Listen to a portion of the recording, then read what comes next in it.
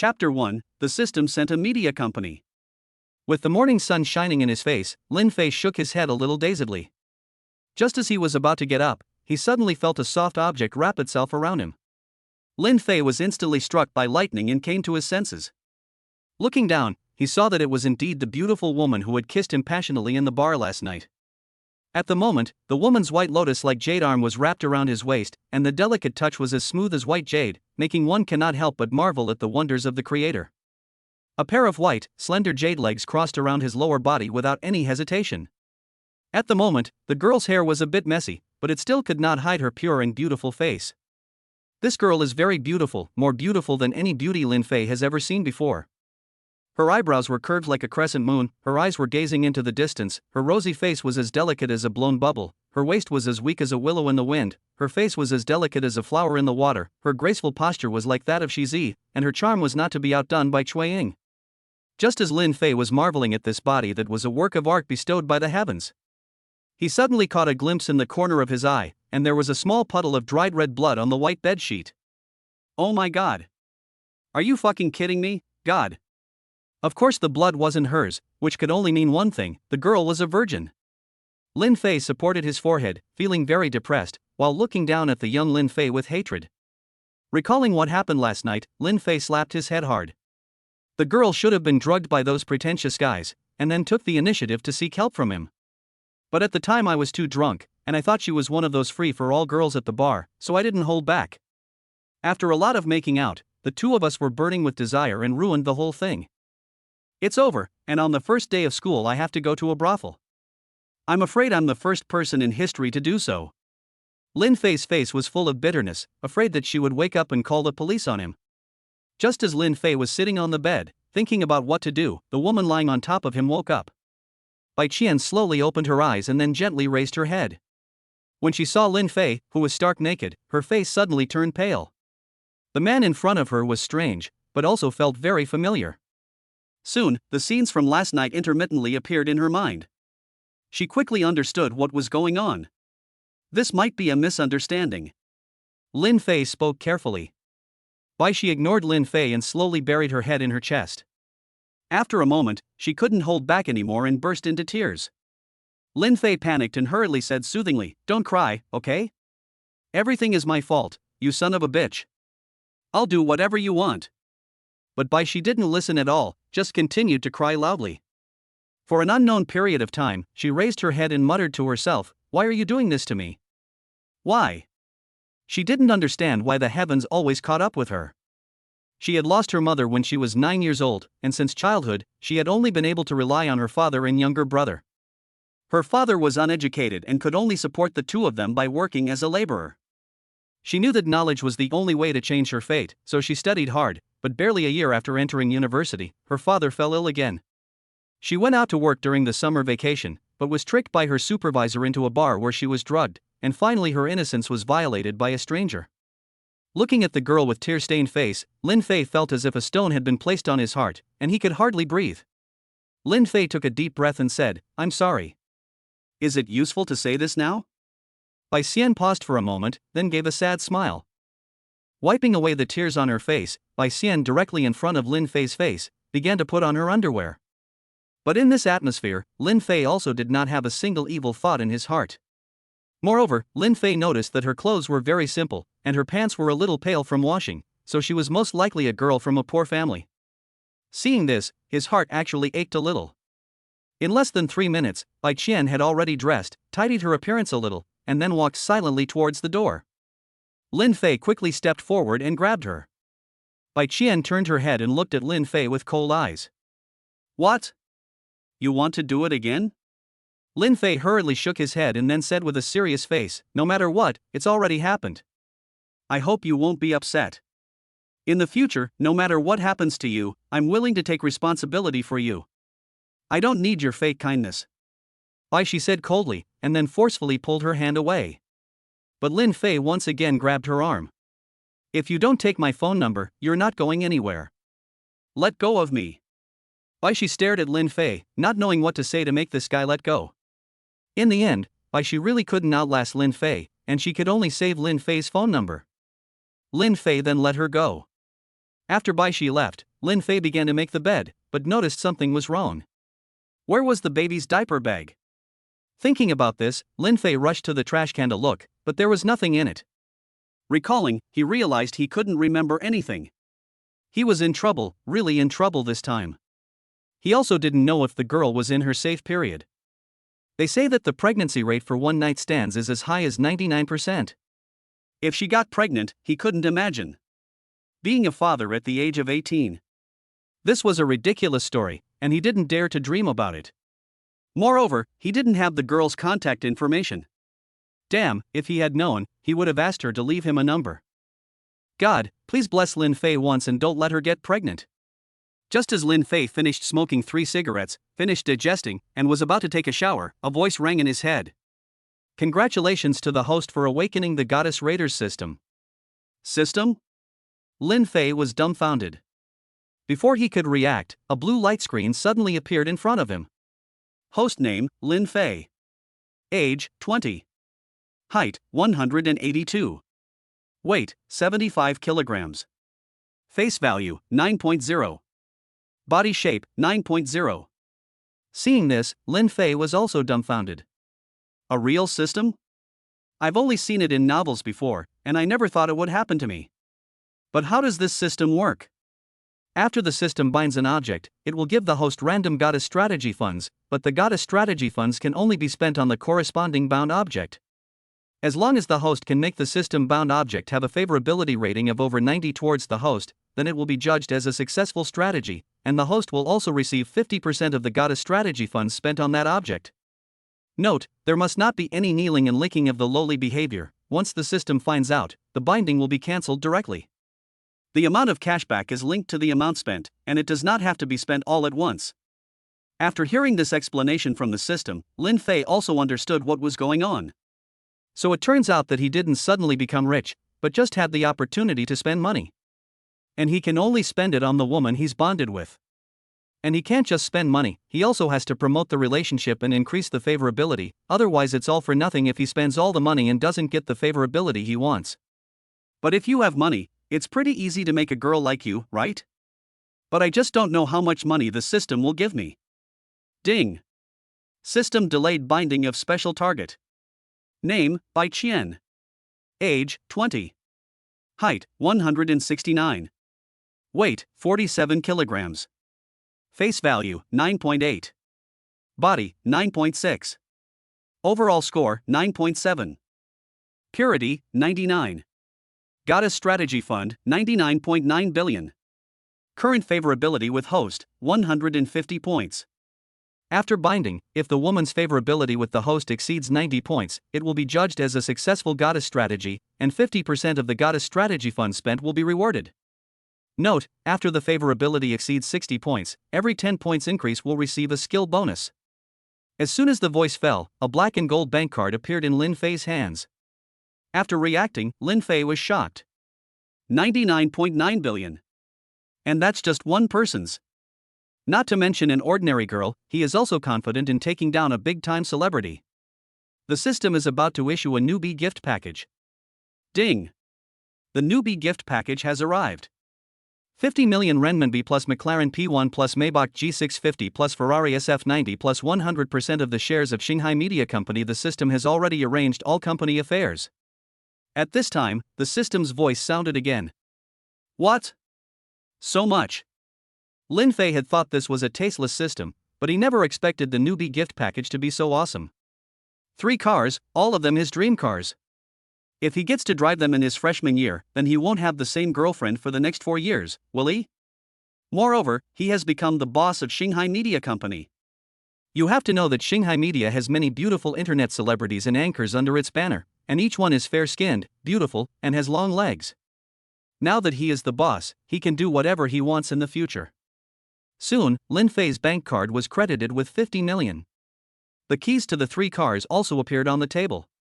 The system also told him that the cars were all parked in the hotel's underground parking lot. What day is it? Today's events were really too much and too strange, and Lin Fei's mind was a bit confused. After taking a hot shower and sitting on the sofa for 2 hours to digest, Lin Fei let out a long breath and then left the room. Underground parking lot. After much deliberation, Lin Fei finally drove off in the black McLaren P1 and headed to the airport to pick someone up. He was going to pick someone up. It was a female online friend he had met during the vacation playing King of Glory. Since the other person was a V10, Lin Fei often shamelessly asked her to play in a pair, because they could rub their skin together. Over time, the two added each other on WeChat and became best friends. But what Lin Fei didn't expect was that the other person had applied to the same university as him.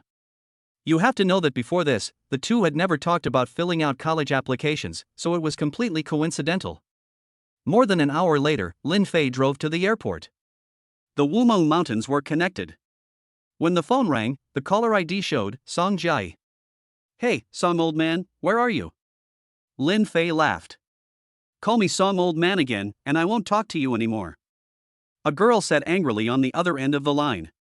"Okay, Miss Song. Where are you?" 3 exit, Lin Fei, come quickly, it's so hot. Soon, Lin Fei arrived at exit 3. He waited for a minute.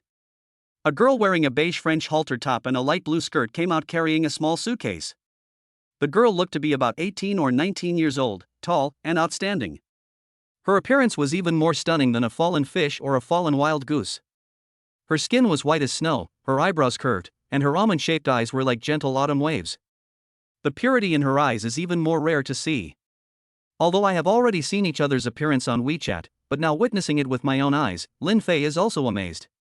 "Jiayi. Over here." Lin Fei poked his head out the car window and shouted towards Song Jiayi. "Lin Fei."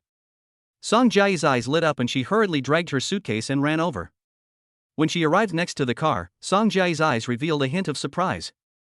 She had never imagined that the man who had been trying to convince her to buy skincare products every day was actually driving a supercar like a McLaren. "Let's get in the car and talk about it," Lin Fei said, and opened the front trunk of the car. "Great." Song Jiayi didn't waste any time. After putting the suitcase in, she pulled up the car door and sat down. As soon as Song Jiayi got in, the system's voice sounded. "System has found target 001, will automatically bind." Name, Song Jiayi. Age, 19. Height, 169. Weight, 49 kilograms. Looks, 9.5. Body, 9.6. Overall score, 9.55. Purity, 100. Goddess strategy capital, 88.8 billion. Current favorability towards host, 50 points. Another one bound. Lin Fei was a little surprised. At the same time, he was also a little dumbfounded that Song Jiayi's favorability rating towards him had already reached 50 points. Could it be that it was because he had spent the past 2 months playing games with her? "Lin Fei, what are you daydreaming about? Hurry up and drive, everyone behind you is honking at you." At this time, Song Jiayi patted Lin Fei on the head and said, "Oh, I was just thinking about something." Lin Fei laughed and started the car. The car soon drove away from the airport and entered a wide avenue. "I never thought you were a hidden rich guy," Song Jiayi said with a sneer. Lin Fei froze for a moment, thinking that without the system I would have no money at all. But now he did have money, so he simply went along with Song Jiayi's words. "And you kept tricking me into giving you skin treatments. Pay me back. Now." Song Jiayi angrily held out her hand. "What do you mean tricked? I took you to so many stars, didn't I?" Lin Fei raised an eyebrow. "You didn't say anything about the ones that fell off." Song Jiayi rolled her eyes. "Okay, then how much do you want?" "I'll give you 10 times that." "No, 100 times that." Lin Fei suddenly remembered the system's mechanism and hurriedly said. Song Jiayi saw that Lin Fei didn't seem to be joking, and thought that Lin Fei was angry and wanted to pay back the money to get rid of the relationship. Her face suddenly softened a bit. "Well, Lin Fei, don't get me wrong, I was just joking, I volunteered to give you a ride. I never even thought about making you pay me back." Song Jiayi hurriedly said. "No, how can I not pay it back?" Lin Fei immediately refused. Song Jiayi thought Lin Fei really wanted to distance himself from the relationship, and her eyes were a little red. She hurriedly shook her head and said, "Lin Fei, I was really joking, don't be angry, okay?" "Angry?" Lin Fei looked at Song Jiayi with a dumbfounded expression. Song Jiayi froze for a moment, and then asked, "Lin Fei, are you really not angry?" I thought you were angry when you heard that I wanted you to pay me back. Silly girl, what were you thinking? Lin Fei gave a wry smile. Then why did you keep saying that I want to pay you back? Song Jiayi pouted. Okay, I won't pay you back, I won't pay you back. Lin Fei waved his hands. This dog coin system really doesn't have a way with stupid girls like this, and I can't spend any money.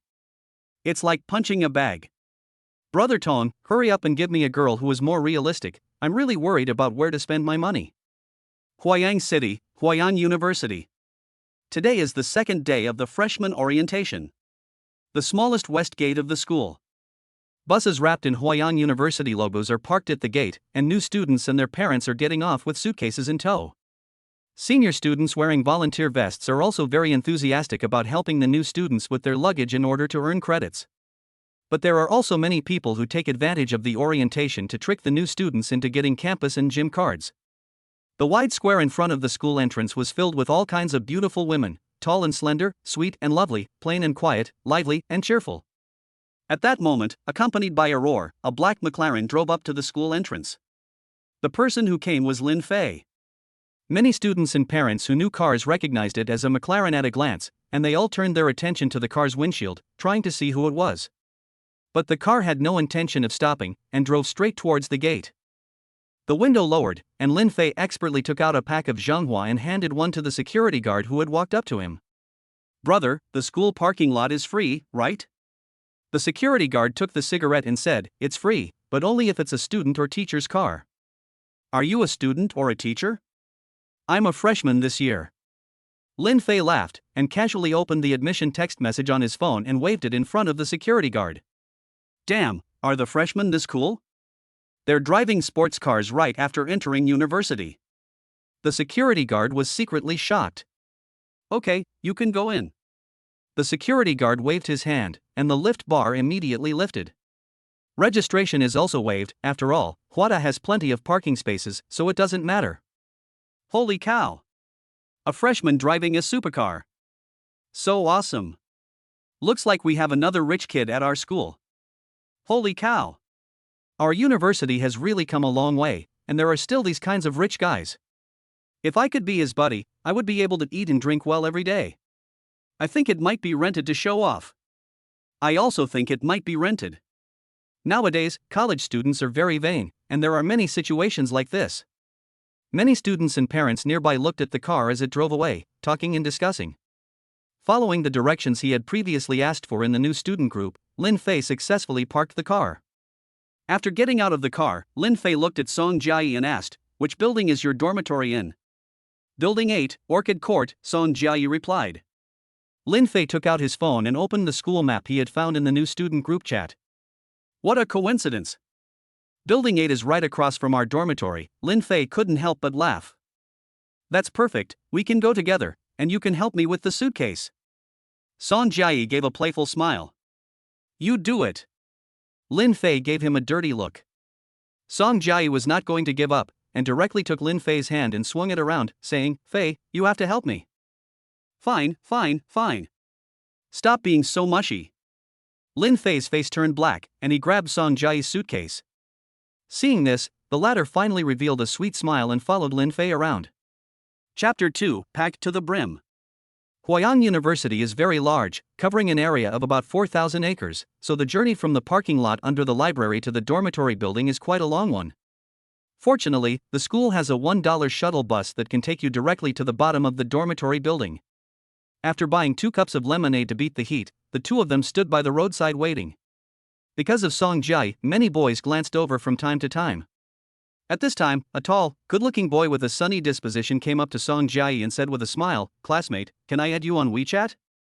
Song Jiayi waved her hand and pointed to Lin Fei, who was looking at his phone and smirking. The boy immediately felt extremely embarrassed. Shit, she has a boyfriend. Excuse me.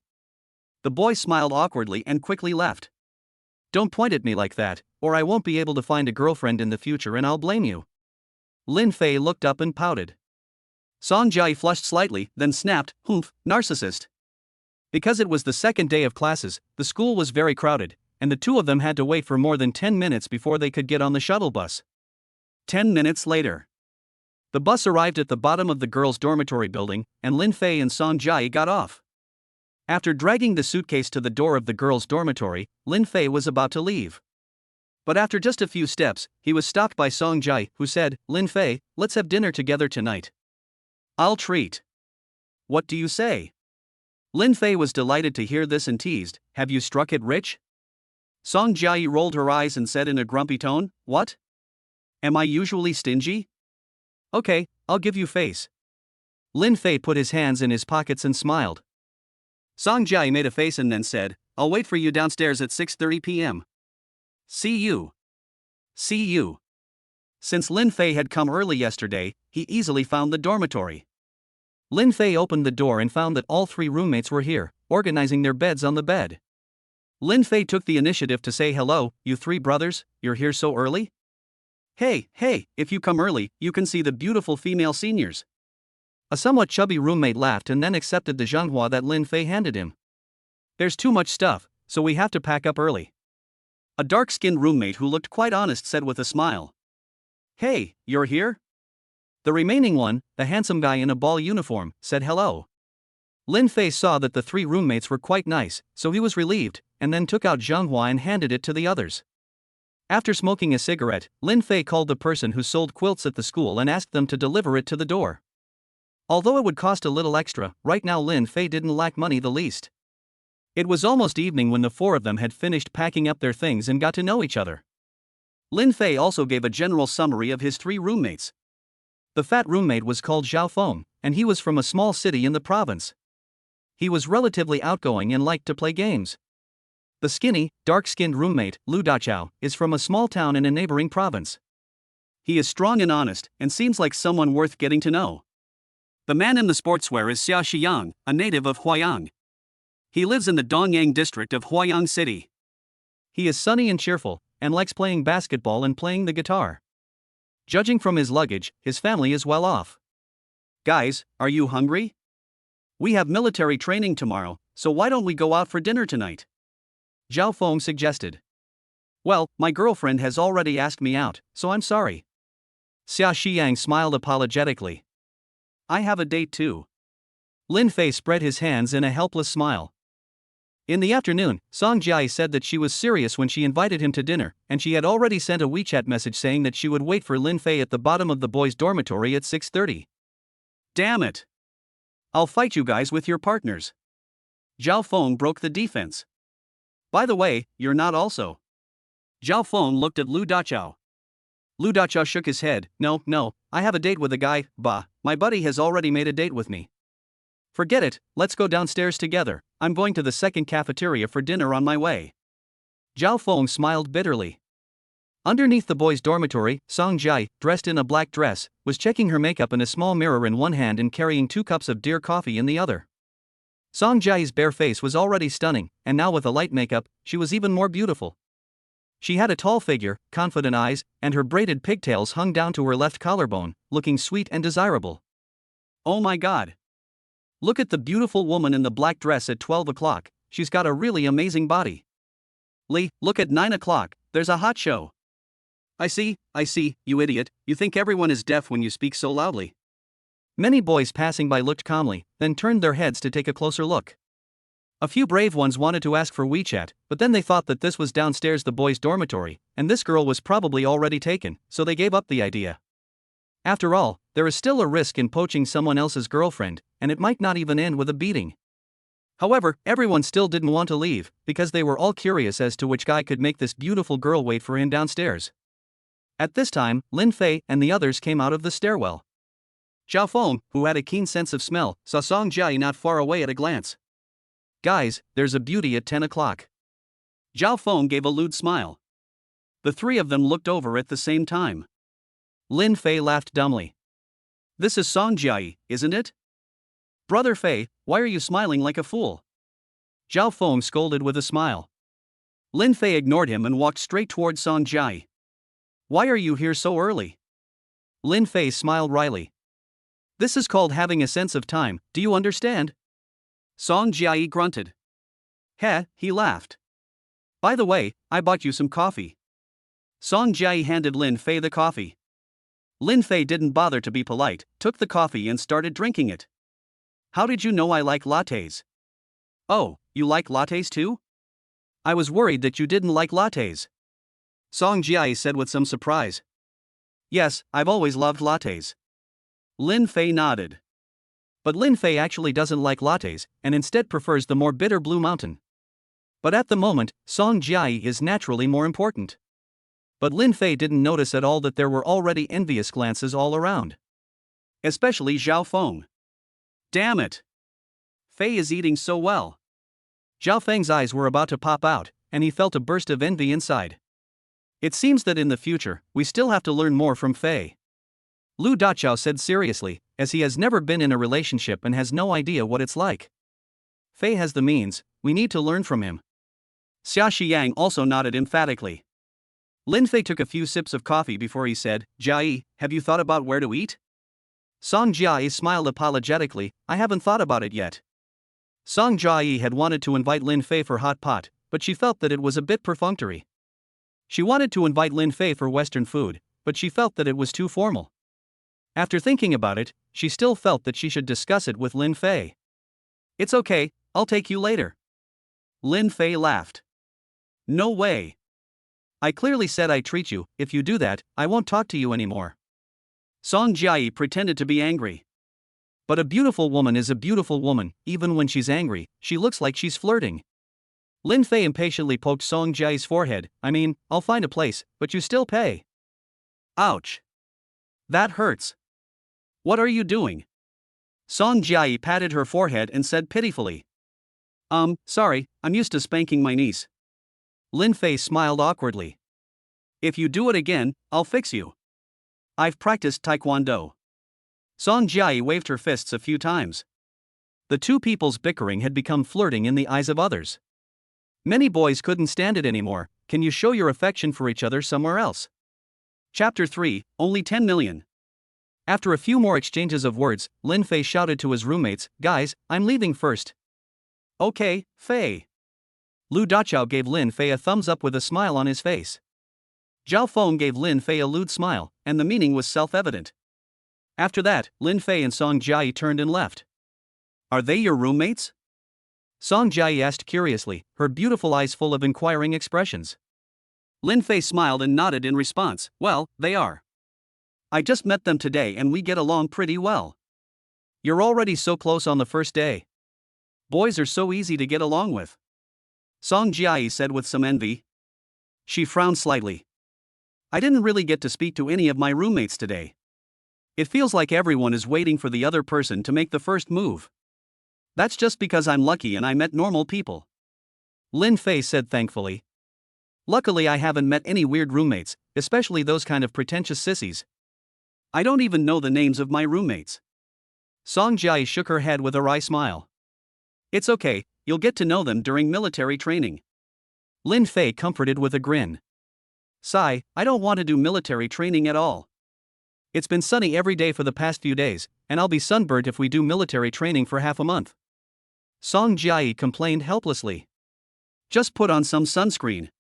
Lin Fei suggested with a smile. No, sunscreen is actually not very effective.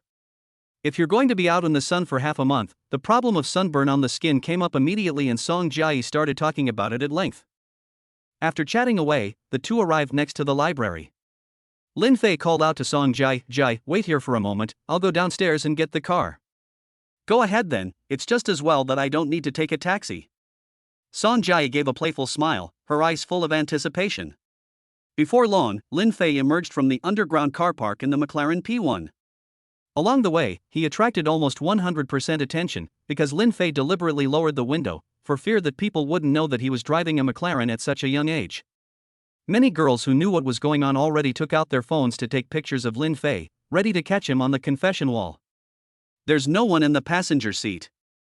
Jiayi, he doesn't have a girlfriend. If you become his girlfriend, you'll be very happy. Jiayi, the way he drives a supercar with one hand is so cool. This operation attracted the scorn of many boys, who secretly cursed, a bunch of superficial people who only care about money. The car stopped in front of the library. Lin Fei shouted to Song Jiayi, who was standing by the roadside, get in the car quickly. As he spoke, he had already opened the passenger door. Coming, coming. Song Jiayi trotted over all the way. After getting in the car, Lin Fei carefully fastened her seatbelt, his movements gentle and focused. At that moment, the two of them were almost touching, so close that they could even feel each other's breathing clearly. Song Jiayi could only feel her heart pounding, and her face flushing. This close contact made the air permeate with a subtle and ambiguous atmosphere. But it only lasted a moment, because Lin Fei fastened the seatbelt quickly. Song Jiayi felt relieved. She had almost stopped breathing for a moment. Scientific research has shown that when people of the opposite sex get close to each other, it often causes their brains to enter a state of confusion and their senses to become blurred. At such moments, feelings can easily grow quietly. Because of this, the success rate of confessions made face-to-face is much higher than those made online. After all, when someone is standing in front of you, that real sense of presence and emotional connection can touch people more directly. Moreover, when girls are in such an environment of close contact, their emotions will be aroused, and their rationality will also be affected, making it easier for them to accept other people's confessions. From the school to the school gate, Lin Fei was delighted by all the turning heads and envious stares. Of course, it wasn't just because he was driving a McLaren, but also because Song Jiayi was sitting in the passenger seat. No wonder successful people like to find young and beautiful ones. Indeed, it's more impressive to bring them out. After leaving the school, he entered a wide 8-lane avenue, and Lin Fei's speed increased. A piece of shaking music was playing, which was recommended as pure music for driving, and Lin Fei started humming along. Lin Fei, what kind of car is good? I want to buy a car too after a while, Song Jiayi asked. Her grandfather had just given her some pocket money, but because of her special status, she was only given 15 million, but that should be enough to buy a car she liked. Lin Fei thought for a moment and said, "For girls, Aston Martins and Maseratis are more suitable, but it mainly depends on which one you like, because the prices vary depending on the model." Is it expensive? I only have a budget of about 10 million, Song Jiayi asked, tilting her head. She actually didn't know much about cars, only the license plates, not the models. Puff. It's definitely enough. Lin Fei couldn't help rolling his eyes, thinking to himself, "You girl, Versailles, right? Oh, then you can help me choose one. I don't know which cars have good performance." Song Jiayi looked at Lin Fei with longing eyes. Of course it's no problem. Lin Fei nodded, but in his heart he was thinking about whether to just give Song Jiayi a car, but on what excuse? From what he knew so far, Song Jiayi's background was definitely not ordinary. Not only was she rich, she was probably also a bit powerful. It was most difficult to give things to a girl like her, because she would simply not look at it or accept it. Then you have to think of a good reason. Jiayi, when's your birthday? Lin Fei asked. It's still a month away, why? Song Jiayi asked curiously. Oh, nothing, just asking. Lin Fei smiled. Song Jiayi rolled her eyes and said reproachfully, I thought you had a surprise for me. Half an hour later, the two appeared in a food street. Since the two of them didn't come up with anything along the way, they could only go to the food street and go with the flow. This is an old street in Huayang district, with most of the shops having been open for many years. It is not a street of expensive food that is hard to eat. Lin Fei took Song Jiayi shopping all the way, and before they found a place to eat, Song Jiayi was already carrying a lot of snacks in her hands. As they walked, Song Jiayi ate with relish, her fair face bulging with food. It's delicious. This kebab and these potato chips are so crispy. She kept on eating and commenting on the food at the same time. You're such a glutton, you'll get sick if you keep eating like that, Lin Fei teased. No way, I might just eat it. Song Jiayi waved her hand, looking unconvinced. After a while, Lin Fei found a food stall called Jiayi Night Food. Once inside, Lin Fei ordered 3 bottles of beer, some skewers, and 2 caddies of garlic-flavored crayfish. Song Jiayi, on the other hand, was curious and ordered a grilled chicken, which came to a total of almost 400 yuan. Then the two found a place to sit outside. The breeze blew, the girl's hair lifted slightly, and the feeling of youthful exuberance made Lin Fei a little dazed. To be honest, Song Jiayi was definitely one of the most beautiful girls he had ever seen. This beauty is not just about physical appearance, but also about temperament, conversation, and soul. Sensing Lin Fei's gaze, Song Jiayi's pretty face quickly flushed with a blush. Her heart was pounding with excitement. She had never been in love before, and for a moment, she was a little overwhelmed. But for some reason, she felt a little happy inside. Chapter 4 Kai Xinyan, a dance major. Since it was just after dinner time and there weren't many people, the food arrived quickly. Lin Fei had been busy all afternoon and was now famished, so he picked up a skewer of grilled kidneys and started tucking in. Song Jiayi, on the other hand, carefully picked up a crayfish and slowly started peeling it. Half an hour passed and she finally finished peeling it, but the way it looked was really not very good. These shrimps are so hard to peel. Song Jiayi couldn't help but complain. Lin Fei laughed and picked up a shrimp, peeling it in a few quick movements. Here, try it. With that, Lin Fei held the shrimp meat up to Song Jiayi's mouth. Song Jiayi froze and couldn't help but open her mouth. What do you think? The food here is pretty good, right? Lin Fei asked. Huh? Oh, it's delicious. Song Jiayi only then reacted, and her face instantly turned red up to her neck. This was the first time a man had fed her food other than her closest relatives. The feeling was a little strange, but it seemed quite good. When she came back to her senses again, Lin Fei had already peeled 7 or 8 shrimp and put them in her bowl. Eat quickly, or it will get cold and taste bad, Lin Fei said with a smile as he shucked the grilled kidneys. Song Jiayi nodded, and the look in her eyes for Lin Fei became even softer. Song Jiayi, favorability +5. The meal lasted for about half an hour. What Lin Fei didn't expect was that Song Jiayi really could eat a lot, just as she had bragged. Although she had already eaten quite a lot of snacks before, she also ate a lot of the food she ordered. However, when it came time to pay the bill, the people around them looked at her with disdain, as if they were accusing Lin Fei of letting a girl pay the bill and questioning his manhood. Lin Fei was also very helpless about this. After all, the other person wanted to invite him to dinner, so it was not good to back out, was it? After dinner, the two went for a walk in the nearby park and chatted for a while. It wasn't until after 9 o'clock in the evening that the two drove back to school. After dropping Song Jiayi off at the bottom of the girls' dormitory building, Lin Fei went straight back to his dorm room. Along the way, from time to time, there were sounds of moaning coming from the small grove of trees by the road, and he wondered which young lovers were doing shameful things inside. Back in the dormitory, before he opened the door, he heard Zhao Feng's voice inside. Damn it, hurry up and unpack at point A. What the hell is taking so long? He opened the door and saw Zhao Feng covering his eyes and sighing, what the hell is this? 13-2. Lin Fei walked into the dormitory and found only Zhao Feng and Lu Dachao there. Xiang went with his girlfriend, you know. Zhao Feng laughed. Lu Dachao just smiled. Military training starts tomorrow, I hope he doesn't overdo it. Lin Fei teased, then took off his clothes and got ready to shower. I'm worried that he'll collapse from standing in military position tomorrow. Zhao Feng laughed. After showering, Lin Fei felt refreshed and his spirits lifted. He threw on some shorts and went to bed to start TikTok. After watching a few videos, Lin Fei suddenly came across a live broadcast room of a beautiful girl with the screen name CC Xiaoyan. This should be from the same university, right? Lin Fei thought to himself. He clicked on the homepage and watched a few videos, and Lin Fei obtained some information.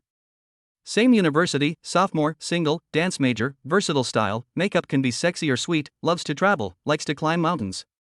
When Lin Fei returned to the live broadcast room, he discovered that there were only 50 or so people in the room. System has discovered target 002, will automatically bind. Name, Kai Xinyan. Age, 21. Height, 174. Weight, 55. Face value, 9.4. Body, 9.6. Overall score, 9.5. Purity, 100. Goddess strategy funds, 77.7 billion. Current favorability towards host, 0 points. Success, 50% cashback. Can it be bound from a distance? Lin Fei's mouth twitched slightly. This system is really amazing. Welcome Lao Ba, who loves Kuan Fort, to enter the broadcast room. In the picture, Kai Xinyan, wearing a pink sports bra, made a heart-shaped gesture and winked her big eyes. Without further ado, Lin Fei directly charged 10 million diamonds 1 million RMB. Thank you, Changgu, for the flowers. In the live broadcast room, a viewer sent 10 flowers, and Kai Xinyan thanked him happily. She had just started broadcasting not long ago, and every day only a few dozen people watched the live broadcast room, with a maximum of just over 100. And most of them were boys from her school, who basically didn't send gifts, but just teased her or bragged. Senior, you're so pretty, can I add you on WeChat? Lin Fei deliberately posted a comment first. The host won't add UV. Oh, I'm sorry. Kai Xinyan smiled and tactfully declined. I am ICAO, brother, don't even think about it, unless you're Principal Wang.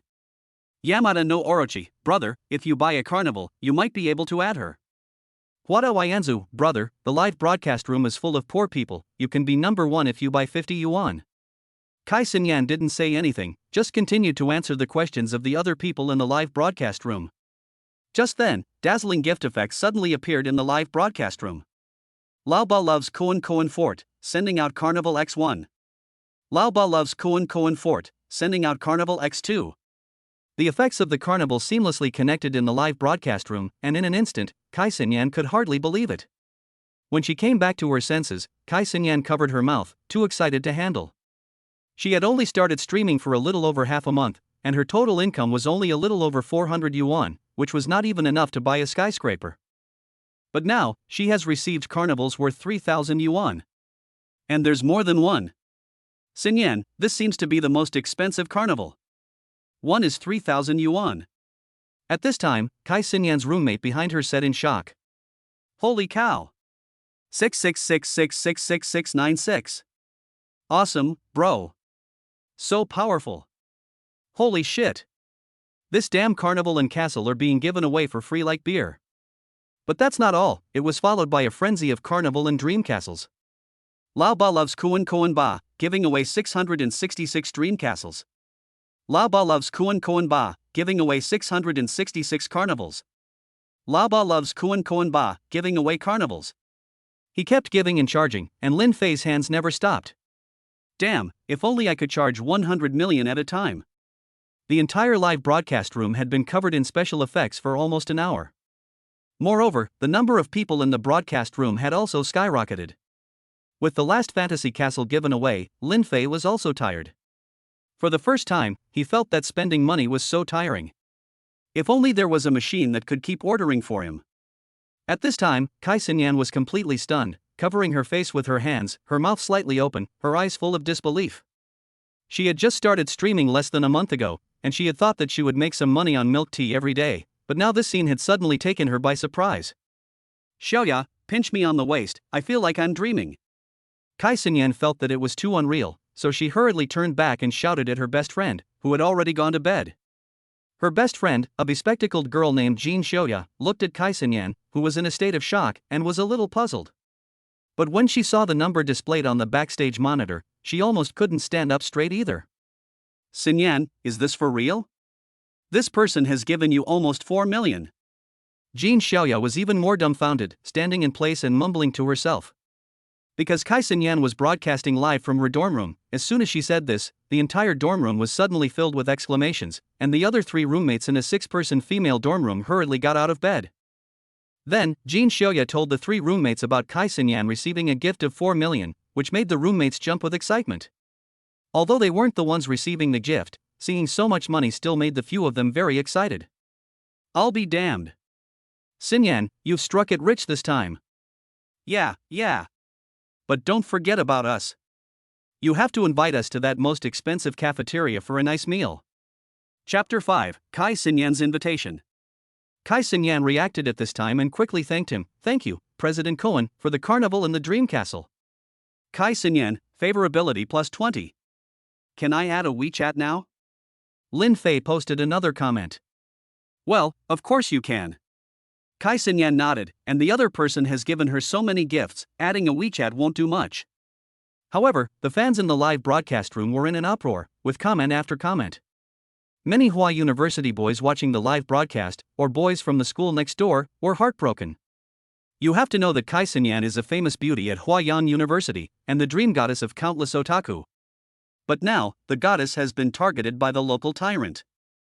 They seem to already imagine Kai Xinyan and a Mediterranean of a few £100 in a hotel. It's over, my goddess is ultimately going to be taken by the number 1 guy. My goddess. No. I've already started buying lottery tickets. Wait for me. Damn it. That bastard Bongi. Guys, let's crowdfund money and take him down in real life. Take down rich brother? Buddy, have you gone nuts? Damn it. Stop talking nonsense. If you keep talking nonsense, I'll mute you all.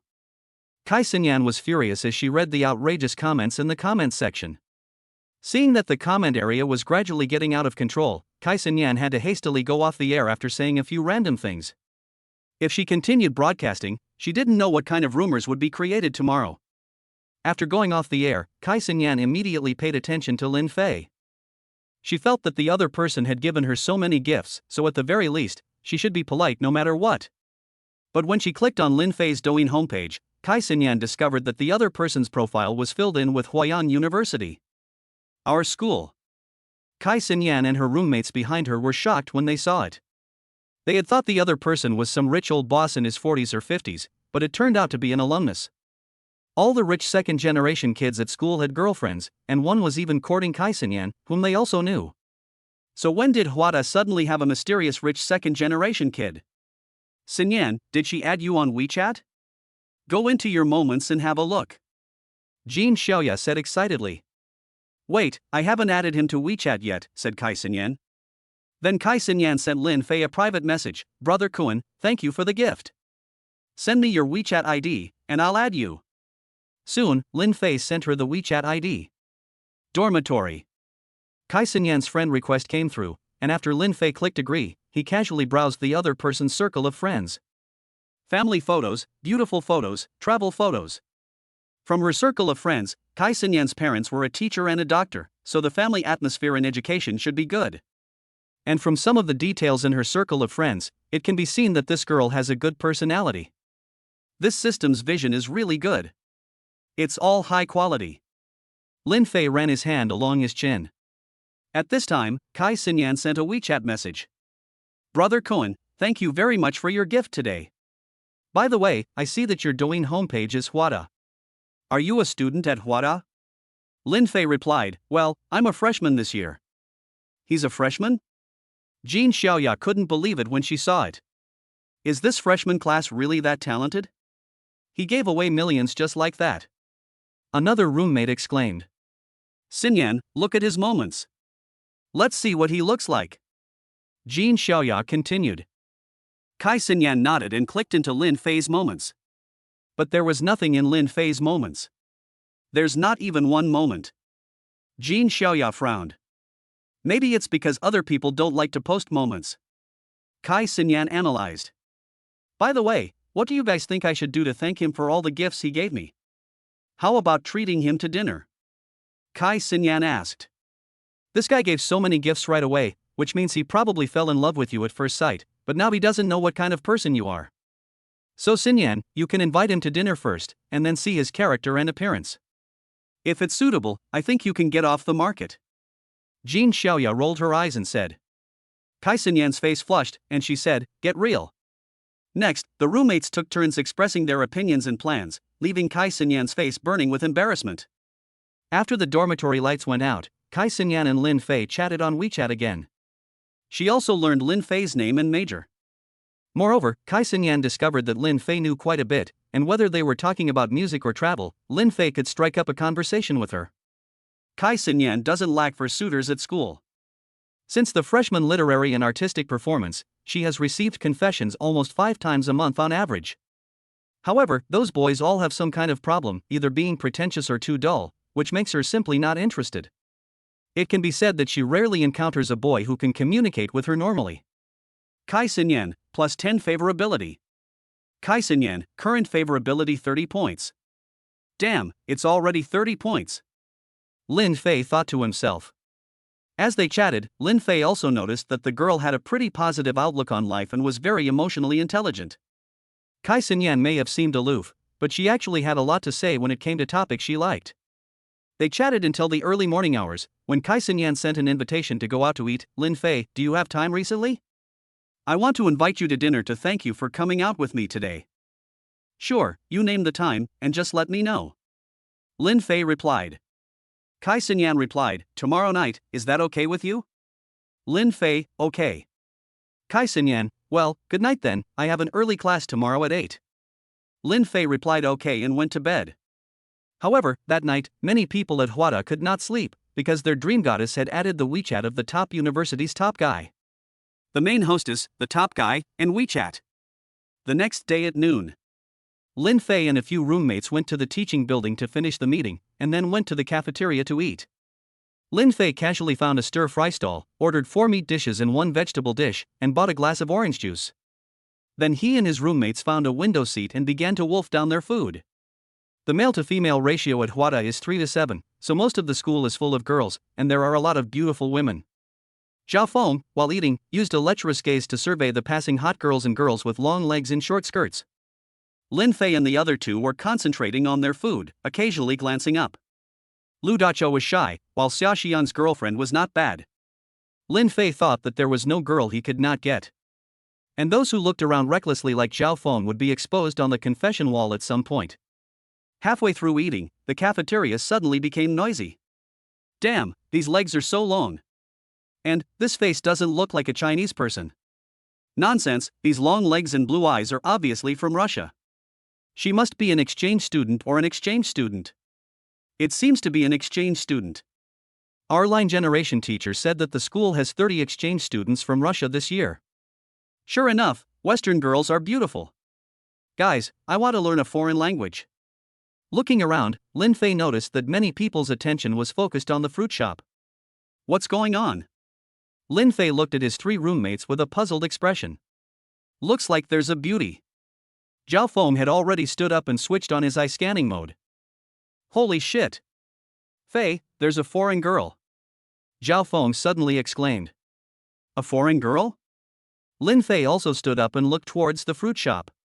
He saw a beautiful girl about 1.8 meters tall with a curvy figure, selecting fruit inside the shop. The girl had a typical Slavic appearance, with a well-defined face and a high nose. Her long brown hair was silky and soft, and her deep, charming blue eyes. Her fair and delicate face was flushed with a light blush, like a princess from a fairy tale. Fei, I dare say this is the best-looking girl I've ever seen in my life. There's literally not a single flaw to be found on her. Zhao Feng exclaimed in awe. Lin Fei was about to agree, when the voice of the system suddenly came into his head. System has found target 003, will automatically bind. Name, Irina. Age, 20. Height, 179. Weight, 54 kilograms. Face value, 9.4. Body, 9.8. Overall score, 9.6. Purity, 100. Goddess strategy funds, 88.8 billion. Target's current favorability towards the host, 0 points. System rewards skill, proficiency in Russian language and culture. Chapter 6, Irina from Russia. Suddenly, Lin Fei felt a dizzy spell in his brain. As the dizziness gradually subsided, Lin Fei felt that his brain suddenly had a lot more knowledge of the Russian language, as if Russian had suddenly become as familiar to him as his second mother tongue.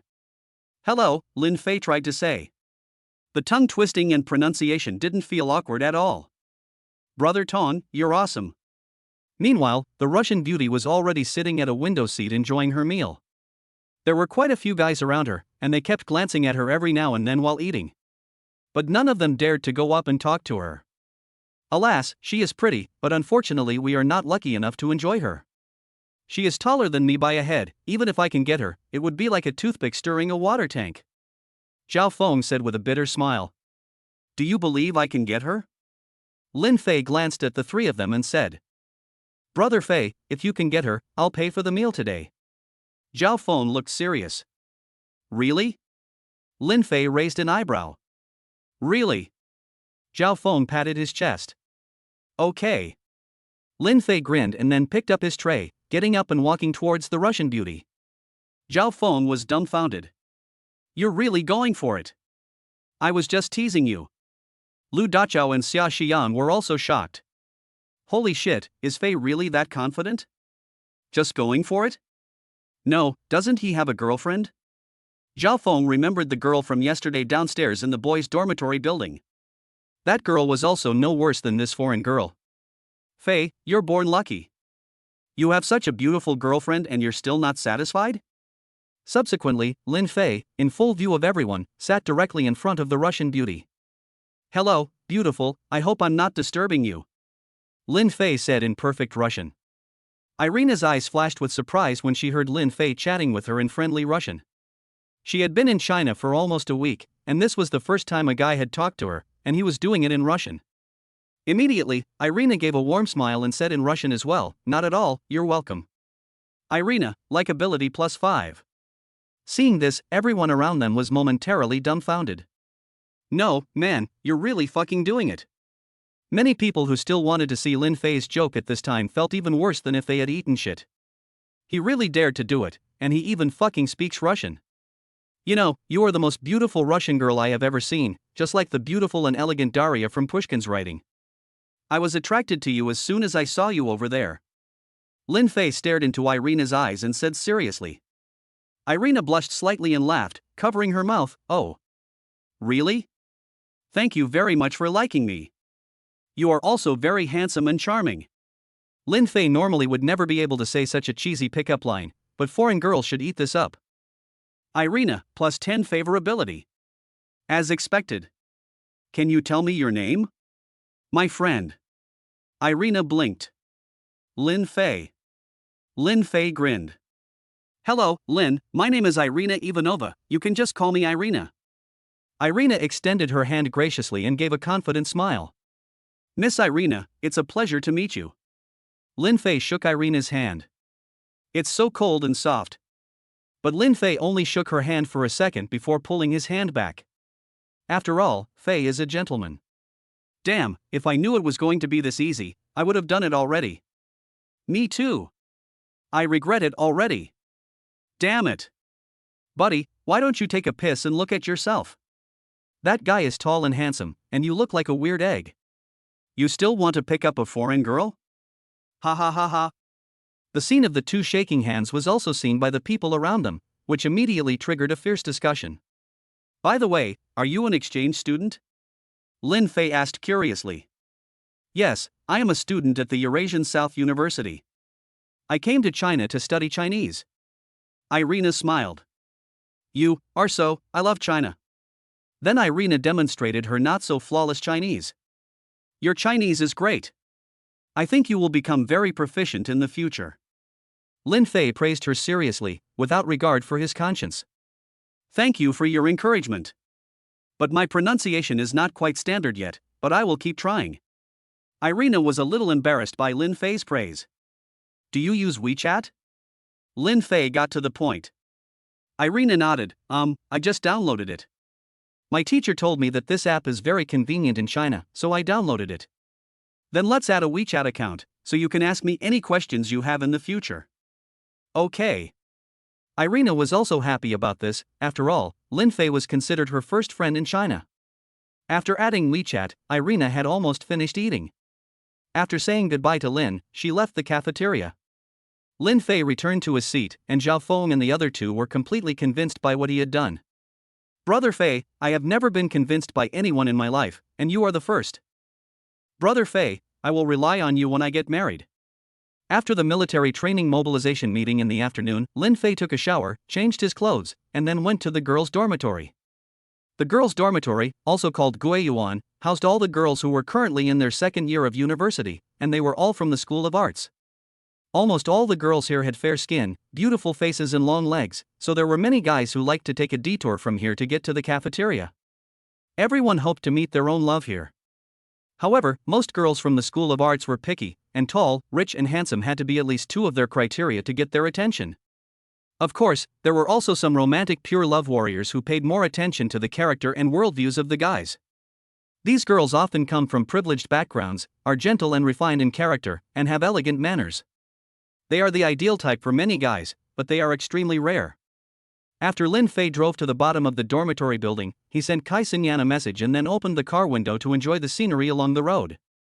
At this moment, in the girls' dormitory, Kai Xinyan had done her makeup in a light and elegant way and changed into a white strapless dress.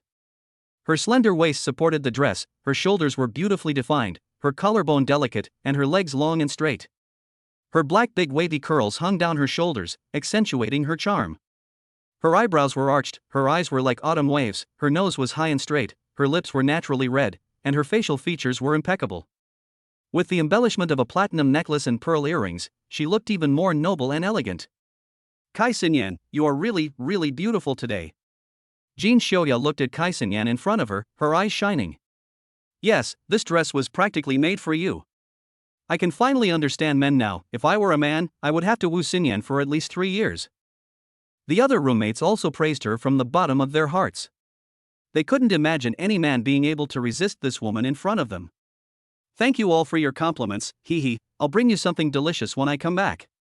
Kai Xinyan gave a slight smile. Chapter 7 How Can She Be So Beautiful? Downstairs, Lin Fei was happily humming a tune as he sat in his car. In the past 10 minutes, a tall girl in a purple skirt had come up to him and asked for his WeChat. Although he wasn't connected to the system, Lin Fei gave her his WeChat account anyway. After all, it was already very generous of her to come up and ask for it, and he couldn't hurt her feelings. Although we're rich now, we can't be divas. Handsome guy, can I add you on WeChat? At that moment, a sweet voice entered Lin Fei's ears. He saw a girl wearing glasses and a short skirt walk over to the window of the car, looking shy. The girl was about 1.7 meters tall, not particularly thin, but very attractive. She had a standard oval face, fair skin, and a pair of peach-colored eyes that looked like they contained spring water. Lin Fei was about to speak when the system's voice came from his mind. System has found target 004 and will automatically bind. Name, Yin Jiayi. Height, 168. Weight, 52 kilograms. Face value, 8.9. Body, 9.6. Overall score, 9.25. Purity, 99. Goddess strategy funds, 40 billion. Current favorability towards host, 30 points. Finally, it's bound again. Lin Fei inwardly rejoiced. Handsome guy, can I add you on WeChat? Yen Jiayi spoke again. Sure. Lin Fei immediately clicked on his QR code. Yen Jiajiao's face lit up with a smile, and she quickly added Lin Fei on WeChat. My name is Yen Jiajiao, I'm in the 3rd year of the dance performance major, handsome guy, let's keep in touch, bye. Yen Jiajiao said, then turned around with a shy face and ran away. Lin Fei was a little confused when he saw this. Why did she run away? Is she really that shy? At that moment, Zhao Feng suddenly sent a few screenshots, saying that there was someone on the confession wall who looked a lot like him. Lin Fei went to look at the confession wall and sure enough, it was a photo of him taken when he was driving out yesterday, except that it wasn't very clear. After looking through the confession wall again, Lin Fei found that there were 2 posts looking for him, and they were both from women. The comments section was even more exciting, with many men wanting to add Lin Fei to WeChat. Sigh, too much charm really does lead to trouble. Lin Fei gave his forehead a wry smile. The Wumeng Mountains are connected to mountains beyond mountains. At this time, Lin Fei's WeChat phone rang. It was Kai Xinyan calling. After the call was connected, Kai Xinyan's pleasant voice came through. Lin Fei, where are you? I'm right downstairs from you, you just come down. Lin Fei smiled and got out of the car. Okay. At the top of the stairs, Kai Xinyan hung up the phone, took out her compact to check her appearance, and then walked out. As soon as she walked out of the dormitory door, Kai Xinyan saw Lin Fei standing next to the green belt. Is this him? Last night, Kai Xinyan had fantasized more than once about what Lin Fei would look like. He could be an oily, fat demolition resident, or he could be a skinny dog. But she never imagined that this person would be a tall, handsome guy. At this time, Lin Fei happened to look up. When he saw Kai Xinyan, he was also amazed. This woman is 10 times more beautiful than she was during the live broadcast. A white halter dress perfectly showcased Kai Xinyan's golden body proportions, and her slightly mature curls and high heels added a touch of charm. They say that a young girl is precious, but a young woman is even more valuable, so a beautiful woman with the temperament of a young girl but the body of a young woman is priceless. Just standing there, she would catch the eye of countless guys. Kai Xuejie, you look much better than in the video. Lin Fei walked up to her and gave her a warm smile. Kai Xinyan's pretty face flushed slightly, and she said to Lin Fei, "You're even more handsome than I thought." So I passed the interview? Lin Fei joked. Lin Xiao is just joking around. Kai Xinyan said, a little embarrassed. You don't need to call me Lin Xiao, just call me Lin Fei, that's too formal. Lin Fei said with a smile. Then you can just call me Xinyan in the future, calling me Xuejie makes me feel old. Kai Xinyan felt much more relaxed when she saw that Lin Fei had a nice personality. Okay, let's get in the car first. Lin Fei said. Okay. Sitting in the passenger seat of the McLaren P1, Kai Xinyan quietly surveyed the interior of the car while wondering about Lin Fei's background. Not only did he drive a multi-million-dollar sports car, but he was also able to give himself millions of gifts on Douyin. This is no ordinary second-generation rich kid. No one in his family would dare to squander money so recklessly without a family fortune of billions. Lin Fei, what does your family do? Kai Xinyan couldn't help but ask curiously. Lin Fei smiled and replied, "Oh, my family just does a little business. Recently, I was asked to take over a company, so I have a bit of money on hand." You're such a young boss, that's amazing. Kai Xinyan's eyes flashed with surprise. Lin Fei smiled and didn't say much. In fact, you're my biggest cash cow, my Kai Shuejia. After the car pulled out of the school gate, Lin Fei asked, "By the way, where are we going to eat? Have you thought about it yet?" "I'm so forgetful, I forgot to tell you." Kai Xinyan slapped her head and quickly pulled out her phone. "Oh, it's called Jiayi Fong Kai, the one in Jiayi Park," said Kai Xinyan. This was the place she had chosen after selecting from many restaurants. She knew that normal guys generally didn't like Western restaurants, and they paid more attention to service, environment, and taste. Jiayi Private Kitchen is not only of a high standard, but also has superb taste. Most importantly, it is located by the park, surrounded by mountains and water, so the environment is also needless to say. Lin Fei nodded. He had heard of Jiayi Private Kitchen before, and it was quite famous in Huayan, but he had never been there before. It wasn't far from Huada to Jiayi Park, and there weren't many vehicles on the road, so it usually only took 10 minutes or so to get there. Accompanied by the music in the car, Lin Fei's speed was also increasing. The car was speeding along, and Kai Xinyan was not afraid, but rather a little excited. Looking at Lin Fei's serious driving, Kai Xinyan's eyes revealed a trace of obsession. Kai Xinyan, favorability +5. Lin Fei noticed Kai Xinyan's gaze, and couldn't help but smile. A man, after all, enjoys nothing more than the worship and adoring gaze of a beautiful woman. Jiayi Park, located in the southeast of Huayang City, is surrounded by mountains and water, full of trees and a quiet environment. It is one of the liveliest parks in Huayang City. Located in an area along the river, it is a small business district with many shops, mostly cafes and high-end restaurants. Basically, anyone who can afford to spend money here is either rich or powerful. Lin Fei drove to the entrance of Zhao's private kitchen and stopped. There were already quite a few cars parked here: Land Rovers, Porsches, Bentleys, Rolls Royces. All luxury cars, which is enough to show that the guests here are not ordinary. After the two got out of the car, a female receptionist wearing a pink cheongsam came up to them. "Hello, welcome to Zhao's private kitchen, do you have a reservation?" The female receptionist had a warm smile on her face as she secretly sized up Lin Fei and Kai Xinyan. The woman is very pretty, and the man is not bad either, but the way they are dressed is a bit too casual. "We have made a reservation in advance, on the second floor." Kai Xinyan handed her phone to the female receptionist and smiled. The female receptionist glanced at it and nodded, "Yes, please follow me." As soon as they entered the restaurant, Lin Fei could smell a faint fragrance that made people feel happy and carefree. The interior decoration was also quite good, simple and elegant. In the hall, quite a few people had already arrived to eat. Lin Fei casually looked at the dishes, which all looked quite good. They made their way to a window seat on the second floor, where the female receptionist stopped, made an inviting gesture, and said with a smile, "This is the seat you reserved. Enjoy your meal. If you need anything, please feel free to call our waiter." After saying this, the female receptionist bowed and then turned and left. "Okay, thanks." Lin Fei nodded. After the two took their seats, a waiter came over and respectfully stood to the side, waiting for the two to order. "Lin Fei, you order." Kai Xinyan understandably handed Lin Fei the menu. Lin Fei nodded and picked up the menu to flip through it. The menu for this restaurant was quite thick, with only 4 dishes on each page, complete with illustrations and taste indicators. It was quite professional and considerate. Lin Fei ordered a few dishes he had never tried before, as well as 2 side dishes, and then handed the menu to Kai Xinyan. Kai Xinyan glanced through it a few times, and ordered a vegetable salad, marinated tofu, and 2 small snacks. The waiter next to her took careful notes. "Okay, that's it," Kai Xinyan said. "Would you like any drinks?" the waiter asked. Lin Fei looked at Kai Xinyan and smiled, "Do you want to have a drink?" Kai Xinyan nodded, thought for a moment, and politely asked the waiter, "Do you have any recommended red wines?" Chapter 8 Song Jiayi's Little Thoughts. "Miss, we currently have 6 brands of red wine in our store: Leoville Las Cases, Petrus, Latour, Lafite, O'Brien, and Ozone. Which one would you like? The waiter asked with a smile.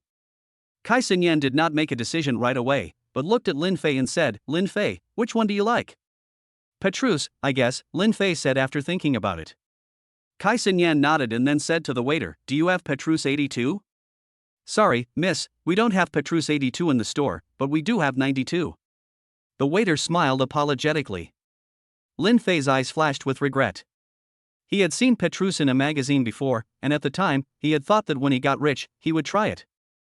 But then, on second thought, this is normal. A famous wine like Petrus has a very low production volume, let alone an old vintage. Even if the store has it, it is probably at the manager's house. Kai Xinyan looked at Lin Fei, as if seeking his opinion. The 1992 one is fine. Lin Fei nodded. Well, then, let's get a bottle of the 1992 one. Kai Xinyan smiled. Okay, please wait a moment. The waiter nodded with a smile and then turned around to get the wine. Lin Fei looked at Kai Xinyan and asked with a smile, Xinyan, you know something about wine too? I took a wine culture appreciation course my freshman year, and since I'm interested in wine culture, I know a little about it, Kai Xinyan said with a smile. I see. Lin Fei nodded. Soon, the waiter brought the wine, and it wasn't opened first. Because this is an older vintage, basically no decanting is needed, otherwise the wine will lose its original flavor due to oxidation. While waiting for the food, Kai Xinyan also talked to Lin Fei about interesting things in Big Melons at school. A couple doing embarrassing things in the garden in broad daylight, someone in the boys' dormitory shitting in someone else's basin, a guy stealing dozens of pairs of underwear, a girl talking to 6 guys at the same time and finally getting found out. Kai Xinyan told the story with great enthusiasm, laughing as she spoke, abandoning her image as an elegant beauty. Lin Fei listened on the side, secretly shaking his head. University is indeed much more exciting than high school. Soon, a course of dishes began to arrive on the table. Baked Australian lobster with black truffles, tofu with crab roe, chicken with Chinese mushrooms and soy sauce, steamed garoupa, and braised pork with preserved vegetables. A total of 8 dishes, almost filling the table. It looked delicious and appetizing, and it whetted one's appetite.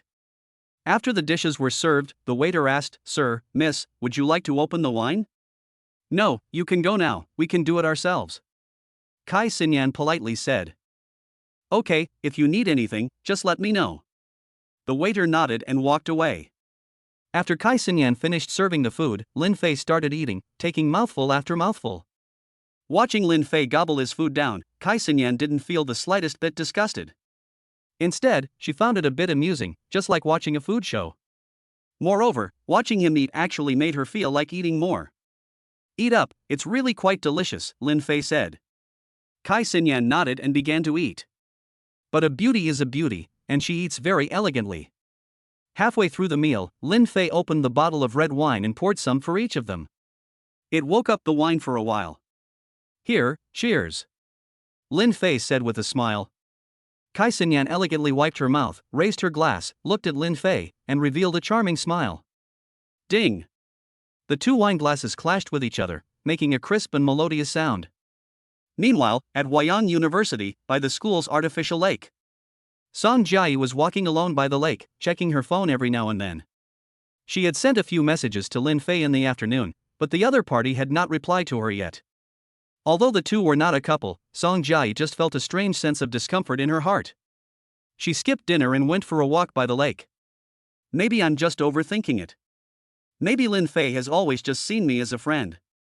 He's so good looking, and there are bound to be lots of girls who like him. What am I? Song Jiayi said to herself. But he talked to me every day during the holiday. And that day, he even fastened my seatbelt for me and fed me shrimp. Song Jiayi's face flushed as she thought about the scene of Lin Fei fastening her seatbelt and feeding her.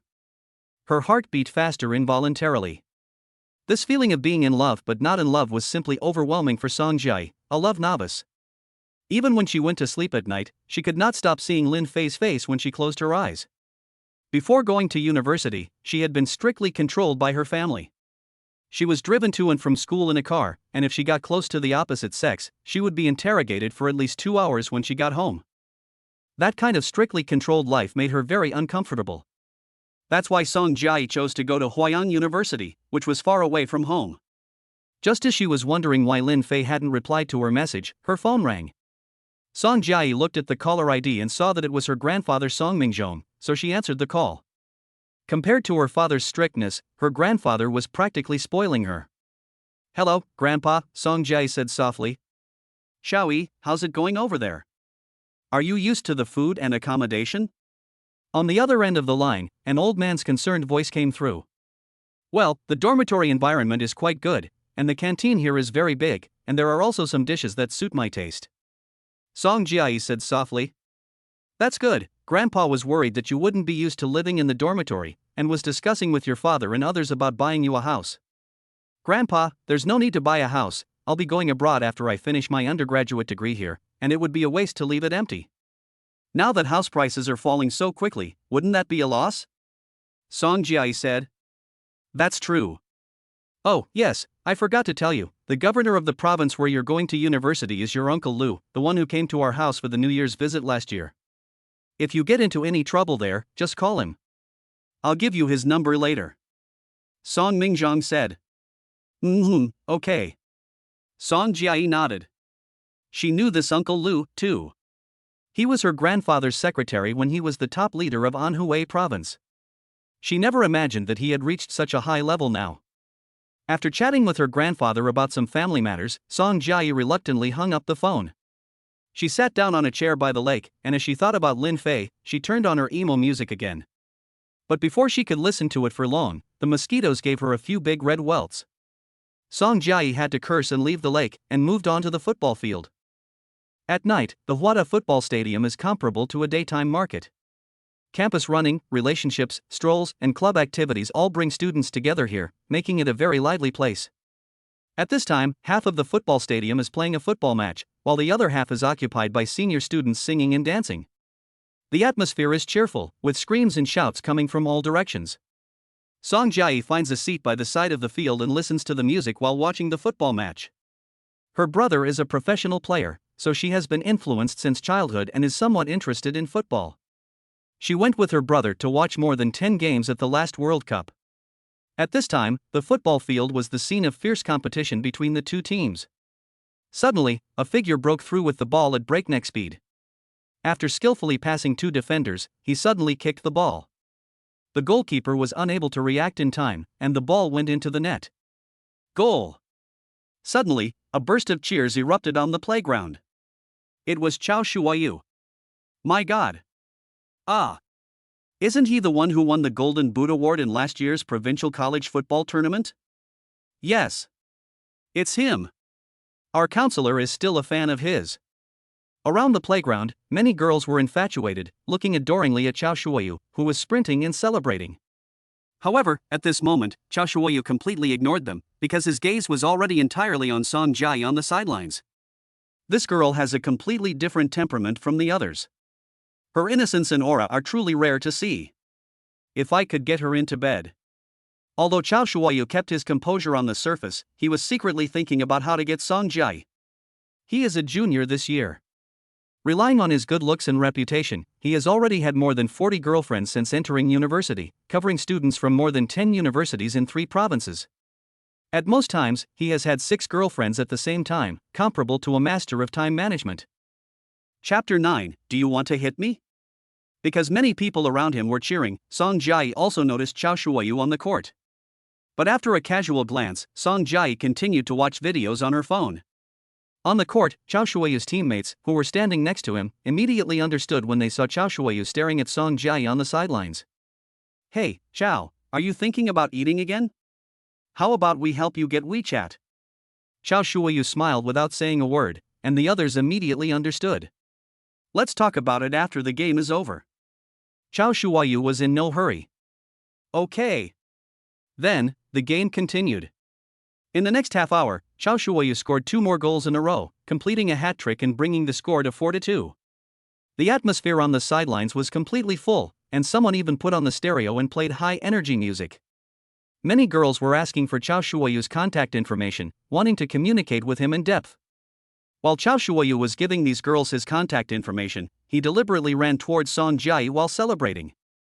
However, Song Jiayi barely looked at him, completely uninterested in him. However, the more this happened, the more excited Chao Shuayu became. It's not as exciting when it's too easy to get.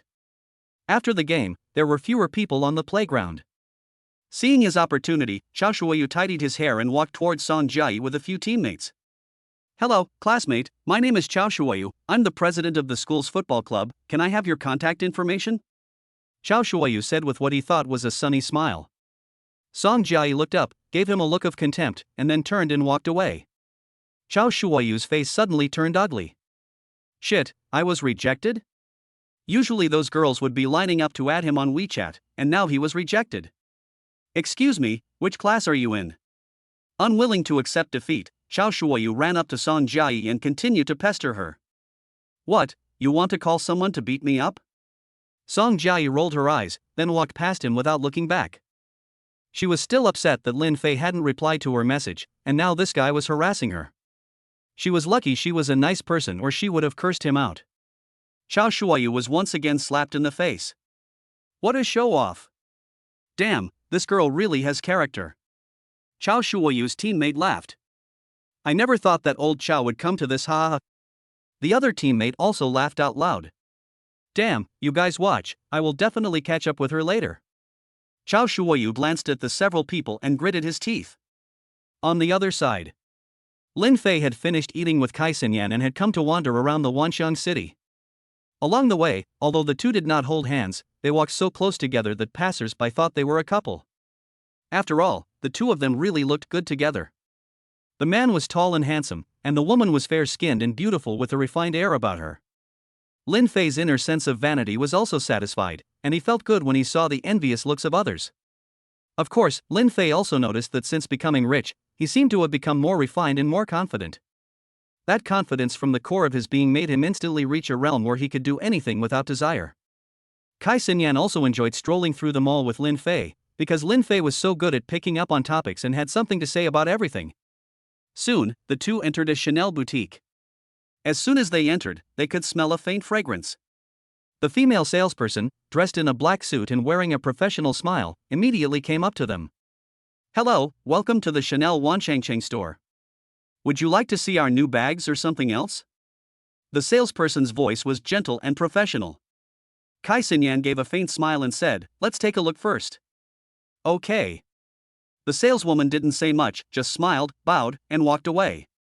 Lin Fei and Kai Xinyan strolled through the store, with Kai Xinyan asking Lin Fei for suggestions as she looked. Lin Fei didn't know much either, so he could only imagine the bag on Kai Xinyan's shoulder and give a little bad advice. The store had a lot of merchandise, not just bags, but also earrings, sunglasses, shoes, clothes, etc. Some are indeed very eye-catching and high-end, but some are really ugly. Kai Xinyan quickly spotted a pair of earrings studded with rhinestones, so she called over a salesperson and asked to try them on first. After the salesperson brought some disinfection tools to disinfect Kai Xinyan's ears, he began to put the earrings on her. Soon, a beautiful heart-shaped earring was placed on Kai Xinyan's earlobe, shining brightly. What do you think? Kai Xinyan looked at Lin Fei and beamed. Beautiful. Lin Fei gave her a thumbs up and sincerely praised her. Sir, you have a great eye. You found such a beautiful girlfriend, and these earrings are tailor-made for her. They look really good on her. The saleswoman sincerely said. He's not. Kai Xinyan was about to say that he wasn't, but then she thought, if the saleswoman knew that the two of them weren't a couple, wouldn't she just speculate about their relationship? In that case, I would either become a mistress or a college girl being kept by someone. Lin Fei didn't seem to care at all. Instead, he grinned and said, I feel the same way. I'll take these earrings and give them to this beautiful lady. Lin Fei spoke in a carefree manner, as if the price tag of 48,888 was 4.88. Okay, sir. The salesperson suppressed the corners of her mouth from rising and began to prepare the packaging. Kai Xinyan was about to refuse, but Lin Fei leaned over to her ear and said, these earrings are very beautiful, and they should be worn in your ears. What's more, if you don't take them, it will make me lose face. Although Lin Fei had only known Kai Xinyan for less than 2 days, he could already tell that this girl was not a gold-digging woman. She was just a normal girl with normal emotions and desires, who had her own bottom line and standards for choosing a spouse. If Lin Fei is just rich, it is simply nonsense to win her over, even if he spends 50 billion yuan, it is useless. Kai Xinyan turned her head and looked at Lin Fei. Seeing that the other party's attitude was not like a bluff, Kai Xinyan could only nod. Then for all the things I buy next, you cannot pay for them, otherwise we don't need to contact each other in the future. Kai Xinyan leaned into Lin Fei's ear and said in a serious tone. Lin Fei didn't expect Kai Xinyan to be so tough, and he could only nod. Then, Kai Xinyan set her sights on an exquisite bag and a knitted sweater, and bought herself and Lin Fei a pair of sunglasses each. Lin Fei initially refused, but Kai Xinyan was so persistent that he could only agree. Moreover, after trying on the sunglasses, Lin Fei found that they looked quite handsome. In half an hour, more than 200,000 yuan had been spent. However, this amount of money was still acceptable to Kai Xinyan at the moment. After leaving the store, Kai Xinyan, in order to make herself feel less guilty, dragged Lin Fei into an Armani boutique without saying a word. However, Lin Fei, influenced by the catchphrase "Poor Nike, rich Adidas, only Armani for Shab," suggested that Kai Xinyan take him to Prada. Prada is also an Italian luxury brand, famous for its fashionable and exquisite designs. The designs focus on the combination of innovation and tradition, and the unique materials and novel design elements create clothing with a lot of character and a fashionable feel. So Kai Xinyan dragged Lin Fei into the Prada store. Once inside, Lin Fei, like a little wife, was dragged by Kai Xinyan to try on all kinds of clothes and shoes. At that moment, it really felt a bit like married life. Any of the seemingly ordinary t-shirts in here cost a few thousand yuan, and the suits are priced in 10,000 yuan units.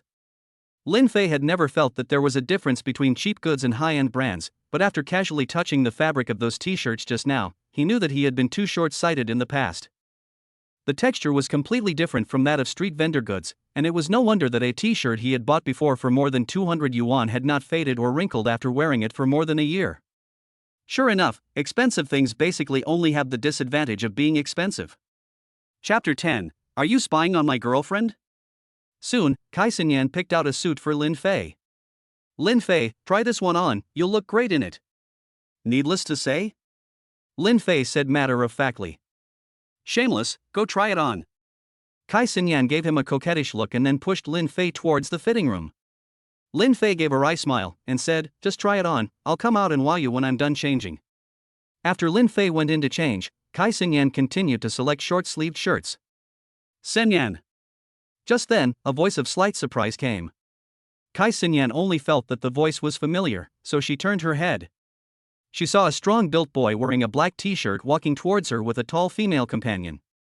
The female companion was carrying all kinds of luxury goods in her hands, including Balenciaga, Hermes, Chanel, etc. Xinyan, I never thought I would run into you here.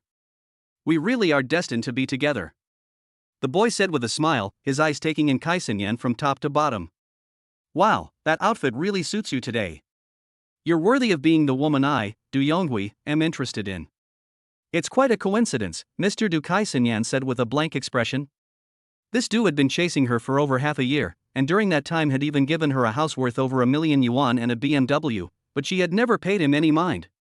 She, Kai Xinyan, did like the life of the rich, but scum like Du Yonghui was despised by her. She wouldn't even give him a second glance if he gave her 10 billion. Du Yonghui was used to Kai Xinyan's indifference and continued to smile, saying, Xinyan, this is a men's clothing store.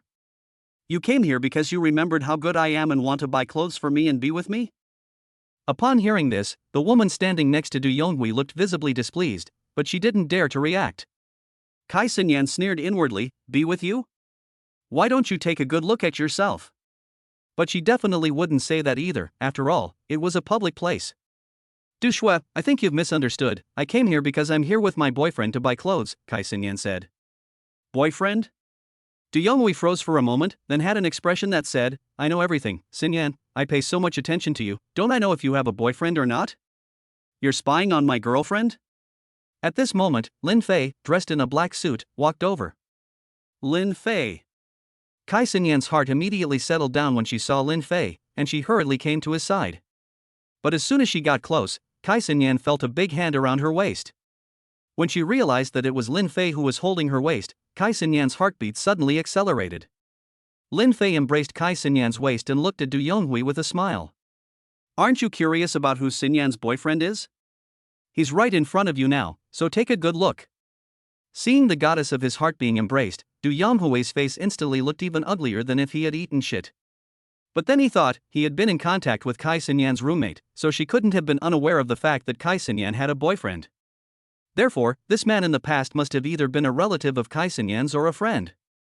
Xin, this person is either your cousin or a friend, right? Du Yonghui said with conviction. He is my boyfriend, believe it or not. Xin said, and took Lin Fei's hand. Let him continue to stand here and think. Lin Fei laughed twice, then took Xin's hand and walked to an open area. What do you think, is this outfit handsome enough for you? Lin Fei let go of Xin, then put his hands in his pockets and grinned. After looking him up and down, Xin said seriously, not bad, my taste is still very good. Is it the person or the clothes? Lin Fei said with a smile. Of course it's the clothes. Xin rolled her eyes. Watching the two flirting, Du Yonghui felt like he was being cheated on. But this was a shopping mall, and he couldn't make a scene, so he could only hold back his anger and leave with his female companion. Damn it, kid, if I don't get you, my name isn't Du. And that Kai, just you wait. After Du Yonghui left, Xin looked at Lin Fei with a face of shame and indignation. Who told you to touch my waist just now? You held my hand too, right? We're even, okay? Lin Fei said with a shrug. You. Xin pointed at Lin Fei, unable to speak because Lin Fei's words had made her laugh. Forget it, I'll deal with you next time. Xin waved her hand. By the way, was that guy your suitor? Lin Fei teased. Xin nodded, and then added, I've rejected him many times, but he still keeps pestering me. Oh, so it was a dog licker. Lin Fei laughed. Xin didn't say anything, because that was indeed the case. But he's not as handsome as me, no wonder you don't look at him. Lin Fei laughed again. Put. You're really narcissistic, you know that? Xin couldn't help but laugh. Xin, likability plus 10. After forcing Lin Fei to buy a few more t-shirts and jackets, as well as shoes, Xin left the mall with Lin Fei. When the two returned to school, it was already 10 p.m. After driving Xin back to the dormitory, Lin Fei carried the bags back to the dormitory. When they returned to the dormitory, Xin's three roommates saw Lin Fei carrying several bags of clothes and all came forward. The sharp-eyed Zhao Feng and Xia Xiang immediately recognized the Prada logo and called Fei Big Brother awesome. Lu Dacho was a little confused, but judging from the looks of his two roommates, this seemed to be even more awesome than Nike or Adidas. Don't brag about me, this was given to me by someone else's girlfriend, how can I afford it? Lin Fei waved his hands away, looking like he was begging for a beating. Fuck you. Fei, you're fucking killing me. Zhao Feng covered his heart and looked in pain. Why? Why? I've chased after 10 girls myself, and I've failed with each one, while others are already living the easy life. Is this the world of handsome guys? Brother Fei, I've decided, I'll study with you from now on. I want to get off the single list too. Lu Daqiao said with a serious face. Well, in the future, Brother Fei will definitely teach me everything he knows, so that all of us can get off the single list. Lin Fei looked sincere. I just want to say, Brother Fei is awesome. Xia Xiang also looked admiringly. He has had 7 or 8 girlfriends, but none of them were willing to spend money on him. Now, someone else has received a gift from a girl worth tens of thousands of dollars, which is simply making him die of envy. Lin Fei says that he is keeping a low profile, but in fact, he is overjoyed inside. After taking off his clothes, Lin Fei walks into the bathroom and turns on the shower. On the other side, in the girls' dormitory, Xinyan's roommates are all gathered together, carefully examining the earrings that cost more than 40,000 yuan and the bag that costs 100,000 yuan. Xinyan, these earrings are really beautiful.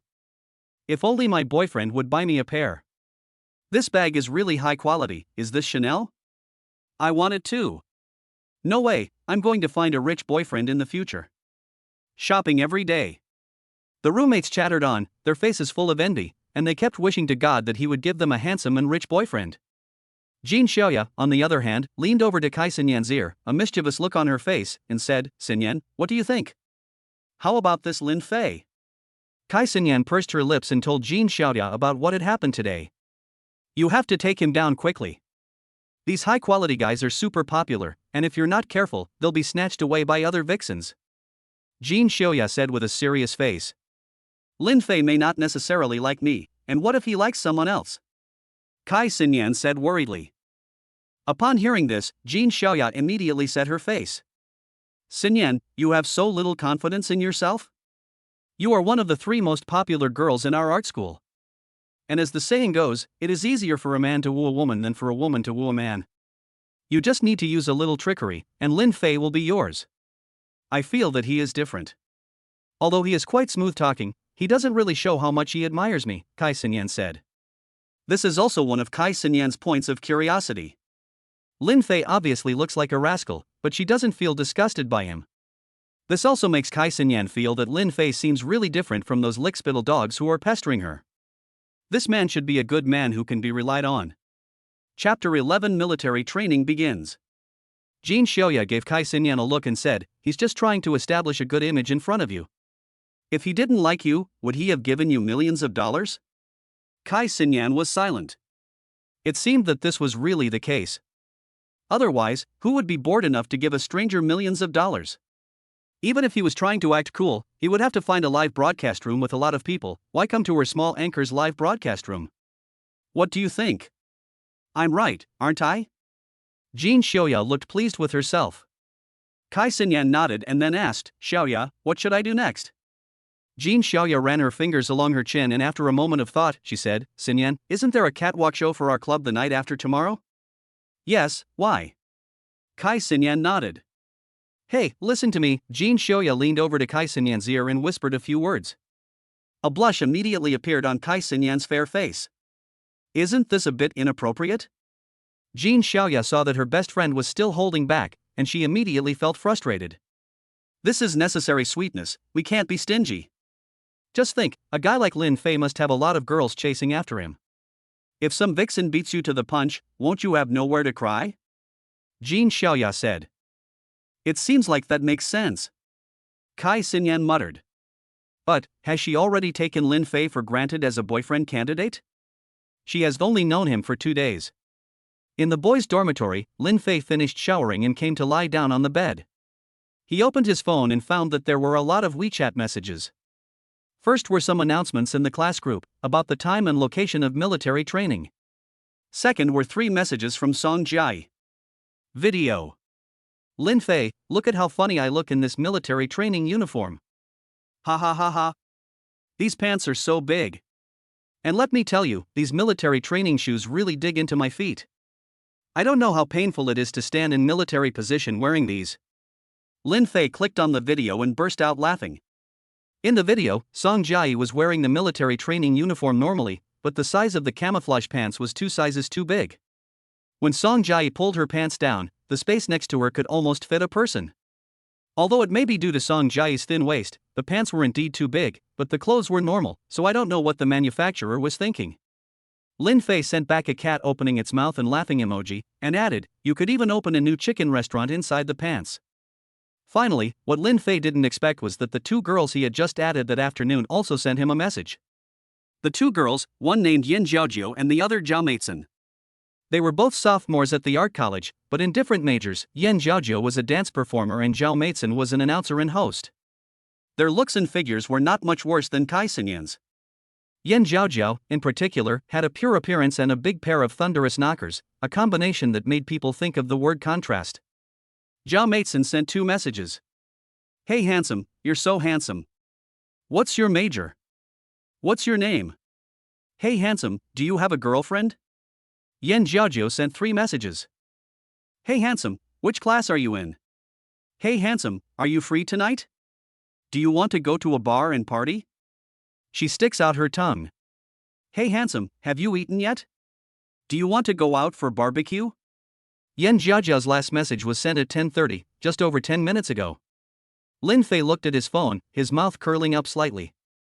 The dormitory at Huada University has very strict access control. After 11:30 p.m., it is almost impossible to get into the dormitory, unless the dormitory manager is your own mother. What does Yin Jiaojiu mean? Lin Fei can figure it out with his butt. He was about to reply with okay, but suddenly remembered that he had to go to military training tomorrow. Forget it, I still have to go to military training tomorrow. Lin Fei replied. As soon as the message was sent, Yin Jiaojiu immediately replied. She had just checked out the car Lin Fei was driving this afternoon. After learning that the landed price was tens of millions of RMB, she immediately decided in her heart that Lin Fei was a rich second generation. It's okay, you can go out again next time you have a chance.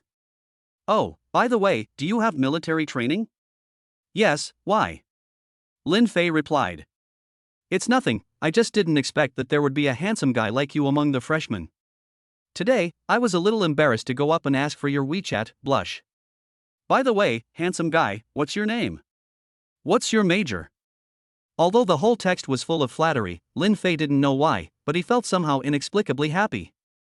Software engineering, Lin Fei. Lin Fei replied. So you're an engineering student, no wonder you're so handsome. Yan Jiayi replied. Lin Fei sneered inwardly, is he handsome in the car or is he handsome in person? After chatting for a few more words, Lin Fei ended the chat by saying he was sleepy. He wasn't really interested in this kind of girl.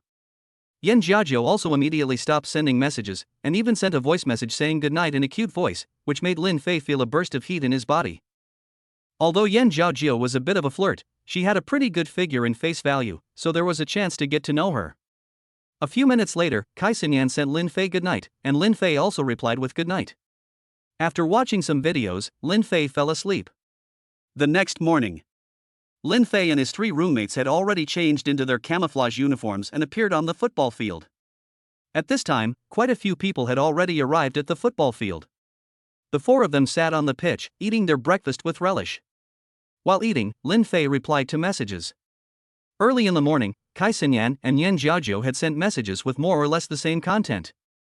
They just asked him if he had breakfast yet, and if not, to buy one and deliver it to him personally at the football field. Unfortunately, by the time the 2 sent the message, Lin Fei had already arrived at the football field. After breakfast, Lin Fei and his 3 roommates gathered at the meeting point according to the news in the class group. Lin Fei's class had a total of 60 people, 37 boys and 23 girls, which was considered relatively high for an engineering major.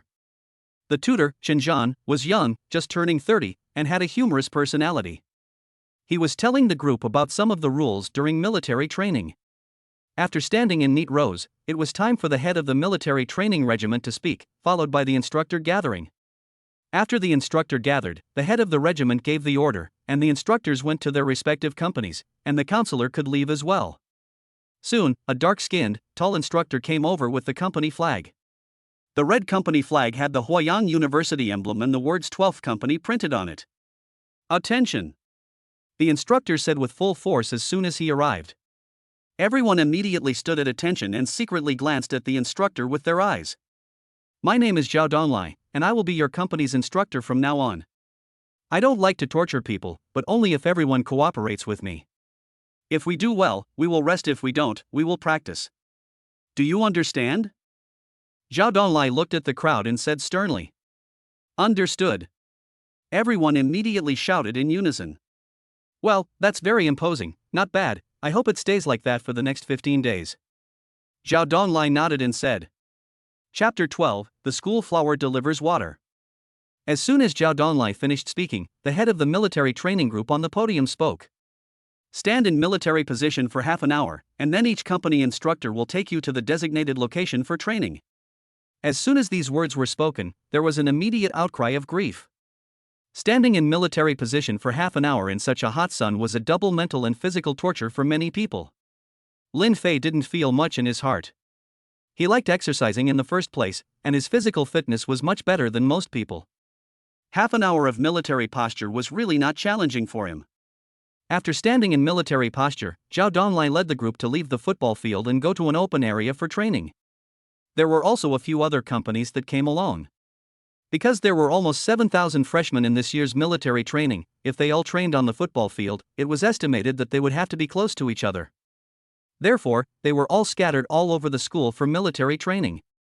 Lin Fei and the others were lucky. This place was located next to the teaching building, and there were many big trees around for shade. Moreover, as it is surrounded by teaching buildings on 3 sides, the area covered by the sun is very small. It is truly a military training treasure trove in the dreams of countless freshmen. After forming up, Godlike began the training. The training content was also very simple: turn left, turn right, turn around, and military posture. After an hour of training, Godlike told everyone to sit down and rest. As Lin Fei sat down, Zhao Feng moved next to him and whispered, Fei, look at the 4th girl in the 2nd row of the platoon opposite us. What do you think? Lin Fei looked in the direction Zhao Feng indicated and saw that she was indeed quite good looking, although her makeup was a little heavy. What? You've got a crush on her? He. Zhao Feng, the social butterfly, felt a little embarrassed. She's pretty, I support you taking her. If you need any help, just let me know. Lin Fei said in support. Hey, do you really think I have a chance? Zhao Feng was delighted when he heard this. Don't worry, just go for it, it'll work. Lin Fei grinned. I'll ask for her WeChat number when we break up later. You have to be brave at least once in your life. Zhao Feng gritted his teeth and said. Lin Fei patted him on the shoulder and gave a heavy nod. At this moment, Lin Fei felt a vibration in his trouser pocket. He took it out and saw that it was a WeChat call from Kai Xinyan. Hello, Xinyan, what's up? Lin Fei said with a smile. Can't I call you if there's nothing? Kai Xinyan said in a slightly coquettish tone. Of course you can, I wish you would call me every day. Lin Fei grinned. You're so smooth. By the way, where are you doing military training? Xiaoshi building, why? Lin Fei asked. Just asking. Kai Xinyan gave a sly smile. You've got the wrong medicine, Kai Xinyan. Lin Fei scolded with a smile. Dare you scold me? Wait and see if I don't beat you to death. Kai Xinyan said angrily over the phone and hung up. Lin Fei looked at the phone and shook his head with a smile. Fei, are you talking to your sister-in-law? Zhao Feng laughed. Don't call me that, not yet. Lin Fei scolded with a smile. It's fine, it will be in the future anyway. Zhao Feng didn't think so. You brat. At this time, Lu Dachao and Xia Xiang also came to the two men and joined the conversation. At the same time, Kai Xinyan carried 2 glasses of lemonade and a box of fruit salad and walked over. Unlike her usual charming self, Kai Xinyan was wearing a white t-shirt and short jeans today, adding a touch of youthful sweetness. As she walked, Kai Xinyan kept looking for Lin Fei's figure. Damn, those legs are longer than my life. That looks like Kai Xinyan, the #1 flower of the art college. I saw her on the confession wall. Her aura is not inferior to that of a celebrity. She is worthy of being the flower of the college. I actually want to look like this too, oh. Many students who were taking a break looked up and looked at Kai Xinyan. Holy shit, Fei, that girl looks like the one you harassed the other day. Zhao Feng leaned over to Lin Fei and asked. What do you mean harassed? Do you know how to talk? Lin Fei scolded. Cough cough, hit on. Zhao Feng immediately changed the word. I'm going to hit someone, Lin Fei. Kai Xinyan also saw Lin Fei at this time, smiled slightly, and then walked over there. The boys in the 12th company were all excited when they saw Kai Xinyan walking towards them. Holy shit, she's coming this way. What's going on? Could it be the instructor's girlfriend? I don't know, but I think it's probably the case. Zhao Donglai was chatting with the instructor from the company next door, and when he heard what these bastards said, he almost died of fright. You can't joke about this. Shut the hell up. Zhao Donglai stood up and shouted at the guys. The boys immediately shut up like quails. Zhao Donglai saw this and let out a sigh of relief. He wouldn't dare make these kinds of jokes. Kai Xinyan carried her things and came to Lin Fei's side, squatting down and looking at him and smiling. How is it, are you tired? As she spoke, she thoughtfully put a straw in the lemonade and handed it to Lin Fei. This scene directly made the boys in Lin Fei's class immediately lose their composure, and they stared wide-eyed at Lin Fei. Holy shit, so you're the guy who's the schoolgirl's boyfriend. Holy shit, this guy is so awesome. He's just started school a few days ago and already he's got a beautiful schoolgirl. Damn, it's so frustrating to see someone else so successful. I've been single for 19 years. And he's already talking about schoolgirls while he's just started university. It's not just any schoolgirl, but the school flower. Did this guy save the galaxy in a previous life? The boys in the 2 neighboring classes all had red eyes from jealousy. Lin Fei took a few sips of the lemonade and felt instantly cooler. The drinks from pretty girls are just so much better than the ones I usually buy. Lin Fei looked at Kai Xinyan and grinned. Kai Xinyan gave Lin Fei a flirtatious look, then opened the fruit salad, stuck a piece of watermelon into his mouth, and said, "Open up." After saying these words, Kai Xinyan's face was already as ripe as a peach, looking very endearing. Lin Fei was also unceremonious and ate the watermelon directly. But with so many people watching, he was embarrassed to let Kai Sinyan keep feeding him, so he picked up the skewer and ate it himself. After eating another piece of watermelon, Lin Fei suddenly remembered that his brothers next to him had not eaten yet. If the brothers want to eat, just come over, don't be polite. Everyone looked at me and I looked at you, and in the end we shook our heads neatly. Great. At this time, Zhao Feng walked up with a smile, picked up a bamboo skewer, and forked a piece of watermelon into his mouth. Sister-in-law, Fei has a girlfriend like you, he is truly blessed in his past life. Zhao Feng said to Kai Sinyan while eating. Sister-in-law? Kai Sinyan looked at Lin Fei, a little overwhelmed. Lin Fei shrugged his shoulders, looking helpless. Kai Sinyan was also a smart person, and immediately understood that this guy thought he was Lin Fei's girlfriend. Kai Sinyan wanted to explain, but there was a fatal problem. She was not Lin Fei's girlfriend, but she came to deliver water and fruit to Lin Fei. If the people around her knew, they might make some outrageous rumors. So, Kai Sinyan could only nod with a smile. Yes, it was easy for him. Lin Fei was also very cooperative and introduced Kai Sinyan to Zhao Feng and Xia Xiang. Don't ask why he didn't introduce anyone else, because Lin Fei didn't know them either. Kai Sinyan also enthusiastically introduced herself to the others. However, Xia Xiang and Lu Dacha were both a little puzzled. This girl doesn't seem to be the same person as the one who waited for Lin Fei under the men's dormitory last time. Forget it, just treat her as my second sister-in-law. Chapter 13, What the hell are you doing on the floor? After finishing the fruit salad, it was almost time for a break. Lin Fei told Kai Sinyan to go back to the dormitory first, but the girl said that the training was almost over and she had to wait for him to have lunch together. Lin Fei had no choice but to agree. Zhao Donglai shouted, "Stand up!" And everyone immediately stood up and aligned themselves. Kai Sinyan found a chair and sat down, listening to music while watching Lin Fei's military training. This is one of the joys of being a sophomore. While the freshmen train under the sun, she can sit back and watch. 1, 2, 1, 2, 1, 2, 1, 2. Attention. At ease. Left face. About turn. That soldier, step out of line. Suddenly, Zhao Donglai shouted.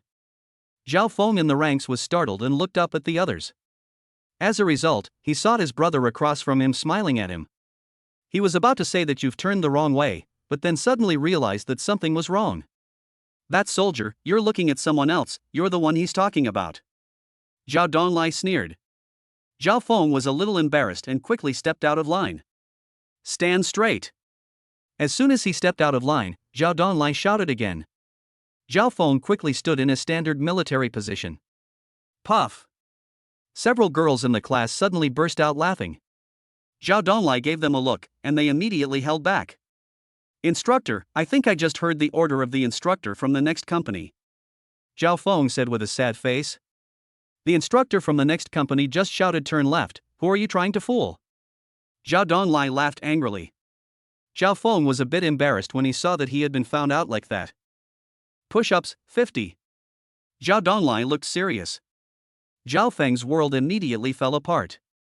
50 push-ups was the same as killing him, for this otaku.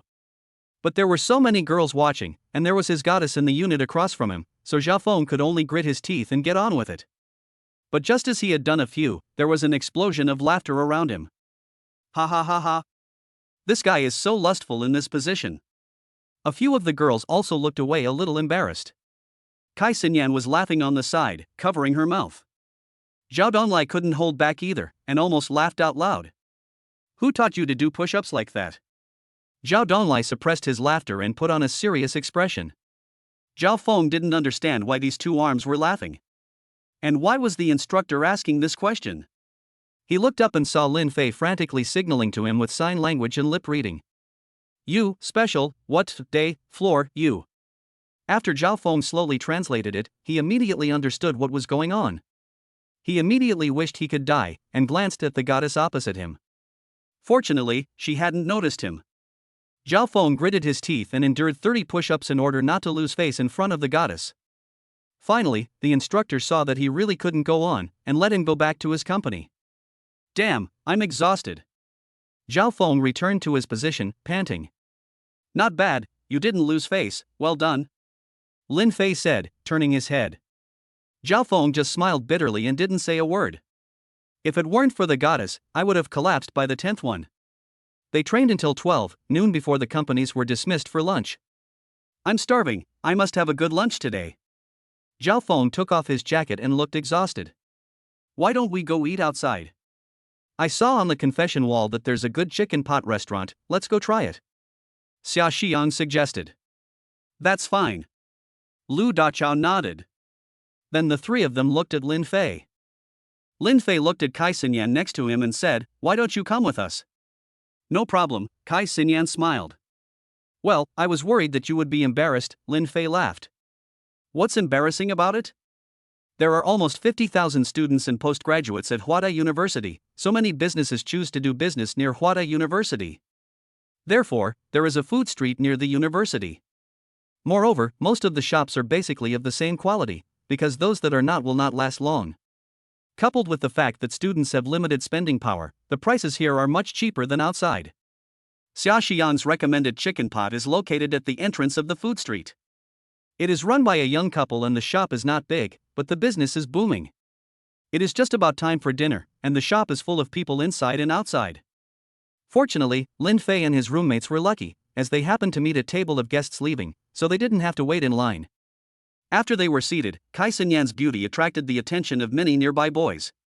In order to take care of Lin Fei's face, the roommates let Lin Fei order the food. Lin Fei ordered a large pot of chicken casserole, plus a lot of meat dishes and vegetables, and finally ordered a few bottles of drinks, which came to almost 200 yuan. Today's meal is on me, Lin Fei said with a heroic air. Since it's Fei's treat, I can't be polite, I need to add a Red Bull. Zhao Feng laughed, picked up a pan and added a can of Red Bull. 1 can is enough for who to drink. Add another can, no, 1 can each. Lin Fei waved his hand. Great. Zhao Feng was also polite and changed 1 to 5 directly.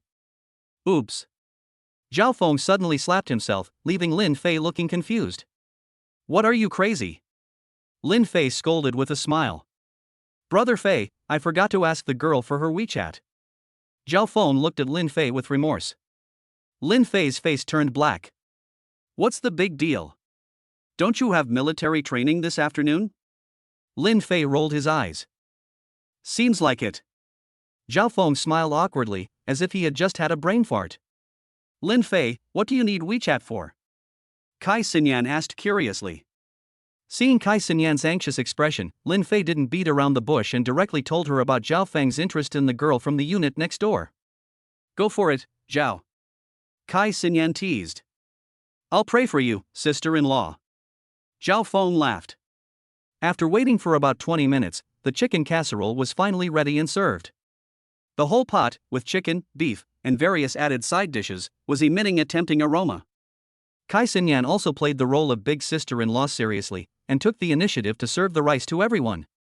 Thank you, sister-in-law. Zhao Feng and the others shouted with beaming smiles. This is the first flower of the art college serving the rice. Usually, this is a woman they wouldn't even dream of.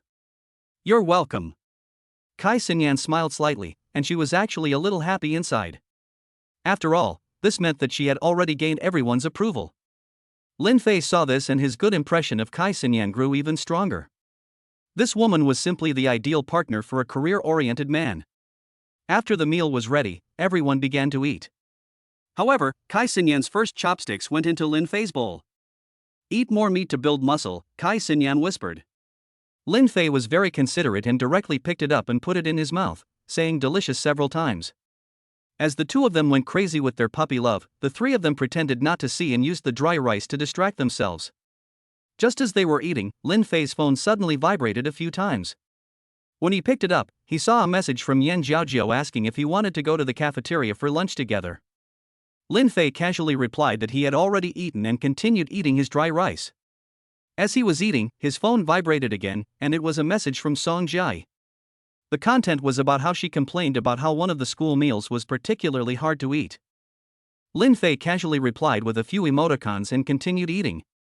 However, just now when Lin Fei sent the message, Kai Xinyan accidentally glanced at it. It seems that Xiaoya was right, guys like Lin Fei are very popular, but judging from the way he was being perfunctory, those two girls must not be as attractive as she is, Kai Xinyan thought to herself. The meal took almost an hour to finish. In the end, the entire pot of chicken was dry, with no sauce left. Chapter 14. Lin Fei takes action.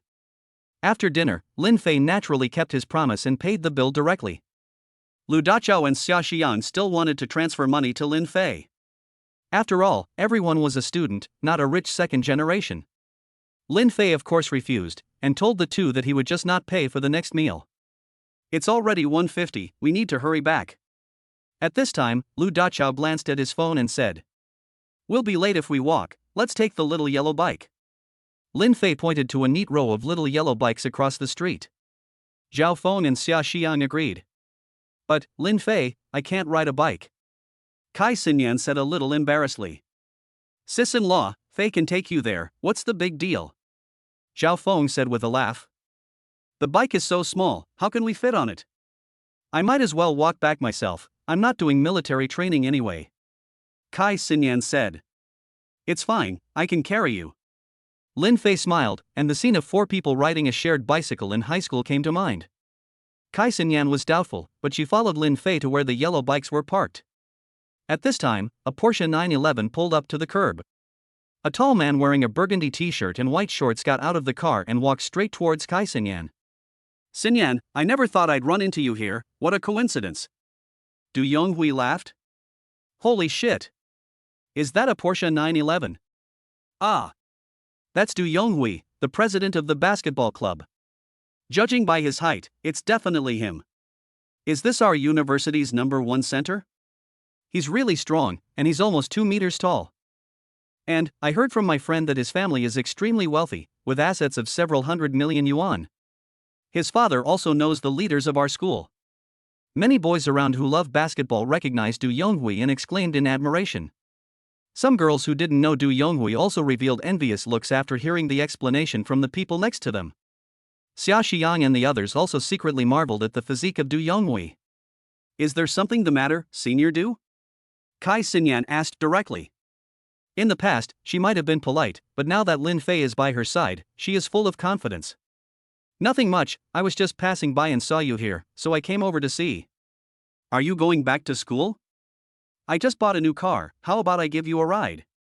Du Yonghui said, and pointed specifically at the Porsche 911. "No thanks, Du Shuejuan, I'm not used to riding in cars." Kai Xinyan refused directly. "Damn, I just realized how pretty this girl is. That's Kai Xinyan, the #1 flower of the art college. She was dancing at the cultural performance last year and got hundreds of thousands of likes on her dance video. You guys don't know that Du Yonghui is chasing after her, do you?" The incident of setting up 9,999 roses on the playground was when Du Yonghui was chasing Kai Xinyan. But it seems that Kai Xinyan doesn't like Du Yonghui. At this time, the students around them once again became agitated. The appearance of 2 of the most popular figures on campus, and the fact that they were also romantically involved, made this a juicy story that everyone wanted to hear about. Du Yonghui naturally heard the people around him talking, but when he heard someone say that Kai Xinyan didn't like him, his face suddenly turned ugly. "Xinyan, is that poor guy really your boyfriend?" Du Yonghui pointed at Lin Fei and asked. "Du Yonghui, I ask you to respect my boyfriend. She is not some poor guy, I love him very much, I hope you will not bother me in the future, so as to avoid her misunderstanding, thank you." Hearing Lin Fei being scolded, Kai Xinyan said angrily. Kai Xinyan spoke loudly, and many people around could hear clearly. Kai Xinyan has a boyfriend. This shocking breaking news will definitely become one of the must-talk-about topics in the boys' dormitory tonight. Du Yonghui only felt his heart bleeding. Why? "I have money, I'm tall, and girls are lining up to go out with me. What's this guy got that I don't?" Just then, Lin Fei arrived at Kai Xinyan's side on his little yellow bike. Seeing Du Yonghui, Lin Fei smiled and said, "Buddy, if you can't get her, just move on. Why are you being such a pest?" "None of your damn business?" Du Yonghui had long been unhappy with Lin Fei and pointed directly at him and cursed. Lin Fei's eyes hardened, and he directly shook off the little yellow bike, took a few steps forward, and delivered a heavy punch to Du Yonghui's face. Du Yonghui had not yet reacted when Lin Fei delivered another heavy kick. Lin Fei had played soccer since he was a child, and had always played as a striker. His leg strength was not comparable to ordinary people, and this kick directly sent Du Yonghui tumbling to the ground. That wasn't all. Lin Fei went up and delivered another heavy kick to Du Yonghui's abdomen. "Ah! All you could hear was Du Yonghui's scream, and then he curled up like a river shrimp. This kick was completely powerful, and it almost kicked all the bitterness out of Du Yonghui. Control your mouth in the future. Lin Fei looked down at him condescendingly and said. Du Yonghui's face was pale, and blood kept flowing from his nostrils. He was afraid that Lin Fei would give him 2 more kicks, so he hurriedly nodded. He now only felt a sharp pain in his abdomen, and it was hard for him to breathe. Although he was tall and strong, he had grown up in a greenhouse and was a mama's boy. When he met someone soft, he would attack with heavy blows, but when he met a tough guy, he was actually a coward. From the time Lin Fei started to act to the time Du Yonghui begged for mercy, it took less than 40 seconds. Crap, Fei, did you really go so hard? Zhao Feng swallowed and muttered. It seems that in the future, we can't just provoke Brother Fei. Lu Dachao remembered the kick Lin Fei had just given, and felt a vague pain in his abdomen. The students nearby, who were eating or drinking milk tea, also reacted at this time. Damn, this guy is awesome, he directly knocked the basketball club president over. In my opinion, this is a sneak attack. Sneaking attacks are also part of strength, but let's be honest, this guy is really ruthless. And he was wearing military training clothes, but he was still a freshman. Everyone looked on, while also beginning to analyze who would have the upper hand if the two continued to fight. Lin Fei, are you okay?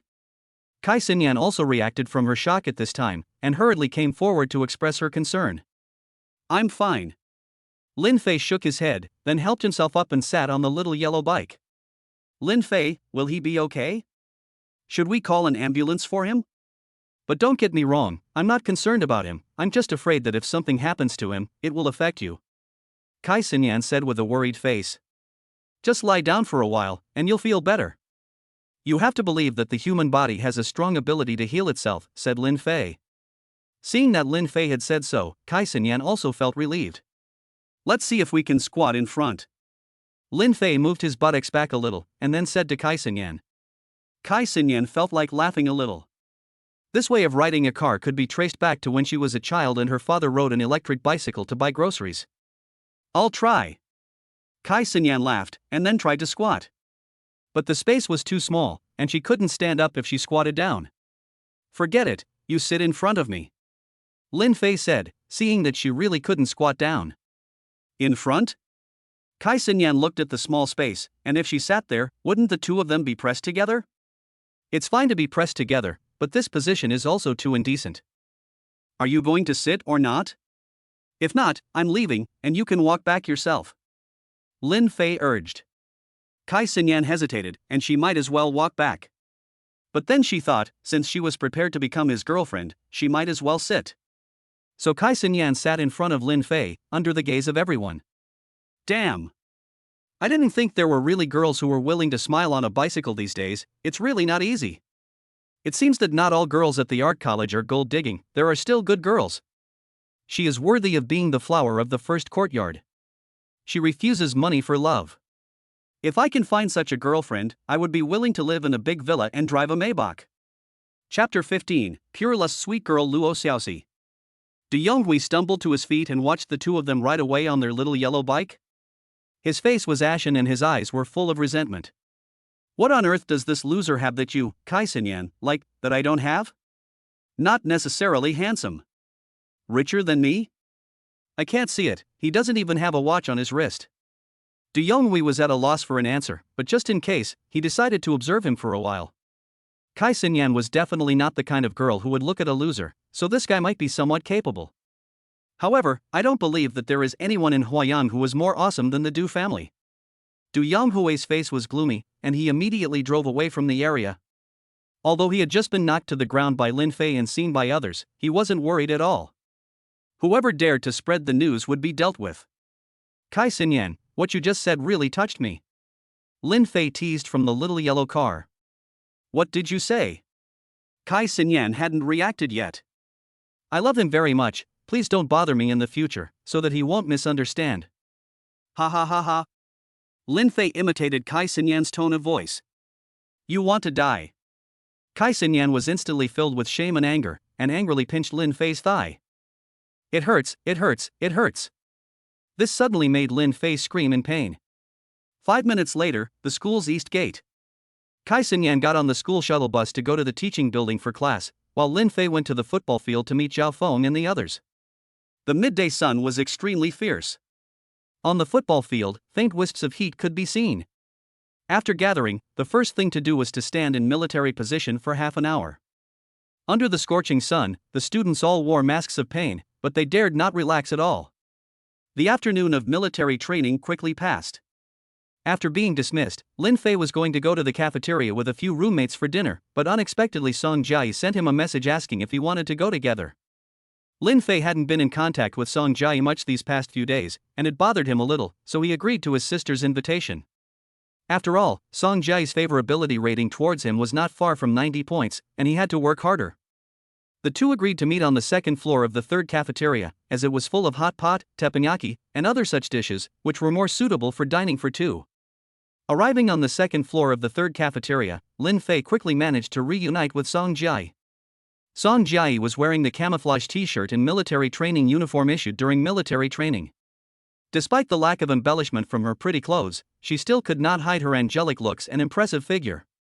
No boy passing by could help but turn back to look at her. There are many beautiful girls at Huada, but not many of them can look so good in their military training uniforms. If you want to eat something, I'll treat you today, Lin Fei said with a hearty smile. You said it, so I'm going to make you pay. Song Jiayi gave a playful smile. Just order whatever you like, even if you want to eat a gas cylinder. Lin Fei laughed. Song Jiayi couldn't help bursting out laughing. After much deliberation, Song Jiayi finally chose a spicy fragrant pot dish. After finding a seat by the window, Song Jiayi began ordering. But even after ordering a lot of side dishes and drinks, the final bill was only a little over 100 yuan. Looks like you can't be ripped off anymore, the school was too cheap. Song Jiayi looked at Lin Fei and pouted. Looking at the cute girl in front of him, Lin Fei smiled. It's okay, we'll rip you off somewhere else next time. I'm all for it. Song Jiayi raised her hands in approval, beaming from ear to ear. After a day and a half apart, Song Jiayi seemed to have a lot to say. She talked about everything from her dorm mates to the food in the cafeteria, and then the military training instructors to the delivery service station. She was like a storyteller, spouting all kinds of gossip. Lin Fei, let me tell you, the food there is really bad, it's even worse than shit. Song Jiayi said angrily, and even spoke a sentence of Jinling dialect at the end. Lin Fei immediately laughed with his hands covering his stomach, as Song Jiayi's dialect had just made him burst out laughing. Song Jiayi then realized that she had just spoken a sentence of her hometown dialect, and her face suddenly turned red. She said that Jinling dialect was only used for quarreling or swearing, and she had never thought that she would accidentally reveal a sentence just now. Don't laugh, Song Jiayi said viciously. Okay, I won't laugh.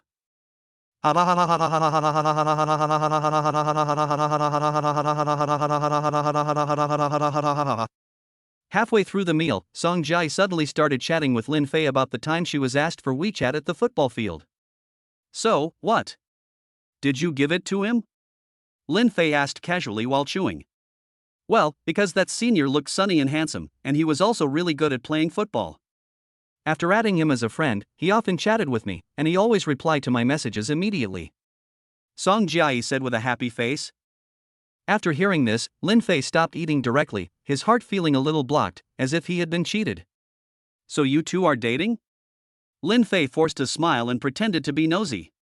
Song Jiayi saw that Lin Fei had fallen for it and continued with her performance. Well, Song Jiayi looked embarrassed. After this meal, we don't need to keep in touch so as to avoid misunderstandings with your boyfriend. Lin Fei took a deep breath and said. Song Jiayi noticed that Lin Fei's eyes looked a little cold when he looked at her, and her heart skipped a beat. Oh no, I've gone too far.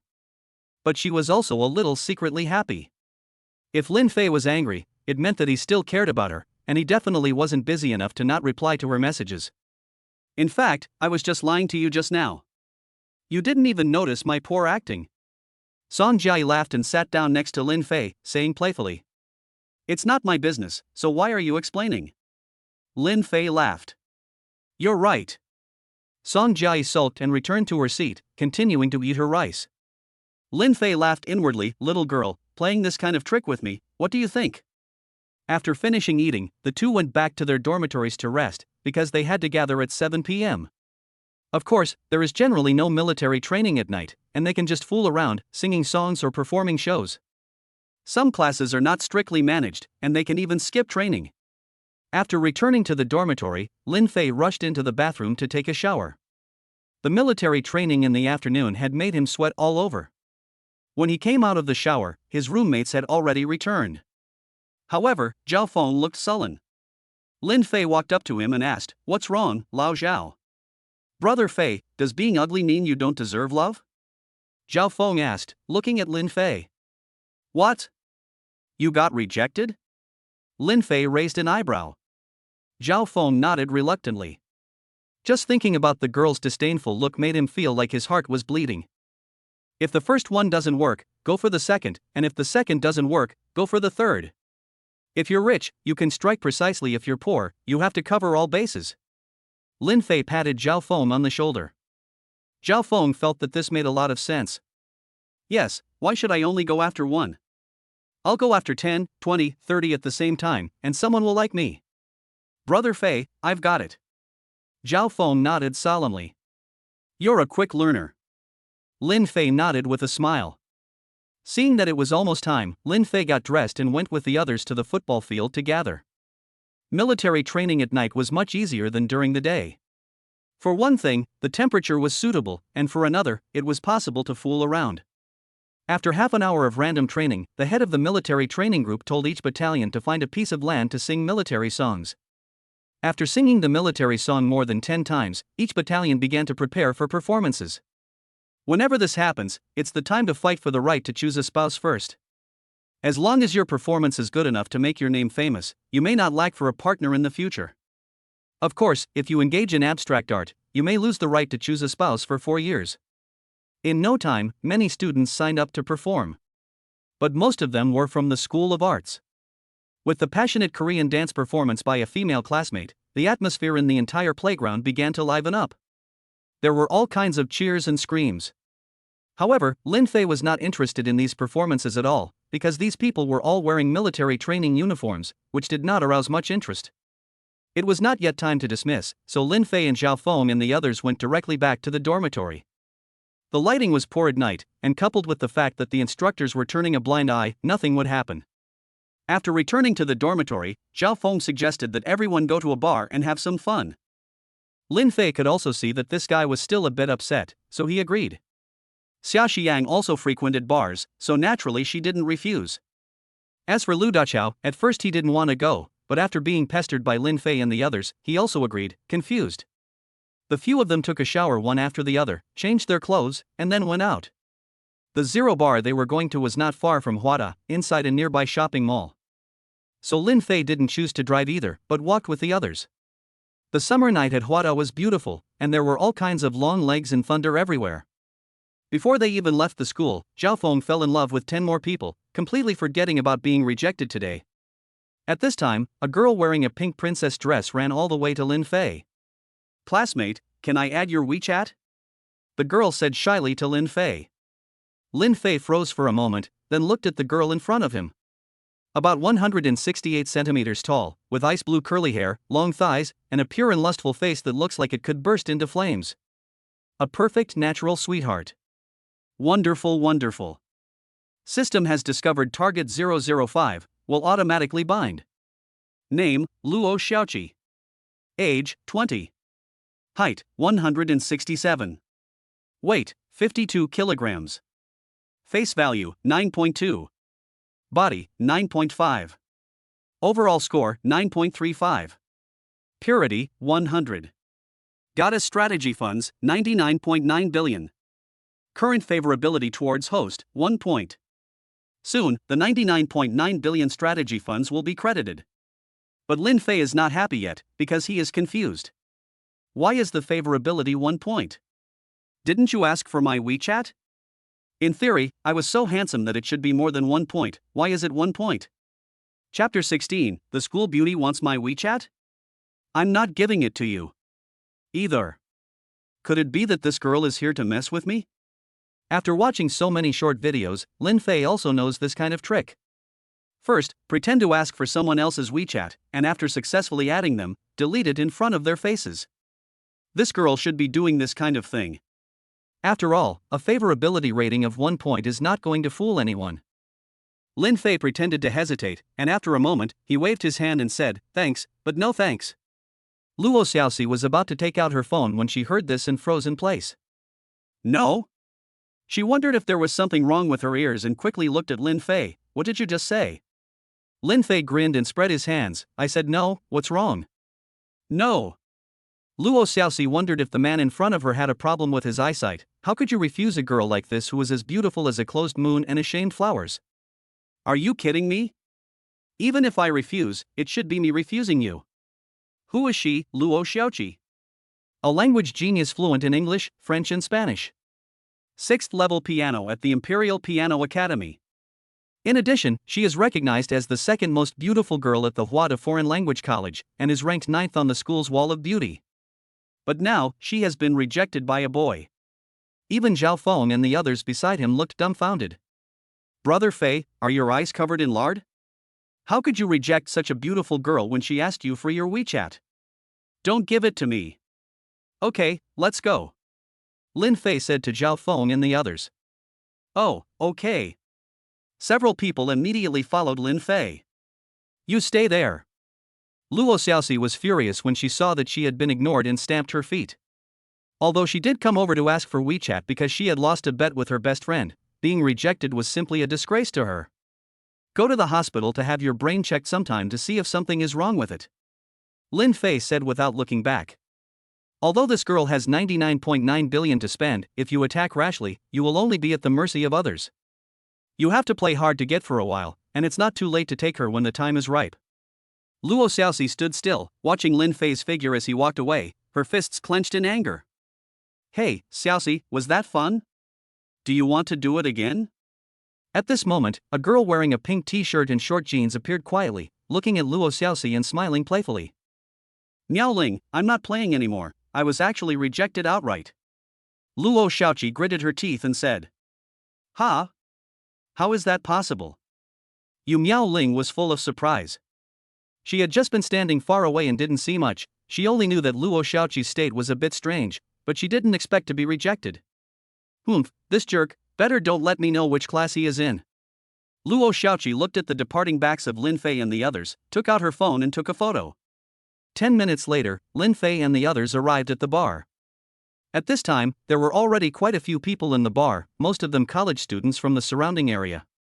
The colorful lights were interwoven and flashing, the dynamic music deafening, the bar was packed with people, and the air was filled with the smell of alcohol mixed with perfume.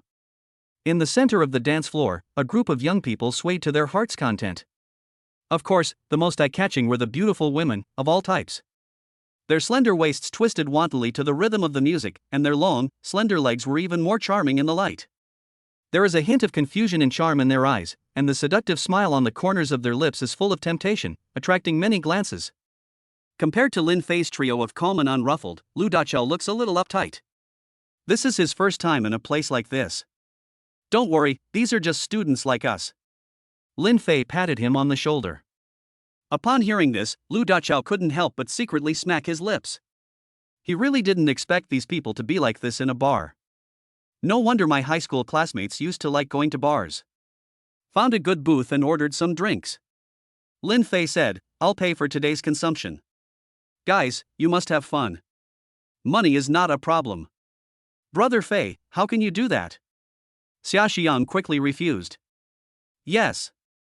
You paid for the last meal too. No, you'll get a free meal this time, we'll split the bill. Lu Dachao said. Zhao Feng nodded in agreement. After all, bar spending is not cheap. Lin Fei didn't waste any time and directly opened Taobao to show off his balance. Seeing the balance of 49,999,544, Zhao Feng, Lu Dachao, and the others instantly froze in place. 100 million, 1,000 million, 100,000 million, Zhao Feng muttered. Brother Fei, I didn't realize you were hiding it so well. Lu Dachao's speech became a little unsteady. Xia Xian was also shocked and unable to speak, because Lin Fei's balance was almost as high as his family's entire asset. So, go ahead and order, just go ahead and have fun. Lin Fei said with a smile. Brother Fei, the one above the confession wall in a McLaren, it can't be you, right? Zhao Feng suddenly remembered the post he saw last time. Yes, it's you, Brother Fei. Lin Fei nodded and admitted generously. My goodness, Brother Fei, who are you really? Zhao Feng covered his head, his speech becoming unsteady. It wasn't that he hadn't fantasized about the roommate being a rich second generation who would eventually take him into business and make him rich overnight, but now the roommate was really a rich second generation. And the thought that in the future, after graduation, he could still hang out with Lin Fei, Zhao Feng's mouth almost reached the back of his ear. What McLaren, what are you talking about, Zhao Feng? Lu Dacha was dumbfounded, as was Xia Xiang. Zhao Feng took a deep breath and then began to tell the story of Lin Fei's confession on the confession wall. Awesome, Brother Fei. Brother Fei, I want to hang out with you. Lu Dacha was the most excited and directly embraced Lin Fei. Don't worry, Brother Fei is not a heartless person. Since we are destined to be in the same dormitory, your future matters will be my matters. If you have any difficulties, just let me know. Lin Fei waved his hand heroically and said. Lin Fei's terrifying financial resources made several people feel at ease. After all, the money spent on this one play was not even close to the balance of others. Next, Lin Fei ordered an elite dancer for each of Zhao Feng and Lu Dachao. Brother Fei, please allow me to call you father. Zhao Feng's mouth stretched to the back of his ear, and his large hands kept wandering around the waist of the beautiful woman in front of him. Brother Fei, I'm a little nervous. Although the lights were a little dark, it was still possible to see Lu Dachao's face turn red like a monkey's butt. Beauty, my friend is a bit shy, so you have to help me teach him a lesson. Lin Fei lit a cigarette and said to the beauty, who was riding her body on top of Lu Dachao. Good. The beauty gave a sly smile and then her movements became even more daring. Lu Dachao felt his body getting hot and he couldn't help but get aroused somewhere. Ha ha ha ha ha. Xia Xiang and Lin Fei glanced at each other and burst out laughing. On the other side of the bar, Yan Jiaojiu was holding a glass of Around the World and chatting happily with the bartender. Hey, beautiful, want to join me for a drink? A guy dressed in trendy clothes with a confident smile walked up. Get lost. Yan Jiaojiu gave him a disgusted look. These trendy guys in bars may seem cool, but 9 out of 10 of them are just trying to act like they're something they're not. In other words, they can fool the kind of inexperienced young girls, but when it comes to someone like her, they'll get more than they bargained for. You. Trendy guy looked a little embarrassed. He didn't expect the other person to just tell him to get lost. Beauty, perhaps you don't know who I am? The trendy guy cleared his throat and said, while pretending to accidentally reveal the green water ghost on his wrist. Who are you? Yan Jiaojiu snorted. Jiao Jiao, this guy seems to be quite rich, having spent almost 100,000 yuan in the bar, the bartender whispered. 100,000 yuan is considered rich? Yan Jiaojiu sneered inwardly, thinking that this was the best he could do in a small bar near the university. She could tell at a glance that the designer clothes on this guy were all fakes. Spending 100,000 yuan, I wonder how many loans he took out. My name is Zhang Yang, and I'm a regular at this bar. A lot of people here know me. My father runs a building materials factory in Yuqing, and the annual net profit is a few thousand, I think. The trendy guy said calmly. So impressive? Yan Jiaojiu pretended to be shocked. Zhang Yang was ecstatic when he saw Yan Jiaojiu's expression, and he had hooked another one. But on the surface, he remained calm. In fact, it's just so-so. You still have to be low-key. Is that watch on your wrist a Rolex green water ghost? Yan Jiaojiu pointed at the watch on Zhang Yang's wrist and said with a surprised expression. Although it was a fake at first glance, Yan Jiaojiu still decided to tease the guy. Oh, this one? I've had it for a long time. Although I have a few more of the same price, this one is more comfortable to wear. This watch isn't actually that expensive, just a dozen or so. Zhang Yang said, and deliberately raised his hand to show it, afraid that the people around him couldn't see the Rolex on his wrist. Damn, that guy is wearing a Rolex Sea Dweller on his wrist. It seems to be the case, I saw it on a video, but I don't know if it's real or not. Nonsense, I bet it's real. Look, the little black shoes that guy is wearing on his feet, the joint Nike and Tiffany model, they cost tens of thousands of RMB. Many sharp-eyed people around were instantly attracted to the Rolex on Zhang Yang's wrist. Chapter 17, Zhang Yang, a dead man. Hearing the sounds of envy from the people around him, Zhang Yang looked at Yan Jiaojiu with some pride. At that moment, Yan Jiaojiu put down her glass and walked over to him with a smile. Zhang Yang sneered inwardly. Didn't you just pretend to be innocent? Now you want to lick my boots again? Get out of the way. Yan Jiajiao pushed Zhang Yang away, almost knocking the latter to the ground. Then, she took elegant steps towards a booth in the corner. When she reached the booth, Yan Jiajiao stopped. Then, she directly reached out her jade-like arm and put it around the neck of a man from behind, leaned into his ear, and said with a breath like orchid, "Lin Fei, what a coincidence." Her voice was so seductive that it made people think about non-essential things. Lin Fei was drinking wine and almost choked to death. He quickly turned his head and was about to. When he saw that pure, sweet, and slightly coquettish face, Lin Fei instantly lost his temper. "Why are you here? What, don't you want to see me?" Yan Jiajiao said coquettishly, then directly stepped over the sofa and sat next to Lin Fei. It is said that a slightly tipsy woman is the most beautiful, and at the moment Yan Jiajiao was in this state. Her face was flushed and her eyes were slightly dazed. How could this be? Lin Fei smiled, and with one hand he directly embraced Yan Jiajiao's waist. Yan Jiajiao did not resist in the slightest, and the look in her eyes towards Lin Fei became even more tender. Tall, handsome, and rich, this is the kind of man she, Yan Jiajiao, most admires. She doesn't care what others think, she just wants to make the most of her natural advantages and live a good life. Compared to those other middle-aged men, Lin Fei is more to her liking. Yan Jiajiao, favorability plus 10. I'm lost, how can this go up? Lin Fei's mouth twitched slightly. Mad, as expected, most girls don't like honest people and dog lickers, those can only be used as scapegoats. Zhao Feng? Lu Dachao? Xia Xiyang, awesome. This intimate scene between the two of them left the three of them speechless. They really wanted to ask, which sister-in-law is this?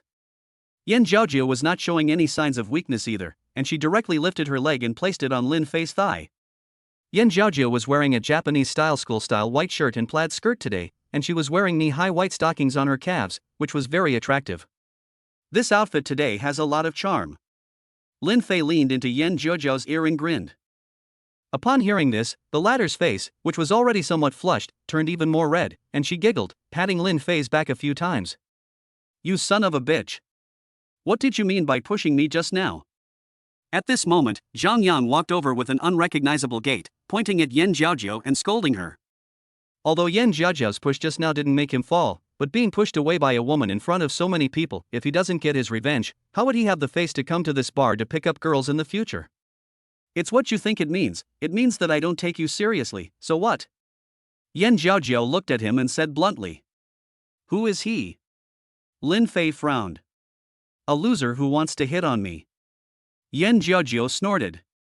Damn you. Do you really think that I want to pick you up just because I want to have a drink with you?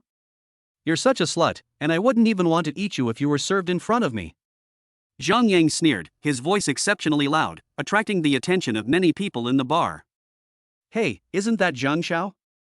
Zhang Xiao? Which Zhang Xiao? It's the same Zhang Xiao who threw money around last time. I even picked up 2 notes at the time. Brother Fu, I'm going to die. In the bar, many regular students recognized Zhang Yang. Lin Fei's gaze at Zhang Yang became a little cold. Although Yan Jiajiao was not his girlfriend, at least she was still by his side. Zhao Feng and the other two also looked at Zhang Yang with a bad expression. Zhang Yang then noticed the looks in the eyes of the 4 people, and couldn't help but feel a little scared. But after looking at the outfits and appearances of the 4 people, he realized that they were just a few college students, and he hardened a little. Apologize to me quickly, or this won't be over today. Zhang Yang glared at her, his fingers pointing viciously at Yan Jiajiao as he shouted, his expression arrogant, completely ignoring the others. Idiot. Yan Jiajiao rolled her eyes, looking disdainful. Ignore you. Ignore you completely. I'll kill you. Zhang Yang instantly became furious, and raised his hand sharply, throwing the thick-bottomed wineglass in his hand at Yan Jiajiao's head. The movement was so fast that there was no time to react. A dull sound came from the heavy glass, which had smashed firmly onto Yan Jiajiao's head. Yan Jiajiao let out a pained cry, covering the smashed area with her hands. Her face was full of pain. This was not over yet. The remaining wine in the glass spilled all over Yan Jiajiao and Lin Fei, running down their hair and cheeks and soaking their clothes. Lin Fei wiped the wine from his face, remained silent, and gently embraced Yan Jiajiao in a princess's embrace and placed her on the sofa. Then, he slowly stood up and walked towards Zhang Yang with a stern face. However, it was obvious to anyone with a discerning eye that Lin Fei was about to beat someone up. For a moment, everyone around them fell silent, waiting for Lin Fei to make his move. Zhang Yang was only 1.73 meters tall, and when he saw Lin Fei closing in on him step by step, his body trembled involuntarily. But when he thought about the many stares around him, he braced himself and straightened his back, trying hard to look calm. "Don't you dare put on airs in front of me, I'm warning you, if you dare touch me, I guarantee you won't be able to walk out of this bar," Zhang Yang said, taking 2 steps back, his trembling fingers pointing at Lin Fei in a threatening manner. Lin Fei muttered a curse word under his breath, and then suddenly kicked Zhang Yang in the chest. The kick was so powerful that it directly kicked Zhang Yang more than 1 meter away. "You!" Zhang Yang instantly collapsed to the ground in pain, looking at Lin Fei for a long time without being able to speak. Just as he struggled to get up, Lin Fei quickly stepped forward and grabbed his collar, slapping him hard left and right, giving him several loud slaps in the face. After a few slaps, Zhang Yang's face swelled up like a pig's head. "Lin Fei, well done." Yan Jiajiu applauded. Seeing that Lin Fei had no intention of stopping, Zhang Yang yelled, "Do you believe I can get someone to kill you with one phone call? It's late, and you're still pretending." Lin Fei slapped him twice more, and then kicked him out with a final kick. Zhang Yang fell heavily under the sofa opposite, and his disheveled appearance attracted bursts of ridicule. "Bro, good fight. It was amazing. It was a one-sided beating." Many college students like Lin Fei and their friends applauded, and a few girls even wanted to confess their love to Lin Fei on the spot. Yan Jiaojiao saw Lin Fei return and, without caring about the pain in her head, threw herself into his arms. Lin Fei looked down at the woman, who was looking at him with watery eyes and a hint of tears in her eyes. "Lin Fei, did you fight for me?" Yan Jiaojiao asked with anticipation. Seeing the girl in this state, Lin Fei didn't want to tell her that he had acted because he felt sick from the wine splashing on him. So he rubbed her head and laughed, saying, "There is one reason for this." Yan Jiaojiao was satisfied with the answer and her heart felt like it had been filled with honey. Yan Jiaojiao, favorability +10. Boo! Without waiting for Lin Fei to react, Yan Jiaojiao left a mark on his face. Lin Fei froze for a moment, forcing the corners of his mouth to stay down, and said, "This kind of behavior will not happen again." Ouch! "Alas, that's fine, I won't do it again." Yan Jiaojiao looked regretful. "Just kidding." On the other side, Zhang Yang struggled to stand up, his expression pained. The mocking laughter and disdainful stares of the bystanders made him feel even more humiliated. He had been a playboy in the bar for so long, and it was only now that the image of the rich second generation he had worked so hard to establish had collapsed. What made him feel the most suffocated was that after being beaten, he didn't even dare to fight back. After giving Lin Fei a vengeful look, Zhang Yang slunk out of the bar. "Kid, I will do whatever it takes to get you." Chapter 18 Mad Dog Boxing. After leaving the bar, Zhang Yang found an unoccupied corner and made a phone call. Soon, the call was connected and a low voice came through. "Who is this?" Zhang Yang immediately spoke in a low voice, "Brother Xiong, it's me, Xiao Yangzi. We met last time at the karaoke." "Xiao Yangzi?" After a voice of doubt came from the other end of the line, there was a moment of silence. After a moment, the other end of the line said indifferently, "Oh, I remember, you're Big Dog's nephew. What's up? What's the matter?" "Brother Xiong, I want to ask, what's the price for a hitman these days?" Zhang Yang, who was only hiring for 1 day, swallowed hard and asked a little nervously. This was the first time he had hired a hitman, and he had only heard about them before. "We charge 600 yuan per person, but since you're family, I'll give you 500. "That's expensive." Zhang Yang didn't expect it to cost 500 yuan a day for one person. This is practically the same as robbery. "Expensive? If you think it's expensive, find someone else." "Hang up." "Hang on, Brother Xiong, don't hang up, can I contact you again later?" Zhang Yang said hurriedly. "Then find me when you've got the money." Brother Xiong on the other end of the line laughed disdainfully. Do. Fuck." Zhang Yang cursed at the phone, then clicked to check the balance in the payment app. But he was shocked when he saw the balance of 278.9 yuan. "Damn, my salary is going so fast." Zhang Yang had only received 3,880 yuan in salary last week, and now there was only 278 yuan left. If he looked at WeChat, it was even worse, with only 80 yuan or so. Altogether, he could only order 0.7 dishes. Suddenly, Zhang Yang's eyes lit up, and he remembered his girlfriend, who was a sophomore at the University of Finance and Economics. So, without hesitation, he dialed the phone number. Soon, the phone connected, and a girl's voice came over the line. "Hey, baby. Did you miss me? How much money do you have left?" Zhang Yang didn't waste any time and asked directly. "Baby, what's wrong? Did something happen?" The girl on the other end of the line sounded a little worried.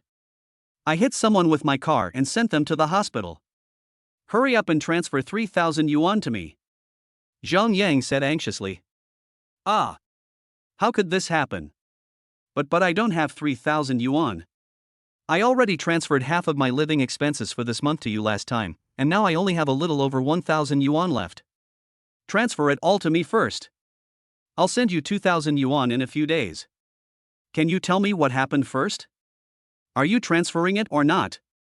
If you're not transferring it, forget it," Zhang Yang said coldly. "I'll transfer it right away." Seeing that Zhang Yang was angry, she quickly said. Soon, the other party transferred 1,087 yuan.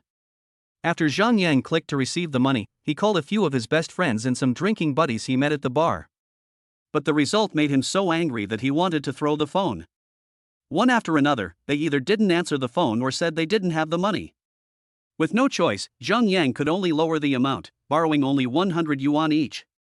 Although this would make people doubt his wealthy family background, he could fool those people again later and they would definitely believe him. This trick really worked. After all, 100 yuan is not much.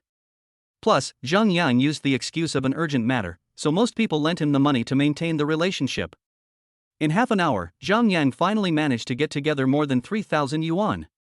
With this money, he could hire 3 thugs to teach that kid a lesson, and the rest could be used to go out and have some fun. Zhang Yang calculated in his heart. Soon, he dialed Jiayi's phone and hired 3 thugs. After doing all this, he sat down on a chair outside and waited quietly. An hour or so later, in the bar, Yan Jiao, who was drunk, slumped in Lin Fei's arms, mumbling continuously, and kept drinking. Zhao Feng and Xia Xian were not much better, both looking drunk. Only Lu Dachao and Lin Fei were a little better. Since experiencing the one-night stand the last time, Lin Fei had been afraid to drink too much, for fear of doing something out of line again. If he met someone healthy, it was fine, but if he met someone with an infection, he wouldn't even have a place to cry. Lu Dachao, on the other hand, was extremely good at drinking because he was a member of an ethnic minority, and all the alcohol in the bar was completely useless to him. "It's about time, we should go back," Lin Fei said. "Let's drink a little longer, Fei," Zhao Feng called out dazedly. "Dachao, slap him twice to sober him up," Lin Fei said to Lu Dachao. "Okay." Lu Dachao didn't mince his words, and slapped Zhao Feng hard on the butt. "Ah!" This time, Zhao Feng let out a scream. "Ouch, it hurts so much." Zhao Feng kept rubbing his butt. "Lin Fei, are you guys leaving?" Yan Jiayi asked weakly. "What, do you want to drink some more?" Lin Fei raised an eyebrow. "Then you have to take someone with you." "Oh, I don't have any strength left," Yan Jiayi muttered. Lin Fei nodded and got up to pay the bill. After paying the bill, Lu Dachao also woke up Zhao Feng and Xia Xian a little. Then, Lin Fei supported Yan Jiayi, and Lu Dachao supported Zhao Feng and Xia Xian, and they slowly left the bar. But as soon as they stepped out of the bar and came to a corner outside, they were blocked. Seeing the people coming, Lin Fei shook his head wordlessly. "How is it this little brat again? What do you want?" Looking at the 4 people with bad expressions on their faces, Lu Dachao asked sternly. "Don't ask about things in society, just stand aside immediately later, or I'll beat you too." Zhang Yang glanced at him and sneered.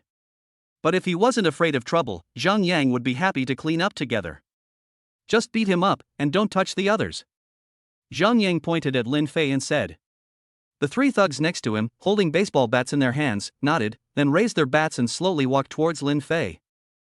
Seeing this, Lin Fei quickly helped Yan Jiayi lean against the wall, then picked up a rusty railing pole from the ground. "Brother Fei, I'll help you." Lu Dachao threw the 2 of them to the ground with one hand, and came to Lin Fei's side with clenched fists. Ding! Host danger detected, skill bonus about to be issued. Bonus skill, proficient in all martial arts. In an instant, Lin Fei felt a warm current pass through his body, followed by a transformation as if he had been reborn. His muscles became firmer, and his reaction speed improved by several notches. Tai Chi, Baji, Muay Thai, Jiu-Jitsu, Mad Dog Boxing. All the martial arts techniques entered his brain at once. Lin Fei's eyes flashed with a cold light, and he quickly shook off the iron rod, took a few quick steps forward, and lifted his foot to stomp heavily at one of the men's groin. Then, before the other two could react, he used the same trick again. Ow! Ah! Jiao! 3 loud, hoarse screams came with it, and the 3 men fell to the ground together, their faces pale as they covered their groins and rolled around on the ground. The attack was fluid and the attack was extremely vicious. Is this Chen Lasher's Mad Dog Fist? Lin Fei looked at the painful expressions of the 3 men and muttered. Lu Dachao froze in place, unable to speak for a long time, and his clenched fists did not loosen until the fight was over. However, why did it feel a little cool in the crotch? Swallowing his saliva, Lu Dachao looked at Lin Fei and said, Brother Fei, what kind of leg technique is this? Mad Dog Fist. Lin Fei grinned. Chapter 19, Don't Go Home Tonight. Mad Dog Fist. What kind of martial arts is this? Why is the name so corny? Lu Dachao's mouth twitched slightly, and he secretly felt that Lin Fei must be joking. Damn it! I'll definitely kill you. I'll. The 3 thugs rolled around on the ground in pain while still threatening. Zhang Yang, on the other hand, was completely dumbfounded. What the hell was going on? The 3 thugs had not even touched the person yet and they were already lying on the ground? Lin Fei ignored the harsh words of the 3 thugs and walked straight towards Zhang Yang. When Zhang Yang saw Lin Fei walking towards him, he said nothing and ran without hesitation. Fuck me. Lin Fei watched Zhang Yang, who had already run more than 10 meters away, and could not help but spit out a fragrant mouthful. Next time I catch you, I'll beat the shit out of you if you don't hold on tight. Lin Fei shouted. Seeing that the person had already run out of sight, Lin Fei walked over to the 3 thugs, slowly crouched down, and wore a faint smile on his face. Brothers, I'm really sorry about that. I didn't pay attention to the consequences in order to protect myself. How about this? I'll give each of you 10,000 yuan as compensation for your mental distress. Upon hearing this, the 3 men were momentarily confused. What's going on? Are you serious? One of them asked doubtfully. Of course. Lin Fei nodded. What do you want? The other one asked with a frown, secretly guessing Lin Fei's intentions. Good question. Lin Fei applauded, thinking to himself that these people are not stupid. The 3 of them glanced at each other, and indeed, there is no such thing as a free lunch. Beat up the kid who brought you here just now. Lin Fei smiled, a coldness flashing in his eyes. No problem. We'll make him bleed. The 3 of them patted their chests and promised, completely forgetting who had caused the pain in their lower bodies. There's one more request. In the future, you guys have to do something for me, but I haven't thought of what it is yet. Lin Fei said slowly. Okay. The 3 of them immediately agreed. 10,000 yuan, how long would it take them to become hired thugs and earn that much?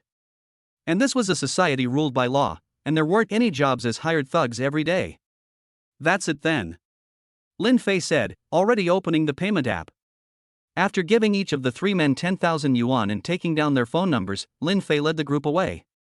After walking for a while, Lu Dachao couldn't help but ask, Brother Fei, why did you give them money? These people don't think before they act, and it's not worth it to make enemies with them.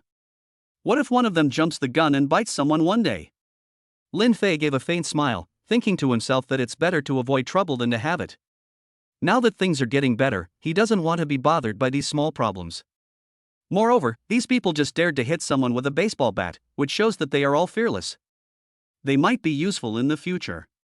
As they walked, Yan Zhaojiao leaned against Lin Fei and fell asleep. Hey! Hey! Wake up! Lin Fei gently patted her face to try to wake her up. However, after calling her several times, Yan Zhaojiao showed no sign of waking up. Fuck, what is this? Lin Fei put his hand on his forehead and smiled bitterly. He felt helpless in his heart. If this girl doesn't wake up, he doesn't know what to do. Brother Fei, why don't you get a room for Miss Yan to sleep for the night, and I'll take Xiao Feng and the others back first? Lu Dachao said seriously. Get a room. Lin Fei's mouth twitched slightly a few times, and he secretly thought to himself, do you fucking really trust my character or do you doubt her figure too much? That's it, Fei, I'll take the 2 of them and go first. Lu Dachao didn't care about Lin Fei and took the 2 of them and ran away first.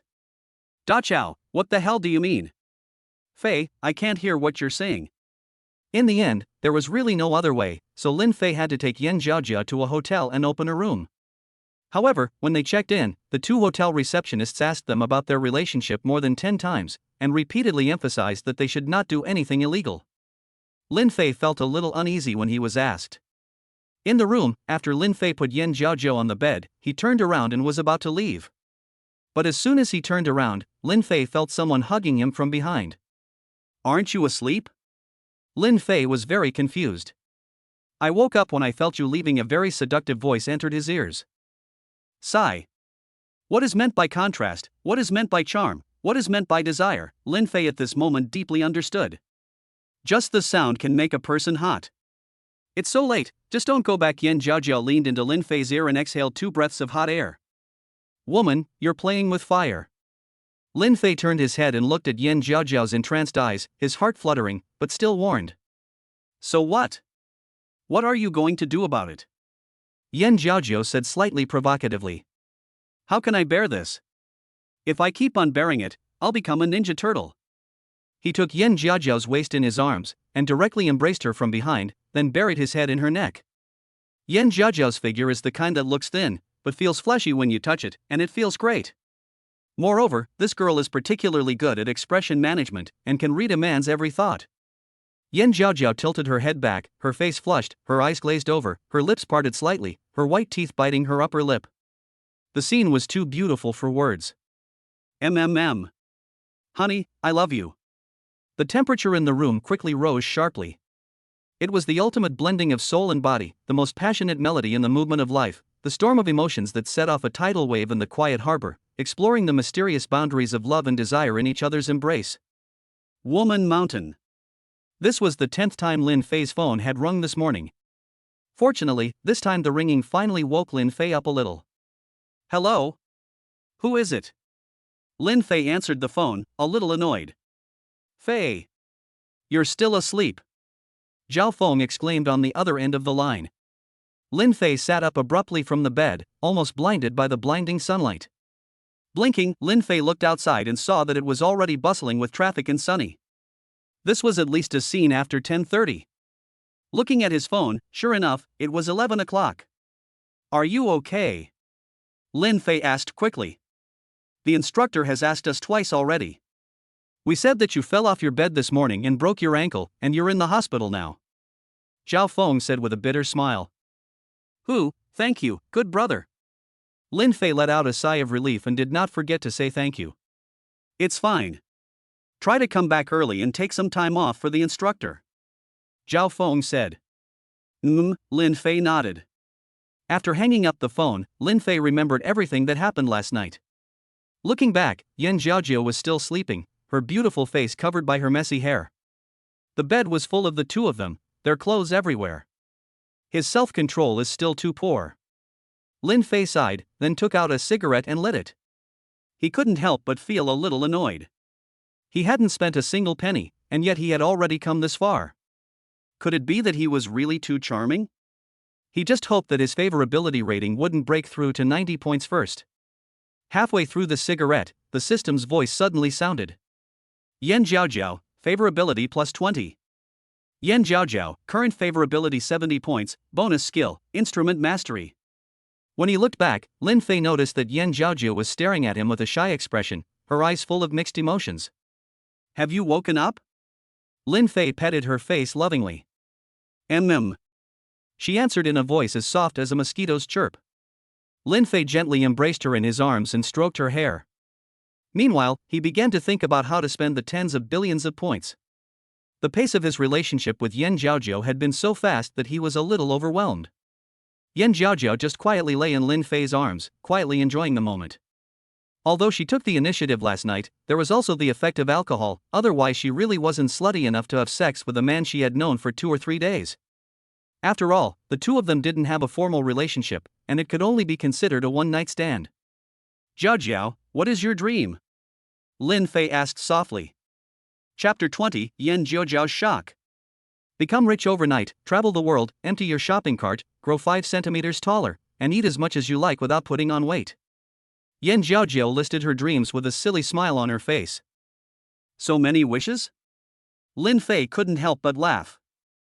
Hee hee, they're all dreams anyway, whether you want 1 or 100. Yan Jiaojiao gave a playful tongue out. How about I buy you villas in every country in the world, a few cars, a few yachts, and start a few clothing companies? Lin Fei gave a faint smile. Are you joking, Lin Fei? Yan Jiaojiao burst out laughing, obviously not believing him. In her opinion, even if Lin Fei was rich and liked her, he would at most buy her a house and a few bags. After all, rich second-generation kids are just rich, not stupid. I'm serious. Lin Fei stared into her eyes and said seriously. Yan Jiaojiao was a little shaken when she saw Lin Fei being so serious. Could it be true? But buying villas and yachts all over the world would cost tens of billions of dollars. Although Yan Jiaojiao was a little skeptical, she still smiled in the spirit of making the man happy. If what you say is true, then I, Yan Jiaojiao, will follow you for the rest of my life. I will be your person in life and your ghost in death. If there is any betrayal, may heaven strike you dead and throw you into a pig cage. That won't be necessary. Lin Fei smiled and patted her on the head. After checking out, Lin Fei spent half a day persuading the tour guide to take time off, and then took Yan Jiajiao to a high-end Chinese restaurant for lunch. While eating, Lin Fei contacted several real estate agents selling villas in Huayang. The agents responded very quickly, which made Lin Fei very satisfied. Lin Fei now completely doesn't care about money. He has bound 5 objects, and there are already more than 300 billion in his black gold card. What does 300 billion mean? Spending 1 million a day, you would have to start in the Northern Song dynasty to spend it all. The villas the agents sent him were beautiful, luxuriously decorated, with their own gardens, and ready to move into. But altogether they were worth less than 1.5 billion, which was a bargain. So Lin Fei asked the agents directly if there were any better ones, but the reply was that these were already the best in Huayang. Forget it, just buy them all. So Lin Fei directly asked the agents to send him all 7 villas. The agents were so pleased with Lin Fei's promptness that they hurriedly asked when he wanted to view the properties, and offered to send a car to pick him up. But Lin Fei didn't have time, so he looked at Yan Jiaojiao, who was quietly eating. Jiaojiao, do you have time these 2 days? Yan Jiaojiao put down her chopsticks, wiped her mouth, and said, well, I don't have class today, and I only have classes tomorrow afternoon and evening. I've bought you a few villas. You and the agent go through the formalities, and I'll pay when it's all done. Lin Fei laughed. What did you say? Yan Jiaojiao suspected she had heard it wrong. I've bought you a few villas. Not many, just a dozen billion. Lin Fei pinched her cheek. Yan Jiaojiao was a little incoherent, her beautiful eyes full of disbelief. I'll have the agent come over and show you around. These villas are all very nice. You just need to go through the formalities, and after I pay, you can move in with just your bags. Having heard this, Yan Jiaojiao completely believed Lin Fei's words. This man wasn't joking, he really had the means to do all this. Just because of a few of her wishes, he was willing to spend over 1 billion yuan to buy villas for her, and he didn't hesitate to do so without consulting her first. For a moment, the deepest chord in Yan Jiaojiao's heart was strongly touched. Lin Fei, why are you so good to me? I'm not a good girl, Yan Jiaojiao's eyes filled with tears, and her voice trembled as she spoke. Lin Fei gently took Yan Jiaojiao's hand and didn't say a word. Because you are now my woman. Lin Fei looked into her eyes and said lightly. Yan Jiaojiao's body trembled, and she looked at Lin Fei for a long time without saying a word, 2 hot tears rolling down her cheeks. But soon she seemed to realize that she had lost her temper a little, and she broke into a smile again. Just one night and you're like this, aren't you afraid that I just want your money? Lin Fei almost laughed out loud. Girl, I'm not afraid that you won't spend it, I'm just afraid that you won't spend enough. I have a lot of money, you can cheat forever and never be able to finish it. You're so greedy. Yan Jiaojiao glanced away, wiped away her tears, and scolded with a smile. Yan Jiaojiao, plus 15 favorability. Current favorability, 85 points, unlockable skill bonus, proficiency in all world languages. After dinner, Lin Fei took Yan Jiaojiao to a coffee shop to meet with the agents. The agents were all local Douyin internet celebrities who knew each other. When they found out that everyone was at the same coffee shop and had the same client phone number, they were all confused. Lin Fei appeared with Yan Jiaojiao, glanced at a few people, and then calmly sat down on a bench. Seeing that Lin Fei was a young man and didn't have anything on him that indicated wealth, the agents were a little suspicious that they were being played. Sir, are you sure you want to buy our villa? One female agent couldn't help but ask. Although she was suspicious, her years of work experience made her very polite. I'll transfer the money to you right now, but you have to take care of everything for me, Lin Fei said, sitting in a chair with his legs crossed, embracing Yan Jiajiu and smiling faintly. Upon hearing this, the several men's mouths curled up, and they hurriedly stood up, their attitude even more respectful. Lin Xiao, don't worry, we've been agents in Huayang for a long time, we'll definitely satisfy you, and shorten the procedure to the minimum. A man in glasses and a suit said. Yes. We have people in both the black and white camps, we definitely won't let you get into trouble. Several other people also gave their assurances. Good, just tell me the account number, I'll transfer the money to you right away. Lin Fei was very satisfied. Several people scrambled forward. Half an hour later, the money was all paid. The several people were completely convinced and began to wonder about Lin Fei's identity. They had basically heard of the wealthy second generation of Huayan, but had never heard of Lin Fei. They guessed that Lin Fei might not be from Huayan, but a top rich boy from elsewhere. The several people began to send out rainbow farts and tried to get Lin Fei's identity by asking questions. After a burst of rainbow farts, Yan Zhaojiu was almost made to laugh out loud. Lin Fei was very pleased to hear it, but after hearing it for a while, he also felt a bit sick, so he waved his hand to indicate that the others should pause. At this time, Lin Fei suddenly said, by the way, I forgot to tell you, I don't have time to look at the house, and all these villas have been transferred to the name of the lady next to me. Ah! This sentence was even more shocking than Lin Fei taking out billions of cash. Lin, you're not joking, are you? All 7 villas have been transferred to the name of this lady? Several people suspected that Lin Fei had gone crazy. A few billion to buy a few villas and give them to a woman? Even the top families don't play like this, do they? Besides, this woman is pretty, but there are many prettier than her, so what's her claim to fame? What, is there a problem? Lin Fei raised an eyebrow and sneered.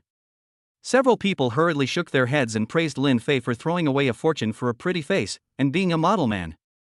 Then they showered Yan Zhaojiu with compliments, using all the good words and phrases. Yan Zhaojiu, an outgoing girl, blushed a little from all the praise. Get it done properly, or I'll come after you. Lin Fei stood up and warned the men. He had paid in advance, so he was afraid that these men would be lazy, so he couldn't be too polite.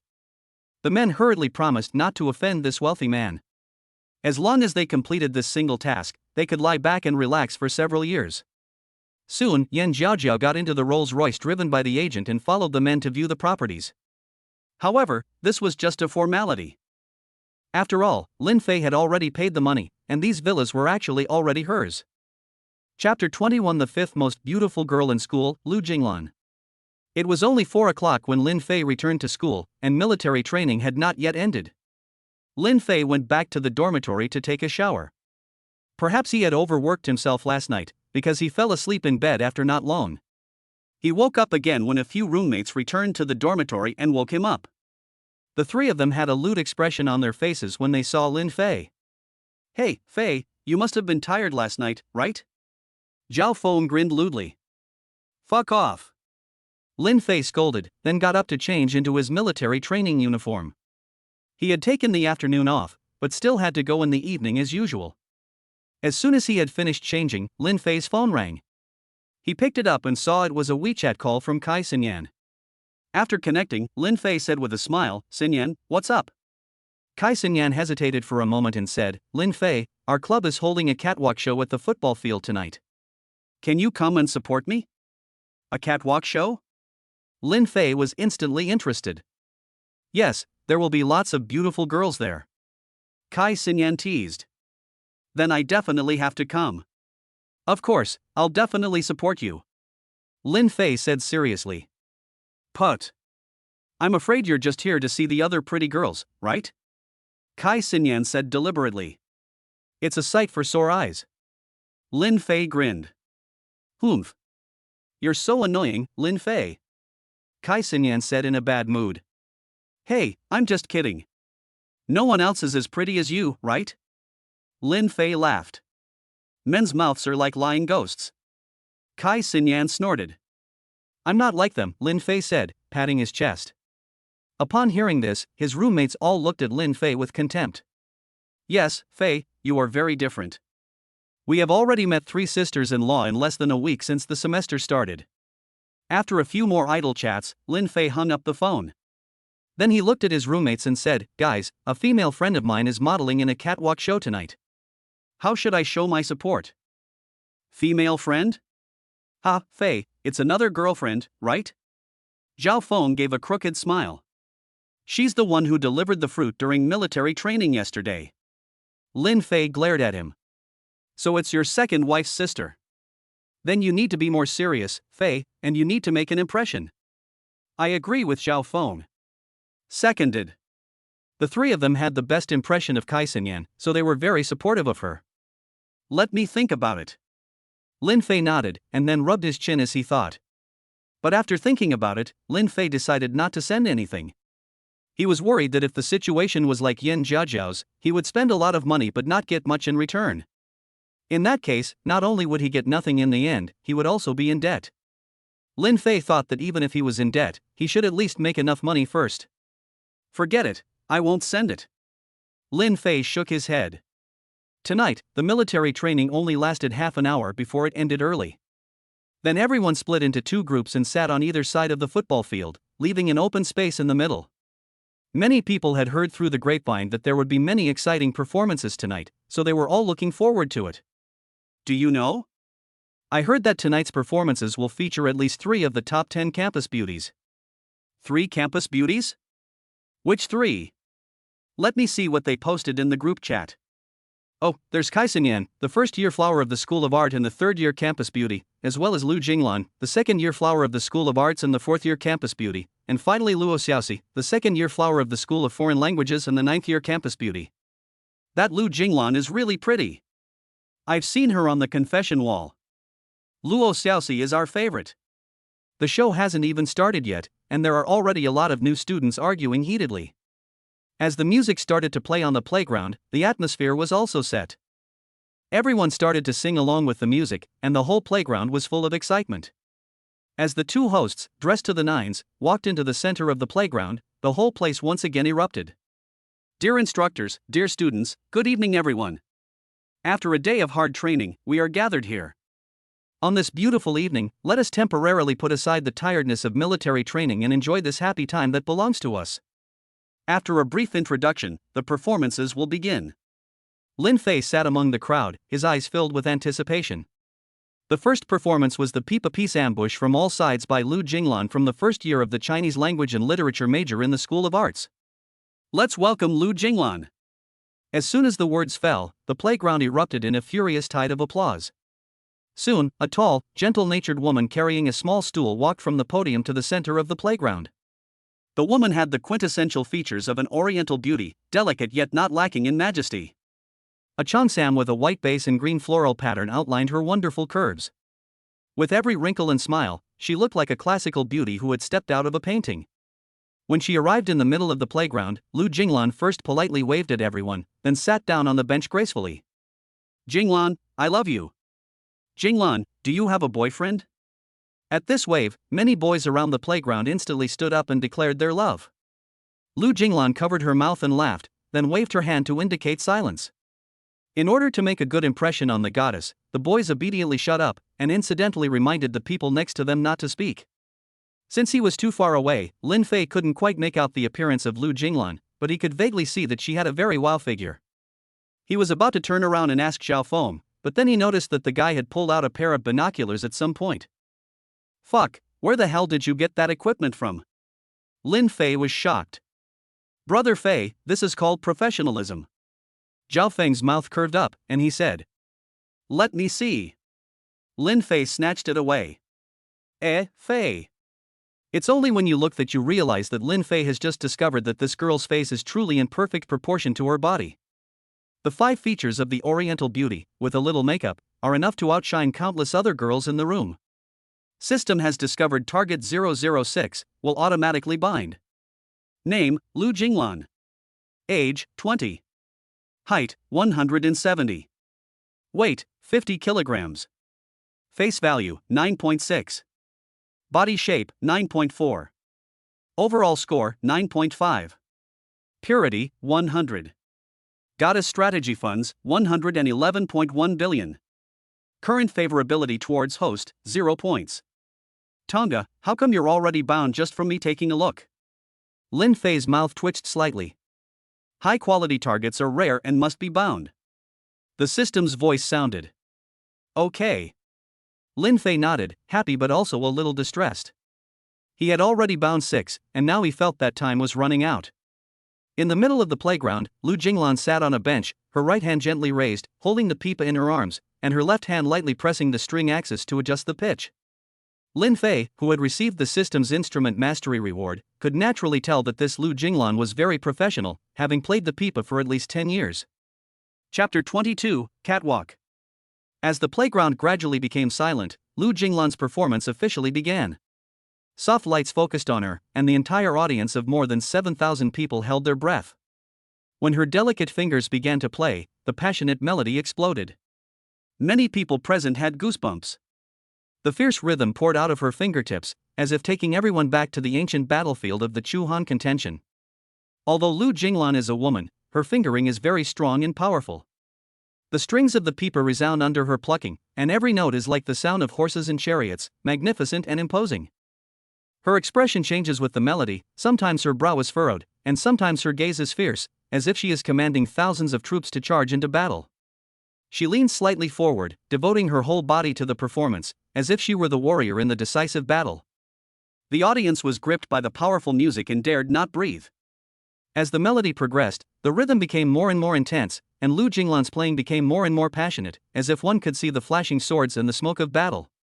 When the last note fell, there was first a moment of silence, and then a thunderous applause and cheers erupted.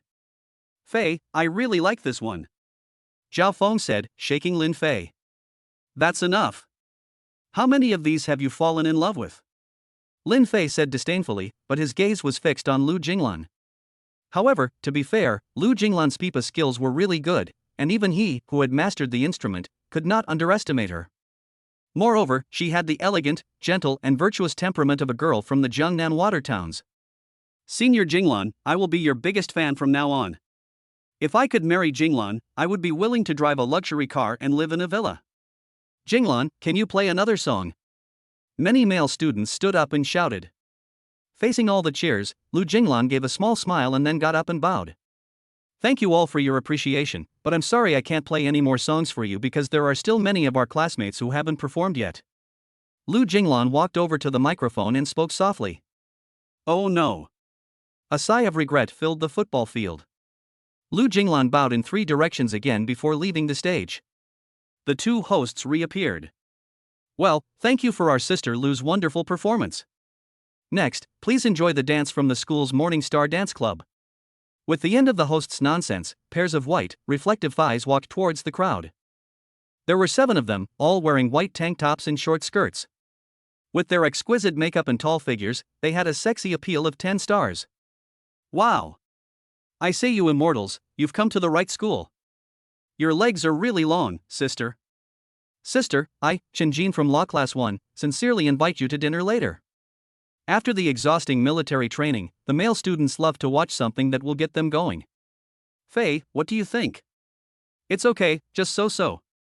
Lin Fei gave a faint smile. This was not because he was bragging, because although these schoolmates had great figures, only 2 or 3 of them were above an 8.5 in looks. But the prettiest one was not even as pretty as Yan Zhaojiao, let alone Song Jiayi and Kai Xinyan. When Lin Fei thinks of beautiful women, he thinks of that woman named Bai Qian, who was truly the most beautiful he had ever seen. "I knew these mediocre women wouldn't be to your liking, so I'll go watch with De Chao and the others." Zhao Feng gave a bitter smile and called Lu De Chao and the others to go. Lin Fei hurriedly called out, "Wait for me." "Fei, you." "I'm waiting for Kai Xinyan's performance, don't think too much, I'm not interested in this." "Okay, whatever you say." After a few rounds, the few people finally squeezed to the front. At this moment, the 7 school sisters were already dancing. Zhao Feng and Lu Dachao couldn't take their eyes off the seductive eyes and passionate dance moves. Of course, Lin Fei was the same.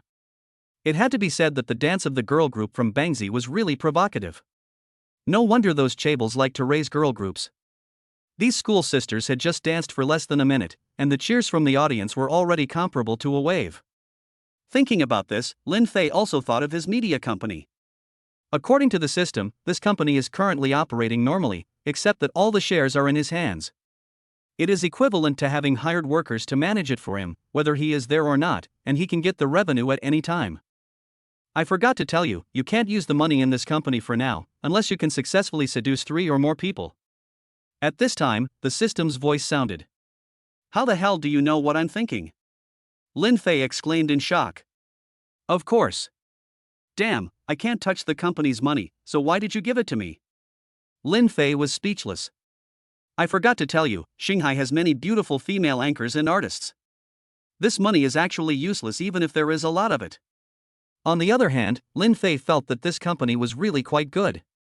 The female anchors and artists are their own bosses. It seems that I need to take some time to visit the company and inspect the work. Lin Fei rubbed his chin and muttered.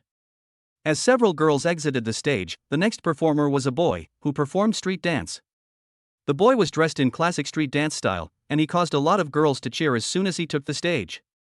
The next performance also showed off his impressive street dance skills, with very smooth and watchable movements.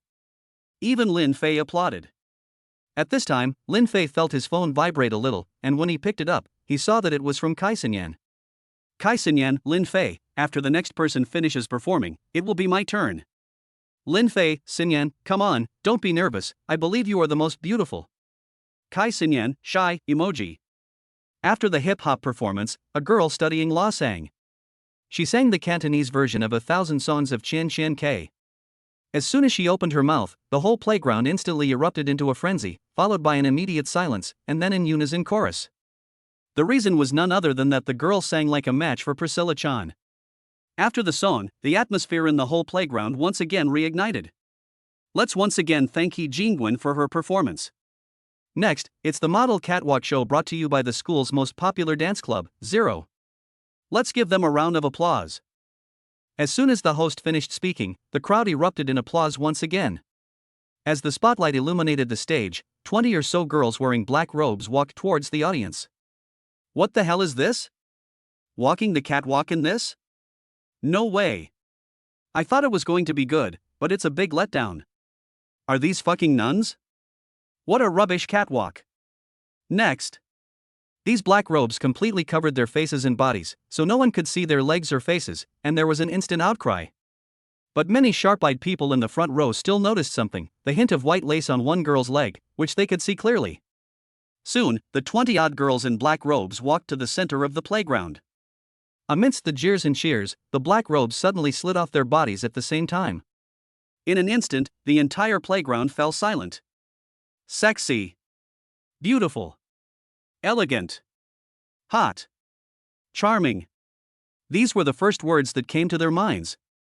None of the 20-odd girls were ugly, all of them were class flower level, and the average height was around 170. One can't help but wonder if this club is a card-bearing? The outfits are even more varied, showing off feminine charm. There are elegant and atmospheric evening dresses, passionate and unrestrained short skirts, and dignified and generous cheongsams. And of course, black silk and white silk are indispensable. Chapter 23 Song Jiayi is jealous. Kai Xinyan was wearing a black French corset evening dress with rhinestones, standing firmly in the C position, like a dazzling star. The dress fit her like a tailor-made, hugging her slender body and outlining her graceful curves perfectly. The rhinestones shimmered like stars in the sky under the lights, showing off the luxury of the dress. Her hair, which looked like a waterfall, was elegantly tied at the back of her head, complementing the evening dress. The silver hoop earrings hanging from her ears added a touch of charm and elegance. Fei, my sister-in-law is absolutely beautiful. Zhao Feng's eyes were fixed, and he said to Lin Fei with envy. It's just so-so. Lin Fei looked calm, waved his hand nonchalantly, and pretended not to care. The three of them immediately shot him murderous looks. Don't look at me, look at the girl. Lin Fei hastily changed the subject. As the music started, the people at the scene suddenly came back from their previous amazement. I retract my previous comments. This is even better than the Victoria's Secret show. These legs, this body, this face, it's absolutely the best of the best. To the sound of music, the schoolgirls began to walk the runway. The first to appear was a girl wearing a short skirt and a halter top, with a hot body. She had a confident smile on her face, and began to strut her stuff on the catwalk. The catwalk show proceeded in turn, and every time someone took to the stage, there would be a burst of screams from the audience. Since the venue was not very big, it was soon Kai Xinyan's turn. She had just taken 2 steps when there was an outburst of cheers and applause from the sidelines. Look! That's Kai Xinyan, the third most beautiful girl in school. She really is a sight to behold. Wow, she's so pretty and she's only third. I can't even imagine what the first place beauty looks like. Miss Kai, can I have your autograph? I've been a fan of yours for 10 years. Miss Kai, my roommate wants you to. Because many people had already seen the confession wall and knew that Kai Xinyan was the third place beauty queen.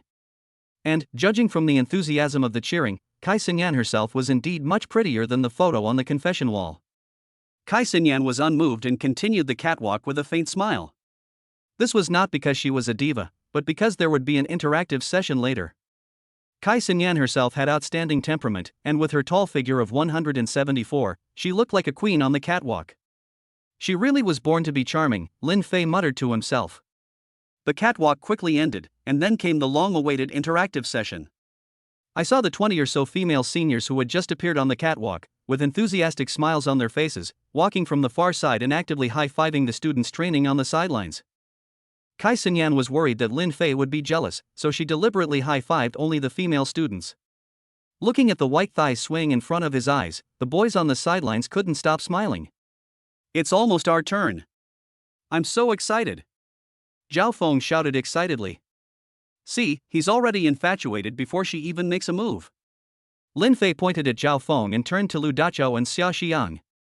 Xia Xiang immediately laughed and said, Zhao, you're definitely going to be the most unpromising one among the group of people licking dogs. Get lost.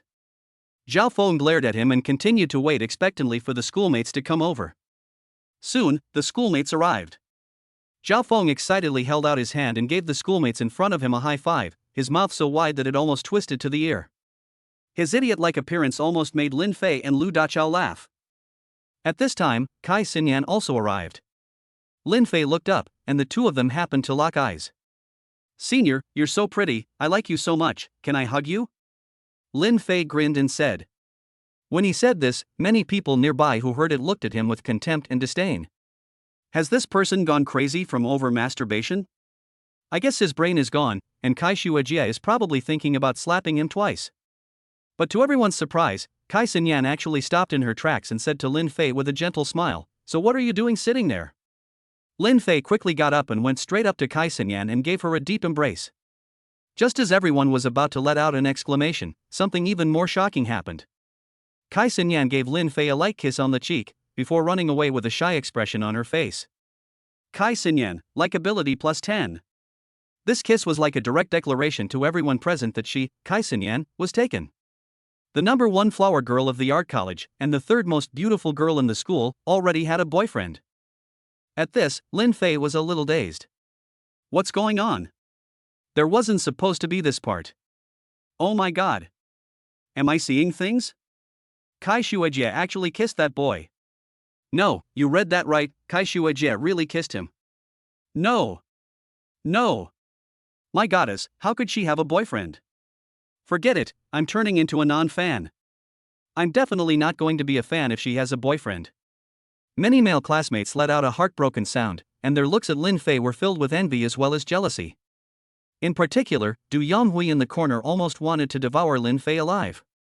But compared to Lin Fei, he now hated Kai Xinyan even more. No matter how much he liked her before, he now hated her. Kai Xinyan, you bitch, slut. Du Yonghui cursed viciously in his heart. However, many girls were more interested in Lin Fei, because he was able to woo the school beauty queen, and in their eyes, he must be an excellent man. For a while, the whole scene was lively and extraordinary, with almost everyone discussing Kai Xinyan and Lin Fei. But she wasn't the only one, because there were also several other girls from the Zero Dance Club who were also at the scene with their boyfriends, showering the crowd with a deluge of dog food. On the other side, Song Jiayi sat there in a daze, her eyes filled with complex emotions. Could it be that I've made a mistake?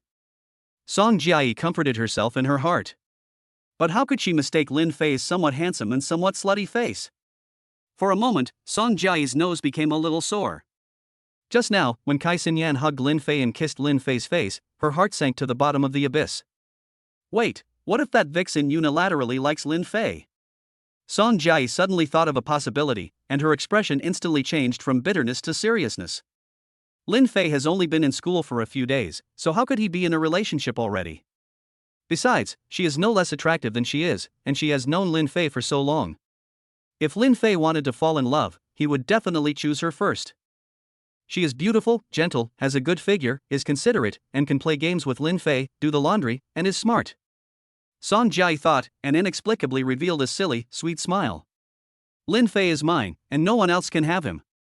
Song Jiayi clenched her fists and then got up and walked over to Lin Fei. On the other side, Lin Fei looked confused.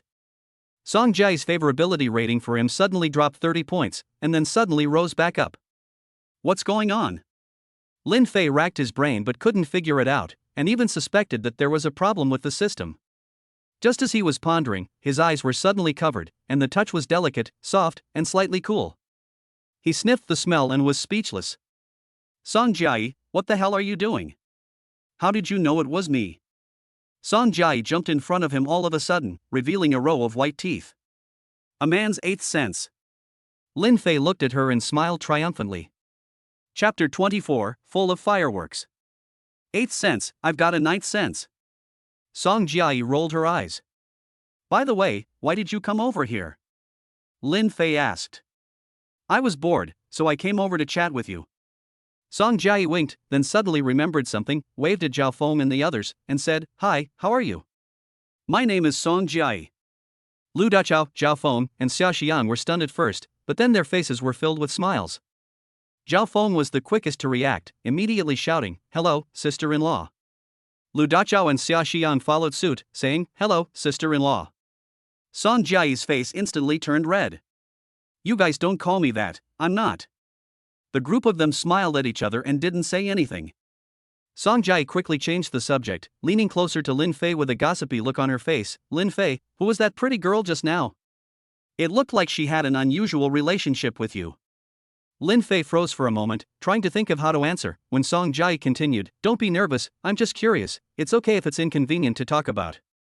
Lin Fei felt that there was nothing to hide, and he admitted generously, Her name is Kai Sinyan, she is a sophomore and a senior, and we are quite familiar with each other. Song Jiayi's eyes flashed with a hint of resentment, and she continued to ask, Just quite familiar? Quite familiar means kissing in the face. Song Jiayi felt that she was a bit too reserved. Why does it smell sour? Lin Fei deliberately made a face as if he was smelling something. Who's jealous?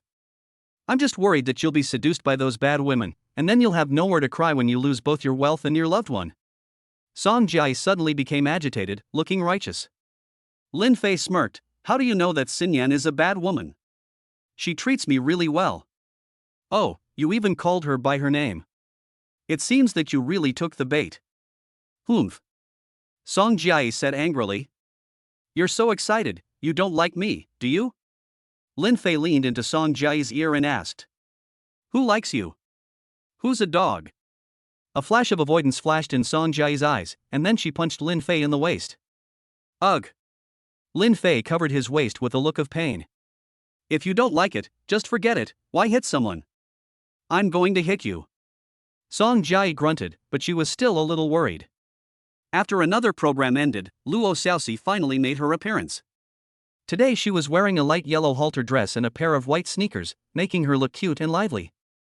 As soon as she appeared, the male audience members in the playground couldn't contain their excitement. Tonight's program was definitely a big benefit for the male audience members. This song, Love Story, brings to everyone. As the music began to play, Luo Xiaoxi's body started to sway. Many people also started to take out their phones and turn on the flashlight as they began to sway. We were both young when I first saw you.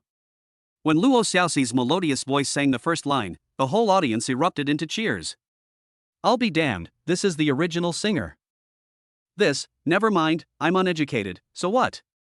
Luo Xiaoxi clutched the microphone with both hands, immersed in the music. Lin Fei. She sings so well. Song Jiayi excitedly shook Lin Fei's arm. Lin Fei nodded as well. Although this girl has some mental problems, she really can sing well. Plus, she is from the School of Foreign Languages, so her English pronunciation is perfect. Halfway through the song, Luo Xiaoxi took off her microphone and pointed it towards the audience. The whole scene suddenly became like a concert, with everyone loudly singing along. And I say, Romeo, take me somewhere we can be alone. As she sang, Song Jiayi couldn't help but take Lin Fei's arm. Her innocent smile revealed a little sweetness and happiness, as if all the beauty in the world was concentrated in that moment. Song Jiayi, +10 in likability. Lin Fei turned his head and looked at Song Jiayi, his eyes a little complicated. With the last line of the lyrics sung by Luo Xiaoxi, the performance for the night came to an end. A few brave male students rushed directly into the middle of the playground to find Luo Xiaoxi for a group photo. Luo Xiaoxi is not an unsociable girl, so naturally she smiled and took a group photo with them. But the result of this was naturally a bunch of people rushing over to take a group photo with her, and in the end, Luo Xiaoxi could only find an excuse to leave in a hurry. On the other side, Lin Fei wanted to go to Lu Jinglan to ask for WeChat, but Song Jiayi kept sticking to him, so he could only give up for the time being. As he was about to leave the football field, Kai Xinyan suddenly appeared. He saw Kai Xinyan walking quickly towards him, her face full of a smile. Lin Fei. Song Jiayi on the side suddenly frowned, looking at Kai Xinyan with hostility. This is the woman who just kissed Lin Fei, she would recognize her even if she were turned into ash. Xinyan, why are you here? Lin Fei let out a dry laugh. Zhao Feng and the others on the side, seeing this situation, looked at Lin Fei with schadenfreude. Brother Fei, both sisters-in-law are here at the same time, see what you're going to do. The three of them smiled at Kai Xinyan, sort of saying hello, and then quickly evacuated the scene. Kai Xinyan saw that Lin Fei was a bit strange and a bit confused. Then she looked at Song Jiayi next to him and instantly understood what was going on. Oh, our club is going out for dinner later, I want to ask if you can go with me. Kai Xinyan said, then looked at Song Jiayi next to him. Lin Fei, aren't you going to introduce us? Oh, her name is Song Jiayi, she's my friend, and she goes to your art school too. Lin Fei said with a smile. Kai Xinyan nodded and began to secretly size up the little beauty in front of her. Her figure, looks, and temperament were all top-notch. Did this Lin Fei really consider her a friend? Lin Fei, who is she? Song Jiayi looked at Lin Fei with a face full of resentment. Oh, her name is Kai Xinyan, she also goes to your art school, she's kind of your senior. Lin Fei introduced. Song Jiayi nodded and also took a look at Kai Xinyan in front of her. She is quite pretty, and her figure is even more peerless. But so what, Lin Fei is mine, no one can take him away. Hello, Jiayi's sister. Kai Xinyan was neither humble nor arrogant, and she extended her hand graciously. However, Song Jiayi still saw a hint of provocation in Kai Xinyan's eyes. Song Jiayi cursed in her heart, but she still smiled and extended her hand. Hello, Kai Shuejie. After a brief handshake, the two let go of each other's hands. Song Jiayi turned around, shook Lin Fei's arm, and said coquettishly, Lin Fei, I'm a little hungry, so why don't we go to that street we went to last time for a late-night snack? Kai Xinyan's eyes flashed with displeasure, and she was unwilling to be outdone. She took hold of Lin Fei's arm and spoke softly, Lin Fei, my friends want to meet you, and the place we're going to for dinner is that private kitchen restaurant we went to last time. Upon hearing this, Song Jiayi's eyebrows suddenly rose. How did they all go out to dinner together? It must be this vixen seducing Lin Fei. Thinking of this, Song Jiayi's gaze at Kai Xinyan became even more hostile. Kai Xinyan's mouth curled up slightly, continuing to provoke. The two women appeared to be calm, but in fact, they were full of tension. Chapter 25, Why is money so hard to spend? Lin Fei was caught in the middle, and the feeling was simply unbearable. Looking to the right, there was Song Jiayi's pitiful, hopeful little look, like a fawn begging for affection. Looking to the left, there was Kai Xinyan's tender gaze, like a gentle spring breeze. Many people passing by were dumbfounded by the scene and couldn't stop whispering. What's going on? Isn't that Kai Xinyan, the school beauty queen? Why is she holding hands with a guy? Who is that guy? How can he get two beautiful girls to surround him? It's so unfair. Oh my god, is that really Kai Xinyan? No way, I must have been mistaken. It really is Kai Xinyan. I never thought she would be so unseemly in private, she really disgraces the title of school beauty queen. Some passers-by pointed and discussed. Lin Fei, I'm really hungry. Everyone else is getting hungry and I want to eat a midnight snack. Song Jiayi continued to shake Lin Fei's arm, cooing in a sweet, girlish voice. Lin Fei and Kai Xinyan also looked at Lin Fei with longing. Lin Fei's head instantly grew big, and he opened his mouth, wanting to speak but stopping. He opened his mouth again, still wanting to speak but stopping again. This is a dead end with no solution. If he goes with either of them, they will definitely not be satisfied, and his favorability rating will plummet. Forget it, I'll fight it. Lin Fei suddenly pulled his hands out, pretended to be impatient, and shouted, go to a market. I'm going back to sleep. After saying that, he turned around and walked away, his pace hurried. Song Jiayi was stunned at first, then glared at the other person angrily and said resentfully, it's all your fault. You made Lin Fei angry. Upon hearing this, Kai Xinyan sneered, if it weren't for you meddling here, Lin Fei would have gone with me already. Humph, who do you think you are? If it weren't for you barging in, Lin Fei and I would have already graduated from school. Song Jiayi said angrily. The two of them just kept on talking, neither giving way to the other. 5 minutes later, when the two of them came to their senses, Lin Fei's figure was already long gone from the playground. In the boys' dormitory, Zhao Feng and the others had not yet returned from buying a late-night snack. Lin Fei sat alone in his chair, letting out a long sigh. At the same time, Lin Fei also began to think about what to do in the future. He had to improve his popularity, but at the same time prevent a fire from breaking out in the backyard. No matter how he thought about it, it seemed difficult. After all, when girls get jealous, they can be really scary, and cold violence is considered light. After thinking for a long time, Lin Fei still couldn't come up with a good solution, so he can only take things one step at a time. At that moment, Yan Jiaojiao's phone suddenly rang. Lin Fei answered the phone and said with a smile, Jiaojiao, what's up? Lin Fei, the paperwork is all done, you can move in at any time. Yan Jiaojiao's voice was full of happiness. She had never thought that she could own a house of her own before, but now she owns several villas. Well, what do you think, are those villas okay? Well, the environment and location are very good, but they are too big. I'm a little afraid to live alone, so I plan to live there on weekends and holidays, and live at school during the week for convenience. Yan Jiajiao said softly. That's true. I'll go with you on weekends when I have time. Lin Fei nodded. Well, thank you, Lin Fei. Yan Jiajiao's voice was sweet and syrupy. Don't say thank you anymore in the future, it's too formal. Lin Fei said with a smile. Well. At the other end of the line, Yan Jiaojiao obediently responded. After chatting for a while, the two hung up. Lin Fei took a shower, changed his clothes, and went to bed. As soon as he turned on his phone, he saw an apology message from Song Jiayi and Kai Xinyan. This made Lin Fei feel a little embarrassed.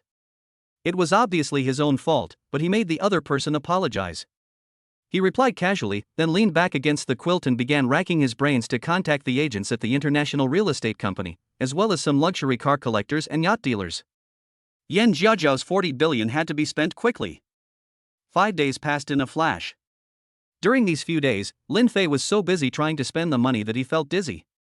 This was the first time in his life that he had found spending money so distressing. First, he bought several luxury apartments for Yan Jiajiao in all the first-tier cities in China. Then, he acquired a number of bars, hotels, karaoke bars and other entertainment venues in these places, as well as bed and breakfasts and hotels near famous tourist attractions across the country. Not only that, Lin Fei also purchased multiple luxury apartments in countries such as the United States, the United Kingdom, France, Switzerland, Finland, Canada, Italy, and New Zealand. In addition, Lin Fei also bought a yacht worth 3 billion yuan. The process in between can be described as very complicated. If it weren't for the inhumane ability to spend money, many things would really be unsettled. But with a wave of money, nothing is a problem. Even with this way of spending money that is comparable to throwing money around, he has only spent about 25 billion. If it weren't for the system's rule that he cannot donate money, he really wants to donate it all. In order to spend the rest of the money, after Lin Fei finished military training this afternoon, he immediately contacted a collector of luxury cars to meet. This luxury car collector is called Lu Minglong, and Lin Fei met him through a car sales agent a few days ago. At first, the other party didn't want to deal with Lin Fei, but Lin Fei successfully convinced him with his hundreds of billions of dollars in savings. Although the other party is also a big shot, it is rare to meet someone with hundreds of billions of dollars in savings. After all, having hundreds of billions of dollars in assets and having hundreds of billions of dollars in savings are completely different concepts. After seeing Lin Fei's strength, the other party added Lin Fei's contact information. School gate. Yan Jiajiao sat on a chair, carefully fixing her makeup in the mirror. Her makeup was actually almost bare, because her skin was naturally white and rosy, and she didn't have a single pimple. She didn't need concealer at all, and even the lipstick she wore was only a light shade. However, her outfit today was very pure and erotic. The top was a pink V-neck strapless camisole, and the white lace inside could be faintly seen. The bottom is a black short skirt with black silk, and the sexy index is simply bursting. Today is Lin Fei's first time taking the initiative to ask her out, and she attaches particular importance to it. Are you Yan Jiajiao?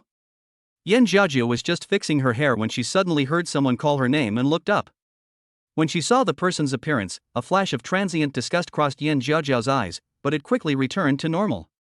Yan Jiajiao looked at the person in front of her and asked with some uncertainty, "Are you Chen Yuzhu?"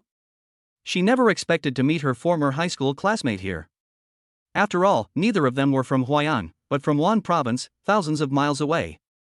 The girl called Chen Yuzhu was tall and had exquisite makeup.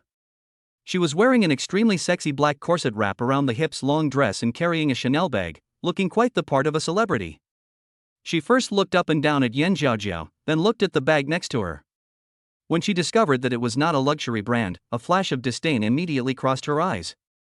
Yan Jiajiao, so what if you have better grades than me and you are prettier than me, you are still not doing as well as me?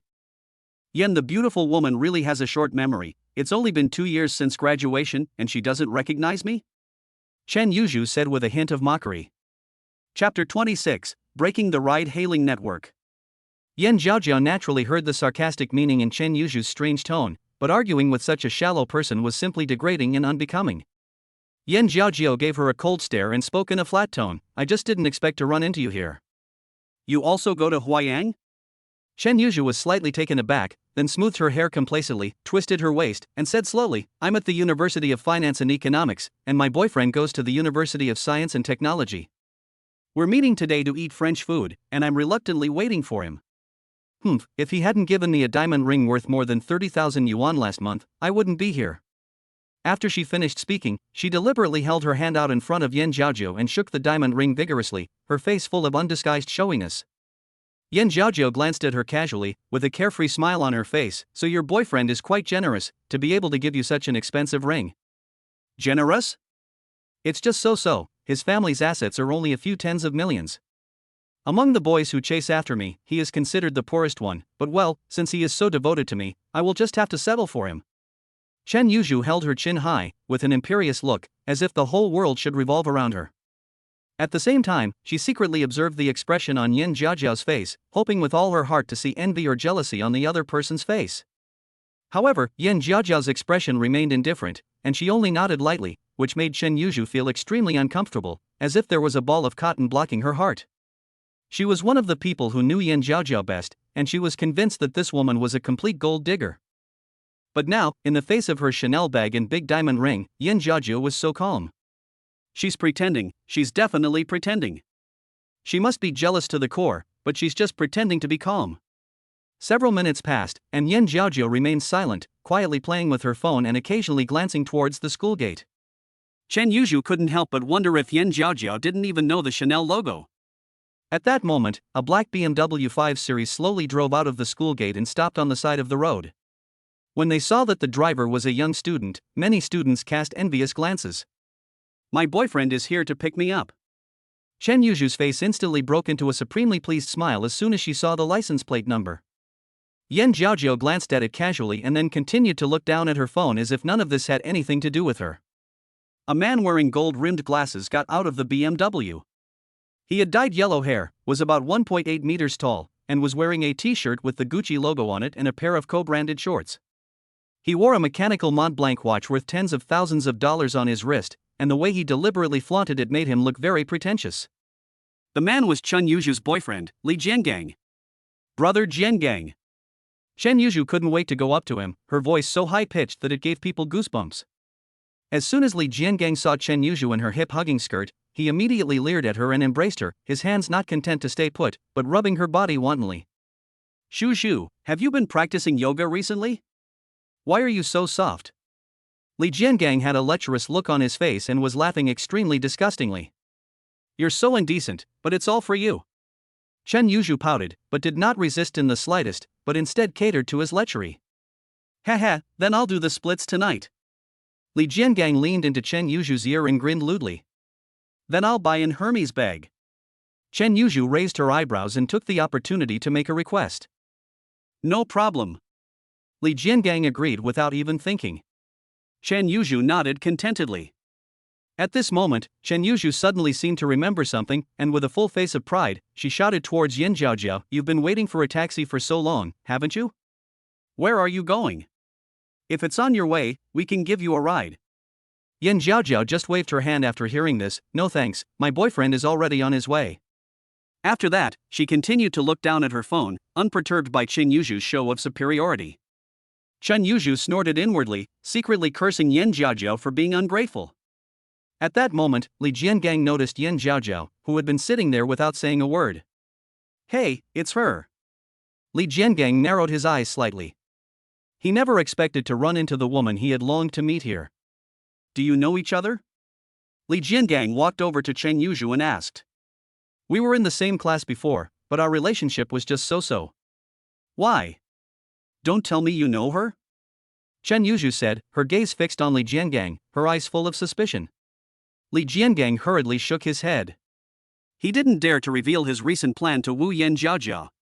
To dispel Chen Yuzhu's doubts, he said with disdain, "This girl is a dance major at our school, and I heard that if you have money, you can get in."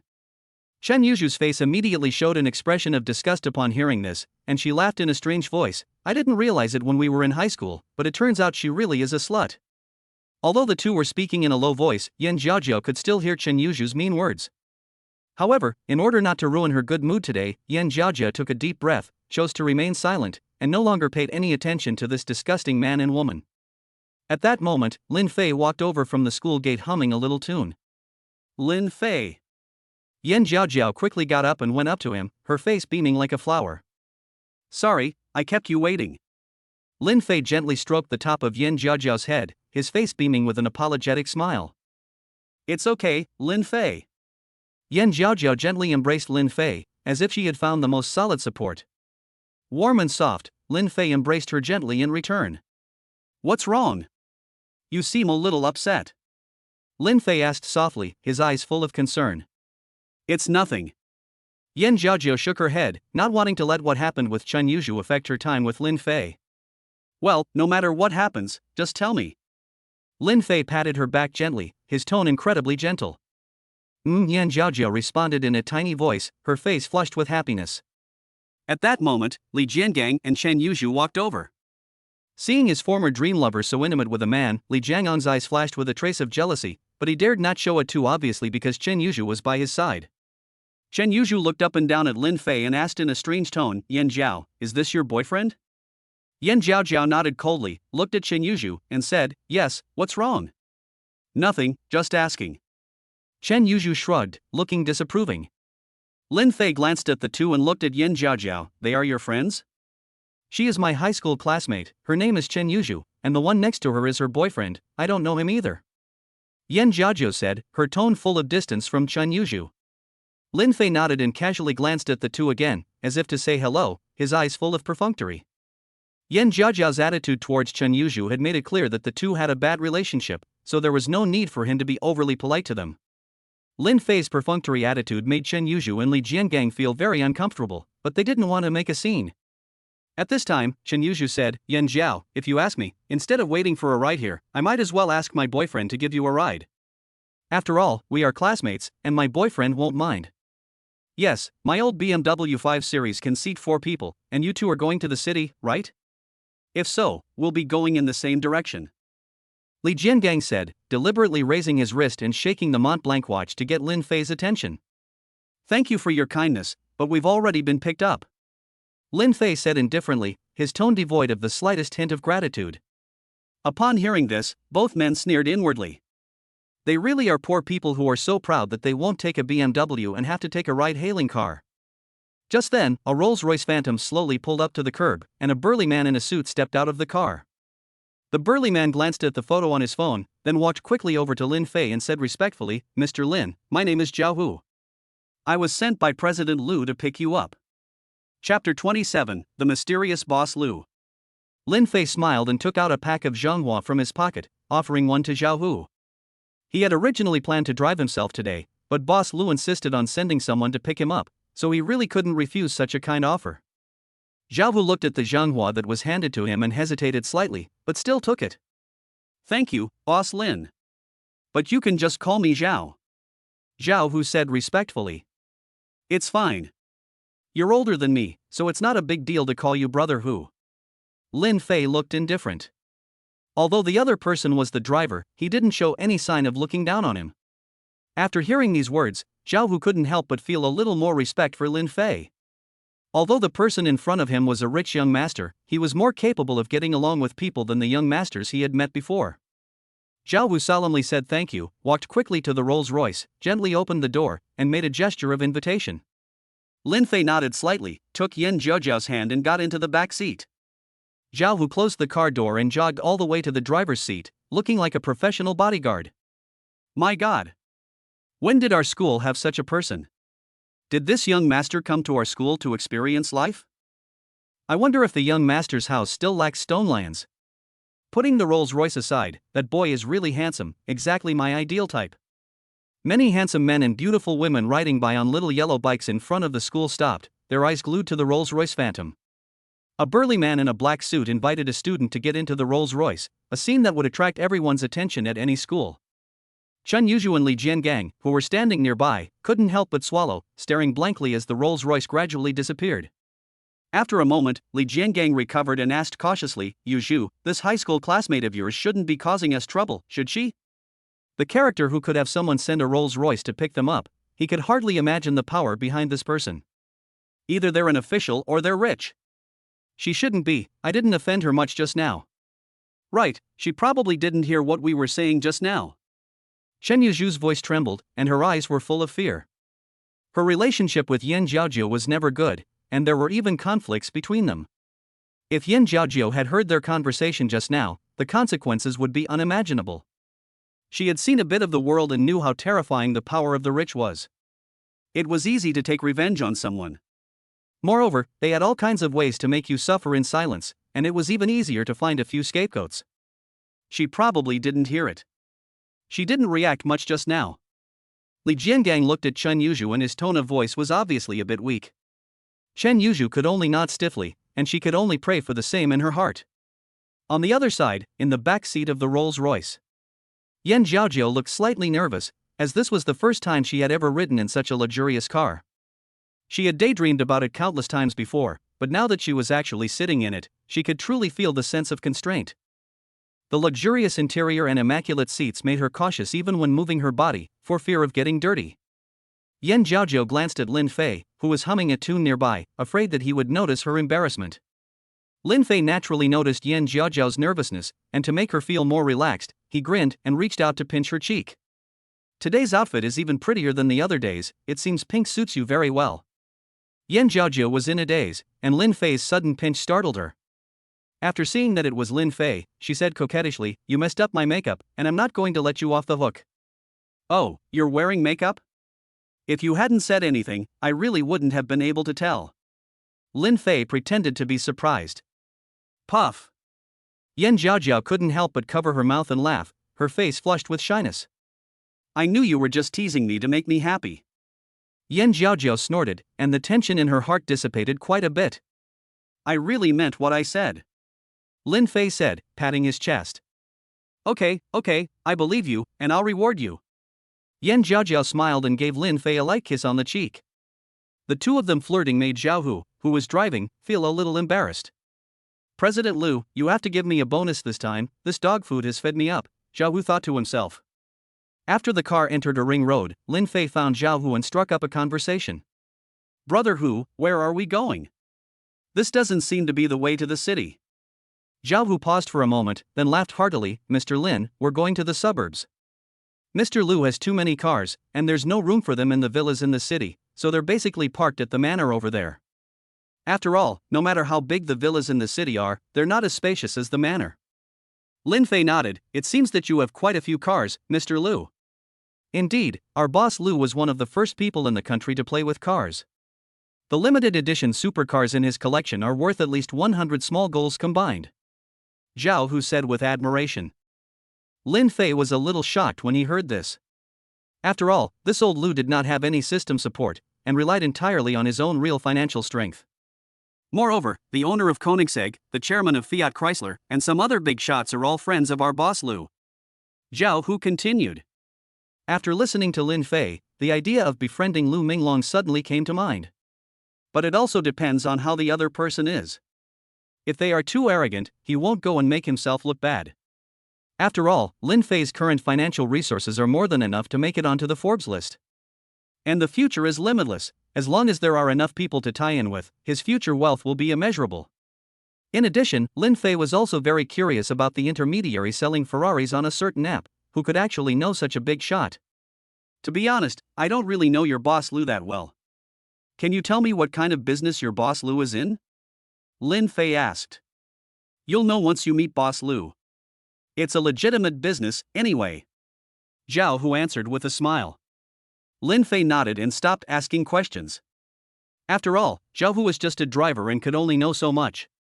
Lin Fei, where are we going? Yan Jiajiao couldn't help but ask. Lin Fei had been talking to Zhao Hu about something called President Lu in a manor, and she was completely lost. Recalling that Lin Fei had been asking her all sorts of questions these days, Yan Jiajiao was even more curious.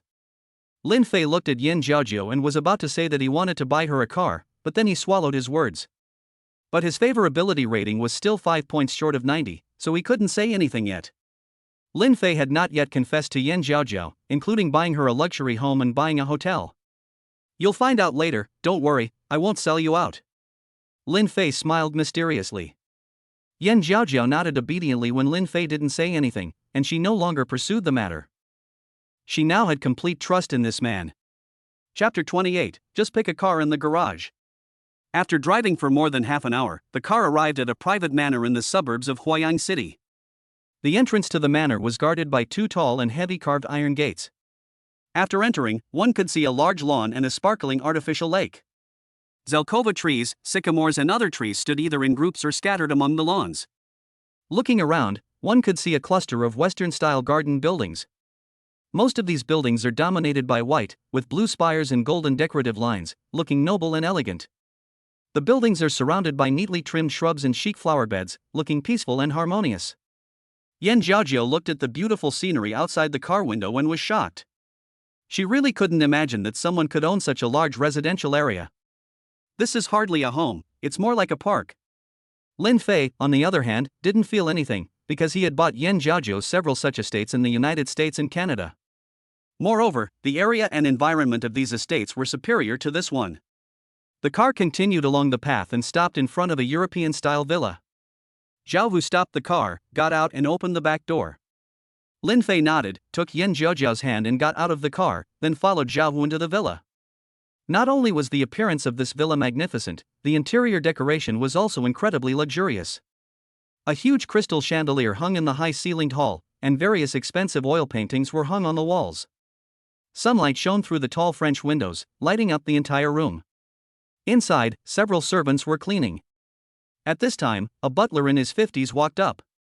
After Zhao Hu whispered a few words to him, the butler walked up with a smile on his face, slightly respectfully saying, "Mr. Lin, President Lu is waiting for you in the study."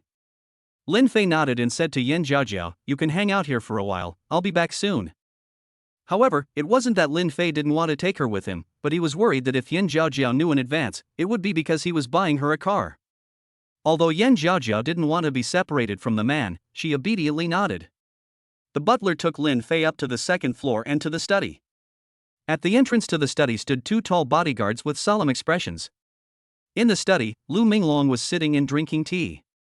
When he saw the butler and Lin Fei, he immediately got up to greet them. "Brother Lin, you've finally arrived." He checked Lin Fei's identity yesterday, but in the end, he found that Lin Fei's parents were both ordinary public servants.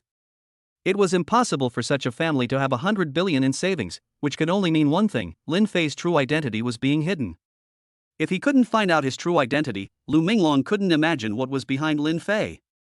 A person like this must be made friends with. Lu Minglong got up and greeted him with a smile, a scene that left the butler next to him dumbfounded. He had never seen Mr. Lu pay so much attention to a young man in his early 20s. Just who is this young man? The butler quietly sized up Lin Fei's appearance, beginning to compare him with the big shots in his mind. Lin Fei, on the other hand, also smiled and extended his hand to shake hands with Lu Minglong. At the same time, he took a look at the man in front of him. He was wearing a white striped shirt and suit pants, with sharp eyes, a handsome appearance, and a powerful aura. Judging from his appearance and temperament, he looked like a man in his early 30s. But Lin Fei knew that the man in front of him was almost 50. In the past, Lin Fei would have been a little intimidated when facing such a big shot. But now, he felt incredibly calm. Because no matter what, he was already not on the same level as the other person. Knowledgeable, wealthy, and confident, a man's greatest asset. After a few more business-related compliments, Lu Minglong invited Lin Fei to sit down. After pouring Lin Fei a cup of tea, Lu Minglong instructed the butler, Chen, ask someone to prepare some more pastries. Yes, sir. The butler nodded, turned around, and was about to go downstairs. Lin Fei quickly waved his hand. Mr. Lu, I'm in a bit of a hurry today, can we go look at the car as soon as possible? Lu Minglong is also a straightforward person. After a pause, he said with a smile, since you're in a hurry, Lin, let's get this over with quickly and go straight to the garage. Downstairs. Yan Jiaojiu was sitting on the sofa with a cup of coffee in her hands, looking composed. Although this was the first time she had been in a place like this, she pretended to be calm in order not to let Lin Fei down. She kept telling herself that she was now a rich person and had to learn to be composed. At this moment, Lin Fei and Lu Minglong walked down the stairs. Lin Fei. Yan Jiaojiu immediately got up and went up to greet him, taking Lin Fei's arm. Who is this lady? Lu Minglong glanced at Yan Jiaojiu and then at Lin Fei. My name is Yan Jiaojiu, I'm Lin Fei's girlfriend.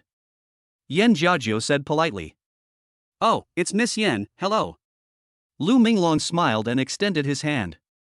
Yan Jiaojiu did not respond immediately, but looked at Lin Fei. Lu Minglong is a shrewd person. Seeing this scene, he immediately withdrew his hand. Let's hurry up and look at the car. Lu Minglong laughed heartily. After Lin Fei reacted, he couldn't help but laugh. He wasn't jealous of anything, so what was there to be upset about a handshake? However, Yan Jiaojiu is a woman who really knows how to make a man happy. She even has to ask his opinion about shaking hands. Lu Minglong's garage is located on the left side of the villa. It is a specially built 3-story garage. There are 2 underground levels and 1 above ground, with the 3 levels of the garage covering at least several thousand square meters. The first few people to visit were the 2 underground levels. As soon as they entered, Lin Fei saw many limited edition supercars that were completely unavailable on the market, as well as some old models. There were the Lamborghini Countach, Lamborghini Diablo, Ferrari F41, Ferrari LaFerrari Aperta, and Pagani Zonda. Looking around, the Aston Martin DB11 was the cheapest one inside. Yan Jiaojiu's eyes were even more sparkling as she looked at the rows of luxury cars parked neatly. She realized that she had been too conservative in her dreams before. She couldn't imagine that someone could be this rich. Lin Xiao, what do you think, is there anything you like? Lu Minglong asked with a smile. They're all very good. Lin Fei smiled and then asked, Mr. Lu, can all these cars be sold? Lu Minglong hesitated for a moment and said, except for a few old models, you can pick any of the others, and I will give you the best price. Lin Fei nodded, then put his arm around Yan Jiaojiu's shoulders and pointed to the luxury cars in the garage, saying, Jiaojiu, I have a task for you. Choose at least 10 cars you like. Upon hearing this, Yan Jiaojiu froze. Pick 10 cars? Yan Jiaojiu swallowed. Yes, and it's at least. I brought you here today to buy you a car, so just pick whatever you like, don't worry about the money. Lin Fei gave her a reassuring look.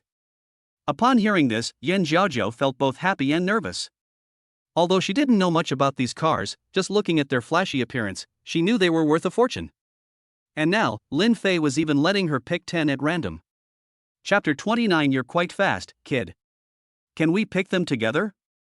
Yan Jiaojiu asked. Good.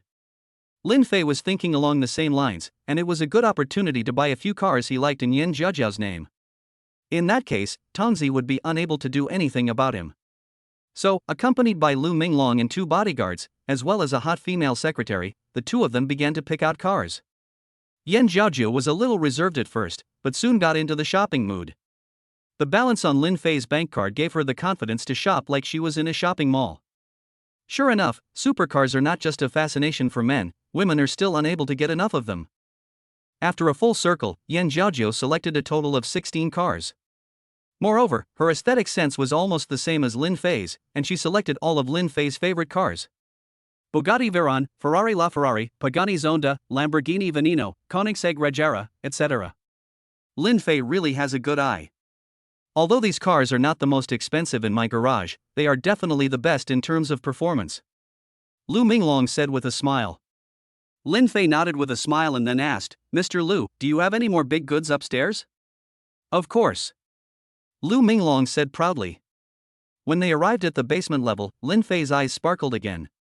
There were almost all kinds of models from brands such as Porsche, Maserati, Bugatti, and Koenigsegg, including rare models such as the Ferrari 16M, Ferrari 355, Ferrari Purisang, Koenigsegg Agera R, and Mercedes-Benz SLS Black Series.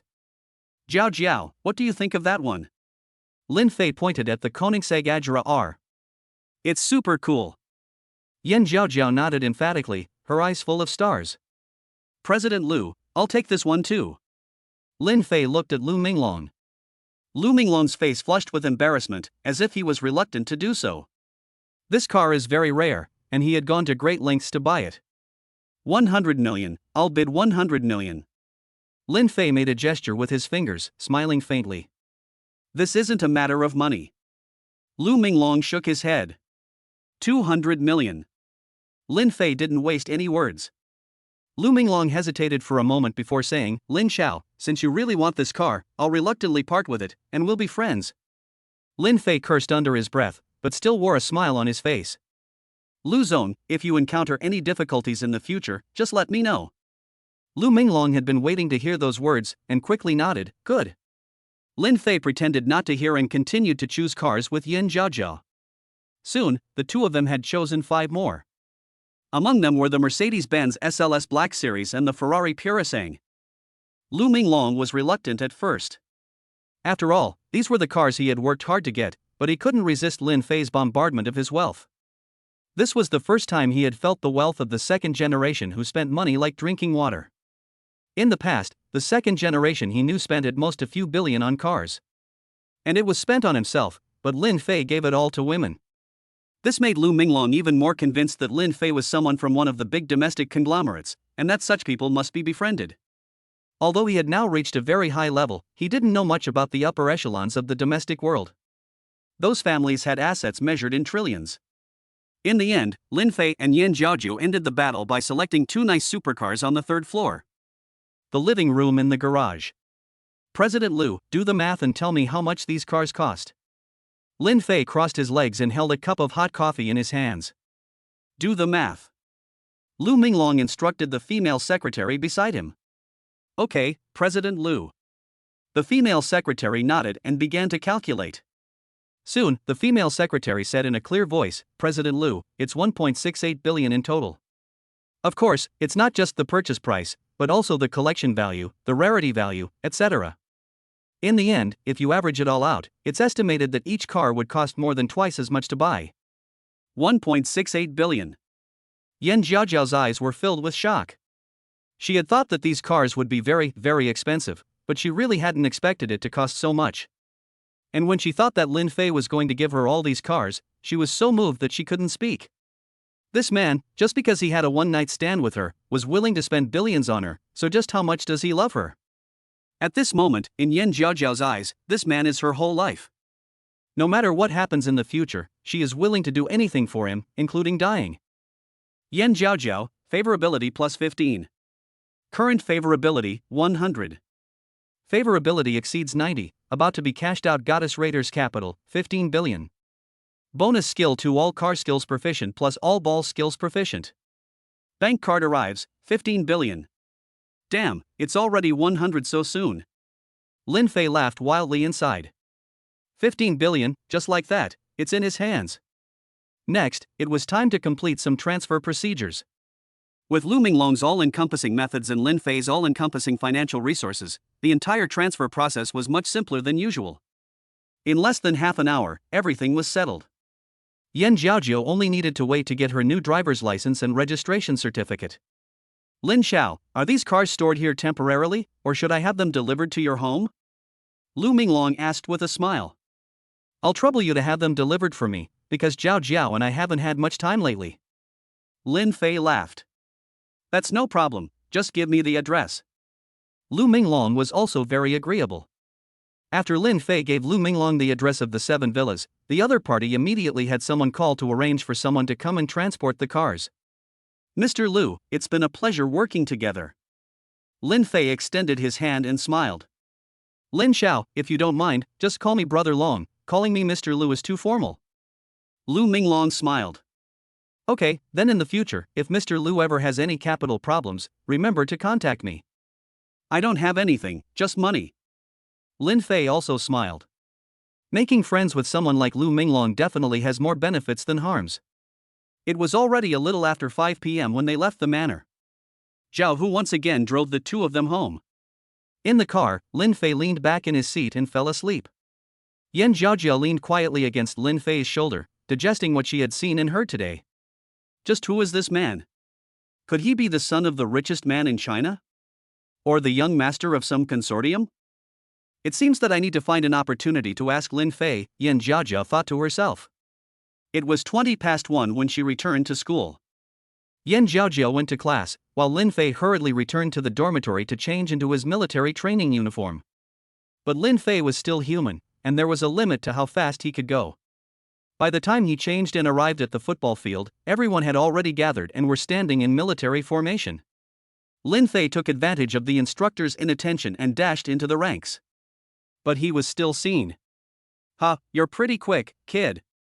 Zhao Donglai sneered. Chapter 30, There are a lot of beautiful girls. Lin Fei looked at Zhao Donglai and tried hard to force a smile. Zhao Donglai snorted and didn't pull Lin Fei out to be punished. After all, at this time, all the companies stood in military posture together, and if Lin Fei was pulled out, he would definitely be seen by the chief instructor, and he himself would have to take a few scoldings. After half an hour of standing in military position, the companies returned to their usual training points to gather. On the way, Zhao Feng whispered, Brother Fei, why didn't the instructor punish you? I'm afraid it's not that simple. Lin Fei had a bad feeling. It wasn't until 5 p.m., half an hour before the end of military training, that Zhao Donglai just gave the order to sit down and rest, and then told Lin Fei to step out of line. Zhao Donglai looked at Lin Fei and asked, push-ups or a performance, you choose. Performance. Performance. Many female classmates in the class excitedly started to make a scene. Zhao Donglai gave a fierce glare, and the room immediately fell silent. Lin Fei touched his nose and said, Instructor, I didn't bring anything, what can I perform? Singing or dancing is fine, you have to have a performance. Zhao Donglai said firmly. Just as Lin Fei was frowning, a beautiful figure appeared in the corridor of the adjacent teaching building. Dressed in a light blue dress, Lu Jinglan, carrying a guitar on her back, walked slowly and elegantly out of the corridor. As soon as she appeared in the sight of everyone, she instantly attracted a lot of attention. Isn't this the school flower who played the people last time? Yes. It's Lu Jinglan, the senior. She's really beautiful. Is she Lu Jinglan? The fourth most beautiful girl in school on the confession wall. She really lives up to her reputation. Many students whispered to each other, and some already waved to Lu Jinglan to say hello. Lu Jinglan faced the stares from the crowd with a calm expression and smiled graciously. Lin Fei saw Lu Jinglan and, with a quick glance, instantly came up with an idea. After whispering a few words to the instructor, Lin Fei rushed to Lu Jinglan's side like an arrow and blocked her path. Lu Jinglan was taken aback by this sudden move. After she reacted, she looked at Lin Fei, who was blocking her, with a mix of laughter and tears. Classmate, what are you doing? Lu Jinglan, can I borrow your guitar? Lin Fei wore a gentle smile. Lu Jinglan was slightly taken aback, but then she smiled and nodded, took the guitar off the wall and handed it to Lin Fei. Well, of course. She wasn't surprised that Lin Fei knew her name. She knew that she was very popular on the confession wall, and it was normal for many people in the school to know her. Lin Fei took the guitar, felt the weight in his hands, and then smiled. Thanks, senior. You're welcome. Lu Jinglan waved her hand lightly, then smiled and asked, You were picked to perform a talent show? Sigh, yes. Lin Fei shrugged helplessly. Lu Jinglan gave a gentle smile. It's normal. You can't avoid this in military training as a freshman. And performing in the show can also exercise yourself. Good luck. This scene made many people envious. What's going on? Is Lu Jinglan not the kind of cold goddess? Is the school flower actually so enthusiastic? If I had known, I would have rushed up there too. Hey, soldier, are you done yet? Zhao Donglai asked loudly. Okay. Lin Fei quickly put his guitar on his back and turned around to run back to the company. Lu Jinglan, on the other hand, gracefully sat down on the chair under the tree and watched quietly. Lin Fei returned to the sidelines, took out his guitar and held it in his arms, planning to casually play a song to get through the task. Lin Fei, can you play Sunny Day? A girl in the class with a pretty face asked with a blush on her face. I want to hear this too. Me too. Several other female classmates echoed. Lin Fei nodded and then looked at the boys. Seeing that they were fine with it, he was ready to start performing. Since obtaining the instrument mastery skill, Lin Fei has become very adept at playing these instruments. As soon as he started, he felt like a master. Lin Fei lightly plucked the strings, and the beautiful melody of Sunny Day instantly made everyone there unconsciously quiet down. Zhao Feng and Lu Dachao looked at Lin Fei with a blank expression. No way, man, you're really good at this? As Lin Fei softly sang the lyrics, the girls in the class began to hum along softly. Will you wait or leave? Especially the girl who had just blushed and asked Lin Fei to play Sunny Day, looking at Lin Fei with eyes full of admiration and tenderness. On the other side, Lu Dinglan was enjoying Lin Fei's performance with interest. From Lin Fei's strumming and sliding techniques, she could tell that he had a deep understanding of the guitar and was at least a grade 8 guitarist. This kind of talent must be recruited into my music club. Lu Jinglan muttered to herself as she watched Lin Fei's figure. Lu Jinglan, favorability plus 20. On the other side, Lin Fei was singing with all his heart when the system's voice suddenly sounded in his head. He was surprised to see that his popularity had increased by 20 points. Lin Fei looked up at Lu Jinglan, who was resting her chin in her hands and looking at him intently. She was mumbling something, and her appearance was somewhat cute. After 5 minutes, the performance ended, and the audience burst into enthusiastic applause. Many girls looked at Lin Fei with adoration and began searching for his contact information in the class group. I didn't realize that there were still quite a few talents in your class. Then let's play Pass the Parcel and pick 2 more people to perform. Zhao Donglai said with a smile. When he said this, many people below suddenly changed expression. Ah, not this again. Ah, don't pick me, if you pick me I'm done for. Is there a crack in the ground? Let me go through it first. What is the most terrifying thing about military training in the first year of college? It's not the sun or the wind, it's not the drill sergeant either, it's performing your talents on stage. After all, everyone is just an ordinary person, they can't sing or dance, and they don't have good coordination, so where would they find so many performances? But college military training lasts at least half a month, and many people can't escape the fate of being picked to perform their talents. Since Lin Fei has already performed, he doesn't have to participate in the drumming game, so Zhao Donglai tells him to return the guitar. Lin Fei puts away the guitar and sits down next to Lu Jinglan. Senior, thank you so much today. Lin Fei sincerely thanked her. No need for thanks. Will you promise me one thing? Lu Jinglan blinked her eyes and revealed a beautiful smile. Lin Fei grinned and said, that depends on what it is. If it means giving you my body, I'm not doing it. Lu Jinglan's face immediately turned red, and she glared at Lin Fei coquettishly and said, you wish. Just kidding. Lin Fei laughed and said, let's get down to business, Miss Lu. Lu Jinglan cleared her throat and said softly, I want to invite you to join the Qinglan music club I founded. After saying that, she looked at Lin Fei with anticipation. After listening, Lin Fei rubbed his chin and looked thoughtful. Lu Jinglan hurriedly continued to tempt, our club doesn't have much to do, we don't have frequent meetings, and there are only 8 of us, including me, and there are a lot of beautiful girls. Chapter 31, Dinner at Auntie Zhang's. Lin Fei was stunned, and then said with a serious face, whether or not someone is beautiful is secondary. The main thing is that I am passionate about music. Since you have set up such a platform, I will reluctantly join. Lu Jinglan secretly rolled his eyes in his heart. Humph, men. By the way, there really isn't much to do in the club, right?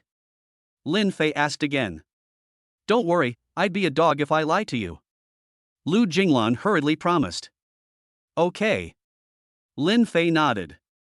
Lu Jinglan had 111.1 billion to spend, and he didn't want to just miss out. Joining the club was just the right opportunity to increase his favorability. Lu Jinglan's face was full of joy. Let's add a contact first. I'll just send you a form to fill out. After adding WeChat, Lu Jinglan asked, by the way, what's your name, Junior? Lin Fei, 2 trees and forest, bird flying. Lin Fei answered with a smile. Okay. Lu Jinglan smiled slightly. The afternoon military training quickly came to an end. After being dismissed, Lin Fei didn't go to eat, but returned to the dormitory to take a shower. After taking a shower, while he was putting on his pants, his phone suddenly rang. The caller ID showed, Auntie Zhang. Lin Fei answered the phone, and a gentle woman's voice came from the other end. Hello, is this Xiaofei? Lin Fei smiled and responded, Auntie Zhang, what's up? Auntie Zhang's name was Zhang Yujie, a single mother who had just turned 40 this year. Lin Fei had tutored her daughter Mi Shuman for 2 months during the holidays. Zhang Yujie paused for a moment before saying, well, today is Shuman's birthday, and I was wondering if you had time to come over for dinner. As soon as the word Shuman was mentioned, Lin Fei's face flushed, and images of Arousem flashed through his mind. Clearing his throat to ease the embarrassment, Lin Fei said, well, I have time, I'll be there in a bit. Okay, Auntie Zhang, I'll be there later. I still have to finish the soup. Okay.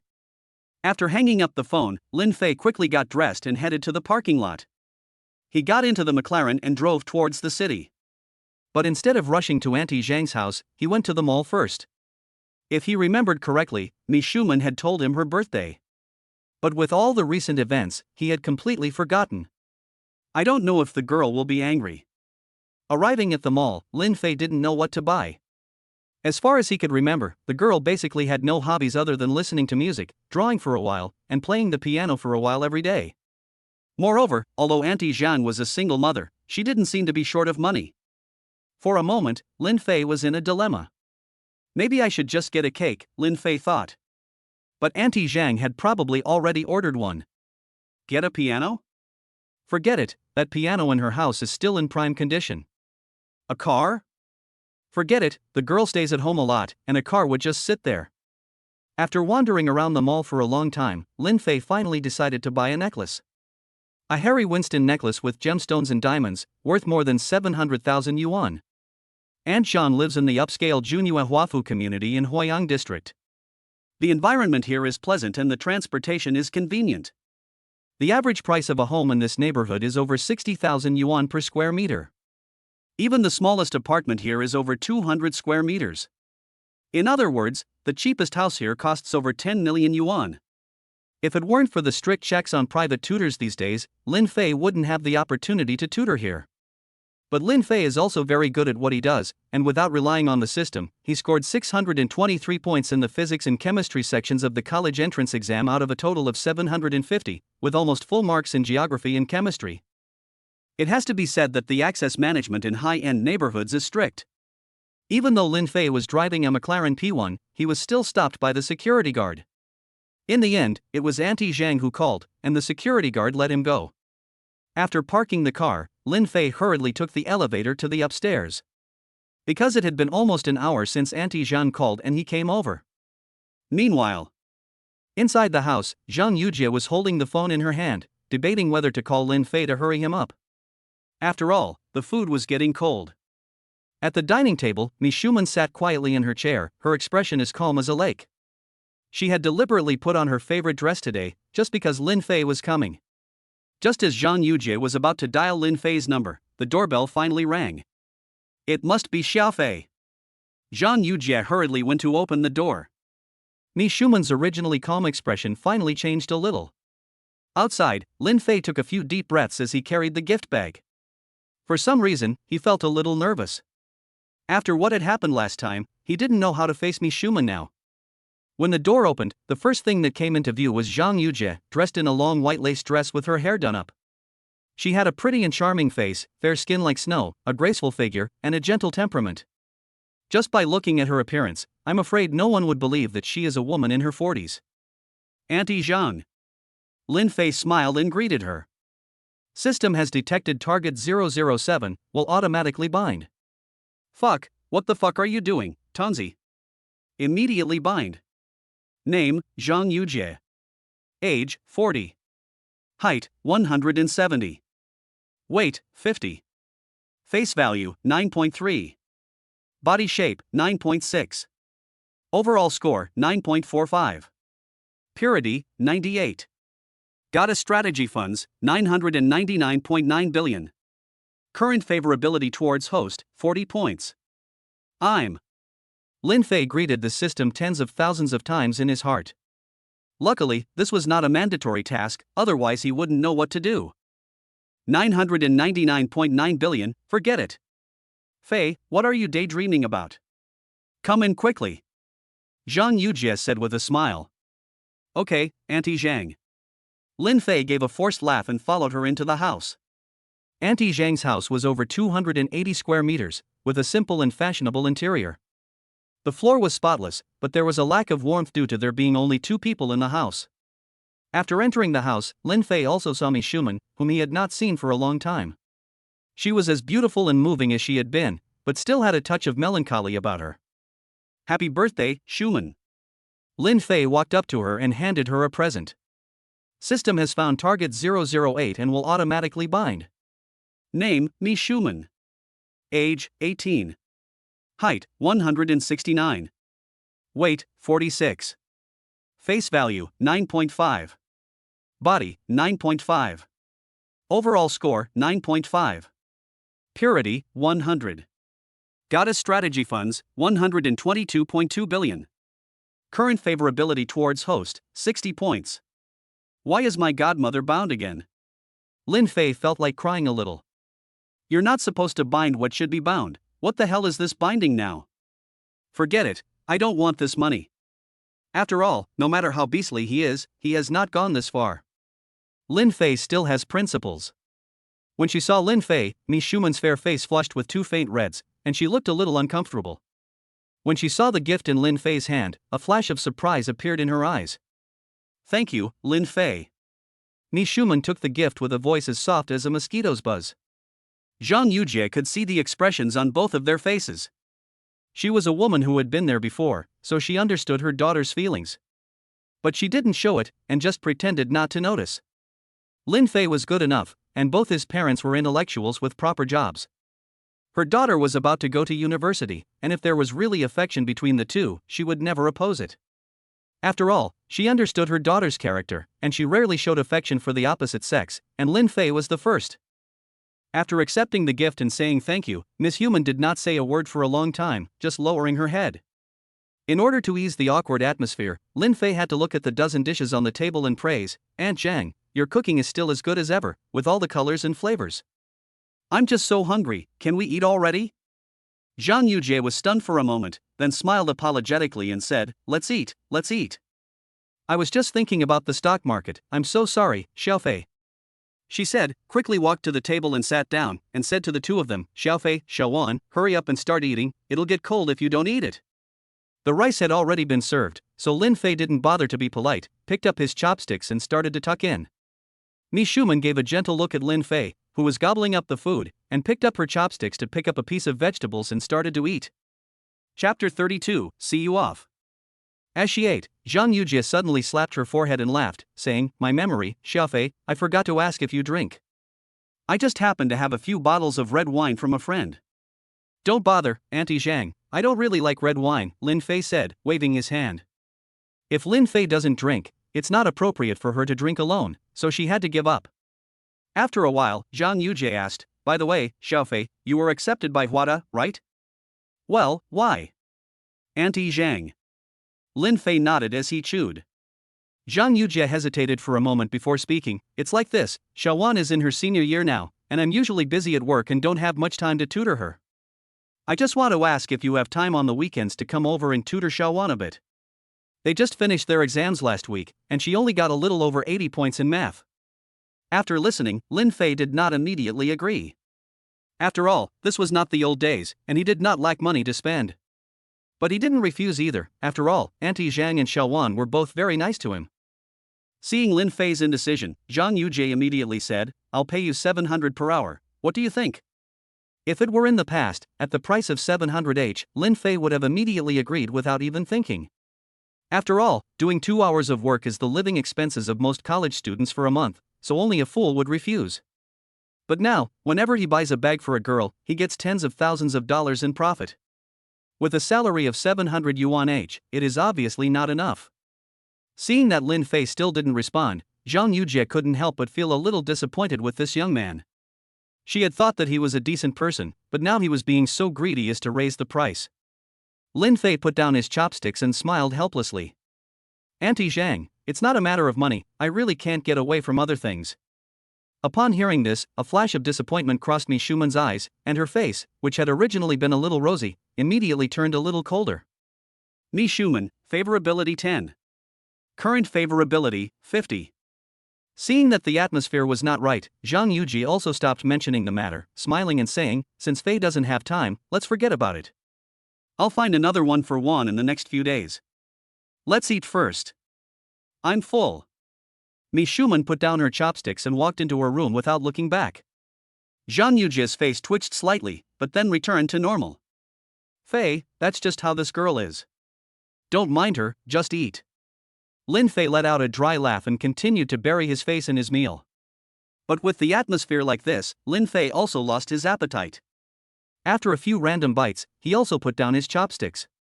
Auntie Zhang, is Shawan going to be okay? Lin Fei asked cautiously. Zhang Yujie waved her hand to indicate that Lin Fei could rest assured. Don't worry, this is just how this girl is. She'll be fine in a few days. Auntie Zhang, if I have the time, I can come over on Saturday morning to give her extra lessons. Lin Fei said. Fei, she is in a critical period now, I need to find a long-term and stable tutor to help her. If you come and go at will, it will also affect her, don't you think so? Zhang Yujie looked at Lin Fei and said. Lin Fei nodded stiffly, it was indeed the case. After dinner, Zhang Yujie started to clean up the dishes, and Lin Fei followed suit for fear of being embarrassed. But after the dishes were cleaned up, there was nothing for him to do. Lin Fei had to sit on the sofa and watch TV. But the variety shows on TV were really embarrassing, and after watching for a while, he felt physically uncomfortable. After watching for a while, Zhang Yujie finally came out of the kitchen. Lin Fei hurriedly said, Auntie Zhang, it's getting late, I have to go back, otherwise the school dormitory will have to close. Ah, you have to leave so early? Why don't you sit for a while longer, I'll go get Mi Shumen, and we'll eat some cake before we go, Zhang Yujie said. Lin Fei hesitated for a moment, nodded and said, okay then. After all, it was Mi Shumen's birthday, and it would really be inappropriate for him to leave after eating. It would look like he had come just to eat for free.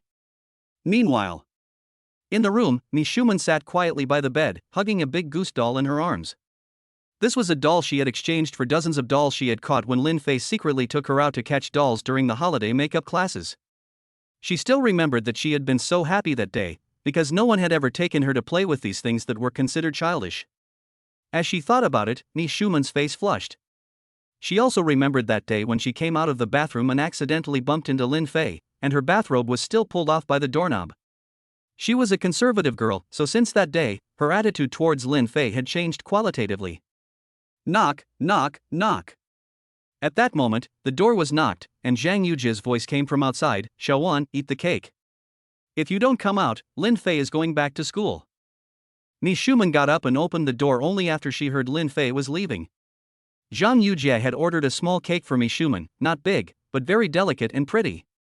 After turning off all the lights, Zhang Yujie lit the candles and then sang the birthday song to Mi Shumen with Lin Fei. Happy birthday to you. They clapped their hands while singing, just like they were celebrating a child's birthday. Mi Shumen was slightly moved, and her nose became a little bit sour. Xiaoman, make a wish quickly. Lin Fei said softly. Mi Shumen nodded, closed her eyes, and clasped her hands together. Mom and Lin Fei, please be safe. I must get into Huayan University. After making her wish, Zhang Yujie switched on the lights and cut the cake for the two of them. She personally pays a lot of attention to body management, so she rarely eats butter products. But today was her daughter's 18th birthday, and she also broke the mold by cutting herself a small piece of cake. It was already 9:30. Lin Fei could finally leave without any hesitation. At this point, even the emperor himself would have no excuse to keep someone. Aunt Zhang, Shawan, it's getting late, I really have to go, Lin Fei said. Zhang Yujie glanced at the time and nodded, it was indeed getting late. Why don't you let Aunt Zhang drive you home, it'll save you the trouble of hailing a cab, Zhang Yujie said. No need to go to all that trouble, Aunt Zhang, I'll just hail a cab and go home, Lin Fei said with a smile. That's fine, just be careful if you go back by yourself. Zhang Yujie instructed. Lin Fei nodded and glanced at Mi Shumen before turning to leave. Zhang Yujie and Mi Shumen also got up to see Lin Fei to the door. Lin Fei. Just as Lin Fei was about to enter the elevator, Mi Shuman suddenly stopped him. "Shuman, what's wrong?" Lin Fei turned around and looked at her with a puzzled expression. Zhang Yujie also looked at her daughter in puzzlement. I'll walk you out." Mi Shuman looked at Lin Fei and said. Lin Fei wanted to refuse, but looking at Mi Shuman's eyes, he softened again. "That's fine, it's late at night, and I'm afraid of getting lost, hee." Lin Fei laughed sheepishly. Zhang Yujie almost laughed at Lin Fei's words, but when she looked at her daughter, she sighed again. Chapter 33, Beauty Liang Yun. In the elevator, Lin Fei and Mi Shuman were both silent, and the atmosphere was a little strange. "Xiaowan, how have your grades been recently?" Lin Fei broke the silence first. "Average." Mi Shuman pursed her lips and said indifferently. "It's been 1 year, you need to work hard." Lin Fei smiled. "If you care about my grades, why do you refuse to give me extra lessons?" Mi Shuman suddenly looked up, staring straight at Lin Fei with a somewhat complicated expression in her eyes. "I don't necessarily have time to come every week. I just spoke to Auntie Zhang, and she said that I need to find someone reliable. Besides, the internet is so advanced these days, I can tutor you via video." Lin Fei reassured her. Mi Shuman was silent. Indeed, Lin Fei was now in college, and he also had to have a new life of his own. He couldn't come every week to give her extra lessons. "Then can we have a half-hour video call every night to help me with my maths?" Mi Shuman asked hopefully. "Of course." Lin Fei grinned. Mi Shuman's face relaxed. Mi Shuman, likability plus 10. Current likability, 60. The elevator arrived at the underground car park. Mi Shuman looked surprised. "Lin Fei, did you press the wrong button?" "Actually, I drove here today," Lin Fei said. "You bought a car?" Mi Shuman was a little surprised. She had heard her mother talk about Lin Fei's family background. Although they were not poor, they were not very rich either. She had not expected him to be able to buy a car in his first year of university. It seems that she had underestimated his financial strength. No wonder he refused to come even when my mother offered him 700 yuan an hour. "Right, I won tens of millions in the football lottery a while ago." Lin Fei made up an excuse. "Lin Fei, you're not going to lie to me, are you?" Mi Shuman said doubtfully. "Why would I lie to you?" Lin Fei was amused. Seeing that Lin Fei didn't seem to be joking, Mi Shuman asked with a serious face, "Did you really win?" Although he felt guilty for lying to a child, Lin Fei had a relatively strong psychological resistance. "Yes, 8 out of 10, I bought a lot of tickets and they all won," Lin Fei said seriously. Mi Shuman knew that Lin Fei liked playing football, but she didn't expect him to be able to guess the results of 8 matches. This was even better than an AI. When she saw Lin Fei take out the car key to a McLaren and open the door, the last shred of doubt in Mi Shuman's mind was dispelled. "No wonder he wanted to give me extra lessons. He's got money now," she teased. "Girl, that's only one of the reasons." Lin Fei put a hand on her shoulder and said seriously, "The relationship between us cannot be measured in money. If I had the time, I would come and give you extra lessons even if you didn't pay me." Mi Shuman looked at Lin Fei blankly, her heart filled with mixed emotions. "Are you serious?" Mi Shuman looked Lin Fei in the eye and asked sincerely. Lin Fei nodded emphatically. He really wasn't joking. Mi Shuman and Auntie Zhang had been very kind to him, and he had always remembered it. "Lin Fei, I believe you." Mi Shuman's originally expressionless eyes seemed to suddenly light up. Even her normally cold face broke into a rare smile.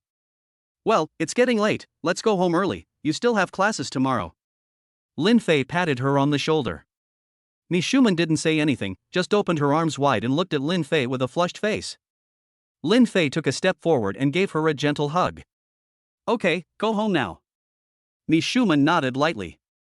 "Lin Fei, be careful on the way home." Before leaving, Mi Shuman did not forget to remind him. "Don't worry, Shuan." Back upstairs, Mi Shuman's previous gloom was swept away, replaced by a trace of sweetness in her heart. Zhang Yujie didn't need to think to know what had happened between the two of them, having noticed the change in her daughter's expression. But she wasn't some old-fashioned person, and her daughter was already an adult, so she didn't want to meddle anymore. But having experienced the hurt of 2 relationships, naturally she didn't want her daughter to follow in her footsteps. There were still some things he needed to say. "Xiaowan, come to your mother's room for a moment." Zhang Yujie said softly. What's the matter? Mi Shuman asked curiously. Mom has something to tell you. Zhang Yujie gave a gentle smile and gestured for her not to be nervous. Mi Shuman obediently followed her into the room. The mother and daughter sat by the bed, and Zhang Yujie gently took Mi Shuman's hand and said softly, Xiaowan, tell your mother, do you like Lin Fei? Mi Shuman froze for a moment, and when she came to her senses, her face flushed from her neck to her ears, and her heart pounded. She didn't expect her mother to be so direct, without any build-up at all. How could you avoid a question that starts with a zero frame?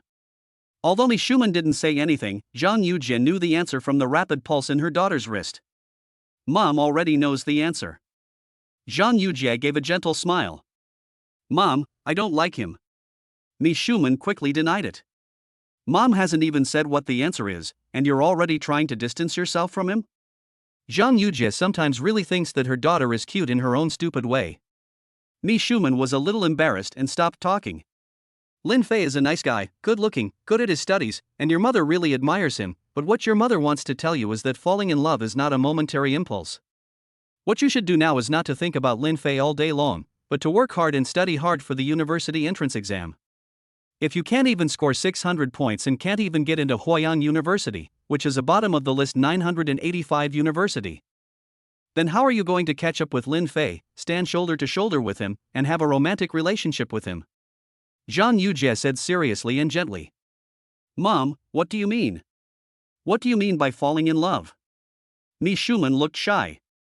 Still pretending? Do you really think your mother has never been in love? Zhang Yujie rolled her eyes. Mi Shuman lowered her head in embarrassment, not knowing how she had revealed herself.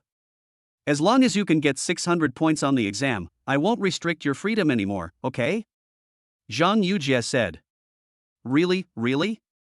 Mi Shuman blinked. When has your mother ever lied to you? Zhang Yujie stroked her daughter's head, speaking softly. On the other side, after Lin Fei drove away from the Grand Hyatt, he wanted to go straight back to school, but Xiao Feng and the others sent a message saying whether they wanted to go play billiards together. Lin Fei naturally agreed. After all, it had been a long time since he had been there. Fei, it's at the Yulong Plaza on the Shida side, the GK Billiards Club. Xiao Feng sent the location. Okay. Lin Fei replied, and then drove to the destination. The GK Billiards Club is quite famous in the university town area. The reason is simple, many of the young and beautiful college students who work there as teaching assistants wear very sexy outfits. They either wear white stockings with a schoolgirl uniform or black stockings with a hip-hugging skirt. So the business is very popular.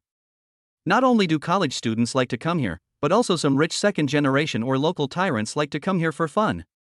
Book the most expensive private room, order a teaching assistant, and then the two of them play billiards together.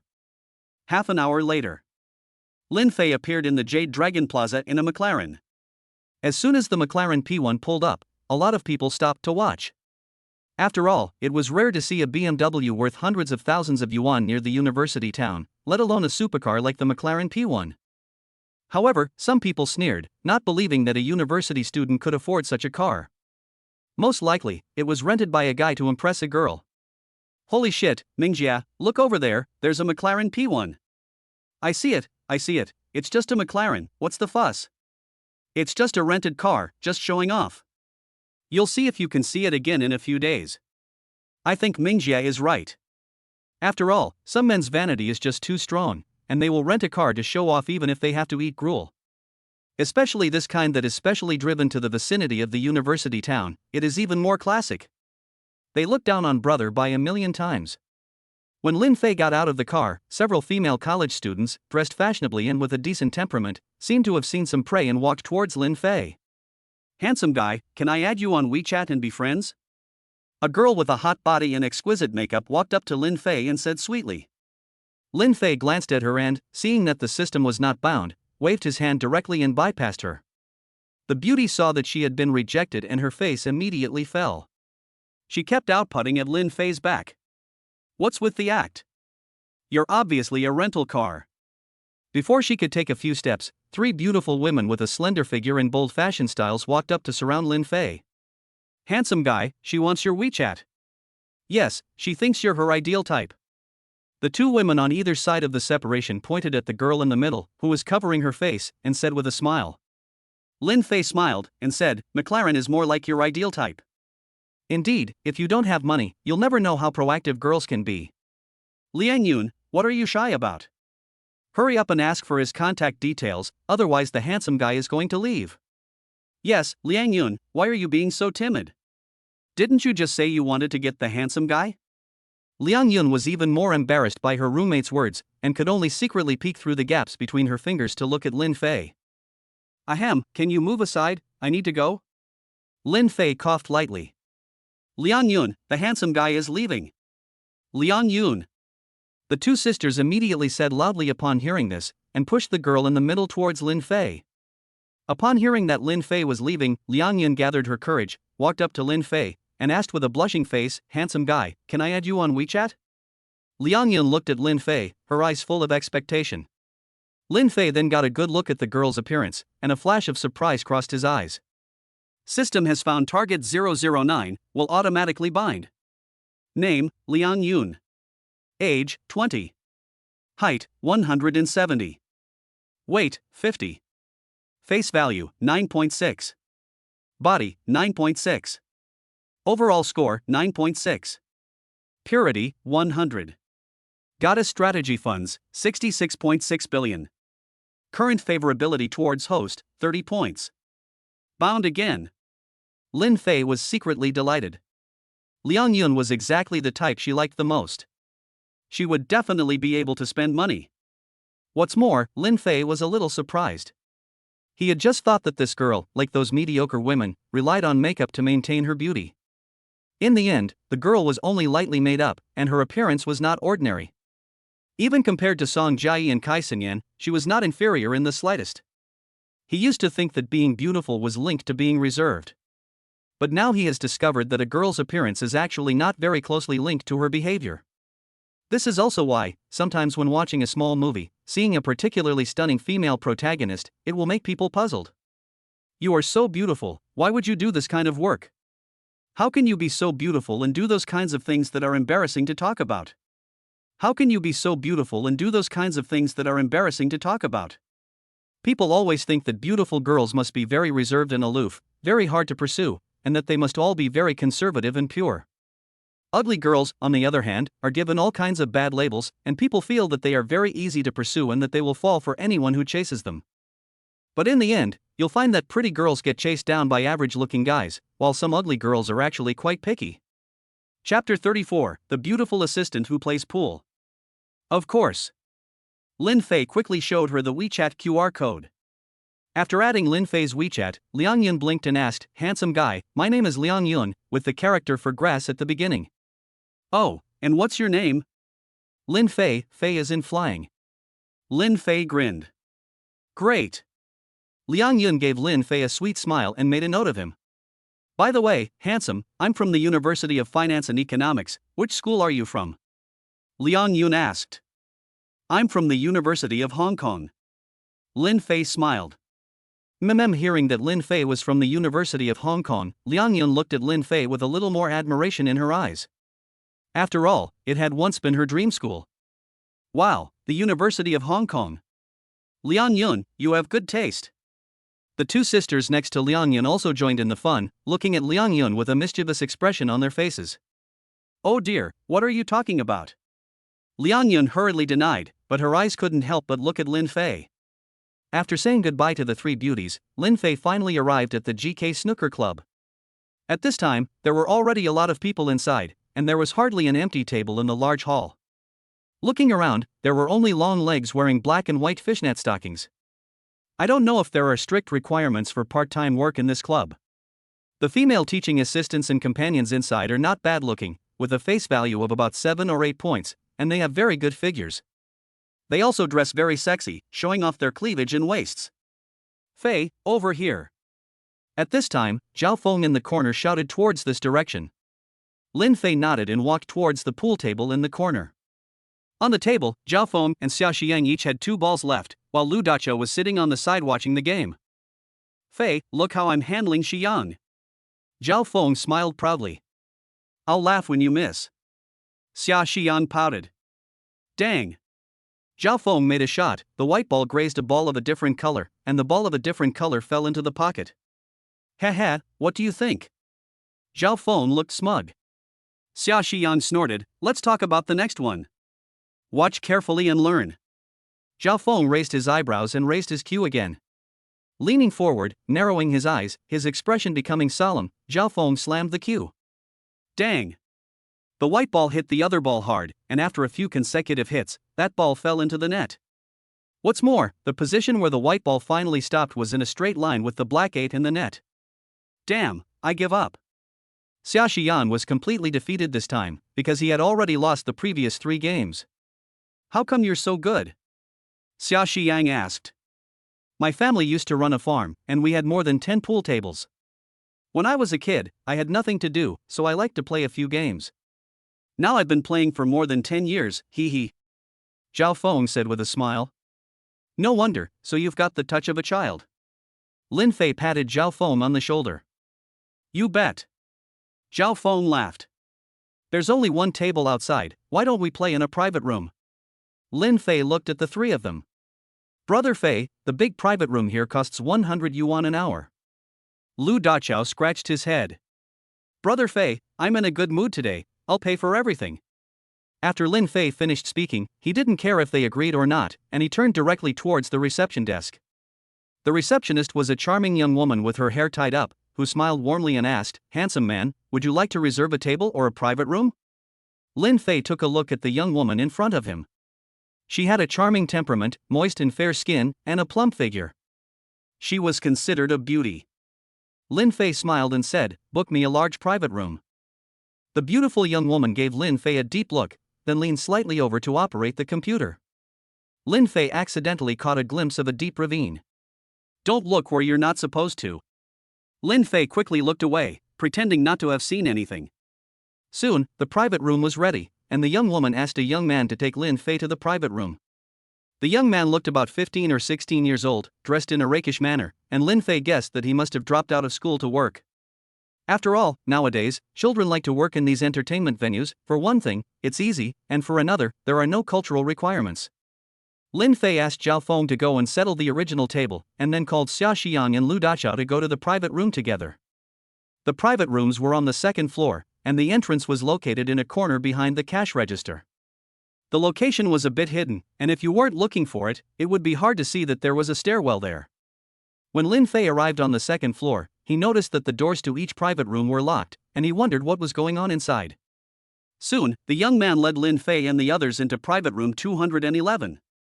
Although it was a large private room, there were only 3 pool tables in total, but Lin Fei also understood that this was a billiards club near a school, so the requirements could not be too high. But the environment inside is not bad, the sofas and the floor are quite clean. Handsome guy, if you want to order a teaching assistant or snacks later, just scan the QR code on the wall.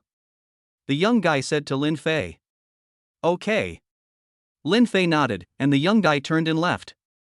Fei, Dachao can't play, how are the 3 of us going to play 3 tables? Xia Xiang looked at the 3 pool tables and asked. Lin Fei was a little confused and looked at Lu Dachao and asked, Dachao, you can't play pool? Lu Dachao smiled awkwardly and said, Brother Fei, I'm not going to lie to you, I really can't play. It's okay, the guys will chip in and hire a beautiful teaching assistant for you.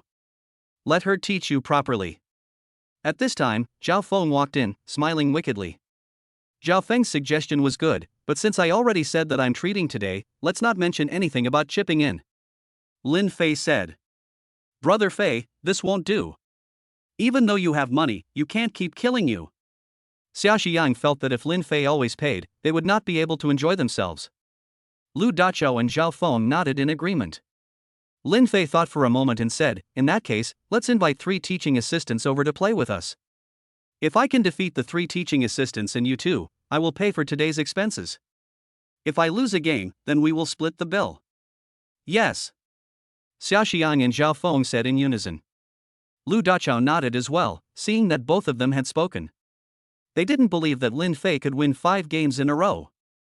You have to know that basically all the teaching assistants here are good at playing pool. After all, Lin Fei is not Lao Ding, and he can't possibly have the strength to crush 5 people. Otherwise, if he is just good looking and can't play pool well, the guests won't be very satisfied. Good. Lin Fei looked at the two men appreciatively.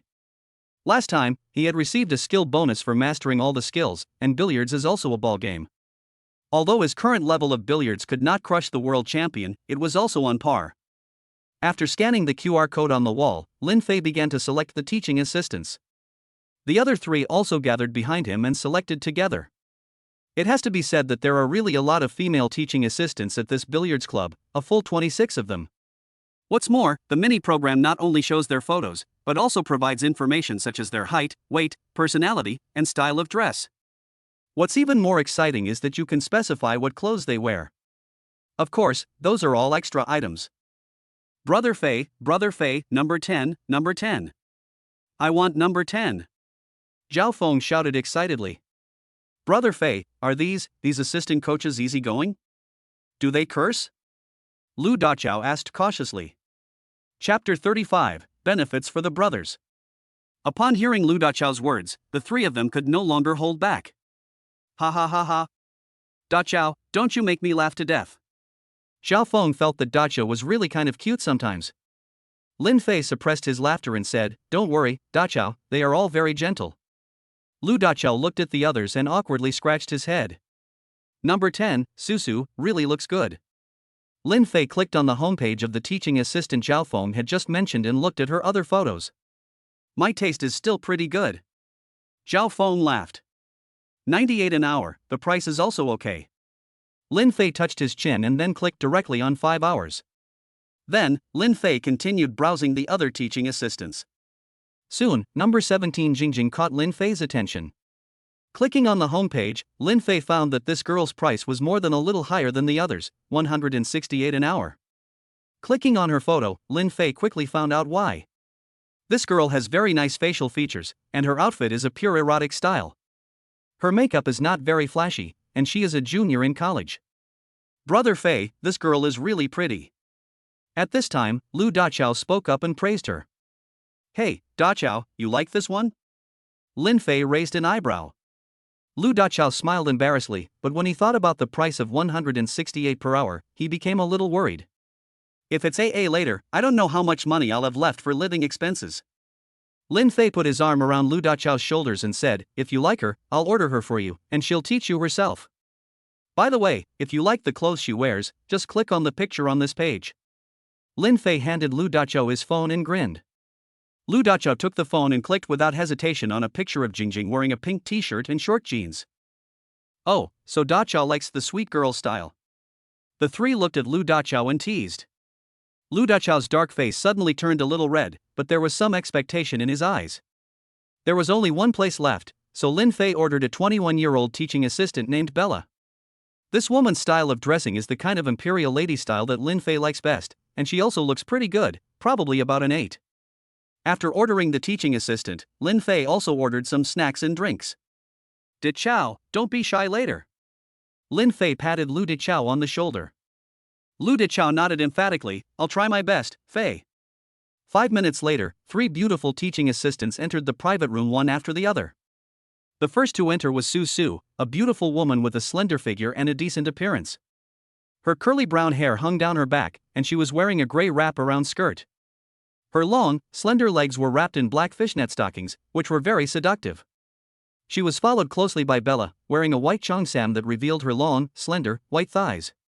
Her black hair was tied up at the back of her head, her figure was plump, her facial features were generous, and her temperament was charming. The last to appear was Jingjing, wearing a pink t-shirt and jeans. Compared to the previous two, her outfit was obviously not as sexy, but it had an added touch of youthful charm. However, she had a pure appearance and a good face value. If she were at school, she would be the goddess of countless people. Beauty, I want to learn to play pool, so you have to help me teach him properly. If you teach him tonight, I'll give you a 10,000 yuan tip. Lin Fei pulled Lu Dachao over and said to Jingjing. 10,000. Boss, are you serious? Jingjing's eyes widened in disbelief. With so many people watching, do you think I'd lie to you? Lin Fei said with a smile. Jingjing thought about it and agreed. After all, if the other party could afford a private room and order 3 teaching assistants, it meant they had the means. 10,000 yuan wasn't a lot, to be honest, and there was no need for the other party to lie. Boss, don't worry, I'll definitely teach this handsome guy how to play. Jingjing promised. Great. Dichao, you go with this beautiful girl to that table and play. Lin Fei pushed Lu Dichao towards Jingjing. Lu Dichao lost his balance and directly bumped into Jingjing, but not only did the other person not get angry, she instead giggled and put her arm around his. Jingjing said to Lu Dichao with a gentle face, "Handsome guy, let's go over there together, I'll teach you how to play pool." Lu Dichao, who had never been in a relationship before, had never seen anything like this before, and subconsciously wanted to break free. But the other person was holding on tightly, and it was really not easy for him to break free. Moreover, Jingjing's flirty voice melted his heart. So Lu Dichao nodded stiffly. In this way, the two of them walked hand in hand towards the pool table in the corner. Lin Fei put his arm around Zhao Feng's shoulders and said to Su Su, "Beauty, my friend here is also a beginner at billiards and is not very familiar with some of the strokes. He really needs a patient and gentle young lady to teach him. Can you do it?" Su Su glanced at Zhao Feng and a look of disgust flashed in her eyes. He was average looking, his clothes were a bit tacky, and the way he looked at me was so lewd. But since he hit it very well and Zhao Feng didn't deliberately look at her, he didn't notice. However, Lin Fei still noticed it, so he directly held up a finger and gave a faint smile. "The tip is also 10,000 yuan. Su Su's eyes lit up at the sound, and the way she looked at Zhao Feng changed from disdain to tenderness and love. In fact, this handsome guy is quite attractive, and he's a bit cute with his chubby cheeks. Handsome guy, don't worry, I promise to make him learn how to hole-in-one. Su Su bit her lip and laughed. Lin Fei's mouth slightly rose. Is that what I think of a hole-in-one? After one-by-one distribution, there was only one Bella left. Coincidentally, Xia Xian's girlfriend called at this time. Handsome, you want to learn the pole method too? Bella looked at Lin Fei and winked. Her seductive eyes were very attractive. Do I look like it? Lin Fei shrugged. Then let's play a game? Bella's mouth slightly rose. If you win a game against me, I'll give you 100,000 yuan. Lin Fei looked at Bella and said. Handsome guy, you're quite humorous. Bella laughed and covered her mouth, but a sneer flashed in her eyes. 100,000 yuan? You're just saying that? Do you even have 10,000 yuan in total? She had heard countless such boasts, and in the end, they were all scoundrels who refused to pay up. How about this, I'll let you win by 4 goals. If you can win, I'll still give it to you. Lin Fei laughed. Although Bella didn't believe it, she was willing to take a chance on such a good deal. Even if Lin Fei didn't have any money, she would still be quite happy to win him and slap his face. She just hoped that this person wouldn't give her a bad review. What if I lose? Bella asked. If you lose, just give me a massage. Lin Fei smiled. Okay. I hope you handsome guy won't lie to me, or else I'll be very sad. Bella gave a charming smile. Chapter 36, Pool good, I need to learn how to play pool. You can only talk after you beat me.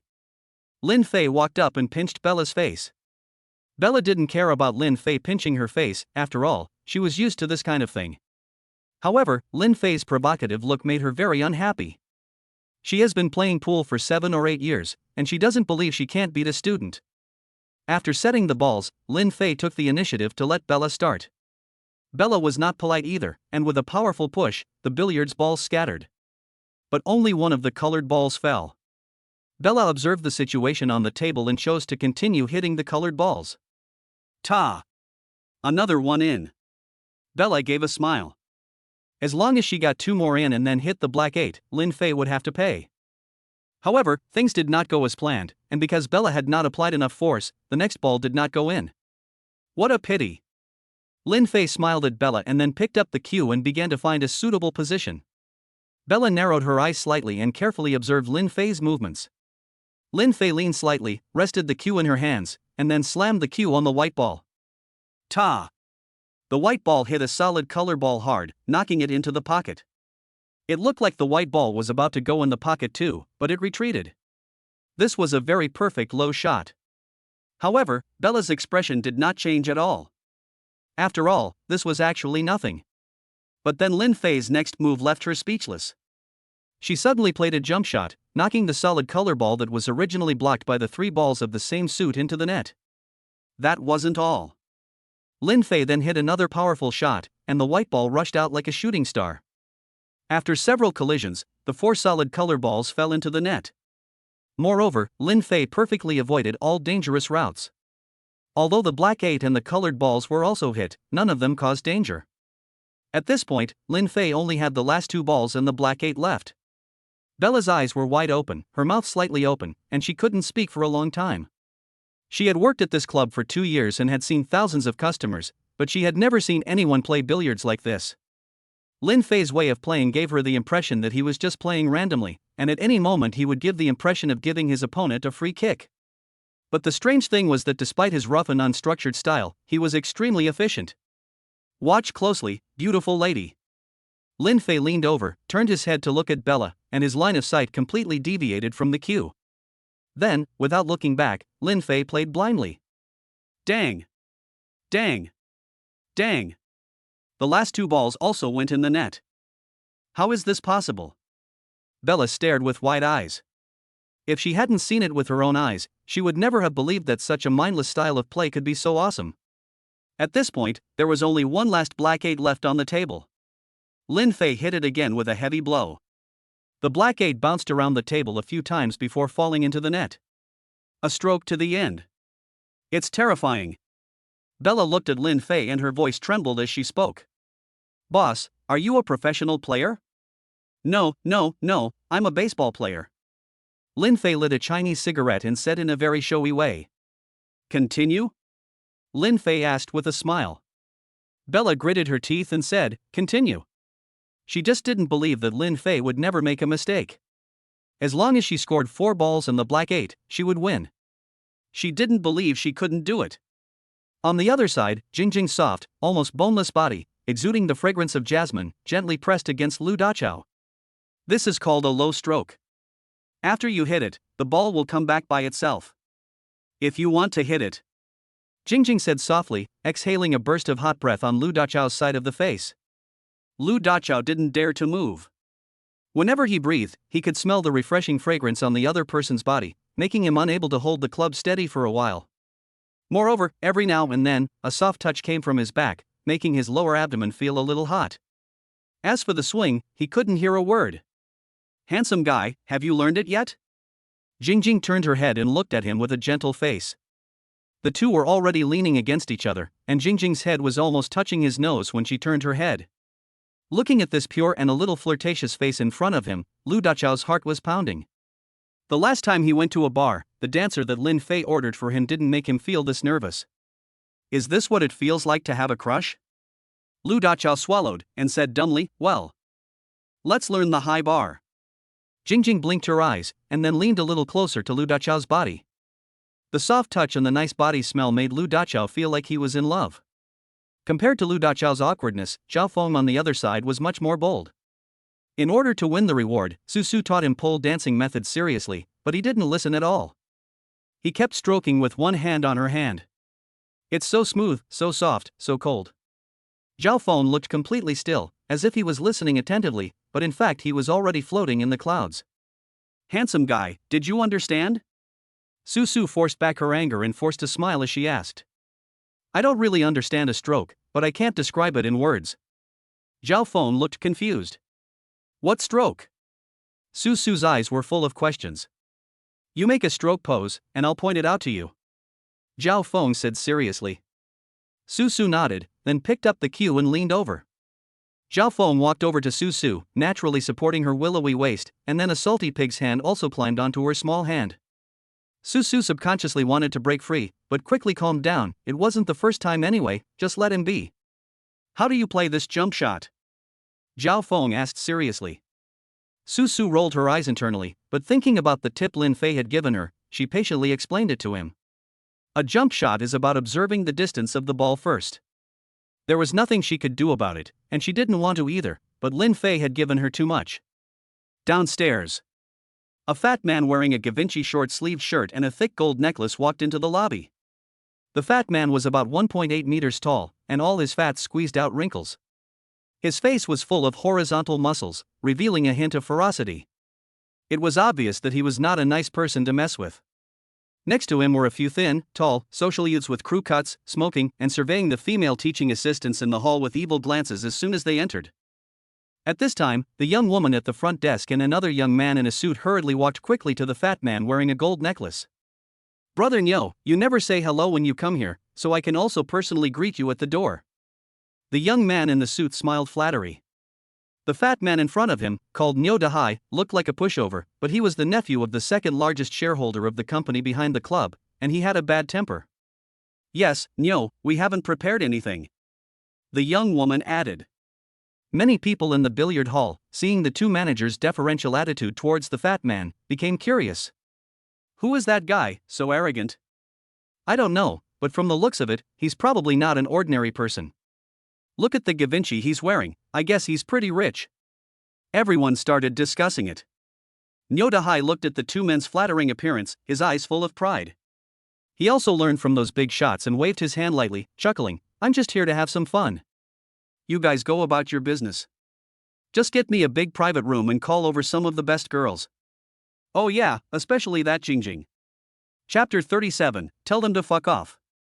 As soon as these words came out, the man in the suit and the young woman both changed expression. Because the private rooms were fully booked, Jingjing had also been ordered. "Damn it, when can't you come, but you have to come at the busiest time." The two of them really wanted to curse in their hearts. Nyo Dahai saw that the two of them looked uncomfortable and hesitated to speak, so he narrowed his eyes and asked, "What's wrong? Is it not okay?" No, good, don't get me wrong, it's that all the private rooms are booked," the man in the suit said with a trembling voice and a sad face. Nyo Dahai smiled after hearing this, and then said arrogantly, "Just pick one out, give them a free meal, and tell them to get lost. If they don't, I'll go over there and ask them myself." Nyo Gu is awesome. Big brother, awesome. Big brother, domineering. As soon as these words were spoken, they immediately gave the opportunity to a few younger men around him to pat him on the back. Nyo Dahai snorted, took out a huazi and put it in his mouth.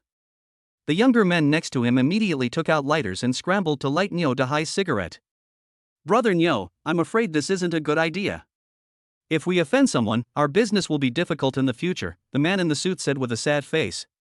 "Yes, Brother Nyo, if it gets out of hand, we won't be able to explain to Mr. Su," the young woman also advised.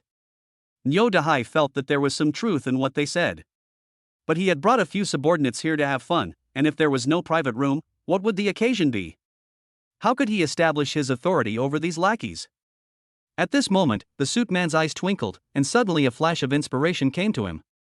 "Brother Nyo, I have a plan," the suit man said seriously. Nyo Dahai gave him a glance and raised an eyebrow. "What? Tell me." The man in the suit looked around and then lowered his voice, saying, "Nyo, there is a big private room. I think it was booked by some college students. I think we can manipulate it." Upon hearing this, the young woman beside him couldn't help rolling her eyes. Fine, you like bullying students, don't you? Then hurry up and tell them to get lost." Nyo Dahai glared and angrily said. Right away. Right away." The man in the suit hurriedly said with a smile. After that, the man in the suit hurriedly ran to the second floor, while the young woman first took Nyo Dahai and the others to the lounge to sit. In a private room. Bella had already lost all hope. Within half an hour, she had lost 7 games to Lin Fei. She hadn't won a single game, and what was even more infuriating was that she only had the chance to make a shot almost once in every game. Once Lin Fei made a shot, the game was basically over. "Boss, you're here to fry fish, right?" Bella looked at Lin Fei and smiled bitterly. "Don't be ridiculous, I'm here for entertainment." Lin Fei blinked. "Alas, it seems that the prize money is out of my reach." Bella leaned against the pool table and sighed. "Okay, I'm tired too, come over and massage me." Lin Fei put down the cue and came to sit on the sofa. Bella was willing to accept her defeat and obediently walked behind Lin Fei and started to massage his shoulders gently. Lin Fei looked completely contented. He had to admit that this woman was not only good at playing billiards, but also gave a great massage. He wondered if she had been a professional in the past. While enjoying the massage, Lin Fei kept an eye on Zhao Feng and Lu Dachao. One was only thinking about getting a free massage, while the other was studiously learning how to play billiards and giggling from time to time. Could it be that this kid was getting the urge? Lin Fei immediately sensed that something was wrong when he saw Lu Dachao's expression. If he really gets a crush on her, it'll be trouble. An honest and hard-working boy like Lu Dachao can't compete with these women who are used to the workplace. If he really falls for her, he'll be treated like a dog. However, at this time, Lu Dachao didn't consider any of this at all. Jingjing, are you working part-time? Lu Dachao asked, a little embarrassed. Yes, to earn some pocket money. Jingjing laughed. Which school are you from? Lu Dachao continued. A flash of impatience crossed Jingjing's eyes, but she continued, Yujuan, why? Ah, no reason, just asking. Lu Dachao giggled foolishly. Knock, knock. Just then, the door to the private room was knocked on. Xia Xiang opened the door, and the man in the suit led 2 staff members from the billiards hall in, one of whom was the young man who had just sent Lin Fei and the others upstairs. What is it? Xia Xiang glanced at the men and asked somewhat unhappily. Lin Fei and Zhao Feng also walked over, looking puzzled. The man in the suit cleared his throat and said without blinking, well, I just wanted to let you know that this private room has already been booked in advance by someone else, but our receptionist forgot and booked this private room for you.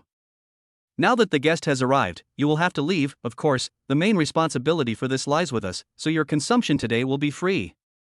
Upon hearing this, Lin Fei's eyes suddenly grew cold. You made a reservation in advance? Are you kidding us?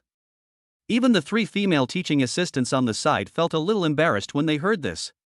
Forget about the free meal, I don't care about that little bit of money, and as for letting us go, that's even more out of the question. Lin Fei sneered. Yes. This is your problem, you figure it out yourselves. Xia Xiang also said unceremoniously. Zhao Feng also nodded. Lu Dachao wanted to persuade everyone to choose the free meal, but seeing the 3 of them adamant, he dared not say anything more. The man in the suit froze. He obviously didn't expect that even a free meal would be useless. Are these really college students?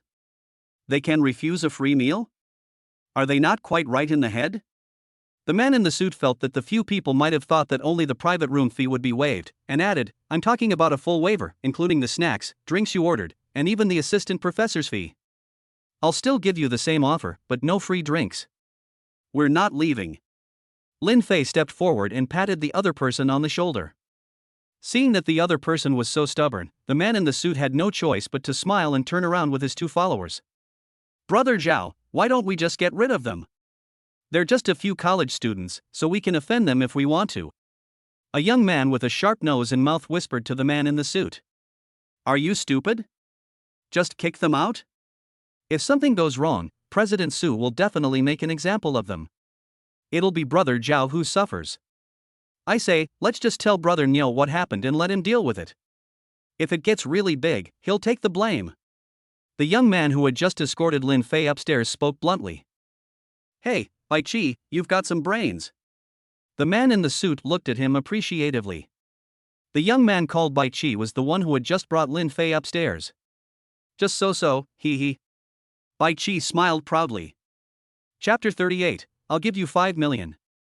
In the restroom, Niu Dahai was sitting on the sofa, with the young woman on his left and a few young men drinking drinks on his right. Niu Dahai kept rubbing the young woman's thigh with one hand while shoving popcorn into his mouth with the other. Although the young woman really disliked Niu Dahai, she didn't dare say anything and could only force a smile. Sister Qing, I really don't know how you take care of yourself, you look younger than those college students.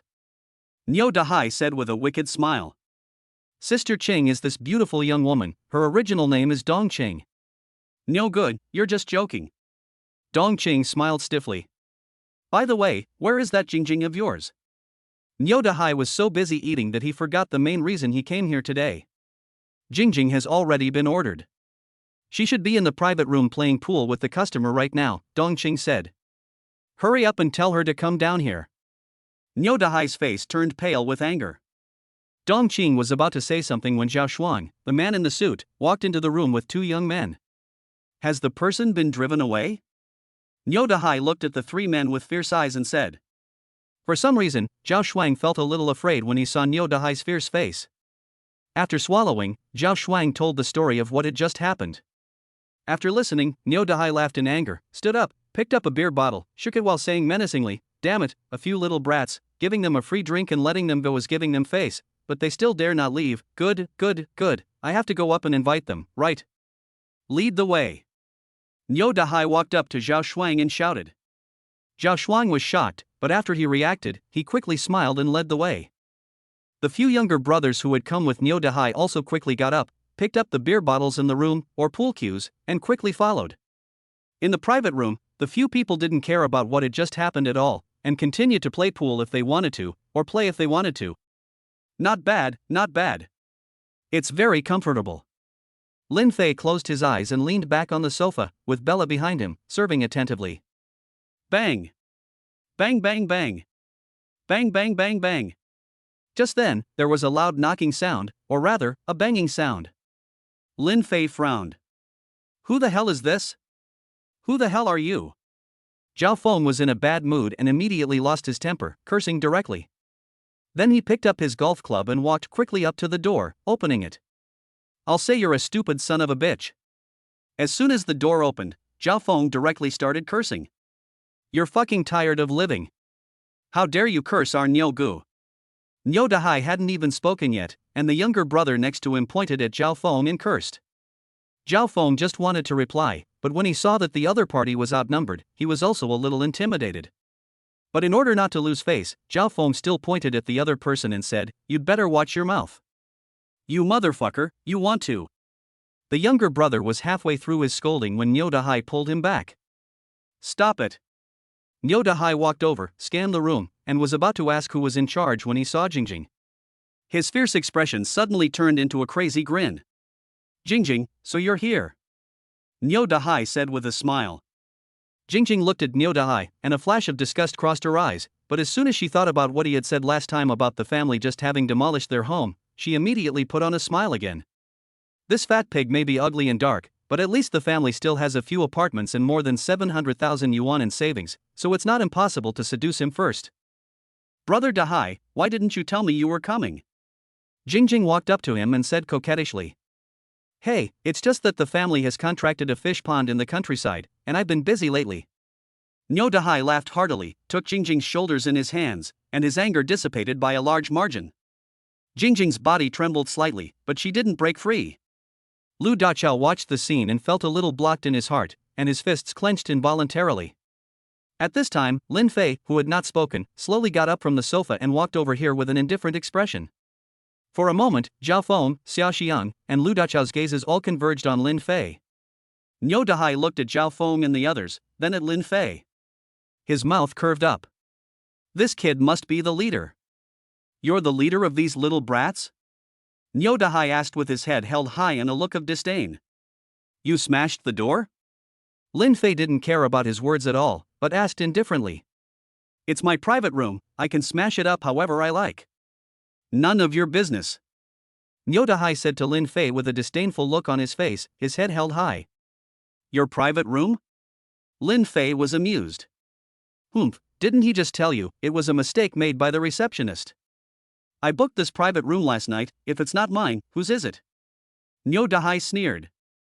I'll give you 1 minute to get lost, or don't blame me for being rude. Niu Dahai narrowed his eyes and threatened. How rude. Lin Fei took a step back, sat down at the pool table, and looked at Niu Dahai with a calm face. Niu Dahai froze for a moment, then sneered. College students these days really have gone stupid from studying. Look at what my brothers are holding in their hands. After saying this, Niu Dahai deliberately twisted his neck and waved the beer bottle in his hand a few times. Dongcheng saw that things were not good and hurriedly went over to Niu Dahai and persuaded him, Niu Gu, don't cause trouble, this is a university town.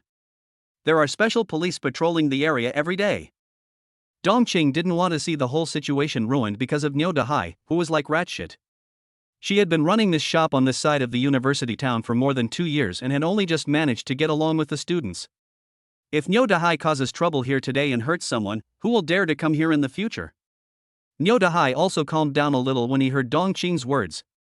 At this time, Dongcheng leaned closer to Niu Dahai's ear and whispered, No, just give them 500 yuan, plus a free drink, and let them leave. I'll pay. Niu Dahai also thought this was a good idea when he heard it. He would not lose out anyway. Niu Dahai drew Jingjing close to him, looked at Lin Fei, and said with a generous air, I'm in a good mood today, and I don't want to argue with you students. How about this, I'll give you 500 yuan and a free meal, so just go away. As soon as he said this, Zhao Feng and Xiao Xiang almost couldn't hold back their laughter. Pretending to be a big spender in front of Brother Fei? Who gave you the courage? You stupid idiot, do you think you can sell yourself for even a fraction of what Fei is worth? Lin Fei clapped his hands and laughed, saying, how about this, if you bark like a dog from here and crawl all the way to the front door, I'll give you 5 million yuan, paid on the spot, no installments. Upon hearing this, Niu Dahai and his henchmen all burst out laughing. Brother Niu, he's a moron, isn't he? Ha ha ha ha. Ha ha ha ha. 5 million yuan. You've got to be kidding me. 5 million joy beans?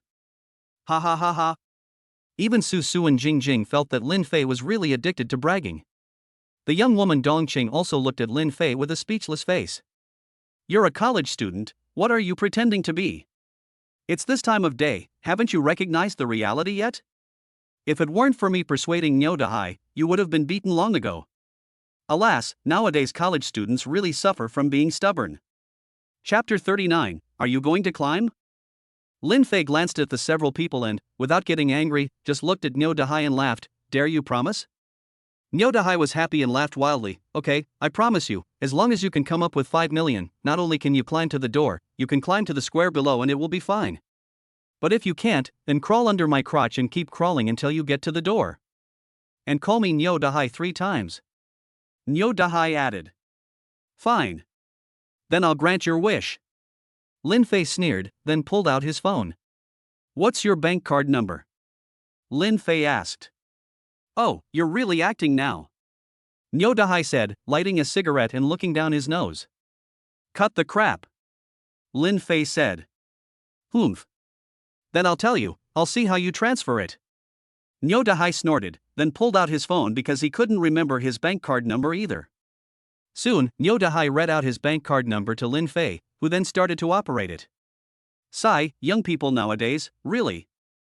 Dong Chang looked at Lin Fei and waved her hand. Zhao Shuang in a suit, his younger brother Bai Qi, and the young man with the pointed nose also felt that Lin Fei had overdone the pretentious act. Su Su and Jing Jing also shook their heads in disappointment. At first, they thought Lin Fei was quite handsome, but it turned out that he was just a cocky idiot. That's 5 million, not $50, how can you just take it?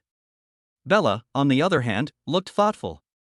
She always felt that Lin Fei was not as simple as he seemed. He was too calm, too composed. A minute passed, and there was still no movement in Niu Dahai's account. The mocking expressions on everyone's faces grew stronger and stronger. I'd say you'd better hurry up and get between our brother Niu's legs, and stop pretending. Ha ha ha ha. Yeah. You've been fiddling around there for ages, you're a really good actor. The few bald-headed thugs around Niu Dahai laughed derisively. Niu Dahai had already spread his legs, expecting Lin Fei to get between them. Finally, it's done. That was quite a hassle. Lin Fei muttered, then put his phone away. You can check your balance now. Lin Fei looked up and gave Niu Dahai a half-smile. Niu Dahai was just about to call Lin Fei a shab when his phone suddenly beeped. It was the sound of an incoming text message.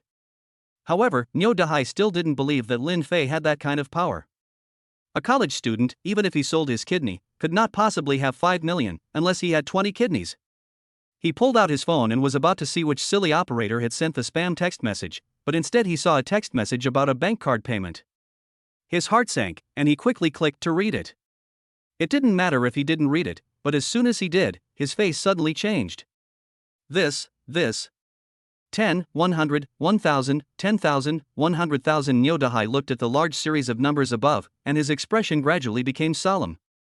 5 million. It's really 5 million. When the others saw Niu Dahai's reaction, they muttered to themselves, suddenly understanding something, and all looked at Lin Fei in shock. Niu Dahai's reaction could only mean one thing, he had really received 5 million. For a moment, Su Su and Jing Jing's looks at Lin Fei changed. They never would have thought that Lin Fei was actually rich, and wasn't pretending. Moreover, he had just given away 5 million, which was truly the local tyrant among local tyrants. If they could get their hands on the 5 million, they would be able to travel the world, buy all kinds of handbags and mobile phones. Bella, on the other hand, couldn't help but smile. She had guessed correctly. Although she had initially thought that Lin Fei was just putting on an act, from his conversation with Niu Dahai just now, she suddenly realized that the confidence in Lin Fei's eyes was definitely not fake. The little guys saw the look on Niu Dahai's face and hurriedly leaned forward. Holy cow! Niu, you struck it rich. Holy shit, is that 5 million? Ha ha ha ha. No, no, we're rich. The lackeys forgot what the 5 million meant for a moment and just sang and danced. Damn you. Nyo Dahei kicked the lackey who had shouted the loudest 2 meters away. Okay, now you can crawl out. Lin Fei put his hands in his pockets, looked at Nyo Dahei and said with a smile. Nyo Dahei stared at Lin Fei, keeping silent. He never thought that Lin Fei could really come up with 5 million. But if he, Nyo Dahai, had to crawl down, it would be better to kill him. Let brother Nyo crawl? Who the hell do you think you are? Several of the younger men around him suddenly rushed forward, pointing at Lin Fei and cursing, and they were ready to fight at any moment. You're not admitting defeat, are you? Zhao Feng and Xia Xian quickly rushed forward to protect Lin Fei. I'll ask you again, are you going to climb or not? Lin Fei looked at Nyo Dahai with a somewhat cold expression in his eyes. I'm not going to climb, so what are you going to do about it? Nyo Dahai snickered. Damn it, a college student, and you're threatening me, Nyo Dahai. So what if you have 5 million? His uncle has tens of millions in assets and connections in both the black and white worlds. Fine, I'll help you. Lin Fei gave a faint smile, then directly picked up the golf club next to him and rushed forward, slamming it at Nyo Dahai. The movement was so fast that many people present did not react in time, and the club had already smashed onto Nyo Dahai's head. Dong! Lin Fei was holding the thin end, and the thick end smashed directly onto Nyo Dahai's head. Ah! Nyo Dahai let out a loud cry and quickly covered his head. Damn it! I'll kill you! After he recovered, Nyo Dahai quickly picked up a bottle of wine and smashed it at Lin Fei. Lin Fei easily avoided it by sidestepping, and before Nyo Dahai could adjust his balance, he received an elbow in the face. Lin Fei quickly turned around and smashed Nyo Dahai's face with another punch. This punch directly made Nyo Dahai's eyes flash with stars, and he fell to the pool table without being able to stand up. Damn it! Kill him for me! Nyo Dahai pointed at Lin Fei and shouted. Upon hearing this, the few thugs quickly pounced on Lin Fei. However, these skinny young men, who looked no different from a sandbag in Lin Fei's eyes. Lin Fei didn't even look at them, and just raised his fist and started punching. Dong, dong, dong. With a few muffled sounds, the faces of the few young men were all distorted a little. Xia Xiang and Lu Dachao reacted and also stepped forward to add a few kicks. The few spirited young men usually smoked, drank, and flirted with girls, and they were already weak themselves. After being beaten up, they immediately lay on the ground and wailed. To be honest, at this moment, they regretted following Nyo Dahai. Instead of getting a girl, they got beaten up first. Nyo Dahai looked at his subordinates, who had not survived for even a minute, and his face suddenly changed. Are you going to get up now? Lin Fei looked at Nyo Dahai and raised an eyebrow. Chapter 40, Luckily, it's not your son. Nyo Dahai clenched his fists, his eyes fierce, his face turning red like a pig's liver. This is so humiliating.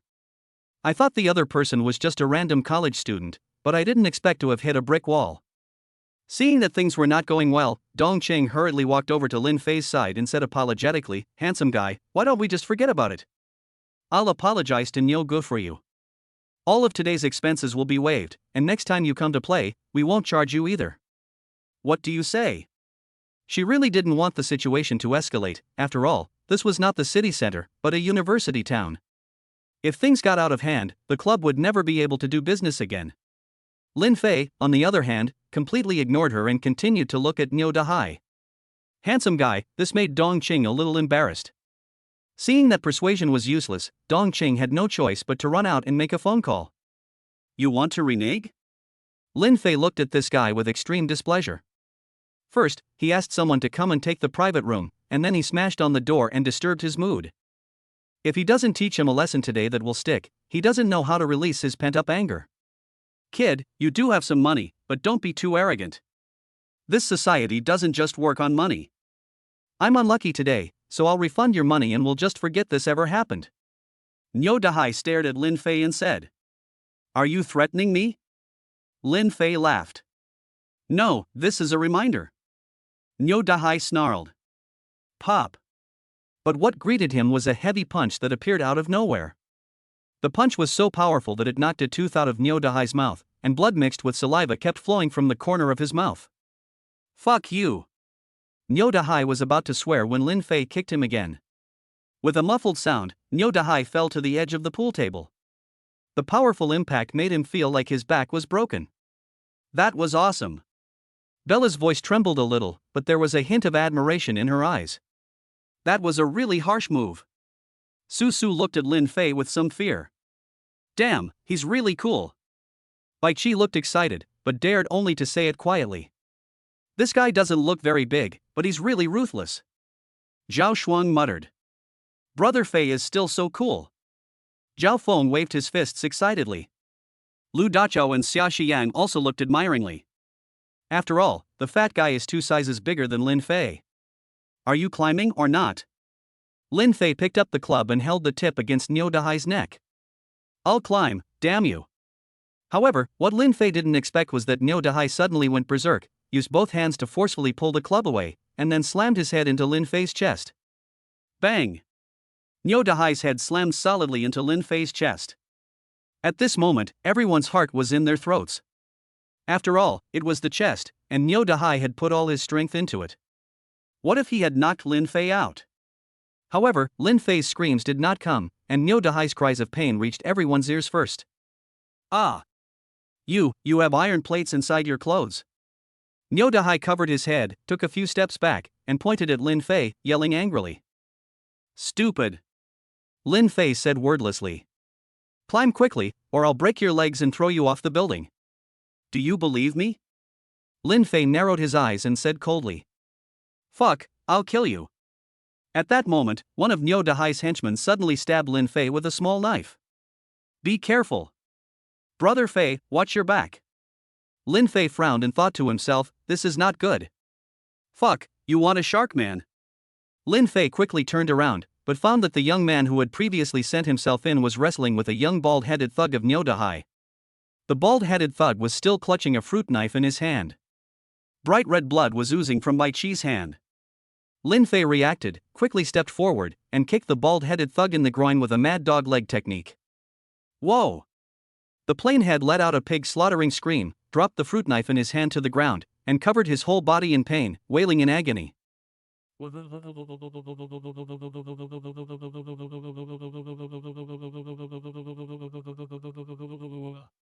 Bai Qi quickly shook his head, just a cut on his hand, it's fine. Little brother, thank you for just now. Lin Fei patted his shoulder. I just don't want to kill someone. Bai Qi quickly said, he is now afraid to take sides. If he loses his job, that would be bad, and his father still owes a lot of medical expenses. Niu Dahai also didn't expect his new recruit to work so hard, and he was also stunned. You're underage, don't work so hard. I've only taken you out for a few meals and a few nights out, and you're already working your ass off? Just then, Dong Cheng hurried into the private room with a pot-bellied middle-aged man.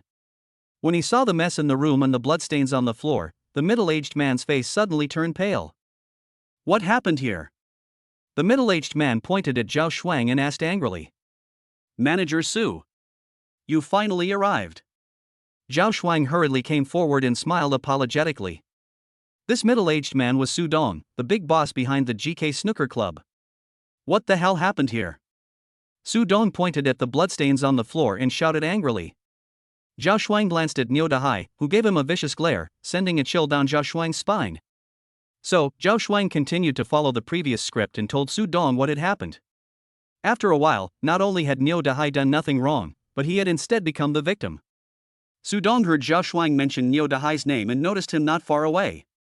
It's that bastard again. Niu Dahai, is what Zhao Shuang said true? Su Dong looked at Niu Dahai and said solemnly. Uncle Su, everything Zhao Shuang said is true, I really booked this box in advance. Niu Dahai made a gesture of swearing without blushing or flinching. Coupled with the fact that he was beaten up and had a black eye, Su Dong temporarily chose to believe him. Damn it, you're full of shit. Zhao Feng scolded Niu Dahai. Shame on you. Xia Xiang spat without regard for his image. Sir, you're the owner here, aren't you? Lin Fei walked up to Su Dong and asked without haste. Su Dong sized up Lin Fei and straightened his clothes before nodding. Yes, I'm Su Dong, the owner of this club. This punk next to you, he's not your son, is he? Lin Fei asked, pointing at Niu Dahai. Su Dong glanced at Niu Dahai and shook his head, no. If he had a son like that, he would rather kick him to death with both feet. If it weren't for the sake of an old friend, he wouldn't even give Niu Dahai a second glance. Luckily, it's not, otherwise you really should consider having another child. Lin Fei grinned. Chapter 41, The Lie is Exposed. What do you mean? Su Dong frowned and asked. Lin Fei smiled slightly, and then told the whole story in detail. During this time, Niu Dahai tried to argue back, but was glared at by Su Dong. After listening, Su Dong's face turned pale. He never expected that Niu Dahai, this bastard, would be so despicable. But what concerned him even more was that Lin Fei, who looked like a student, could easily come up with 5 million yuan. This young man was probably not just some nobody. So, now you should know what's going on, right? Lin Fei shrugged and said flatly. Do you want to explain? Su Dong turned his head and looked coldly at Niu Dahai. He didn't know Lin Fei, but he knew all about Niu Dahai. This bastard relies on his uncle Niu Baichuan's power every day and goes around doing evil deeds. If Niu Baichuan wasn't my good brother, I would have taught Niu Dahai a lesson a long time ago. Uncle Su. He's talking nonsense. I originally booked the private room, and when I arrived, I politely asked them to leave and even offered to pay for their meal. Niu Dahai hurriedly said. Upon hearing this, the man in the suit, Zhao Shuang, the young woman, Dong Qing, and the 3 female teaching assistants all blushed. This is too shameless, being polite? You were about to smash the door down, and you were polite. Yes, yes. Brother Niu was extremely polite when he asked them to leave, but not only did they not leave, they also hit Brother Niu. Yes. They were the ones who started it, and they were especially vicious. We were forced to fight back. Niu Dahai's few mentally challenged friends quickly chimed in. Evidence? Su Dong said coldly. Evidence. At the mention of evidence, Niu Dahai and his friends were speechless. In the current situation, not being able to find evidence was the best thing that could happen. If they did find evidence, then they would be completely in the wrong. Isn't this simple? Since he said he booked the private room first, then just show us the chat history. He said he was polite, so let's play the surveillance footage from the hallway and show us just how polite he really is. Lin Fei said with a smile. Niu Dahai's face instantly changed when he heard this. Su Dong nodded, thinking that it made perfect sense. Niu Dahai, show us your evidence. Uncle Su, I deleted the WeChat chat history a long time ago, and I booked the private room a long time ago. Then who did you book the private room with? Su Dong asked. Niu Dahai was at a loss for words. He was looking for a ghost. But in the current situation, he could only make up a story. Zhao Shuang, I booked it with Zhao Shuang. Niu Dahai pointed at Zhao Shuang and kept giving him signals while talking. Zhao Shuang was confused. When did you ask me to order it? But seeing Niu Dahai's threatening eyes, he was cowed and nodded quickly. Yes, yes. Niu Dahai did ask me to order it. Take out your phone and open the chat history. The screen is facing us, if you dare to empty it, I'll break your legs. Lin Fei raised his cue and pointed at Zhao Shuang, saying viciously. He could see that this white-suited young man was a coward. Do it quickly. Su Dong also ordered with a serious face. Niu Dahai panicked again and quickly said to Lin Fei, you are invading someone's privacy. You have no right to look at someone else's phone. Niu Dahai, shut up. Su Dong slammed the pool table and shouted coldly. Niu Dahai quickly shut up. He knew that although this Uncle Su looked gentle and refined, he was ruthless when he was determined. Zhao Shuang, come here and take out your phone. Su Dong ordered. It's fine. Zhao Shuang quickly walked up to Su Dong and quickly took out his phone. Compared to Niu Dahai, he was more afraid of Su Dong in front of him. Offending Niu Dahai would at most result in a few beatings, but offending Su Dong would result in losing your job. Phone, open it, and tap on the chat history. Su Dong said sternly. Niu Dahai was frantically giving Zhao Shuang signals at this time, but the other party kept avoiding his gaze. Seeing that the chat history was about to be opened, Niu Dahai also made up his mind and took a few steps forward, ready to smash Zhao Shuang's phone. But halfway there, he was kicked away by Lin Fei. With a dull sound, everyone's attention turned to the ground. Niu Dahai was lying on the ground, covering his waist in pain. Trying to smash the phone to destroy the evidence? Lin Fei looked at him with a cold smile. You fart. Niu Dahai shouted at Lin Fei, pointing at him. Su Dong glanced at the two men and said nothing, but picked up Zhao Shuang's phone and checked the chat history. But there was nothing in the chat history, just a few messages from Nyo Dahai, all asking if there were any new beautiful teaching assistants recently. Sudong picked up the phone, walked up to Nyo Dahai, and asked, Nyo Dahai, why is there no news of you booking a private room? I. Nyo Dahai saw his lie exposed and didn't know what to do for a moment. It seems that what this young man said is true. Sudong didn't give him a chance to argue, and said directly. Uncle Su, let me explain. Nyo Dahai hurriedly said. No need to explain. Hurry up and refund this young man's money, and then call your friends to apologize to this young man. Sudong said without a doubt. Uncle Su, he's just a kid, and he's telling me to apologize to him. Nyo Dahai said, his eyes wide with disbelief. I won't say it again. If my words don't work, then I'll have your uncle come here himself. Sudong said coldly. Nyo Dahai, you haven't inherited your uncle's intelligence at all. A student who can offer you 5 million to gamble with can't be ordinary. The family behind him is probably as easy to get rid of as a chicken. Nyo Dahai knew that Sudong wasn't joking when he heard this, and was determined to make him apologize. Looking around, Nyo Dahai realized that he had become the focus of attention. Almost everyone's gaze was fixed on him. For a moment, he felt a burning sensation on his face. Seeing that Nyo Dahai was taking his time to respond, Sudong urged him, hurry up. Nyo Dahai gritted his teeth, a resolute look flashed in his eyes, damn it. I'm going for it. Get the hell over here and apologize to this guy. Nyo Dahai slowly stood up and waved his hand at the several spirited young men behind him. Although the few spirited young men were full of defiance, their big brother had spoken, so they could only do as they were told. Soon, Nyo Dahai and the few spirited young men formed a line in front of Lin Fei. Lin Fei glanced at the men and felt that they were like schoolchildren apologizing to their teacher. Brother, I'm sorry for any offense I may have caused today. I hope you, my brother, will have a magnanimous heart and let us off the hook. Nyo Dahai said these words almost with gritted teeth. The remaining few underlings also learned from Nyo Dahai's words and said apologetic words, but their faces were full of defiance. This little brother, I'm really sorry today. Look, how about this, all the expenses today will be on me. In the future, if you go to any of the billiard clubs or bars under my GK banner to play, it will be free no matter what you play, and the same goes for ordering beautiful women. Sudong walked up to Lin Fei and said with a smile, and handed Lin Fei a business card. His attitude was very sincere. Lin Fei took the business card, glanced at it, and said, then I'll give President Su face today. To be honest, this President Su was nothing in his eyes. If it weren't for his sincere attitude, and the fact that he had a good game today, he would not have let this bull Dahai go so easily. Young man, I don't know your name. Sudong asked. Lin Fei. Lin Fei said indifferently.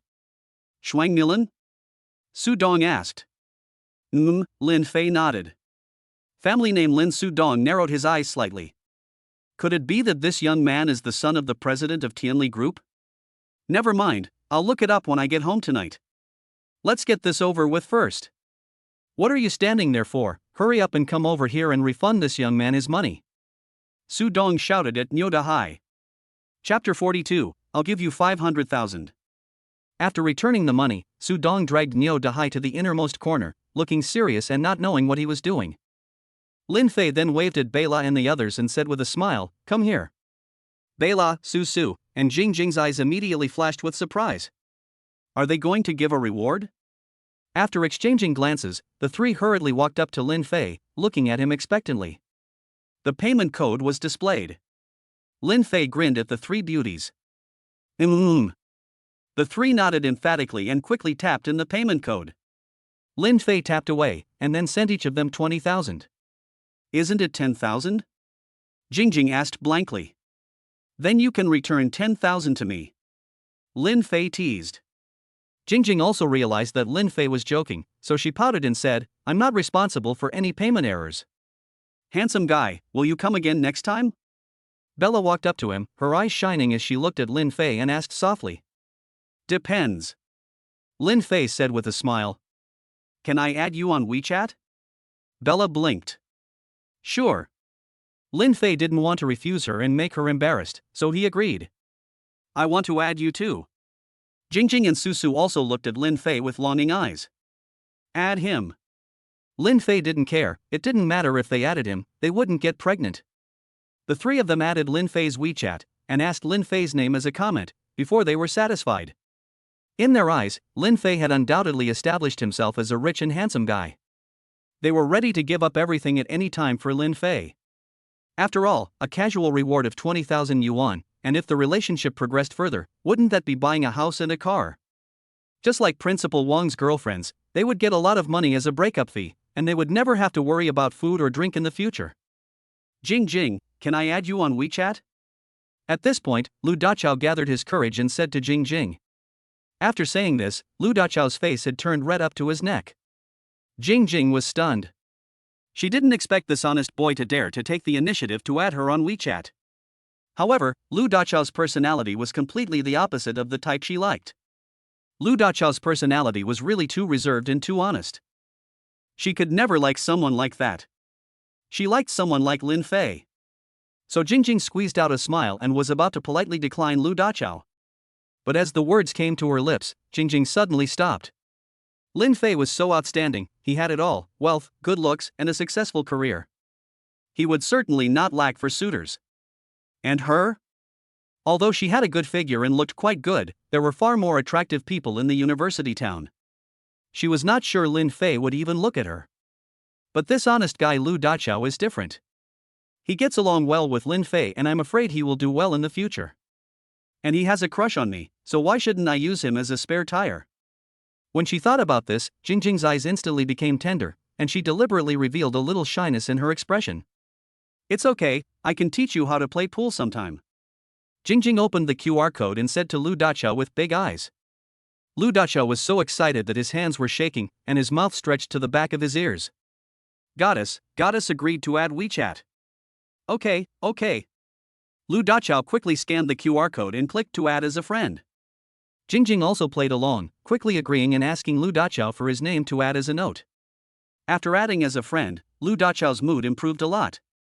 He felt that his love was coming. At this time, Su Dong walked up and said to Lin Fei with a sincere face, "Little brother Lin, I don't know if you have time recently?" "What is it?" Lin Fei raised his eyebrows. Su Dong said apologetically, "This incident today has caused mental damage to several people, so I plan to pick a good day, prepare a small amount of wine, and apologize to little brother Lin and your friends. What do you think?" Lin Fei looked at Zhao Feng and the others. "It's free, so why not?" Zhao Feng said casually. "Okay, then call me when you're ready." "My number is 1, said Lin Fei. After that, Lin Fei led Zhao Feng and the others to prepare to leave. Su Dong quickly took out his phone and saved Lin Fei's phone number, then shouted to the few people by the door, "Zhao Shuang, Dong Qing, come with me to see off Lin, shall we?" Zhao Shuang and Dong Qing hurriedly came over and followed Lin Fei with Su Dong. When they arrived downstairs, Lin Fei suddenly stopped. He suddenly remembered someone, a young guy who looked very smart. Lin Fei looked at Zhao Shuang and asked, "Where is that young guy?" "The one who got cut by the knife." Zhao Shuang was stunned, but then he reacted quickly and said, You mean Bai Qi, right? He's getting bandaged up in the lounge right now." "Take me to him," Lin Fei said. Zhao Shuang nodded quickly and hurriedly showed the way. The others glanced at each other and quickly followed. In the lounge, Bai Qi was bandaging himself up while humming a little tune. Lin Fei walked up to him and teased, "It doesn't look very serious, but you're in the mood to hum a song." "Hey, handsome, did you guys take care of it?" Bai Qi asked with a smile. Lin Fei nodded with a smile and then sat down on the sofa. "Xiao Gu!" Bai Qi shouted again at Zhao Shuang. At this time, Su Dong and the others also walked into the room. "President Su! Sister Cheng! Sister Beila!" Bai Qi called out to each one. "I heard Dong Qing say that you hurt your hand trying to save Lin Shelwi today?" Su Dong asked with a smile. Bai Qi nodded a little embarrassed, saying that saving someone's life was a bit much, and that he really hadn't thought about saving anyone's life at the time. He just subconsciously blocked Lin Shelwi's way because it was so scary. "Good, I'll give you a bonus of 10,000 yuan myself in a moment." Su Dong looked at Bai Qi with appreciation. "Ah. Really?" Bai Qi was a little excited. 10,000 yuan, that's more than 2 months of his salary. President Su can't lie to you. Zhao Shuan laughed. "Thank you, President Su." Bai Qi quickly thanked him. "Ha, you're welcome," Su Dong said with a smile. At this time, Lin Fei said, "Give me your bank card number." Ha? Me? Bai Qi asked a little uncertainly. Lin Fei nodded with a smile. Bai Qi quickly recited his bank card number backwards. Lin Fei also quickly wrote it down and then transferred 500,000 yuan without hesitation. I transferred some money to you as a little token of my appreciation. Lin Fei patted him on the shoulder. Bai Qi froze for a moment, then took out his phone, but the result of this look directly stunned him. The bank card has arrived with 500,000 yuan. Brother, did you put 2 zeros in by mistake? Bai Qi stared at Lin Fei with wide eyes, and he couldn't even hold the phone in his hands. It's for you, take it, after all, you saved my life today. Lin Fei smiled. Although Bai Qi would be fine even if he didn't stop him, he was willing to help after all, and he couldn't disappoint him. Brother, thank you. Bai Qi's expression suddenly became serious. Lin Fei didn't know why the kid had suddenly become so serious, and just smiled faintly. Okay, we'll talk about thanking you later. Everyone looked at the two of them strangely, wondering how much Lin Fei had given Bai Qi. 20,000? 50,000? Or more? But Lin Fei didn't say, so they didn't dare ask. Okay, let's go. Lin Fei got up and said to Zhao Feng and the others. Little brother Lin, shall I send someone to see you off? Su Dong said with a smile. No need, we'll just find a hotel nearby to sleep. Lin Fei waved his hand and refused. After leaving the GK Billiards Club, Lin Fei and his 3 roommates found the nearest hotel and booked 4 rooms. They made up an excuse to the tutor to take leave, and then fell asleep. The next day at noon, Huoyang City First People's Hospital, inpatient department. In a hospital bed, there was a middle-aged man with a pale face and emaciated body. Next to him was a dialysis machine that was running. In the bed next to him, a middle-aged couple were sitting and talking to him. The woman was a plump woman with a mole on her chin. She looked thoughtful and said, Brother San, your illness is chronic and requires constant treatment. You can't work now, and Xiao Qian is still at school, while Xiaoqi is fooling around. How are you going to pay for it? We borrowed 20,000 yuan from everyone we knew, and it's all gone. We don't have a penny left. It's better to do as I say. Tell Bai Qian not to go to school, and marry that Zhang boy. Then you won't have to worry about medical expenses, and Bai Qian will have a better life. Chapter 43, Bai Qian's helplessness. No way. Qian must study. At worst, I'll stop practicing medicine. The man in the hospital bed said immediately with a serious expression. This is obviously asking him to sell his daughter. How could he possibly agree? Even if Bai Jianjun died, he would never agree to this. There are so many college students nowadays. When she graduates, it will be even more difficult to find a job. It's better to marry a good family now, so why let her study? The woman rolled her eyes and said. Bai Jianjun, lying in the hospital bed, had a bitter look in his eyes after hearing this. Indeed, college students nowadays are not like they used to be. But it's one thing not to study and another to be useless after studying. He would never agree to sacrificing his daughter's happiness for so-called wealth and glory. Thinking about this, Bai Jianjun simply closed his eyes and waved his hand, saying, This is not something I can decide. I won't say anything to Shishi about it either. You'd better not mention it. At this moment, a young woman walked into the ward. When she saw the 2 people sitting there, she looked a little surprised. Uncle C, Auntie C, why are you here? The middle-aged couple immediately smiled when they saw the woman. Xiao Qian, your Uncle C and I have come to discuss something with your father. Hearing the familiar voices, Bai Jianjun on the hospital bed also opened his eyes and looked at the woman, revealing a smile and saying, Xiao Qian, you're here? If Lin Fei were here, he would definitely recognize the woman in simple clothes in front of him as Bai Shi, the woman he had a one-night stand with. Bai Shi looked a little haggard today because she had gone to work sorting vegetables at the logistics park all night, went to class in the morning, and then rushed to the hospital. Despite her angelic looks, her outfit was very ordinary, and it was probably less than 100 yuan in total. Dad, how is it? What did the doctor say recently? Bai Qian sat down by the bed and asked softly. Don't worry, there's nothing major. Bai Jianjun gave his daughter a reassuring look. That's good. Bai Qian let out a sigh of relief. Uncle Bai, Auntie Bai, have you eaten yet? If not, I'll go buy some for you. Bai Qian looked at the middle-aged couple and asked. The middle-aged couple next to them, the man's name was Bai Jianyong, and he was his father's younger brother, and the woman's name was Chen Guiying. Although they are relatives, Bai Xian has always had a bad impression of the two of them, especially her aunt Chen Guiying, who was mean and stingy. Xiao Xian, don't bother, your uncle and I already ate before we came to Huayang, Chen Guiying said with a smile. Okay. Bai Xian nodded, as she didn't really want to buy anything anyway. Xiao Xian, you don't have a boyfriend at school, do you? Chen Guiying asked tentatively. Bai Xian's eyebrows furrowed slightly, not quite understanding why the other person was asking this. I haven't yet, and I'm not interested in thinking about it right now, Bai Xian said indifferently. Chen Guiying was overjoyed at the news and quickly said, Xiao Qian, you're not young anymore, it's time to find a boyfriend, otherwise it'll be hard to find one when you go out to work. Bai Qian rubbed her temples and forced a smile. Fourth aunt, I really haven't thought about finding a boyfriend yet. You young people nowadays really don't know anything. You're already this old and you still don't want to find a boyfriend. What are you going to do in the future? Are you going to raise your father on your own? Don't forget that Xiao Qi is still fooling around outside. You have a lot of pressure, Qian. Chen Guiying pointed her finger at Bai Qian and lectured her. Bai Qian tilted her head to the side, looked out the window, and said nothing.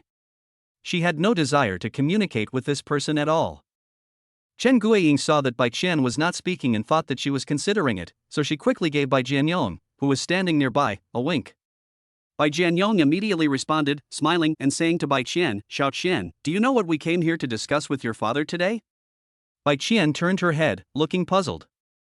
As soon as Bai Jianjun heard this, he immediately glared at Bai Jianyong, signaling him to stop talking. But Bai Jianyong ignored him and just looked at Bai Shi, saying, do you remember Zhang family's Zhang Kuei? Bai Shi felt that the name was familiar, and after thinking for a while, she said with some uncertainty, is it the Zhang Kuei from the family that owns the supermarket? Yes. That's him. Chen Guiying quickly said with a smile. What about him? Bai Xian was puzzled. This person had always been an uneducated scoundrel in her impression.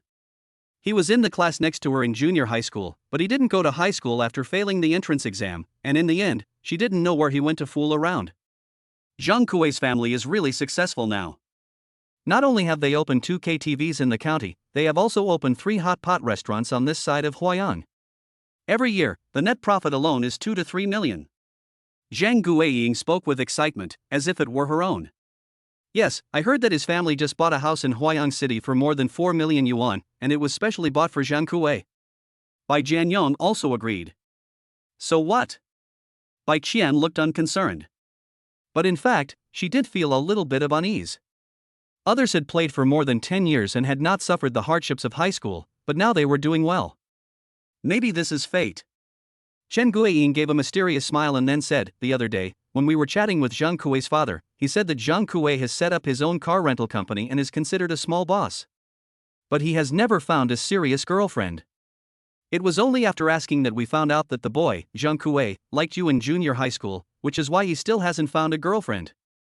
Like me? Bai Xian felt like laughing. Yes, he called the other day to ask for your contact information. Chen Guiying nodded. Bai Qian frowned. No wonder a few days ago a boy with a very flashy profile picture added her on WeChat, and fortunately she didn't agree. Auntie C, why did you just give my WeChat to someone? Bai Qian said unhappily. Oh, I just saw that guy really likes you, so I thought you should get to know each other better. Chen Guiying looked as if she were taking it for granted. I don't like him, so there's no need to get to know him better. Bai Qian said directly. He's all grown up now, 1.8 meters tall, good looking, and much more handsome than before. I'll show you a photo if you don't believe me. Chen Guiying said, already opening her phone and clicking on a photo. In the photo, there was a burly man wearing sunglasses, behind him was a black Cadillac CT5, and the overall impression was of a young and capable man. See, not bad, right? Chen Guiying held up her phone, looking at Bai Xian with a smug expression. I don't like this one. Bai Xian said helplessly. You don't even know it and you say you don't like it, you brat. Chen Guiying rolled her eyes and then gave Bai Jianyong a wink. Bai Jianyong sighed and said slowly, Xiao Qian, I forgot to tell you, for your father's medical expenses, your uncles and I borrowed money from everyone we could, and that was the last time we could get the 20,000 yuan. Bai Jianyong had a helpless expression, as if he really tried his best. Chapter 44 Sis, I've met a benefactor. But in fact, Bai Jianjun was the one who suffered the most. He had been working away from home, and because he was honest, he didn't even get a share of the 100,000 yuan left behind by his mother after she died. When Bai Qian heard this, her heart sank. She had insisted on continuing her studies and not quitting to work because she still had 3 uncles. She thought, no matter what, they were all father's brothers, and they should not let him die. But father had chronic kidney failure, and the treatment process was very long and expensive. Even if the 3 uncles could pay, it would be a drop in the bucket. Besides, what's the point of having relatives? At this age, everyone has their own family affairs, who would empty their pockets for you alone? Xiao Chen, we're not forcing you, we're just discussing it with you. After all, you'll marry someone sooner or later, and now there's a suitable one, so why not consider it? Chen Guiying continued. After listening, Bai Qian fell into deep thought. She knew very well the treatment process for chronic kidney failure, which was definitely long and expensive. Moreover, her father didn't know how long he would have to lie in the hospital. Unless a kidney transplant is possible, but the cost of a kidney transplant is absolutely astronomical for her, and even if she asks a few uncles to empty their pockets, they may not be able to scrape together enough. At this moment, Bai Xian felt very helpless. Could it be that a poor girl's only way to change her fate is to marry? Jianyong, Guiying, don't say any more. Xiao Xian doesn't like the Zhang boy, and it's a waste of breath for you to talk about it here. Bai Jianyong, who had not spoken up until now, finally spoke. He had been silent, just wanting to see his daughter's attitude. If she was willing, then he would support her, but if she was reluctant in the slightest, he would rather not treat it than sacrifice his daughter's happiness. Chen Guiying rolled her eyes and said, "Third brother, who likes someone from the start? It's not something that can be relied on. Zhang Guodong told me personally that Zhang Kuei said he would marry Xiao Qian in this life, and he meant it. Xiao Qian is not in a relationship right now, so it's the perfect match. And in the future, you won't have to worry about food or clothing. You won't have to work, and you can just enjoy life every day." Bai Jianyong also persuaded, saying, "Brother, I've heard about your illness. To cure it, you need a kidney transplant, otherwise you'll have to lie down all the time, and you won't be able to take care of yourself. But my brothers and I can't afford to pay for a kidney transplant. Now that we have this opportunity with the Zhang family, we must seize it. Think about it, the Zhangs are willing to pay for your treatment, and Xiao Qian has married into a wealthy family. By then, Zhang Guodong might even be able to find Xiao Qi a job. This is killing 3 birds with 1 stone. How can there be such a good thing?" Bai Jianjun sighed. "Xiao Qian, how about this, why don't you two add each other on WeChat first, and chat to see how it goes, and if it doesn't work out, then you can say goodbye." Chen Guiying looked at Bai Qian and asked. "Yes, you can chat first, and if it doesn't work out, then forget about it." Bai Jianyong also said. Bai Qian was about to refuse, but when she saw her father's face, which was getting weaker and weaker every day, and when she thought about what the doctor had told her, she hesitated. She really didn't want to see her father lying in the hospital bed every day, clinging to life on the dialysis machine. She closed her eyes, took a deep breath, and was about to agree with Chen Guiying.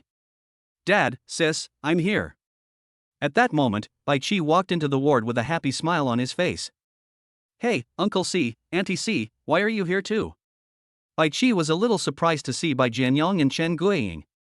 He knew that the 3 uncles had pooled their money to pay for his father's treatment, but according to reason, it should have been his eldest uncle handling the matter, so why were these 2 here? He hated his 4th uncle and aunt very much, because they always said that he was a good-for-nothing and secretly said a lot of bad things about him. "Xiao Qi, why are you here?" Bai Qian looked at Bai Qi and was a little puzzled. At this time of day, he should be at work, so why did he sneak over here? If you don't work properly at work and run around all day, when the boss deducts your salary, see how you cry. Chen Guiying lectured. Bai Qi ignored what the 2 were saying and just looked at Bai Jianjun in the hospital bed, asking, "Dad, are you feeling better today?" Bai Jianjun nodded. He was both indebted and helpless towards the son. He was very naughty since he was young, and although he was smart, his grades were never good. He dropped out of junior high school and didn't continue his studies, but fortunately, he wasn't a bad person. He just didn't know what to do in the future. After glancing at Bai Jianyong and Chen Guiying, Bai Qi directly took Bai Qian's hand and walked outside. "Sister, come out for a while, I have good news to tell you." Although Bai Qian was puzzled, she let him lead her out. It was a good time for her to calm down for a while. "Hey, Bai Qi, where are you taking your sister? We have some important business to discuss." "Hey," Chen Guiying shouted, getting up quickly. But Bai Qi didn't even look at her, and she was so angry that she stamped her foot. That little brat. Outside on the balcony, Bai Qi let go of his sister's hand and grinned triumphantly. Sister, do you know how much money I'm worth now? Bai Qi rolled her eyes and said impatiently, What? Did you get paid? No, I've met a benefactor. Bai Qi said with some admiration in his eyes. Has your brain fried again? Bai Qi frowned and ran her hand over her stupid younger brother's forehead. Sister, I'm serious. I really have met a benefactor. Bai Qi said seriously. Tell me about this benefactor. Bai Qi laughed lightly and said. Bai Qi cleared his throat and then told her about what happened last night. After listening to it, Bai Qi asked with some concern, Is your hand okay? Don't worry, sister, it was just a casual slash, nothing serious. Bai Qi laughed. Bai Qi nodded and frowned again, asking, You said that person gave you 500,000? Yes. If you don't believe me, I can show you the text message with the payment. Bai Qi nodded seriously and quickly opened his phone.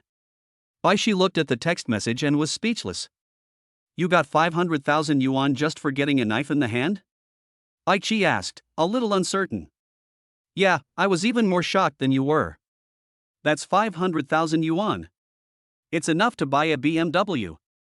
And someone just gave it to you. Bai Qi exclaimed excitedly. Bai Qi rubbed her head, feeling that the world was really cruel. Some people work themselves to death for 10,000 yuan, while others casually give away hundreds of thousands.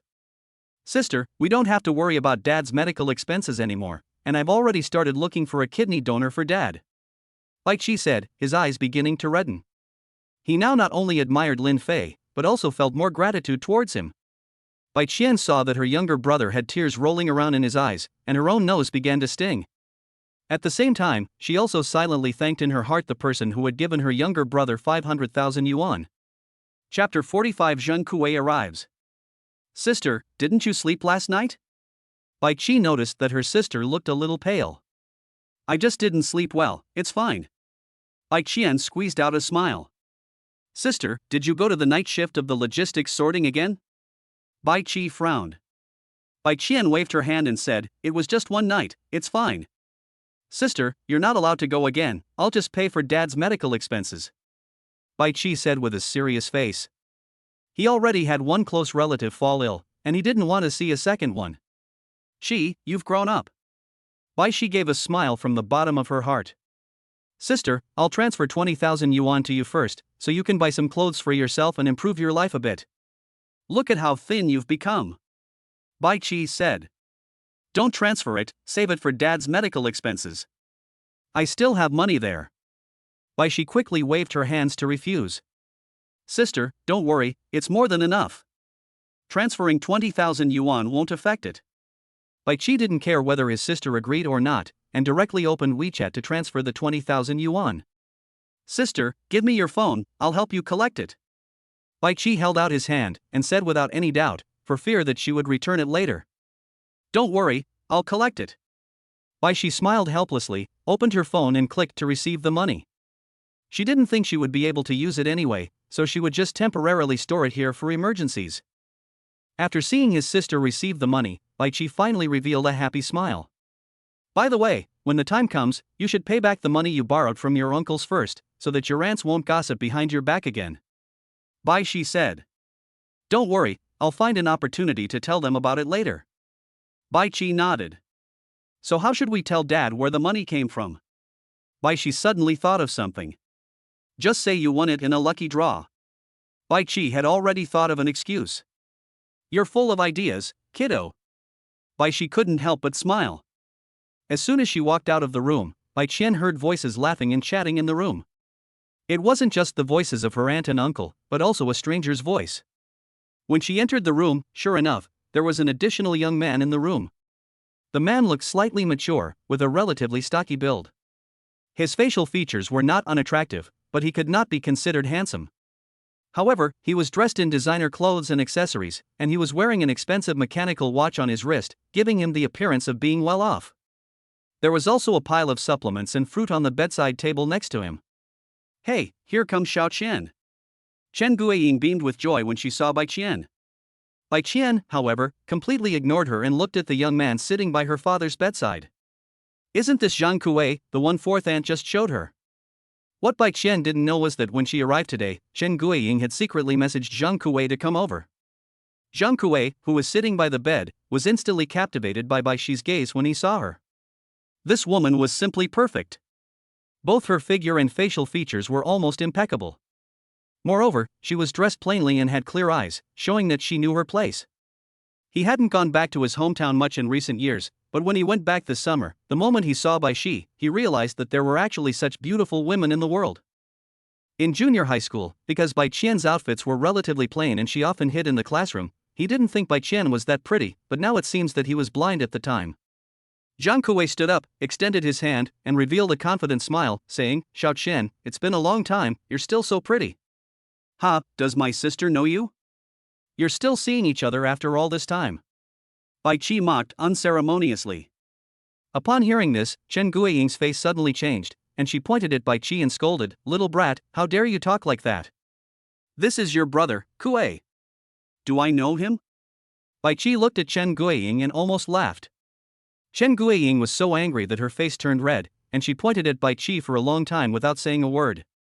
"Xiao Qi, be polite." Bai Jianjun spoke up at this time. "Fine."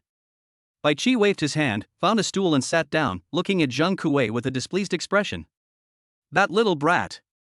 Chen Guiying muttered under her breath, then gave Zhang Kuei a wink. Zhang Kuei quickly asked with a smile, "Xiao Qian, which university are you studying at now?" Hearing the other person call her Xiao Qian, Bai Qian's eyebrows furrowed slightly, but there were a lot of people here, so she didn't say anything, and so she said indifferently, "Huayang Normal University."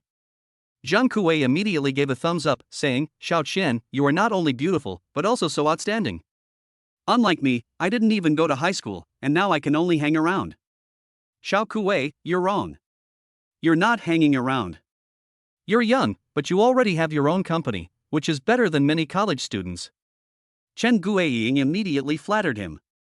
"Auntie Chen, my company is just a small one, and I only make 700,000 to 800,000 yuan a year.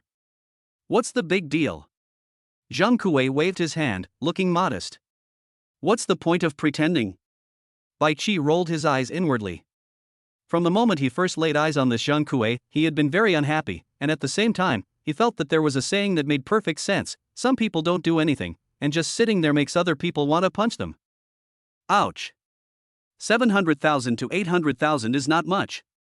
Our family hasn't earned that much in 3 years. Chen Guiying's eyes narrowed with laughter. Bai Qian was not interested in how much Zhang Kuei earned each year, but looked at Bai Qi instead and asked, "Qi, are you going to work this afternoon?" "I took the whole day off today and won't go until tomorrow," Bai Qi said. "Then you stay here and take care of Dad."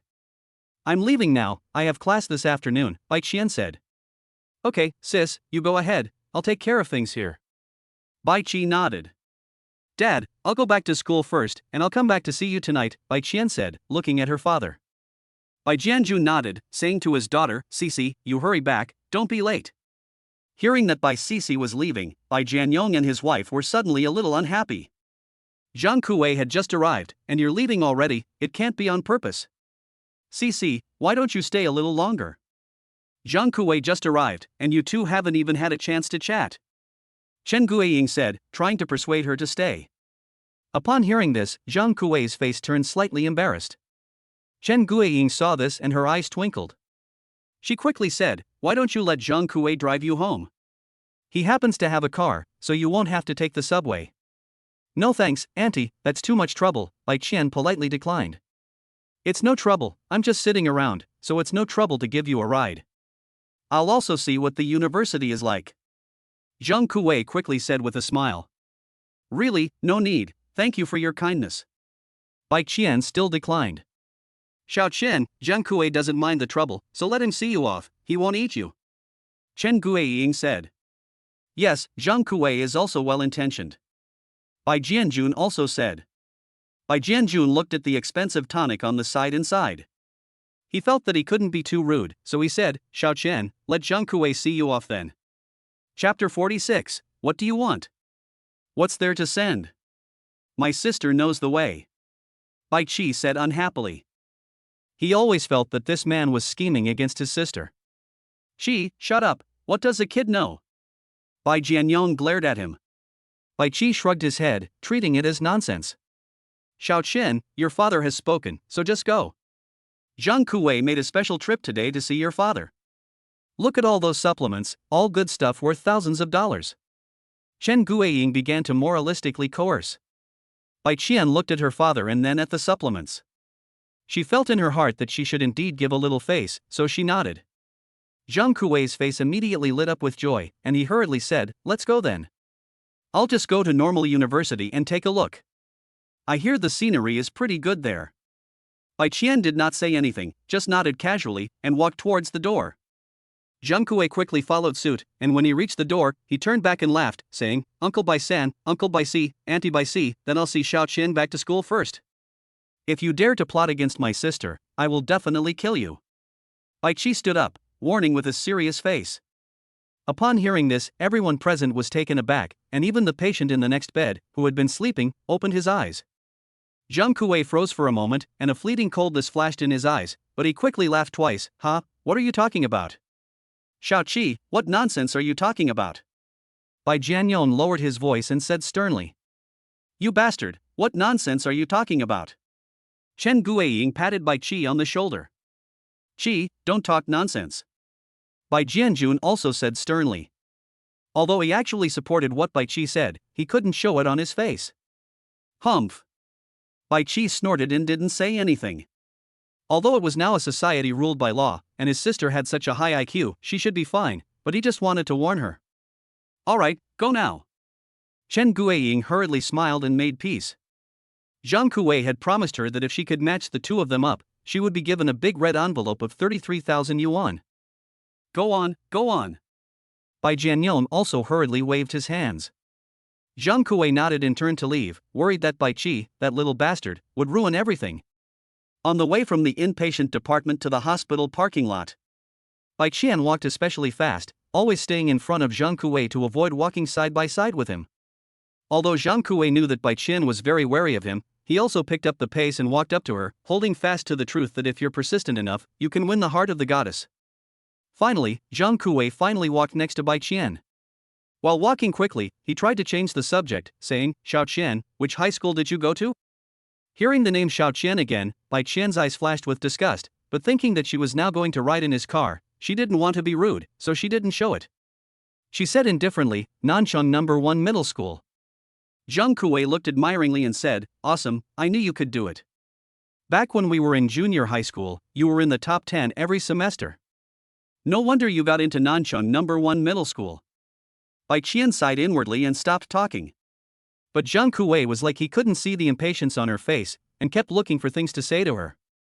Bai Qian kept up the pretense until they arrived at the parking lot, and Zhang Kuwei finally stopped talking. Zhang Kuwei walked over to a black Cadillac CT5, expertly pulled out the car keys, and opened the door. Driving up to Bai Qian, Zhang Kuwei opened the passenger door and shouted at Bai Qian, Xiao Qian, come on up. Bai Qian frowned slightly, not wanting to sit in the front, but she would get carsick if she sat in the back, so she had no choice but to sit there. Anyway, it was a society ruled by law, and no matter how much courage he had, he would not do anything to her in broad daylight. As soon as the car door closed, Zhang Kuwei leaned forward and reached out for Bai Qian. What are you doing? Bai Qian immediately screamed in fear. Zhang Kuwei was startled and quickly said, don't get me wrong. I'll fasten your seatbelt for you. I can do it myself. Bai Shi said quickly, and then fastened her seatbelt. Zhang Kuwei smiled awkwardly twice and sat back in his seat. After the car left the hospital, it entered a main road. While driving, Zhang Kuwei kept peeking at Bai Shi on the side. Although this girl is skinny, she is well endowed, and her legs are so thin and long, so attractive Zhang Kuwei's heart was already smiling like a lunatic. Even without makeup, her skin is so hydrated and white, it's simply exquisite. At the same time, something his friend had told him suddenly came to mind, something about good boy water. If he could get his hands on that stuff, then he could ask the woman out for dinner or something, and then wouldn't it be perfect to use a video camera to leave some evidence behind? As he thought about it, Zhang Kuwei's eyes became increasingly evil. What he didn't know was that Bai Xian had also seen his expression in the rearview mirror. Bai Xian's face changed slightly, and she opened the phone to dial. If Zhang Kuwei dared to do anything to her, she would not hesitate to call the police. Zhang Kuwei seemed to notice Bai Shi's expression and immediately returned to his usual normal appearance. Because of Uncle Bai's illness, your family owes a lot of money, right? Zhang Kuei asked, intentionally or not. Bai Shi nodded, because her father Bai Jianjun had indeed borrowed a total of 70,000 yuan from co-workers and friends, but now that Bai Qi had money, the money would be paid back soon. Alas, I don't know what you, a weak woman, are going to do, and there is also a younger brother to take care of. Zhang Kuei looked distressed. If you have any difficulties, you must tell me. I, Zhang Kuei, will help you even if I have to spend all my assets. Zhang Kuei said with a sincere face. Bai Qian sneered inwardly, but on the surface she still looked calm. For the time being, there are no difficulties, we already have a plan, Bai Qian said. Zhang Kuei just laughed at this, he felt that Bai Qian just couldn't let go of her pride. But he would not take the initiative to help Bai Qian, he would wait until this woman couldn't hold on anymore before he would step in. By the way, Cici, you haven't bought any new clothes for a long time, have you? Why don't we go shopping in the mall together one day, and I'll buy you some nicer clothes and a bag? Zhang Kuei said with a smile. Don't worry about that, Cici said indifferently. Cici, do you really not understand my intentions? Zhang Kuei said with a meaning, and a big hand even tried to climb onto Cici's thigh. What are you doing? Bai Shi's face changed, and she shouted, and forcefully slapped his hand away. Zhang Kuei quickly apologized, sorry, I was just trying to shift gears. Bai Shi took a deep breath, moved her seat towards the window, and looked at Zhang Kuei warily. Half an hour later, the car arrived at the gate of Huayan Normal University. Along the way, Zhang Kuei kept trying to chat up Bai Shi, and he was always looking for opportunities to get physical. If Bai Shi hadn't yelled at him, he would have probably gone even further. After the car stopped, Bai Shi quickly opened the door, got out, and then said through the passenger window, I'm leaving first, you go back. I'm not in a hurry to leave. I just want to go inside the university to have a look. Why don't we go together? Zhang Kuei said with a smile. I'm going to have a class soon. You can explore on your own, Bai Xian refused. Chapter 47, Bai Xian, the second most beautiful girl at the university. Zhang Kuei had been groping her just now, and Bai Xian's disgust had reached its peak. Xiao Qian, I really want to go into the university and take a look. I've never been to university, but I really want to go in and take a look. Zhang Kuei said with a sincere face. I really have to go to class soon, so you can explore on your own. Bai Qian said, and walked away without looking back. But Zhang Kuei would not give up so easily. He found a place to park his car and quickly followed her. However, as soon as he arrived at the entrance of the security office, Zhang Kuei was stopped by the security guard. Although there is no face recognition access control at East China Normal University, the security guard will not let just anyone in. The security guard could tell at a glance that Zhang Kuei was not a university student. Raising an eyebrow, he asked, Are you a student at East China Normal University? Zhang Kuei rolled his eyes and nodded quickly, Yes, I am a student at East China Normal University. Bullshit. There are no students in their 30s at East China Normal University. The security guard scolded. In their 30s? Who's in their 30s?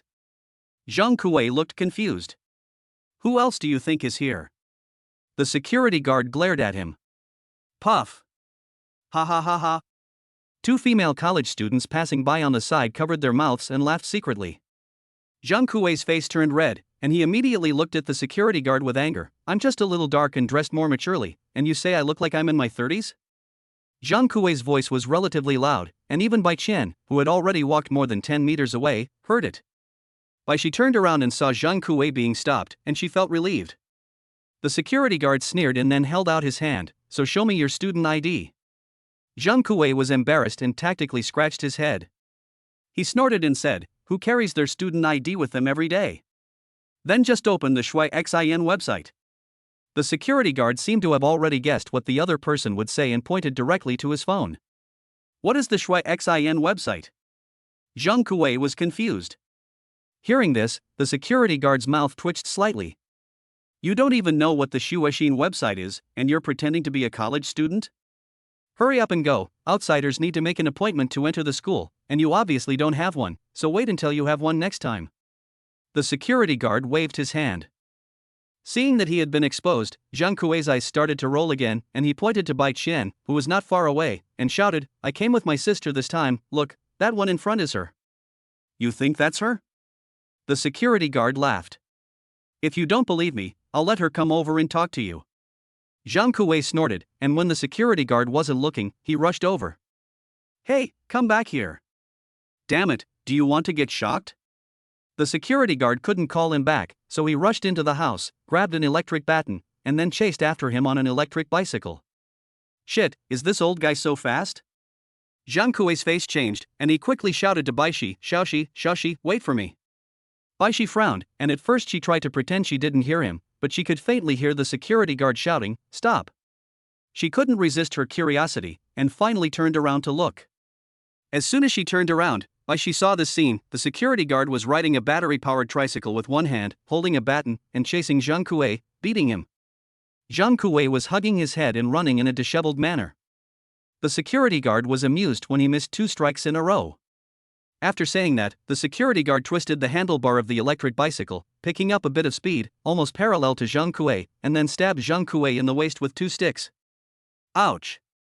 Zhang Kuei instantly screamed from the stabbing, while the security guard burst into laughter and continued to stab Zhang Kuei's buttocks with the baton. Xiao Qian, did your school hire the security guard from the underworld? Zhang Kuei looked up and shouted. Bai Qian looked at the scene and snorted, feeling very satisfied. But this kind of trouble was not a good thing. If the security guard really hurt someone, he might get into trouble. Uncle Chen, stop, you'll get into trouble. Bai Qian shouted. The security guard froze for a moment, then put away his baton. He thought there were no people around. Zhang Kuei also ran over to Bai Qian at this time, breathing heavily. Fuck, this security guard is a fucking gangster, isn't he? Zhang Kuei let out a few breaths, then said angrily. This old guy just now hit him twice on the back, stabbing him in the kidneys and buttocks. You barged into our school, and it's good that Uncle Chen didn't stab you with a fork. Bai Qian sneered. I just wanted to come in and take a look. Zhang Kuei smiled awkwardly. Xiao Qian, is this your relative? At this time, the security guard, riding an electric bicycle, came over and asked. Although Bai Qian didn't want to admit it, the two were indeed related. After all, in China, many people in a small town basically have many relatives if you count up to 3 generations. Maybe your grandfather's cousin married into the family, or your grandmother's cousin married the daughter of a certain family. But in the next few generations, many of them don't know each other. Yes, Uncle Chen, he is a distant relative of mine, and he wanted to come to the normal university to see me. Bai Qian looked at the security guard and said. Oh, then it was really a misunderstanding just now. The security guard smiled apologetically. It's fine, Uncle Chen, you go ahead. Bai Qian waved her hand.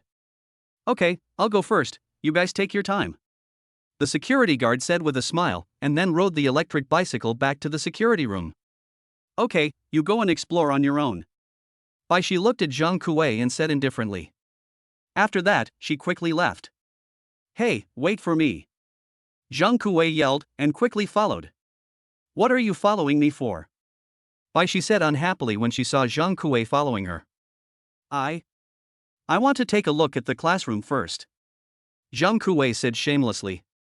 Baishi rolled her eyes silently and sighed helplessly. Class was starting in 10 minutes, and she didn't want to waste any more time with him. Seeing that Baishi was no longer trying to get rid of him, Zhang Kuei's eyes flashed with surprise, and he quickly followed behind her, walking side by side with her. Baishi glanced at him with disgust and deliberately widened the distance between them. As it was approaching class time, the more they walked, the more students there were. Look! That's the #1 school beauty I was telling you about, Baishi. So she is Baishi. I heard someone say she was pretty before, but I didn't care at the time.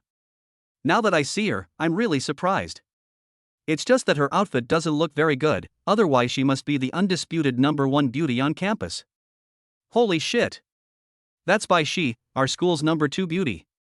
She's really beautiful. Many students recognized Baishi on the way. However, Baishi seldom participated in activities or appeared in public. The reason why she was well known at school was because she had been secretly photographed on the confession wall in the library. After that incident, many people went to the library specifically just to run into her. However, Baishi knew the truth about being popular. There was a lot of trouble. Since more and more people went to the library to talk to her, she stopped going there. Even if she wanted to study, she would just find an empty classroom by herself. Chapter 48. The two sisters-in-law appeared again at the same time. Zhang Kuei naturally noticed that many gazes were directed towards them, and a flash of smugness immediately appeared in his eyes. Unconsciously, his body moved closer to Bai Shi. Bai Shi was holding her phone and checking the sign and sent by Shua Shitong, and did not notice that the distance between Zhang Kuei and her was only 20 centimeters. Holy shit! Look at the guy next to Bai Shi. Fuck, it can't be her boyfriend. I don't think so. That guy looks like he's approaching his 30s. Bai Xianhua can't be that blind. Many passing boys frowned and started to complain. If Bai Xianhua had found a tall, rich and handsome guy, they would have accepted it, but what's the deal with finding such a thing? However, most people did not think that Zhang Kuei was Bai Xianhua's boyfriend, because Bai Xianhua was famous for being aloof at school. Many so-called schoolboys had pursued her, but all were rejected. Moreover, there were quite a few handsome and rich guys among them, but Bai Shi rejected them all. After signing in, Bai Shi noticed that Zhang Kuei, who was smug and triumphant, had moved a little closer to her. Are you going to follow me to class? Bai Shi said coldly. Zhang Kuei saw that Bai Shi's face was not right, so he quickly said, No, I'll leave right away. I'll go over there and take a look. After saying that, Zhang Kuei hurriedly left. Bai Shi watched him go away and finally let out a sigh of relief. Zhang Kuei walked away while mentally summing up his thoughts. In the past, he had relied on his shamelessness and bold actions to get many young women, but now he was met with resentment. Damn it, these girls at this damn school are really tricky. Zhang Kuei regretted a little bit having acted on Bai Shi today and shamelessly chased after her. It seems that he still needs to find an opportunity, but, you must be mine. Zhang Kuei's mouth curled up into a wicked smile, and he turned his head to take a deep look at Bai Shi's departing back. But there are really a lot of beautiful women in this university. Zhang Kuei looked at the passing pairs of big white legs, and his saliva couldn't stop. Although he has played a lot over the years, seeing it in school is a whole different experience. At this time, Zhang Kuei suddenly saw a beautiful girl wearing a JK and black fishnet stockings walking towards him. The girl was about 1.6 meters tall, looking relatively petite and delicate, but with a very sweet face and a slender figure. Zhang Kuei brushed his hair and tidied his clothes, then cleared his throat and walked up with confident steps, stopping the JK sweet girl. Uncle, what do you want? The JK sweet girl looked at the man in front of her and asked with some confusion. Zhang Kuei suddenly froze in place. Uncle. Time flew by, and it was evening. The playground of Huayang University was very lively at this time, because there was no military training tonight, and there was a free football match to watch. Taking advantage of this time, everyone also changed their military training uniforms and washed them, and then changed into a cool and refreshing casual outfit and went to the playground. At 7 p.m. sharp, it will be the freshman league versus the school football team. Lin Fei also participated in this match, because he hadn't played football for a year, and if he didn't play again, he was afraid he would forget how to do it. The bleachers along the side of the playground were already full of spectators, either holding snacks, wearing jerseys, or holding the flag of the military training company. Even the plastic track below was full of students sitting on the ground. The atmosphere of the entire football field was very shocking. Lin Fei, wearing a blue vest with the number 9 printed on it and white shorts, sat on the plastic track along the side of the football field, chatting with his roommates. Excuse me, classmate, excuse me. At this moment, Song Jiayi carefully walked over with a bag of fruit snacks, afraid of stepping on the people sitting on the sidelines. Beauty, be careful. Don't fall. If you're going to fall, can you fall towards me? Guys, I feel that this beauty is not much different from the 10 school beauties at our school. Yes. I agree, and she has the temperament of a beautiful woman from Jiangnan. You know that, right? The male students saw that it was a beautiful woman and took the initiative to move aside, and they even started joking around. Many people were already captivated by Song Jiayi's appearance. Song Jiayi's face flushed as she hurriedly ran over to Lin Fei. Lin Fei couldn't help but laugh when he saw Song Jiayi appear. Where did you come from again? I don't want to talk to you. Song Jiayi gave him a glare, but obediently sat down next to Lin Fei, and then placed a large bag of snacks next to him. Go ahead and help yourself, don't be shy. Song Jiayi smiled and greeted Zhao Feng and the others. Thanks, sis-in-law. Zhao Feng smiled, picked up a banana, and started peeling it. Go on, eat it, it's free snacks, don't be shy, eat it all up, don't leave any for her. Lin Fei said with a smile. As soon as he finished speaking, Song Jiayi gave him a hard pinch on the waist. Ouch, what are you doing? Lin Fei let out a painful wail. Little Blackie. Song Jiayi gave him a dirty look. You're no better, you have more emoji expressions than I do. Lin Fei pouted. Humph. That's not my Song Jiayi. She blushed and snorted, but her tone was clearly lacking in conviction, because she really was a Little Blackie fan. Look, isn't that Kai Xinyan? Holy shit, Xinyan is wearing black stockings today. Holy shit, Kai Xinyan is wearing a short skirt with black stockings. I'm so glad I came to this competition today. Holy shit. Are those real legs? At this moment, the boys on the sidelines once again went wild. Because Kai Xinyan, the third most beautiful girl on campus, and president of the dance club, was wearing a short skirt and black stockings today. This was a rare and beautiful sight to behold. Lin Fei's ears twitched, and then he frowned. Kai Xinyan? Black stockings? Short skirt? He turned his head and sure enough, Kai Xinyan was covering her skirt as she walked carefully over to him. Even though she was wearing underwear, she was still covering it up tightly. She was carrying a bag of drinks and snacks. When Kai Xinyan saw Lin Fei, she immediately flashed a smile, waved her hand quickly, Lin Fei, and walked quickly over. Seeing this, the male students were all dumbfounded, and then they all looked at Lin Fei together. Fuck. It's him. Who is he? Is he famous? You idiot, he's the guy Kai Xinyan kissed last time. It looks like he's Kai Xinyan's boyfriend. A few guys who had watched the catwalk show carefully last time recognized Lin Fei at a glance and started explaining to the people around them. Lin Fei just shrugged as he saw a murderous glare directed at him. Why is it you again? Song Jiayi was instantly infuriated when she saw Kai Xinyan. Kai Xinyan saw Song Jiayi and snorted, before turning to Zhao Feng and greeting him enthusiastically. Hello, we meet again. Kai Xinyan gave a warm and generous smile. Zhao Feng, Lu Dachao, and Xia Xian looked at each other, as if asking, should we greet the second sister-in-law? Chapter 49, It's okay, have fun. Thank you, Kai Shuejie. Xia Xian quickly said. Yes, thank you, Kai Shuejie.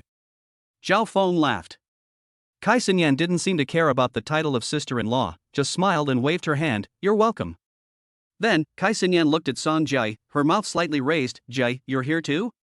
Lin Fei is competing today, so of course I have to come. Song Jiayi pouted, and deliberately leaned in a little closer to Lin Fei. For some reason, as soon as she saw Kai Xinyan, she really wanted to get close to Lin Fei, as if to assert her dominance.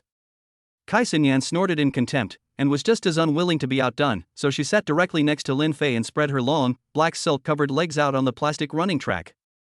After sitting down, Kai Xinyan picked up a bottle of drink, unscrewed it herself and handed it to Lin Fei. She said, we're going to do some strenuous exercise later, so let's drink something to replenish our energy. Song Jiayi saw this and frowned, then picked up a piece of cantaloupe on a bamboo skewer and pouted, Lin Fei, come on, have a piece of fruit. Lin Fei was in a dilemma, so he simply closed his eyes and ignored everyone. Dear students, our competition is about to begin, please be quiet. Just then, a boy in a suit on the sidelines took the microphone and said. Great! A thunderous sound suddenly erupted in the playground. The competition is about to start? Lin Fei, aren't you going to play? Song Jiayi asked anxiously. Kai Xinyan also looked puzzled. I'll play in the second half, let's see how the game goes first. Lin Fei smiled. He was worried that if he went up right away, he would shut down the opposing team, and that would ruin the wonderful atmosphere of the day. Kai Xinyan glanced at Lin Fei and thought that Lin Fei might not be good enough to start, so he didn't start. She gently patted Lin Fei's hand and whispered reassuringly, it's okay, it's fine to come on as a substitute. Song Jiayi also pouted her lips, a little disappointed that Lin Fei was not able to start. After all, there were almost 20,000 people there, and it would be so much more glamorous to start. But they didn't know that Lin Fei was not only a national first-class footballer, but also the main center forward of the champion team in the provincial high school league. With the end of the host's long and smelly opening remarks, it was finally time for the players to enter the stadium. Leading the way were the 4 referees, followed by the 22 athletes, who were standing on the sidelines, ready to go. Accompanied by a piece of high-energy background music, the referees and players slowly entered the stadium. The 11 members of the school team were dressed in uniform white jerseys and black shorts, looking very professional. The freshman team looked a little shabby, with simple blue numbered vests and white shorts of different styles. But at least the vests and shorts were the same color, so it wasn't too hard to tell them apart. On the school team, Chao Shuoyu wore the captain's armband, the number 10 jersey, and a proud look on his face as he chewed gum. On the freshman team, there was no captain's armband, just a red ribbon tied around the leading player. As the players slowly stood in the middle of the circle, the atmosphere on the scene suddenly reached a peak, with cheers and shouts coming one after the other. Chao Shuoyu, I love you. Shuoyu, come on. Take down the freshman. Chao, come on. Shut them out. Along the side of the playground, many girls with attractive figures and appearances shouted with excitement, and a few of them were holding posters of Chao Shuoyu. On the court, Chao Shuoyu's eyes were full of pride and satisfaction. This was the effect he wanted. The attention of the crowd. At this time, Song Jiayi leaned over Lin Fei's ear, pointed at Chao Shuoyu on the court, and whispered, "That's the number 10 who harassed me last time." Lin Fei narrowed his eyes slightly and took a closer look at Chao Shuoyu. Just from one glance, Lin Fei felt that this person must be a master. But whether he is as strong as he thinks, we still have to wait and see the actual combat.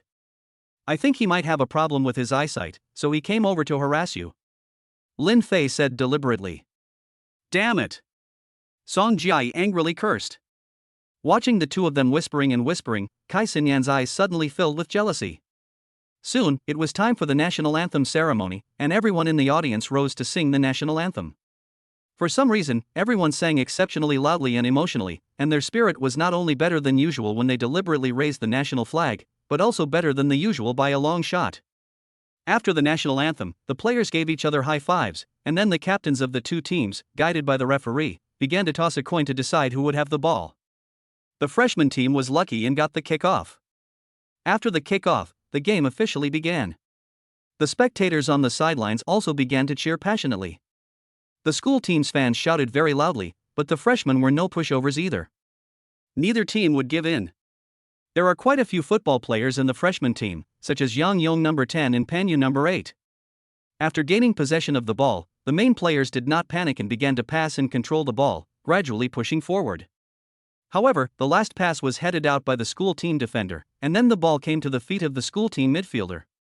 The varsity team's offense and defense switched very quickly. After just a few passes, Chao Shuoyu and the two varsity forwards closed in on the penalty area. The freshman team hurriedly defended, but after a wall pass between Chao Shuoyu and Zhang Chao, the varsity team's number 11, they charged into the penalty area with the ball, and then took a powerful shot. Boom! With a loud noise, the ball went straight into the back of the net like a cannonball. Swish! The goalkeeper was too late to make a save, and the ball went into the net. Chao Shuoyu's face lit up with joy, and he immediately sprinted to the sidelines to celebrate, while looking for a date. Holy shit! Awesome! Ah! My god, he's so handsome! Chao Shuoyu, I want to marry you! The crowd erupted into cheers, and men and women alike were amazed by the goal. As a football fan, Lin Fei had to admit that it was a beautiful shot. The game quickly resumed. The school team's morale was boosted after the goal, and they attacked even more fiercely, leaving the freshman team in a passive defensive situation. However, this was an impromptu team, and their defense was completely disorganized. The school team quickly found a loophole. Chao Shuoyu dribbled the ball to the front line, cut inside several times, changing the rhythm and fooling four defenders, then took a shot. The ball arced through the air before dropping into the goal again. 2 o'clock. This goal once again raised the atmosphere on the sidelines. There were almost 20,000 people at the scene today, and the cheers were simply shocking. Chao Shuoyu was also in the limelight. The camera from the school's digital media club was clicking away at him, and many girls on the sidelines were looking at him with shining eyes.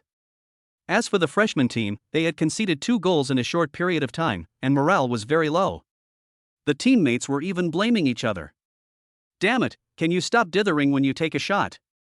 Can you stop dropping the ball in front of you?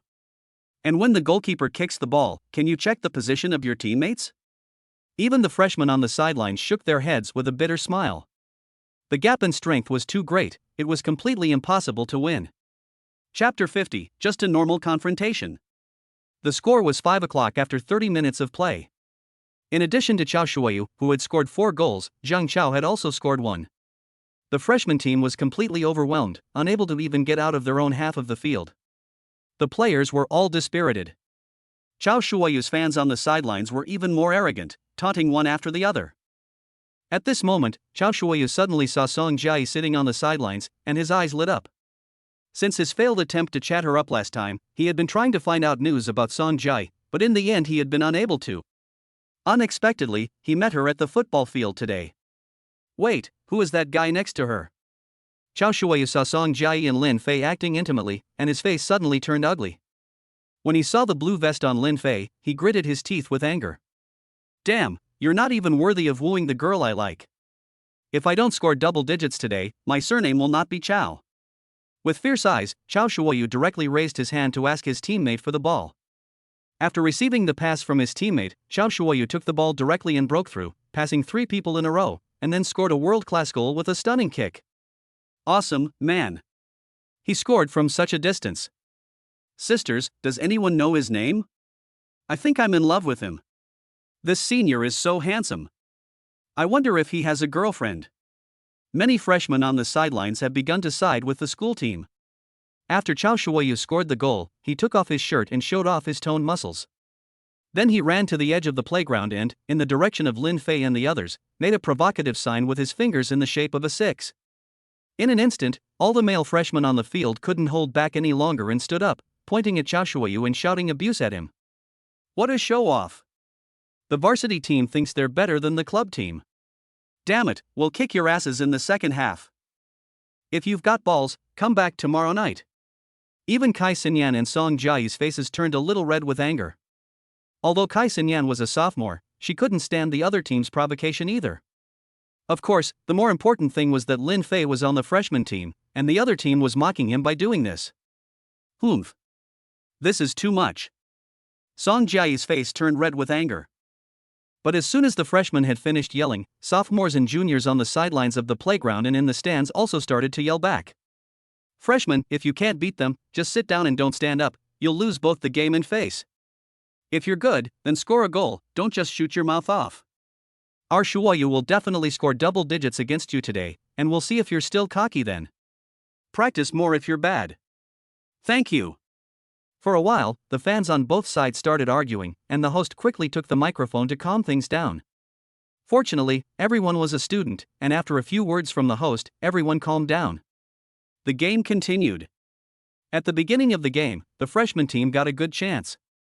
Number 10 Yang Yang passed a midfielder and broke through the middle of the field, heading straight for the penalty area. He was about to break into the penalty area when a fullback suddenly accelerated and tackled Yang Yang, ball and all, to the ground. Yang Yang rolled twice on the ground, fell to the ground, and covered his ankle in pain. The opposing defender saw that the situation was not good and also pretended to be in pain and fell to the ground. The referee quickly blew the whistle and then hurried over. Fuck. That's so dirty. A dirty tackle? The varsity team should have some decency. Yang Yang was knocked over, and the university students on the sidelines looked angry. Many sophomores and juniors also felt that the tackle was really too harsh. After all, this was an entertainment match, and there was no need for it. Even Lin Fei on the sidelines had anger on his face, and he stood up directly from the ground.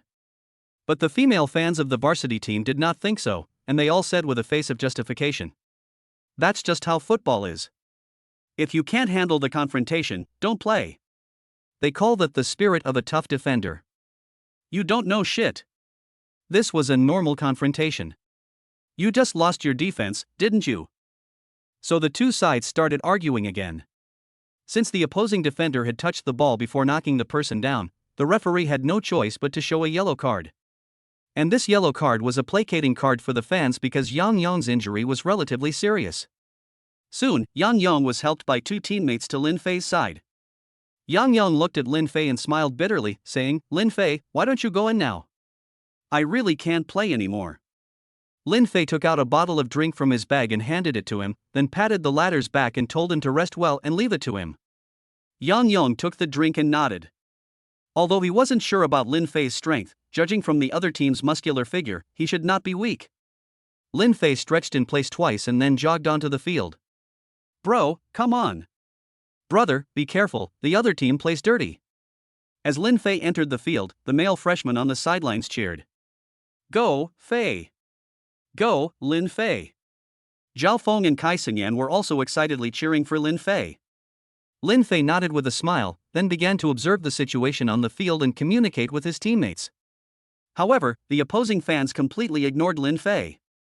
In their view, no matter who was playing, they could not change the fact that they were going to lose. Because the score was already 6 o'clock, and the first half was only 10 minutes away from ending, even with injury time added on, it would be over in about 13 minutes at most. Even the best player in the world couldn't save the team in that amount of time.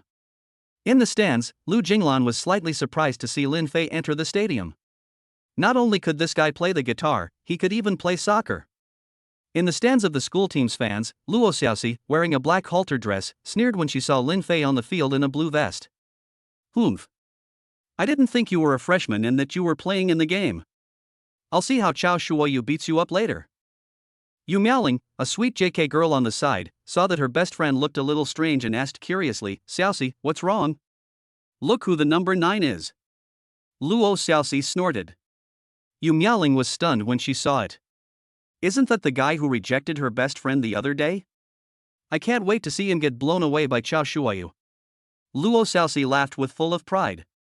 On the other side, Irina was sitting and chatting with a few international students of different skin colors. When she saw Lin Fei enter the field, she immediately stood up excitedly and shouted, "Lin! Lin! Come on!" Hearing this unique tongue twister, Lin Fei turned his head. When he saw it was Irina, Lin Fei smiled and nodded. Chao Shuoyu looked at Lin Fei with disdain on his face. In his opinion, Lin Fei was just a striker who used his height, and his feet were definitely rough, so he was not to be feared at all. Moreover, because of Song Jiayi, Chao Shuoyu's desire to score a goal was even stronger. He wanted to score double digits in front of Song Jiayi today. Chapter 51, Korean Beauty Lee Eun-hee. The match started quickly. Lin Fei had already discussed with a few teammates and obtained unlimited firepower in the front. After the kickoff, the ball came to Lin Fei's feet, and Lin Fei did not pass it, but quickly dribbled the ball forward to break through. At this, everyone on the field felt that Lin Fei must be crazy. The 11 players on the other side had not crossed the midfield, and now you are taking the ball up there, aren't you crazy? The left winger for the school team looked down his nose at him. "Go ahead, see if you can get past me." However, as he charged forward to intercept, Lin Fei simply made a move like a pot of soup, and used his speed to overtake him. Fuck! The left winger was suddenly dumbfounded. Lin Fei was extremely fast, and soon broke into the opponent's backfield. Several defenders' faces changed, and they hurriedly charged forward to intercept. But Lin Fei had been waiting for this moment. He saw several people rushing up to intercept, so Lin Fei suddenly dropped his shoulders and then suddenly changed direction. The several people reacted quickly and hurriedly blocked Lin Fei's changed direction. But Lin Fei suddenly sneered, and with another sharp stop and change of direction, the several people's center of gravity was instantly deceived, and they fell directly to the ground. Immediately afterwards, Lin Fei directly shot the ball near the penalty area arc. Boom! With a loud noise, the ball, like a fired cannonball, went straight to the dead angle of the goal. The goalkeeper's legs didn't even have time to move before the ball went into the net. The whole stadium erupted in cheers. In the stands, Luo Xiaoxi saw Lin Fei score and snorted, "It was just luck." Lin Fei didn't celebrate, but quickly ran towards the goal, picked up the football and ran towards the center circle. On the school team side, Chao Shuoyu's face changed slightly, and his eyes looked at Lin Fei a little more seriously. "Pay attention to guarding against that number 9. Chao Shuoyu said to a few of his teammates. After the kickoff, the school team was very cautious with the ball and did not attack as quickly as before. But after a sudden pass error on the school team's side, Lin Fei took the ball and broke through, then scored a second goal. This time, the school team panicked a little. Who was this number 9 who had just come in for the opposing team? He was practically a terrifying goal machine. Lin Fei was like a chicken with its head cut off, and as soon as he got the ball, he took off with it, running like he was possessed. He made pendulum dribbles, rainbow dribbles, and raw speed dribbles. Lin Fei performed a series of difficult maneuvers, and even though the school team was playing desperate defense, Lin Fei still managed to score a hat trick. In the last minute of the first half, Lin Fei dribbled into the penalty area, and with a push shot, scored a goal just before the whistle. Lin Fei scored a quintuple. The score was 6-5. There was dead silence in the stadium for a moment, and then a loud cheer erupted. Aha! Awesome! Awesome! Awesome! I swear, this is even better than the World Cup. Dude, you're the man. Oh my god, this is so awesome. Next to Irina, a beautiful woman with a perfect figure shouted excitedly in Korean, her eyes smiling like crescent moons. Wow, Lin Fei is so handsome. On the sidelines, Song Jiayi jumped for joy, her small hands clapping non-stop. Lin Fei. Kai Xinyan was also very excited, her eyes full of stars. There was a 10-minute intermission. Lin Fei casually drank some sports drink and interacted with the audience a few times before going back on stage. In the second half, the school team had changed their formation and played defensively. They couldn't afford to concede any more goals, otherwise the school team would lose face and they would have to do their best to keep the score at 6-5. However, Lin Fei in the second half truly demonstrated what it meant to be a bomber. Whenever he got the ball, no matter the distance, he took 2 steps forward and then unleashed a powerful shot. But the angle and power were just as good, scoring 9 out of 10 shots and 1 explosive shot. Several times, the opposing team was desperate and tried to find an opportunity to play dirty, but not only did they fail to bring down Lin Fei, they instead seriously injured themselves. Unbeknownst to them, the score had already reached 15-6. Lin Fei also began to let his teammates advance, feeding them the ball himself. 30 seconds before the end of the game, Lin Fei dribbled forward from outside his own penalty area, shaking off the defense of 7 players along the way, and scored with a stunning 47-meter long-range shot that shook the whole stadium. Holy shit, man. You're Carlos. This is a complete one-sided massacre. One person scored 16 goals and also assisted his teammates in scoring 8 goals. What the fuck is this called? A hat trick with 16 goals? Holy shit, man, I don't want to watch the national team without you. Handsome guy. What's your name? I want to marry you. Sisters, in 10 minutes, I want all the information on number 9. The school team was completely stunned, and they all looked at each other helplessly. Even the fans in the stands were silent. During the final exit ceremony, the first united team was full of smiles. Kai Xinyan and Song Jiayi were so excited that they forgot their grudges with the other team and happily embraced each other. Irina and the Korean beauty who had been cheering for Lin Fei earlier hugged each other, as happy as if they had won the game. On the sidelines, Yan Zhaojiao held flowers in one hand and covered her mouth with the other, her eyes already brimming with tears of excitement. This was her man. Lu Jinglan didn't understand football, but as she watched Lin Fei standing proudly on the field, she was a little dazed. In the stands, Luo Xiaoxi looked blankly at Lin Fei standing proudly on the field, her face full of disbelief. She had originally wanted to see Lin Fei get blown away by Chao Shuoyu, but now the entire school team had been blown away by Lin Fei alone. But for some reason, she now found Lin Fei exceptionally pleasing to the eye. Xiao Shi, he is really handsome.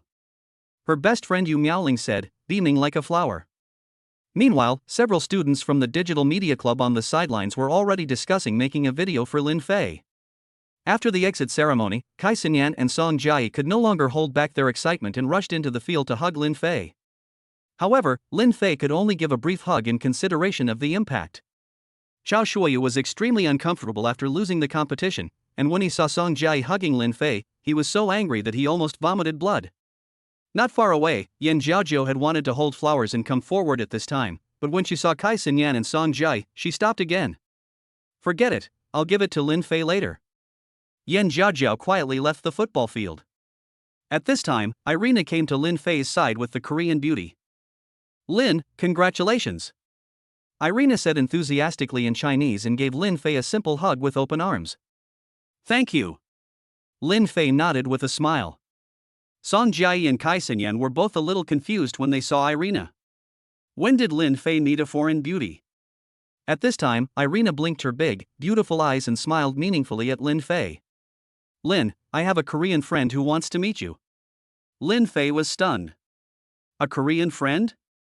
At this time, the beautiful woman standing next to Irina extended her hand to Lin Fei and smiled warmly. Appa, my name is Li Yunhee. Nice to meet you. Chapter 52, Kids, Behave.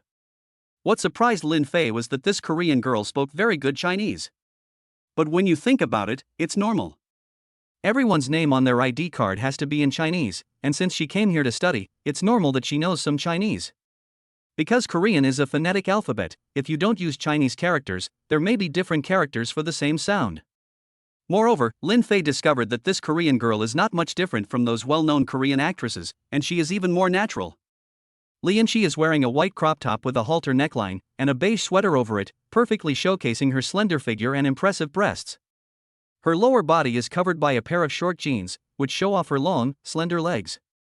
Paired with knee-high white lace stockings, she looks very sexy. Her brown-dyed curls hang over her shoulders, and her facial features are the natural and soft beauty of a pure Korean beauty. She has a lightly made-up face, and her smile is very infectious. The system has found target 010 and will automatically bind it. Name, Lee Eun-hee. Age, 20. Height, 171. Weight, 51 kilograms. Face value, 9.5. Body, 9.8. Overall score, 9.65. Purity, 100. Goddess strategy capital, 99.9 billion. Current favorability towards host, 30 points. Damn, I didn't realize I had bound 10 of them. I don't think I have enough time. Lin Fei inwardly sighed with a bitter smile. Forget it, let's take things one step at a time. Meeting is fate, and making money is not the only purpose. Adjusting his mood, Lin Fei generously held out his hand and shook it with hers, smiling faintly and saying, "Hello, my name is Lin Fei." "Okay, I'll remember that." Li and she smiled and nodded. Then, she asked curiously, "Lin Fei, you're really good at playing soccer, just as good as our Korean player Sun Chingmin." "Ha, I'm just a rookie, but I hope to play against your Sun Gu." Lin Fei grinned. In the past, his skills might have only been good enough to be a substitute for the national youth team, but since obtaining that skill mastery skill bonus, Lin Fei's current strength is already at the level of a world superstar. If he had the opportunity, he really wanted to go to an international competition to show off and win glory for his country. Song Jiayi and Kai Sinyan saw that Li Yanqi was only coming over to get to know Lin Fei because he was a good footballer, and their hostility towards him also decreased a little. "You're so good, and you weren't even selected for the national team?" Li Yanqi felt a little incredulous. "Well, maybe no one has discovered my talent yet, haha." Lin Fei laughed. Before receiving the skill bonus, he would be happy to be able to equalize the score. "That's a pity," Li Yanqi said with some regret, thinking that Lin Fei should be able to shine on the international stage. "Excuse me, beautiful, excuse me." At this time, several members of the Digital Media Club wearing red vests and carrying cameras crowded up to Lin Fei. A plump boy came up to Lin Fei and asked with a smile, "Classmate, we are from the school's Digital Media Club, can we interview you?" "Can you interview me?" Song Jiayi jumped in front of Lin Fei and asked with excitement. "Kid, don't mess around, go play somewhere else." Lin Fei moved Song Jiayi aside, then cleared his throat and said, "Yes, you can interview me." The fat boy's eyes lit up as soon as he saw that he could be interviewed, and he quickly greeted a few club members to get ready. Song Jiayi took Lin Fei's hand and said coquettishly, "I want an interview too. Let me ask you, how many meals have you eaten this afternoon? Look at you, your little belly is sticking out." Kai Sinyan crossed her arms and teased. Song Jiayi was unhappy when she heard this, and was about to retort when she suddenly glanced at her slightly protruding belly, and her tone suddenly weakened. "It's just from drinking a bit too much, it'll go away tomorrow," Song Jiayi said defiantly. "Then why is it fine with me?" Kai Sinyan proudly showed off her six-pack. Song Jiayi saw it and a flash of envy crossed her eyes. What a perfect figure. But the thought that it was Kai Sinyan made her pout again. Kai Sinyan's mouth curled up slightly. She thought it was quite interesting to tease the younger girl.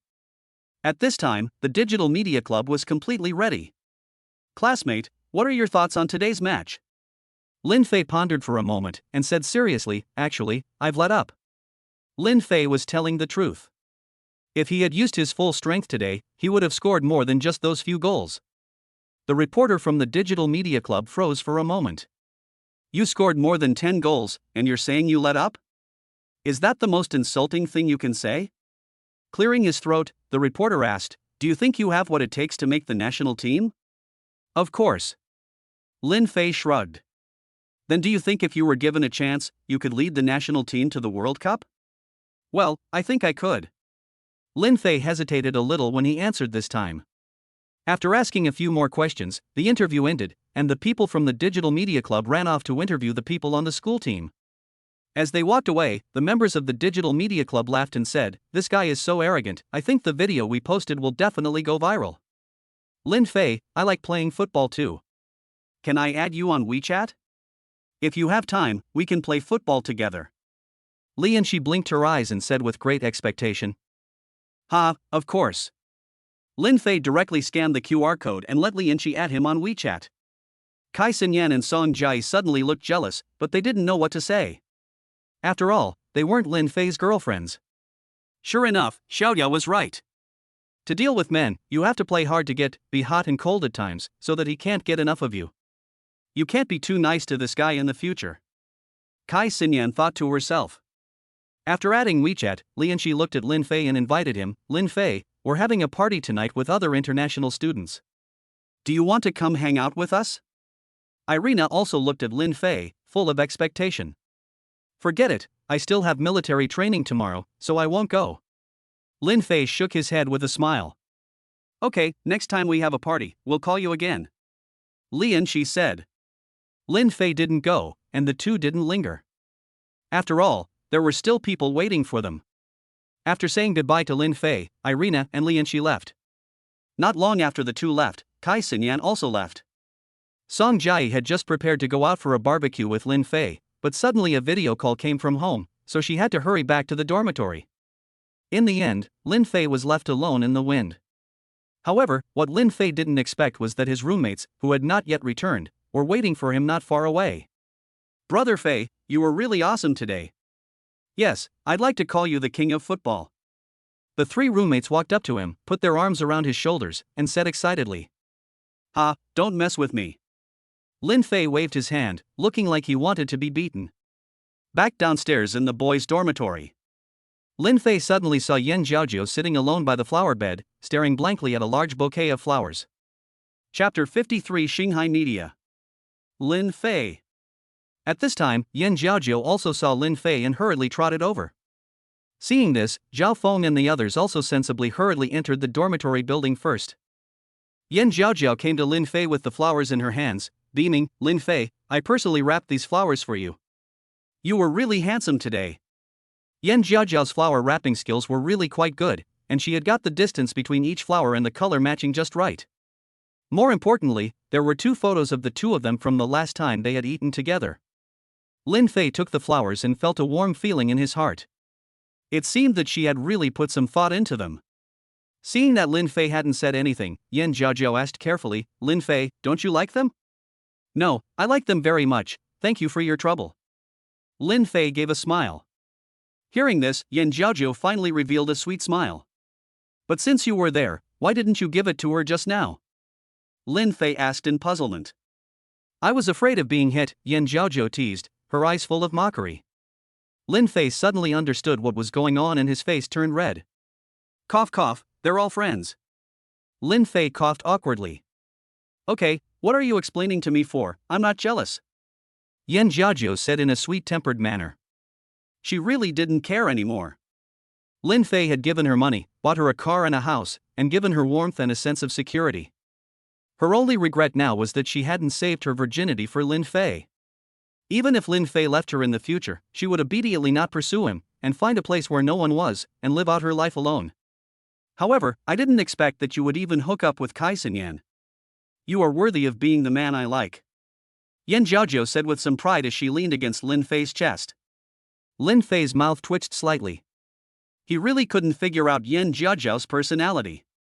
Right, the other day, the person who rewarded Kai Xinyan's live broadcast with a few million was you, right? Yan Jiaojiu asked. How do you know about this?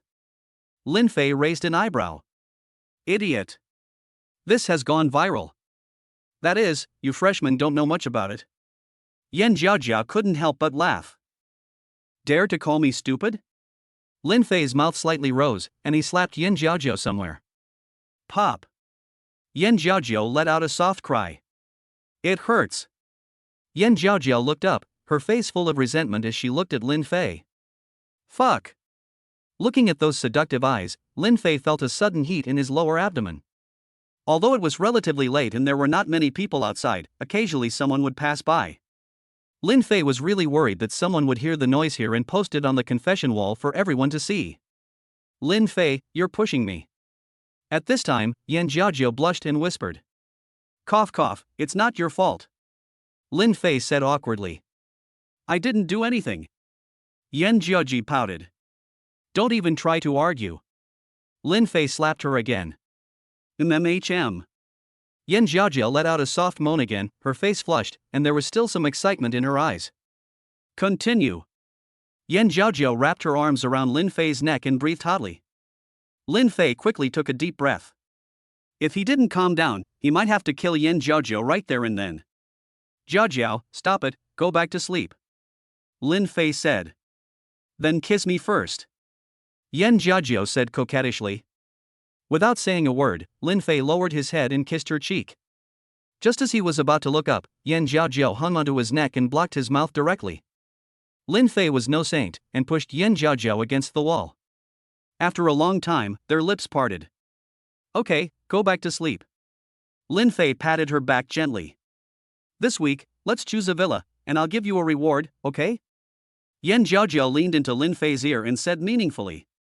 Lin Fei's mouth slightly raised. What reward? Secret. Yan Jiayi winked and smiled mysteriously.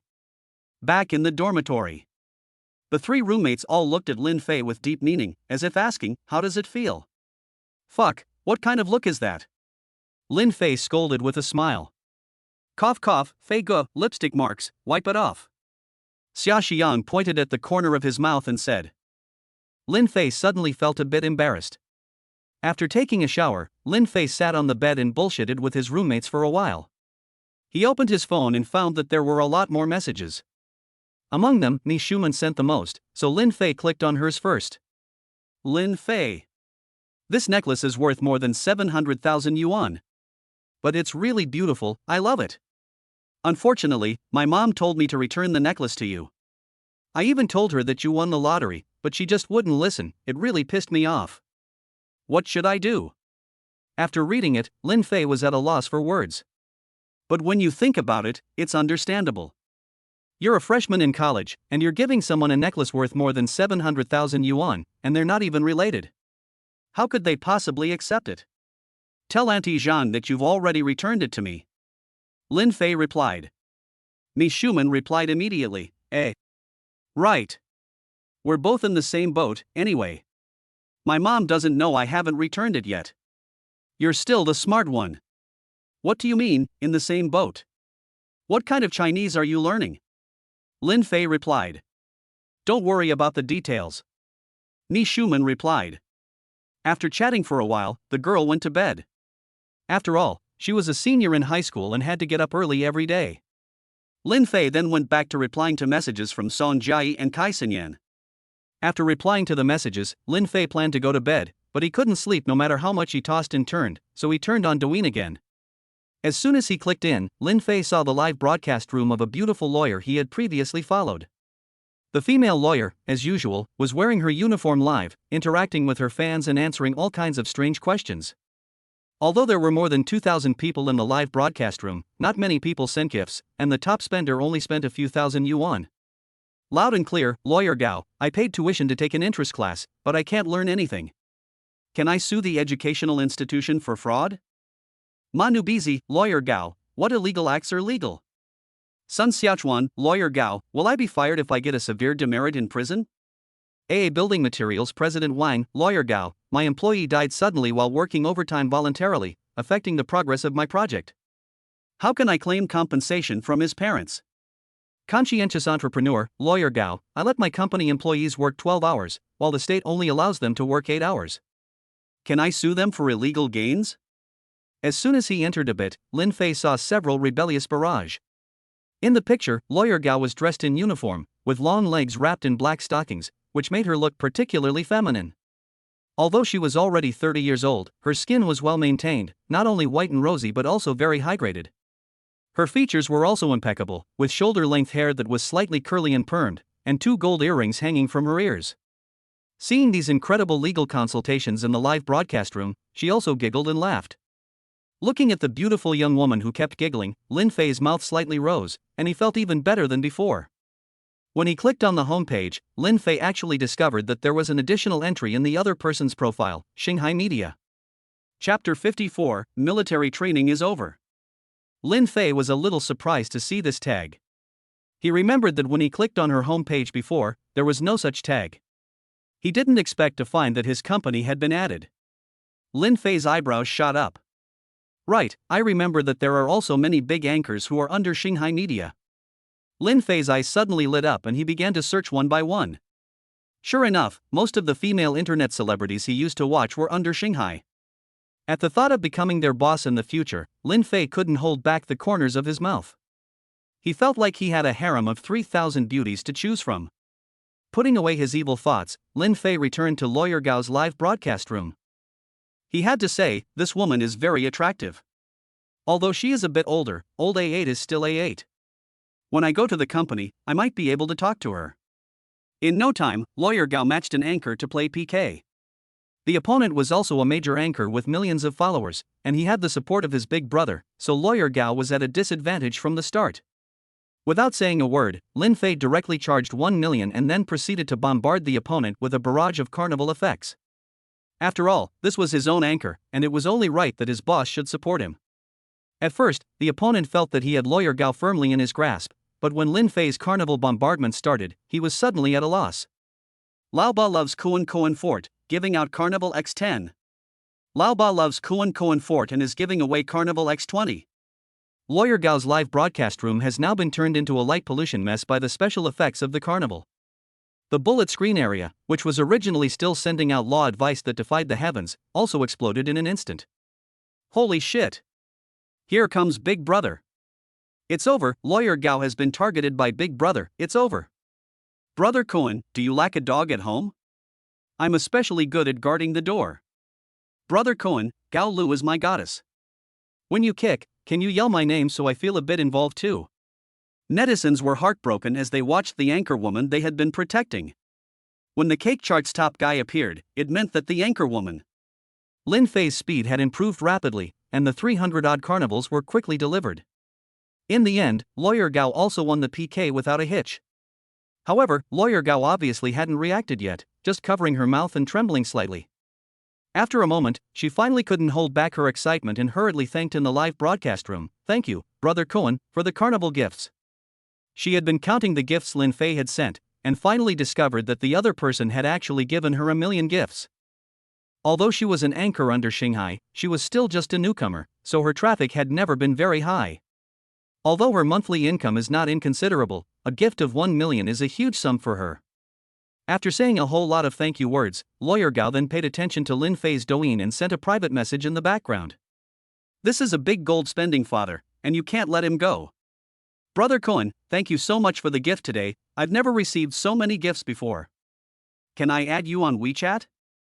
Lin Fei smiled as he read the private message from Lawyer Gao in the background, and then sent a message back, "No need, we'll meet again." Lawyer Gao looked at Lin Fei's reply and was a little confused. What did he mean, "we'll meet again"? 7 days passed in a flash, and the content of military training these few days was basically very monotonous. It was either marching in step or walking in step together, because they had to put on a good show in front of the leaders. Lin Fei's company was considered lucky, while other unlucky companies had to deal with the chaos of phalanxes and word formation. The military training finally ended on Saturday morning after the whole school's military parade. At that moment, the freshmen' faces showed the most genuine smile in 14 days. However, everyone was tanned, even if they had applied sunscreen, they would still be a little bit tanned. In the afternoon. In Lin Fei's class group, the tutor also posted the class schedule. To Lin Fei's surprise, he didn't have many classes this semester. But they were all quite difficult, such as advanced mathematics, linear algebra, C language, and data structures. But on Friday there were only 2 classes, and they were water classes that only occurred every 2 weeks in weeks 9-10. In other words, he will have 3 days off a week from now on. After taking a shower, Lin Fei changed into some clothes and drove to downtown Huayang. He needed to go home because his parents had called him at noon to tell him that they had guests over and that he should come home for dinner since he had finished military training. But even if that hadn't happened, Lin Fei would have gone home anyway. He hadn't been idle these past few days, and had been looking for someone to help him fake some information. It was probably fake information about him winning millions of yuan in the football lottery. What lottery center proof is, what fake lottery is. With these things, he can give his parents money. But only to his mother, because his father works in the education bureau, it is not appropriate for him to give too much money at once. Lin Fei's family lives in Hualong Xinqing Community, Beiqing District, Huayang City.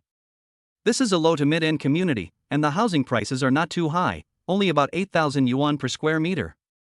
But fortunately, the environment and transportation are quite good, so there are many residents here.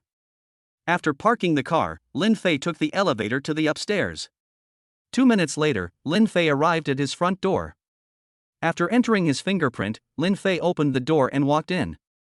As soon as he entered, Lin Fei smelled a burst of fragrance. Without thinking, he knew that it must be his mother cooking in the kitchen. "Dad, Mom, your son Lin Fei is back," Lin Fei shouted while changing his shoes. Living room. Lu Jinglan was sitting on the sofa, munching on melon seeds, when he heard this familiar voice. He stopped in his tracks and his expression froze instantly. Lin Fei's father, Lin Guodong, heard his son shouting as soon as he returned, and his face immediately turned stern. He wished he could whip out his 7 Wolves brand immediately. Lu Jinglan's father, Lu Jigang, looked at Lin Jiguo and said with a smile, "Is that your little Fei back?" "It's that brat." Lin Guodong laughed and scolded. At this time, Lin Fei finished changing his shoes and came to the living room. As soon as his eyes fell on the coffee table, Lin Fei's eyes widened in shock, and he exclaimed, "Senior Jinglan? Lin Fei." Lu Jinglan was also shocked.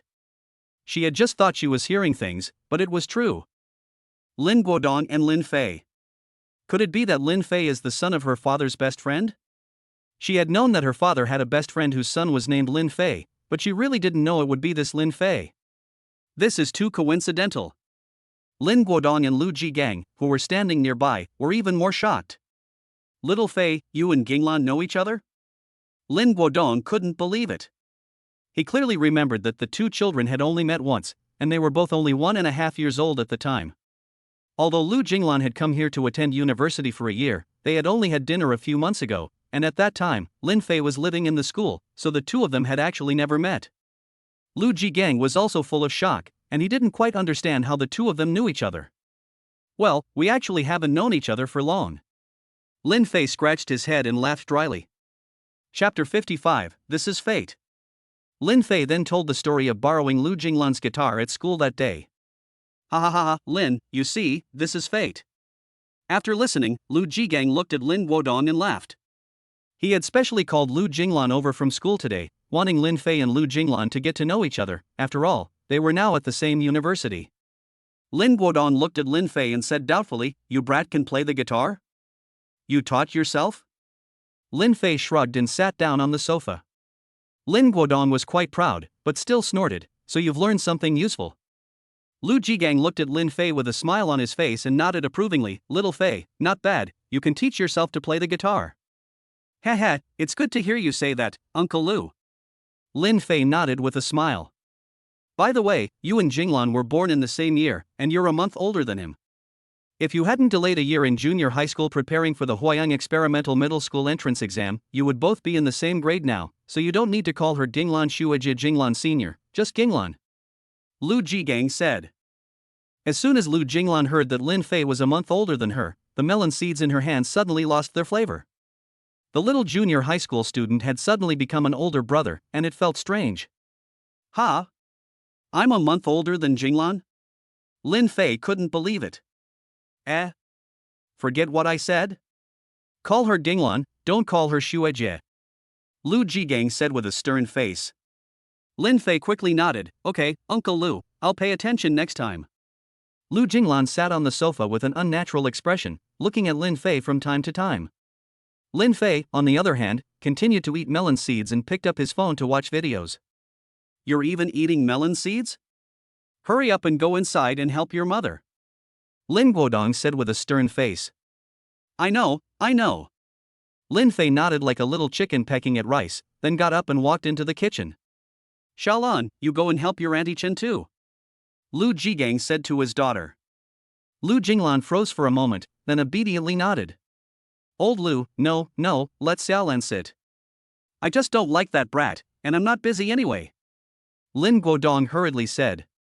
"It's fine, let Xiaolan go in and have a look. The girl has never cooked before, and it's a good opportunity for her to learn." Lu Jigang waved his hand and said, "Xiaolan, go and learn from your Auntie Chen," Lu Jigang urged.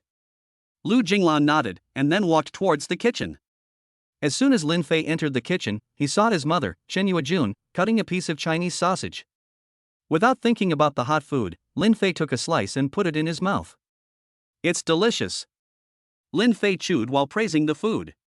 Compared to the big, fatty dishes outside, home-cooked dishes were more to his liking. This was not to say that the food outside was necessarily bad, it was just that he got tired of eating it. Oh, you glutton, why are you in the kitchen? Chen Yuejun looked at her son and teased him with a smile. To help. Lin Fei took another slice of bacon and put it in his mouth. Go peel the garlic. I'm going to make cold seasoned preserved eggs right away. Chen Yuejun saw that her son was still eating and hurriedly said. Right away.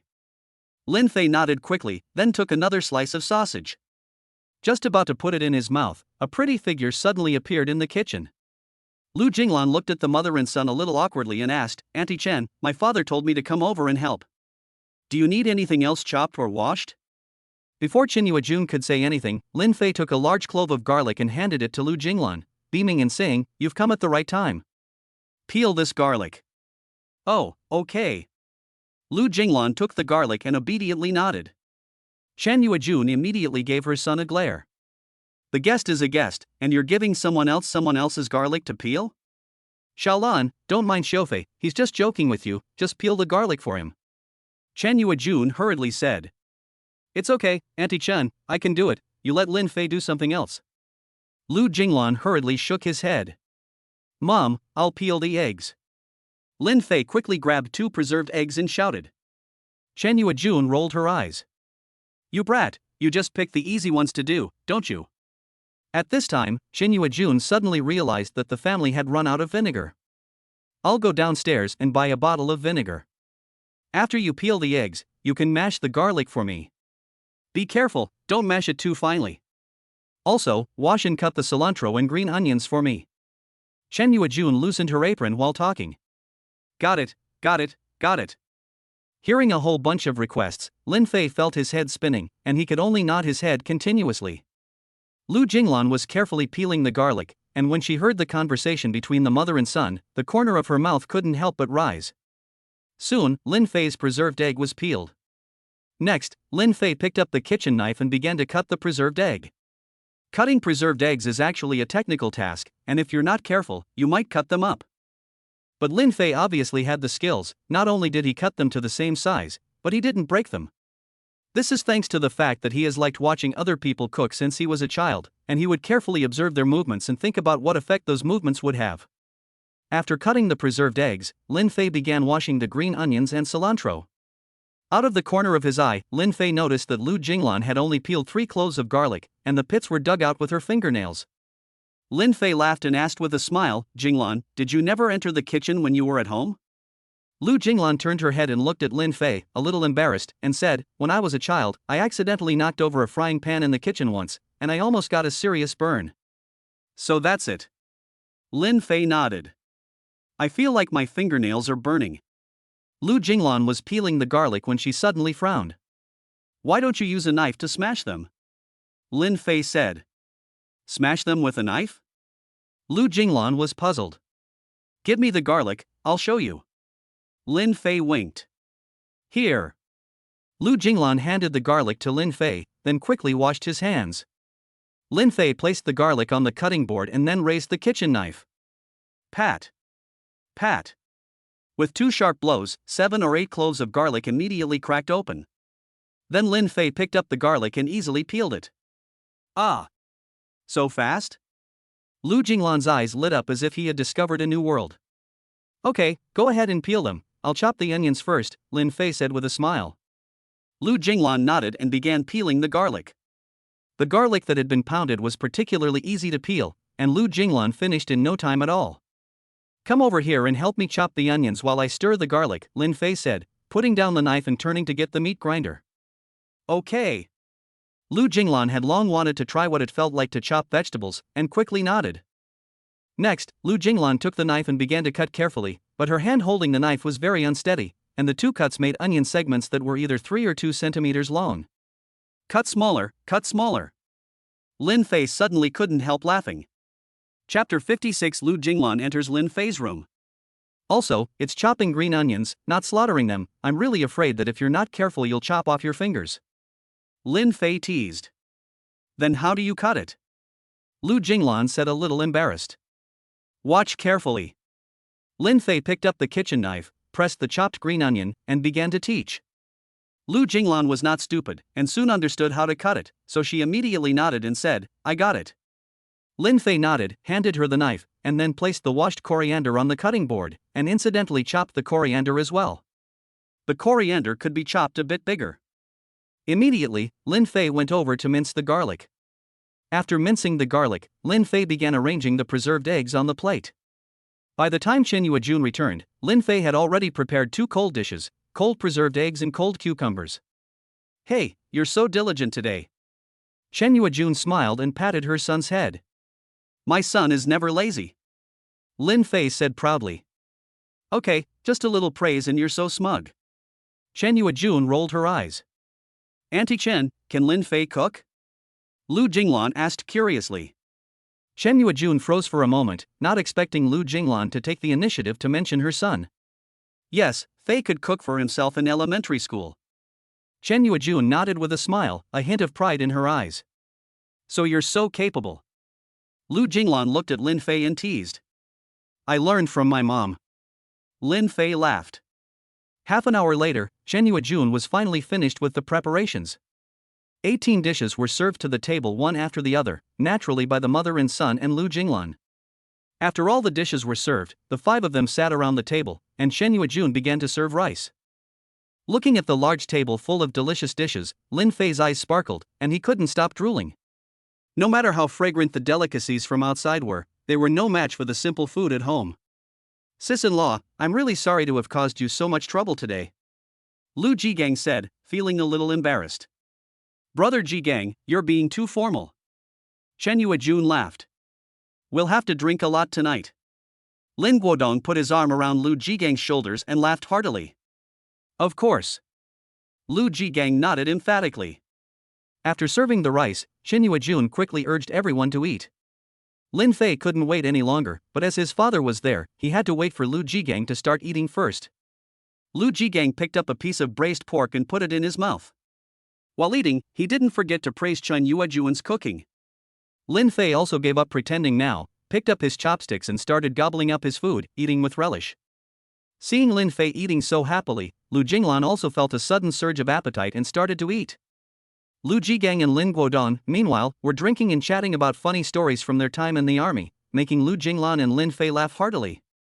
Lu Jigang and Lin Guodong were classmates and comrades in arms in the Border Defense Army, and their friendship was very deep. Later, Lu Jigang settled in Nanchang because of Lu Jinglan's mother's work. After 3 rounds of wine, Lu Jigang's face was flushed. He leaned on Lin Guodong and grinned. Old Lin, do you remember what we said when we were bragging? What did we say? Lin Guodong couldn't quite remember either. It had been more than 20 years, and who could remember what they had bragged about? I said that if I had a son in the future and you had a daughter, we would become family. At the time, when you heard this, you even threw a stone at me. But who knew that you would have a son, and I would have a daughter? Lu Jigang laughed drunkenly. You have a good memory. Lin Guodong laughed a little when he thought about it. Lin Fei, who was eating his rice, almost burst out laughing when he heard Lu Jigang's words. Lu Jinglan's face turned red. Just now, when she heard what her father said, she actually imagined herself and Lin Fei together in her head. What are you thinking, Lu Jinglan? Have you been single for so long that you're horny? Lu Jinglan shook her head quickly and scolded herself inwardly. How could I possibly have such a ridiculous thought? After eating 2 more bowls of rice, Lin Fei leaned back in his chair contentedly, exclaiming, That's enough to kill me. Chen Yuejun rolled her eyes at this, exclaiming, Big eyes and a small stomach. Lin Fei shrugged, stood up, and stretched out on the sofa, then turned on the TV and tuned in to a random program. Lu Jinglan also came out of the bathroom at this time, came to the sofa and sat down, eating melon seeds while watching TV. What kind of bullshit is this TV show these days? The director must have put his brain in his pants and filmed it. After watching it for 10 minutes, Lin Fei started to complain. Puff. Lu Jinglan couldn't help but laugh when she heard Lin Fei's words. Indeed, the current anti-Japanese drama is really outrageous. Forget it, go play a game. Lin Fei sighed, got up and walked to his room. When he arrived in his room, he turned on the computer, opened CSGO, and started playing. but while playing, Lin Fei suddenly felt a sense of foreboding behind him. He looked back and saw that Lu Jinglan had stood behind him without him noticing. "Damn, you scared the shit out of me," Lin Fei exclaimed. "Sorry, it's Auntie Chen who told me to come and play with you," Lu Jinglan said with a wry smile. Lin Fei's forehead suddenly filled with dark lines. His mother was good at everything, except that whenever there were guests in the house, she would always like to let him show them around. Last year, his mother's colleague brought a little brat who, as soon as he entered his room, yelled that he wanted to play chicken dinner. Lin Fei was so annoyed that he wanted to die, so he directly locked the door and pinned him to the bed, tickling his armpits for more than 10 minutes. In the end, the child cried and told his mother, and Lin Fei also got a scolding, and in the end, he was sent an armor warrior transforming device to appease him. "You sit on my bed and watch me play, and after I finish playing this game, we can play a 2-player mini-game." After Lin Fei finished speaking, he continued playing the game. Lu Jinglan's cheeks flushed slightly when she heard him say they would play a 2-player mini-game, but she quickly shook her head to warn herself not to think of anything wrong. Lu Jinglan gently sat on the edge of Lin Fei's bed, then began to look around Lin Fei's room. Lin Fei's room was very small, probably only about 10 square meters, but it had a warm and welcoming feeling. The bed was clean and tidy, the room smelled nice, and the walls were covered with posters of various professional football players. Of course, what Lu Jinglan didn't know was that Lin Fei's mother had tidied up the room later, and it would not be an exaggeration to say that the room was a pigsty when Lin Fei left.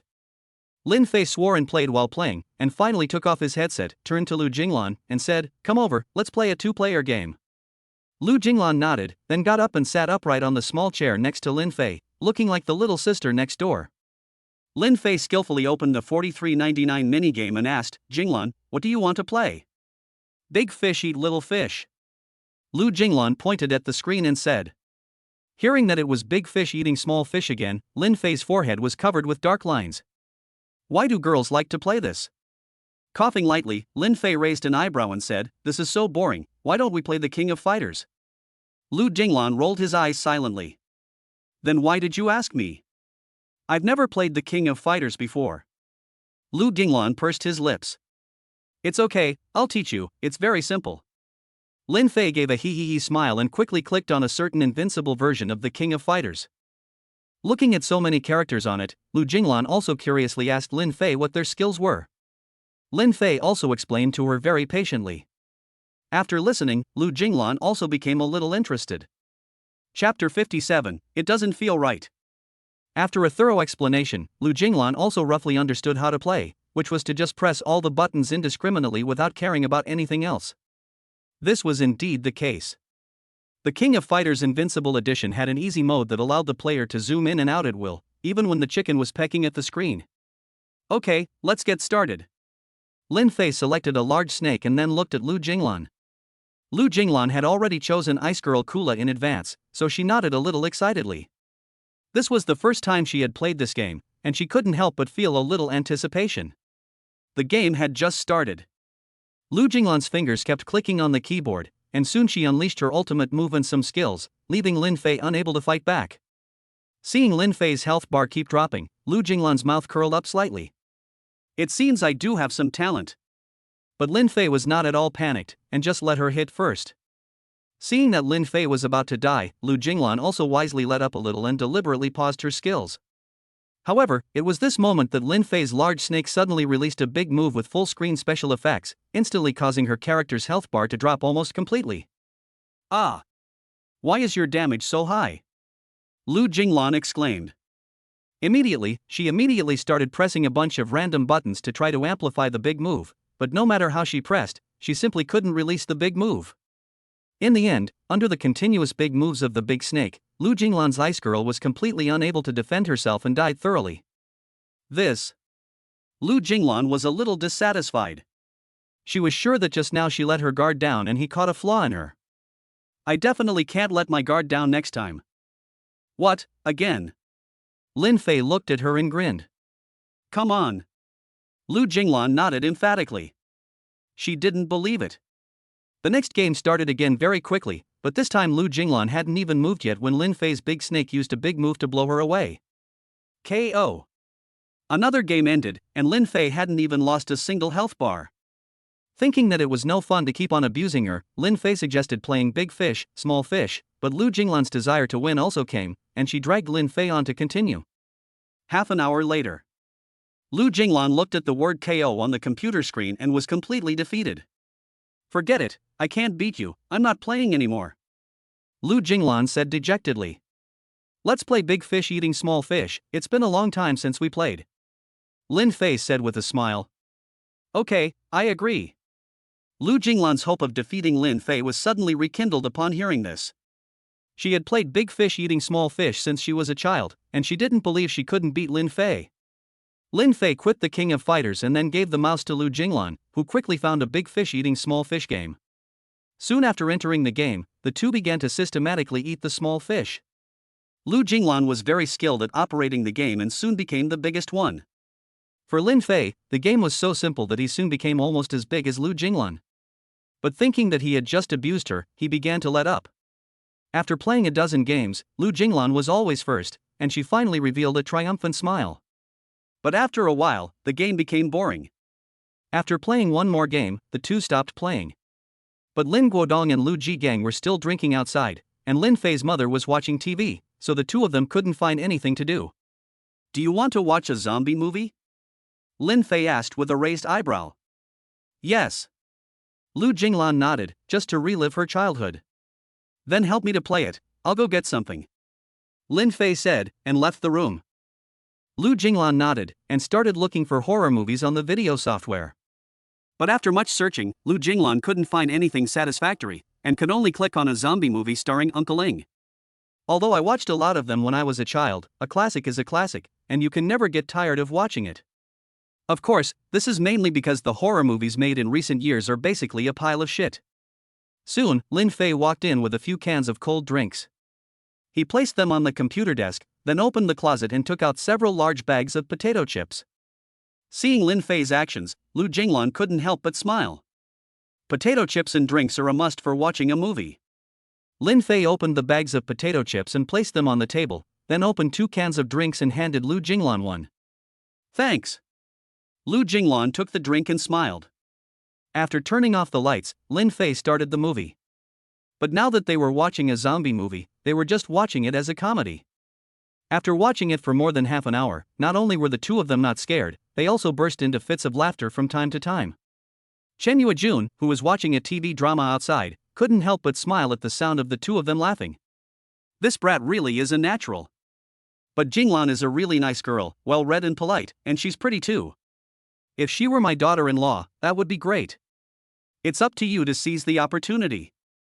On the other side of the room, Lin Guodong and Lu Jigang were both red in the face from drinking, but judging from the content of their conversation, they had already reached the national level, which meant they were almost drunk. Chen Yuejun had been keeping an eye on the amount of alcohol the two men were drinking, for fear that they would pass out. In the room, Lin Fei and Lu Jinglan watched for a long time, and when they didn't think it was too scary, they switched to another Japanese horror movie. If you want to talk about which Asian horror movies are still worth watching, it's only Little Days in Tehran. Soon after the movie started, there was a scary scene. Lu Jinglan held her breath and didn't dare to move, while Lin Fei rested his chin in his hand and didn't give it a second thought. Fuck. Ah. Suddenly, an extremely terrifying face appeared on the screen, startling the two. What's going on? Chen Yuejun asked outside. It's nothing, it's just a scary movie. Lin Fei said hastily, afraid that his mother would misunderstand. After another 10 minutes, the movie suddenly became quiet again. Lin Fei knew that the ghost was coming and immediately got mentally prepared. Lu Jinglan also covered her eyes, leaving only 2 small slits. But to the surprise of the two, there was no scary image at all. Damn, cheating! Lin Fei cursed. Lu Jinglan also let out a sigh of relief and lowered her hand. Just then, in the movie, the figure of a terrifying female ghost suddenly appeared in the corridor of the villa, which was originally empty. Ah! Lu Jinglan immediately closed her eyes and threw herself directly into Lin Fei's arms, letting out a scream. Damn it! Lin Fei wasn't scared by the ghost just now, but this hug from Lu Jinglan almost scared him to death. He subconsciously reached out and pushed her away. But when Lin Fei pushed her, he realized that she felt different, too soft, and his eyes widened as he quickly turned on the light. When the light turned on, he saw Lu Jinglan covering her hands in front of her body, her originally pale face turning red. At this time, Chen Yuejun rushed over upon hearing the sound, and Lu Jinglan quickly lowered her hands when she heard footsteps. Chen Yuejun walked into the room and saw that the two of them looked unnatural, and a trace of suspicion flashed in her eyes. It's a little scary to watch a horror movie. I couldn't help but scream a few times, hee, Lin Fei explained with a dry laugh. Chen Yuejun rolled her eyes inward. Watching a horror movie, and her face can still turn red? Chapter 58. It's expired. Auntie Chen, it's fine, we were just startled a moment ago. Lu Jinglan said. Chen Yuejun nodded and said something about letting the two turn on the lights and watch it before leaving the room. Once Chen Yuejun left, the atmosphere in the room became a little strange. Lu Jinglan lowered her head, her face red, afraid to look at Lin Fei, who was tactically looking around. After a moment, Lin Fei coughed lightly twice before saying, "Sorry, Jinglan, it was dark and I really didn't pay attention."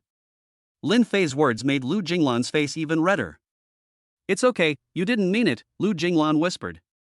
Seeing that the other party had forgiven him, Lin Fei was also relieved. If Lu Jinglan had gone to complain, he would have had to have his hands broken. Outside the house, Lin Guodong and Lu Jigang were drunk and passed out on the sofa, mumbling. Chen Yuejun muttered a few times in a drunken stupor and began to clear the table. After tidying the table, Chen Yuejun called Lin Fei out and asked him to help Lu Jigang to the guest room, while she helped Lin Guodong back to his room. After taking care of the two of them, Chen Yuejun returned to the living room and said apologetically to Lu Jinglan, "Xiaolan, I'm really sorry, but there are only 3 rooms in the house, so you may have to sleep outside tonight."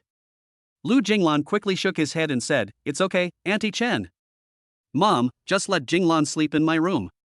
Lin Fei's words came as a shock. Upon hearing this, Lu Jinglan's face, which had already returned to normal, suddenly turned red again, while Chen Yuejun grabbed Lin Fei's ear and said, "You little brat, what nonsense are you talking about? Ouch, ouch, ouch. I mean, I'll sleep on the sofa and Jinglan can sleep in my room. It's not that we'll be sleeping together," Lin Fei quickly explained.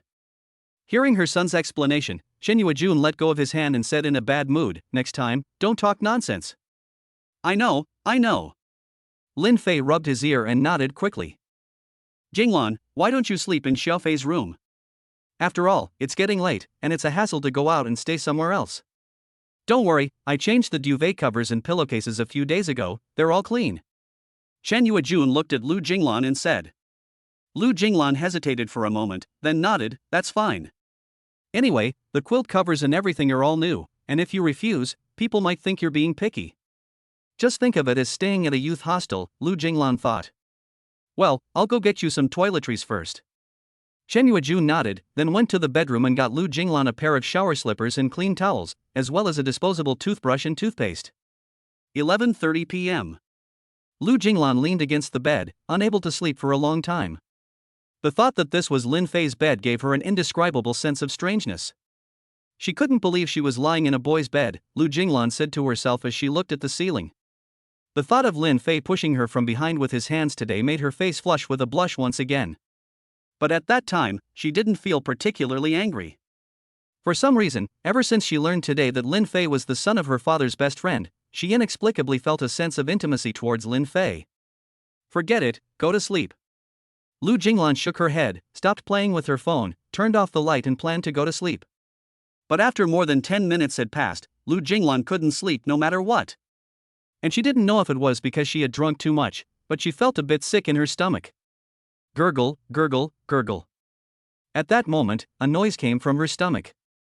Lu Jinglan suddenly felt something was wrong, so she quickly picked up her phone, got up, left the room and ran to the toilet. Creak. Lu Jinglan quickly pushed open the toilet door, grabbed the hem of her pants with one hand, and was about to take them off. But as soon as she looked up, she saw Lin Fei sitting naked on the toilet, holding a pair of small scissors in his hand, covering his lower body with one hand, and looking at her with a red face. Lu Jinglan's face turned red in an instant, her eyes widened, her lips opened rapidly, and a high-pitched scream was about to burst from her throat. Lin Fei saw that the situation was not good, quickly threw the scissors away, pulled up his pants, and took a step forward. Ah! However, before she could scream, a warm, large hand quickly covered her mouth, muffling the scream. Lu Jinglan was suddenly panicked, her eyelashes trembled non-stop, her chest heaved violently, and her eyes darted around in confusion. Lin Fei held Lu Jinglan's mouth shut, afraid that the girl would make the slightest sound. Don't scream, or it'll be bad if there's a misunderstanding. Lin Fei stared into Lu Jinglan's eyes and said. Whoa, wah. Lu Jinglan hurriedly nodded, she was out of breath. Lin Fei let out a sigh of relief and quickly let go. After letting go, Lu Jinglan quickly took a big breath of fresh air. Lin Fei had just covered her really tightly, almost suffocating her. Aren't you sleeping? How did you get in? Lin Fei asked with a frown. I need to go to the bathroom. Lu Jinglan whispered with a blush on her face. Under the warm bathroom light, Lin Fei's toned muscles were on full display, and with his tan skin, he exuded masculinity. Lu Jinglan only glanced at him, and her heart immediately started pounding. She never expected him to have such a good figure. Are you having diarrhea? Lin Fei raised an eyebrow. Lu Jinglan turned away a little embarrassed, nodded lightly, and whispered, well, I don't know what I ate that made me sick. Shit, it's really expired, Lin Fei exclaimed, slapping his forehead. What's expired? Lu Jinglan looked at Lin Fei. Potato chips. Lin Fei smiled awkwardly. You really want me to slap you to death? Even a lady like Lu Jinglan was so angry at this moment that she didn't care about her image. At this moment, Lin Fei suddenly changed his expression and quickly made a shushing gesture. Wait, don't speak. Lu Jinglan's eyebrows furrowed slightly, but she soon heard footsteps as well. Lu Jinglan panicked, because at this point, if someone left the room, it could only be to use the bathroom. Moreover, she didn't know who was coming. If it was her father, she didn't know what to do. She and Lin Fei were alone in the middle of the night in the bathroom, and one of them was only wearing his underwear. If something really happened, it would be embarrassing. This was also the first time Lin Fei had encountered such a situation, and his face was slightly flustered. Damn it, he had never been so nervous when he was called up by the teacher to do a math problem. As the footsteps got closer, a determined look flashed in Lin Fei's eyes. Immediately, Lin Fei took a few steps and rushed to the back of the toilet door, then pulled Lu Jinglan over and held her firmly in his arms. Don't say a word. Lin Fei hurriedly reminded her, his expression very serious, without the slightest intention of taking advantage of the situation. Then, Lin Fei carefully pulled the door closed, trying to cover as much of his area as possible. Attachment, reference picture of Lu Jinglan. Chapter 59, Save It for Your Wife.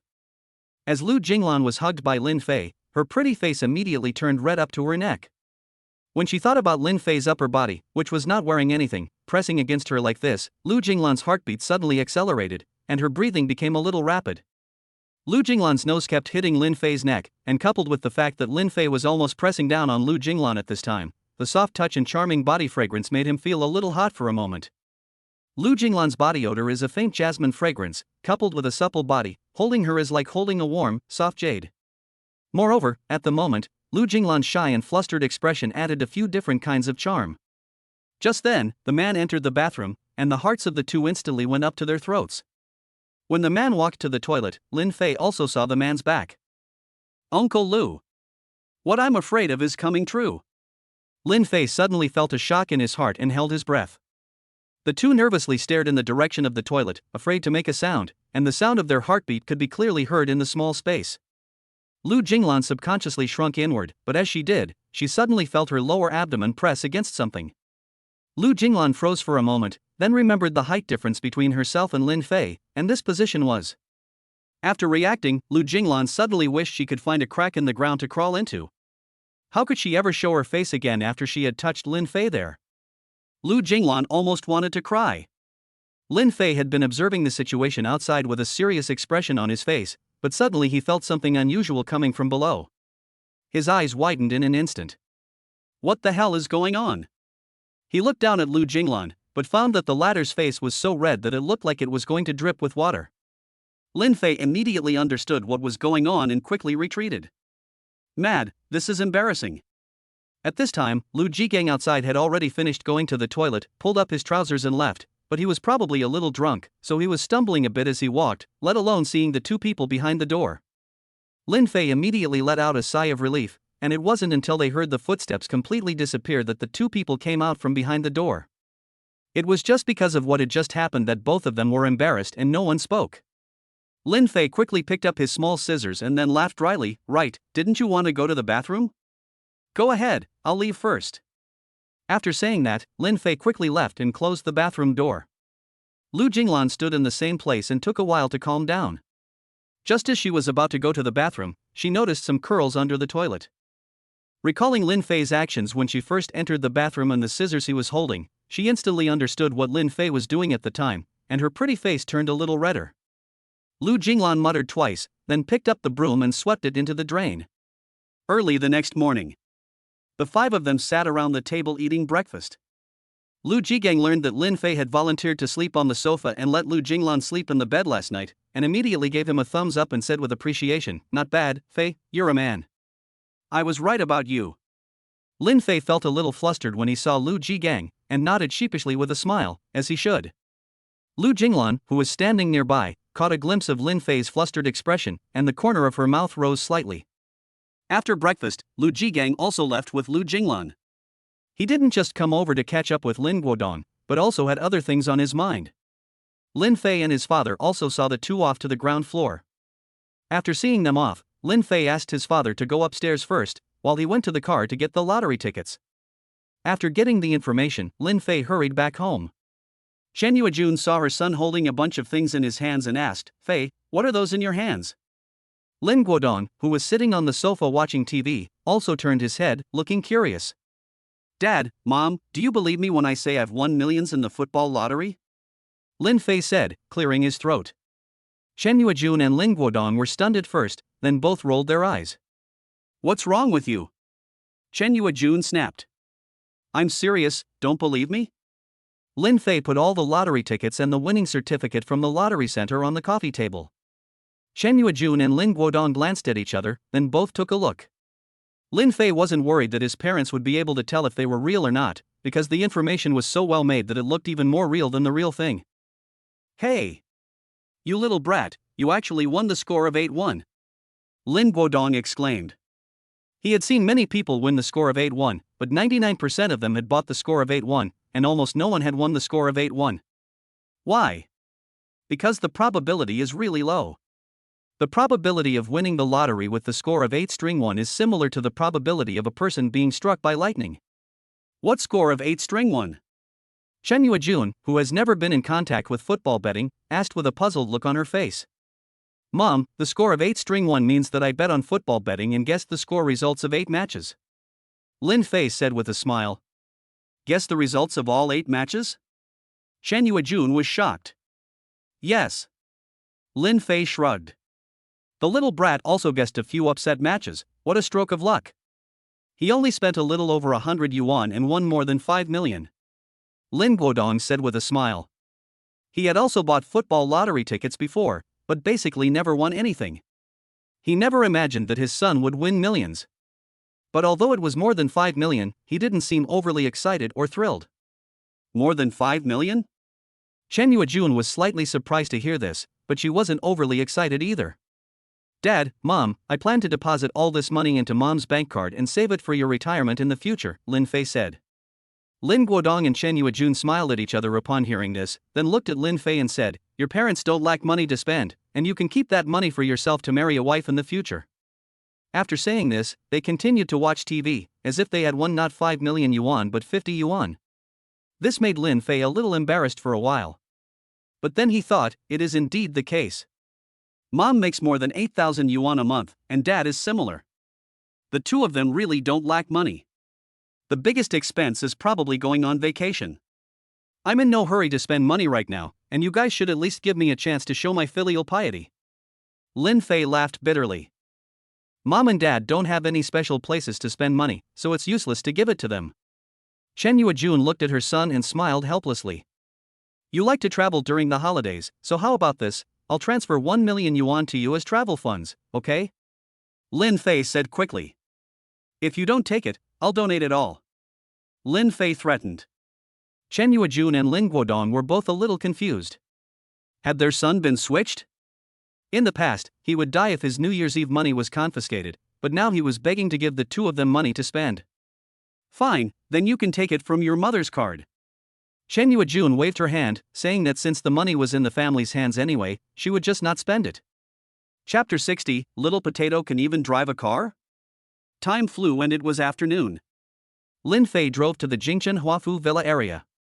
Yan Jiaozhou had called him at noon to tell him to come over, as she wanted to cook herself today.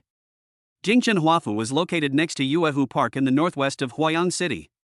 It has beautiful scenery and a pleasant environment, and is one of the rich areas of Huayang City. At the time, Lin Fei spent 110 million to buy a villa there.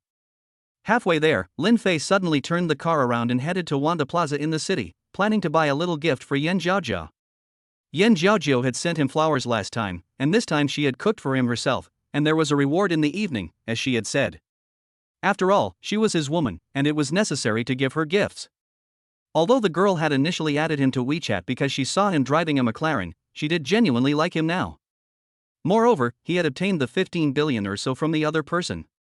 When they arrived at the Wanda Plaza, Lin Fei was also not stingy and spent more than 1 million yuan, buying a few LV bags and a diamond necklace from Chao Mofuk. This ostentatious display of wealth also made several saleswomen send secret signals to Lin Fei, and they even secretly handed him little notes in the end. But they were all mediocre women, so Lin Fei threw the notes away after he left. An intersection. Lin Fei stopped the car and waited for the traffic lights to turn red. Suddenly, he caught a glimpse of a familiar figure next to him. The latter seemed to have seen Lin Fei too, quickly took off her helmet, revealing a sweet and innocent face. She then exclaimed in surprise, "It's you! Wow, I can't believe it, you little potato can ride a motorcycle too?" Lin Fei looked at her and raised an eyebrow, smiling. Hearing Lin Fei call her a little potato, Luo Xiaoqi was instantly enraged, her silver teeth clenching as she pointed angrily at Lin Fei and said, "Who are you calling a little potato?" Her outburst caused several young men and women around her, who were also riding scooters, to turn and look. "Who is that guy? He looks like he knows Xiaoqi." "I don't know, but judging from the McLaren P1 he's driving, he's probably a friend of Xiaoqi's. But he's quite handsome." Several young men and women whispered beside Luo Xiaoxi. Unlike her usual sweet style, today Luo Xiaoxi was dressed very sexy, in a white halter tank top that revealed her white lotus-like arms, and a pair of pale blue short jeans that showed off her pair of white, slender legs. Moreover, Lin Fei noticed that this chick was still riding a Ducati V4 worth about 600,000. So she's still a little rich girl. "Of course I'm talking to you, Luo Xiaotu," Lin Fei said with a smile. "How do you know my surname is Luo?" Luo Xiaoxi frowned and gave him a suspicious look. "Just a wild guess." Lin Fei laughed. Luo Xiaoxi definitely didn't believe this. Her eyes darted around, and suddenly she thought of a possibility. Could it be that after seeing me last time, this guy has fallen for me? At the time, he pretended not to like me, but in fact he was trying to play hard to make me interested in him. But secretly he has already started to secretly investigate information about me. Yes. It must be so. So, Luo Xiaoxi snorted and said, "Are you secretly in love with me?" Lin Fei heard this and first froze, then burst out laughing. This girl's brain circuits are a bit peculiar. Luo Xiaoxi saw that Lin Fei was about to laugh his head off, and she immediately became angry and flushed, pointing at Lin Fei and saying, "What do you mean?" She's never seen someone stare at her like that before. Lin Fei held back a few laughs and waved his hand, saying, "Nothing, just thinking of something happy." Seeing how he was forcing himself to stop laughing, Luo Xiaoxi was even more angry. Just as she was about to step on the accelerator and hit the back of Lin Fei's car, Lin Fei quickly sped away. "You're killing me!" Luo Xiaoxi shouted, shaking with anger, pointing at the McLaren that had already driven 100 meters away. Then she put on her helmet and accelerated to catch up. Lin Fei had just entered a wide avenue when he saw Luo Xiaoxi speeding up in the rearview mirror. "What does this chick want?" Lin Fei frowned. Soon, Luo Xiaoxi overtook Lin Fei's car and looked back, cocking her head provocatively. Lin Fei laughed. If it weren't for the speed limit here, he would have blown up her little Ducati today. Although the Ducati V4 can accelerate from 0 to 100 km/h faster than the P1's long-distance cruising ability is incomparable to the Ducati V4R. When Luo Xiaoxi saw that Lin Fei still had no intention of speeding up, she cursed him a coward and turned right to leave. Luo Xiaoxi, favorability 10. Current favorability, 9 points. Lin Fei rolled his eyes. How did it inexplicably drop? After successfully seducing this chick in the future, he will show her who's boss. Half an hour later. Because Yan Jiaozhou had already told him the code for the door in advance, Lin Fei quickly entered the villa. Although he bought it, he has never lived in it for even a single day. However, judging from the situation inside the villa, Yan Jiaojiao may have already come and lived here in advance and cleaned it. Hearing the sound coming from the kitchen, Lin Fei's mouth slightly curled up. After placing the gift on the sofa, he quietly walked towards the kitchen. In the kitchen, Yan Jiaojiao was wearing a maid's uniform and an apron, and was concentrating on cutting vegetables. Lin Fei saw that she hadn't noticed that he had come in, so he directly embraced her from behind. However, to Lin Fei's surprise, Yan Jiaojiao did not show any signs of panic. Instead, she flirtatiously said without turning around, "What, still trying to scare me? How come you didn't scream? It's so boring." Lin Fei pouted his lips and said, "Puff." Yan Jiaojiao tilted her head back and kissed Lin Fei on the cheek, then winked. "Is it interesting now?" "That's more like it." Lin Fei grinned wickedly, then began to roam his hands all over her body. "Hey, stop." Yan Jiaojiao felt a soft touch somewhere and let out a soft moan. "Jiaojiao, you're quite good at playing hard to get," Lin Fei said in Yan Jiaojiao's ear. "You devil." Yan Jiaojiao flirtatiously rolled her eyes, then put down the kitchen knife and turned around, putting her arms around Lin Fei's neck and kissing him on the initiative. In order to facilitate Lin Fei, Yan Jiaojiao sat directly on the kitchen counter. However, Lin Fei still had a basic restraint and did not go further. After kissing for a while, he let Yan Jiaojiao go. Although Yan Jiaojiao was already a little infatuated, she thought that this was the kitchen and the two of them would be dining later, so she quickly straightened her clothes and continued cooking. "Lin Fei, go sit outside for a while, I'll be done soon," Yan Jiaojiao said softly. "Okay." Lin Fei gently touched the latter's face before turning and leaving the kitchen. "I'm afraid I won't be able to resist the urge to do Yan Jiaojiao here and now, so I might as well use this time to look around the villa." Although I had already gained a preliminary understanding of this villa through photos and videos, seeing it in person was a different experience. The villa not only had a private pool, but also an oversized balcony and a large lawn big enough for dozens of people to have a party. Even the underground garage has 2 full floors.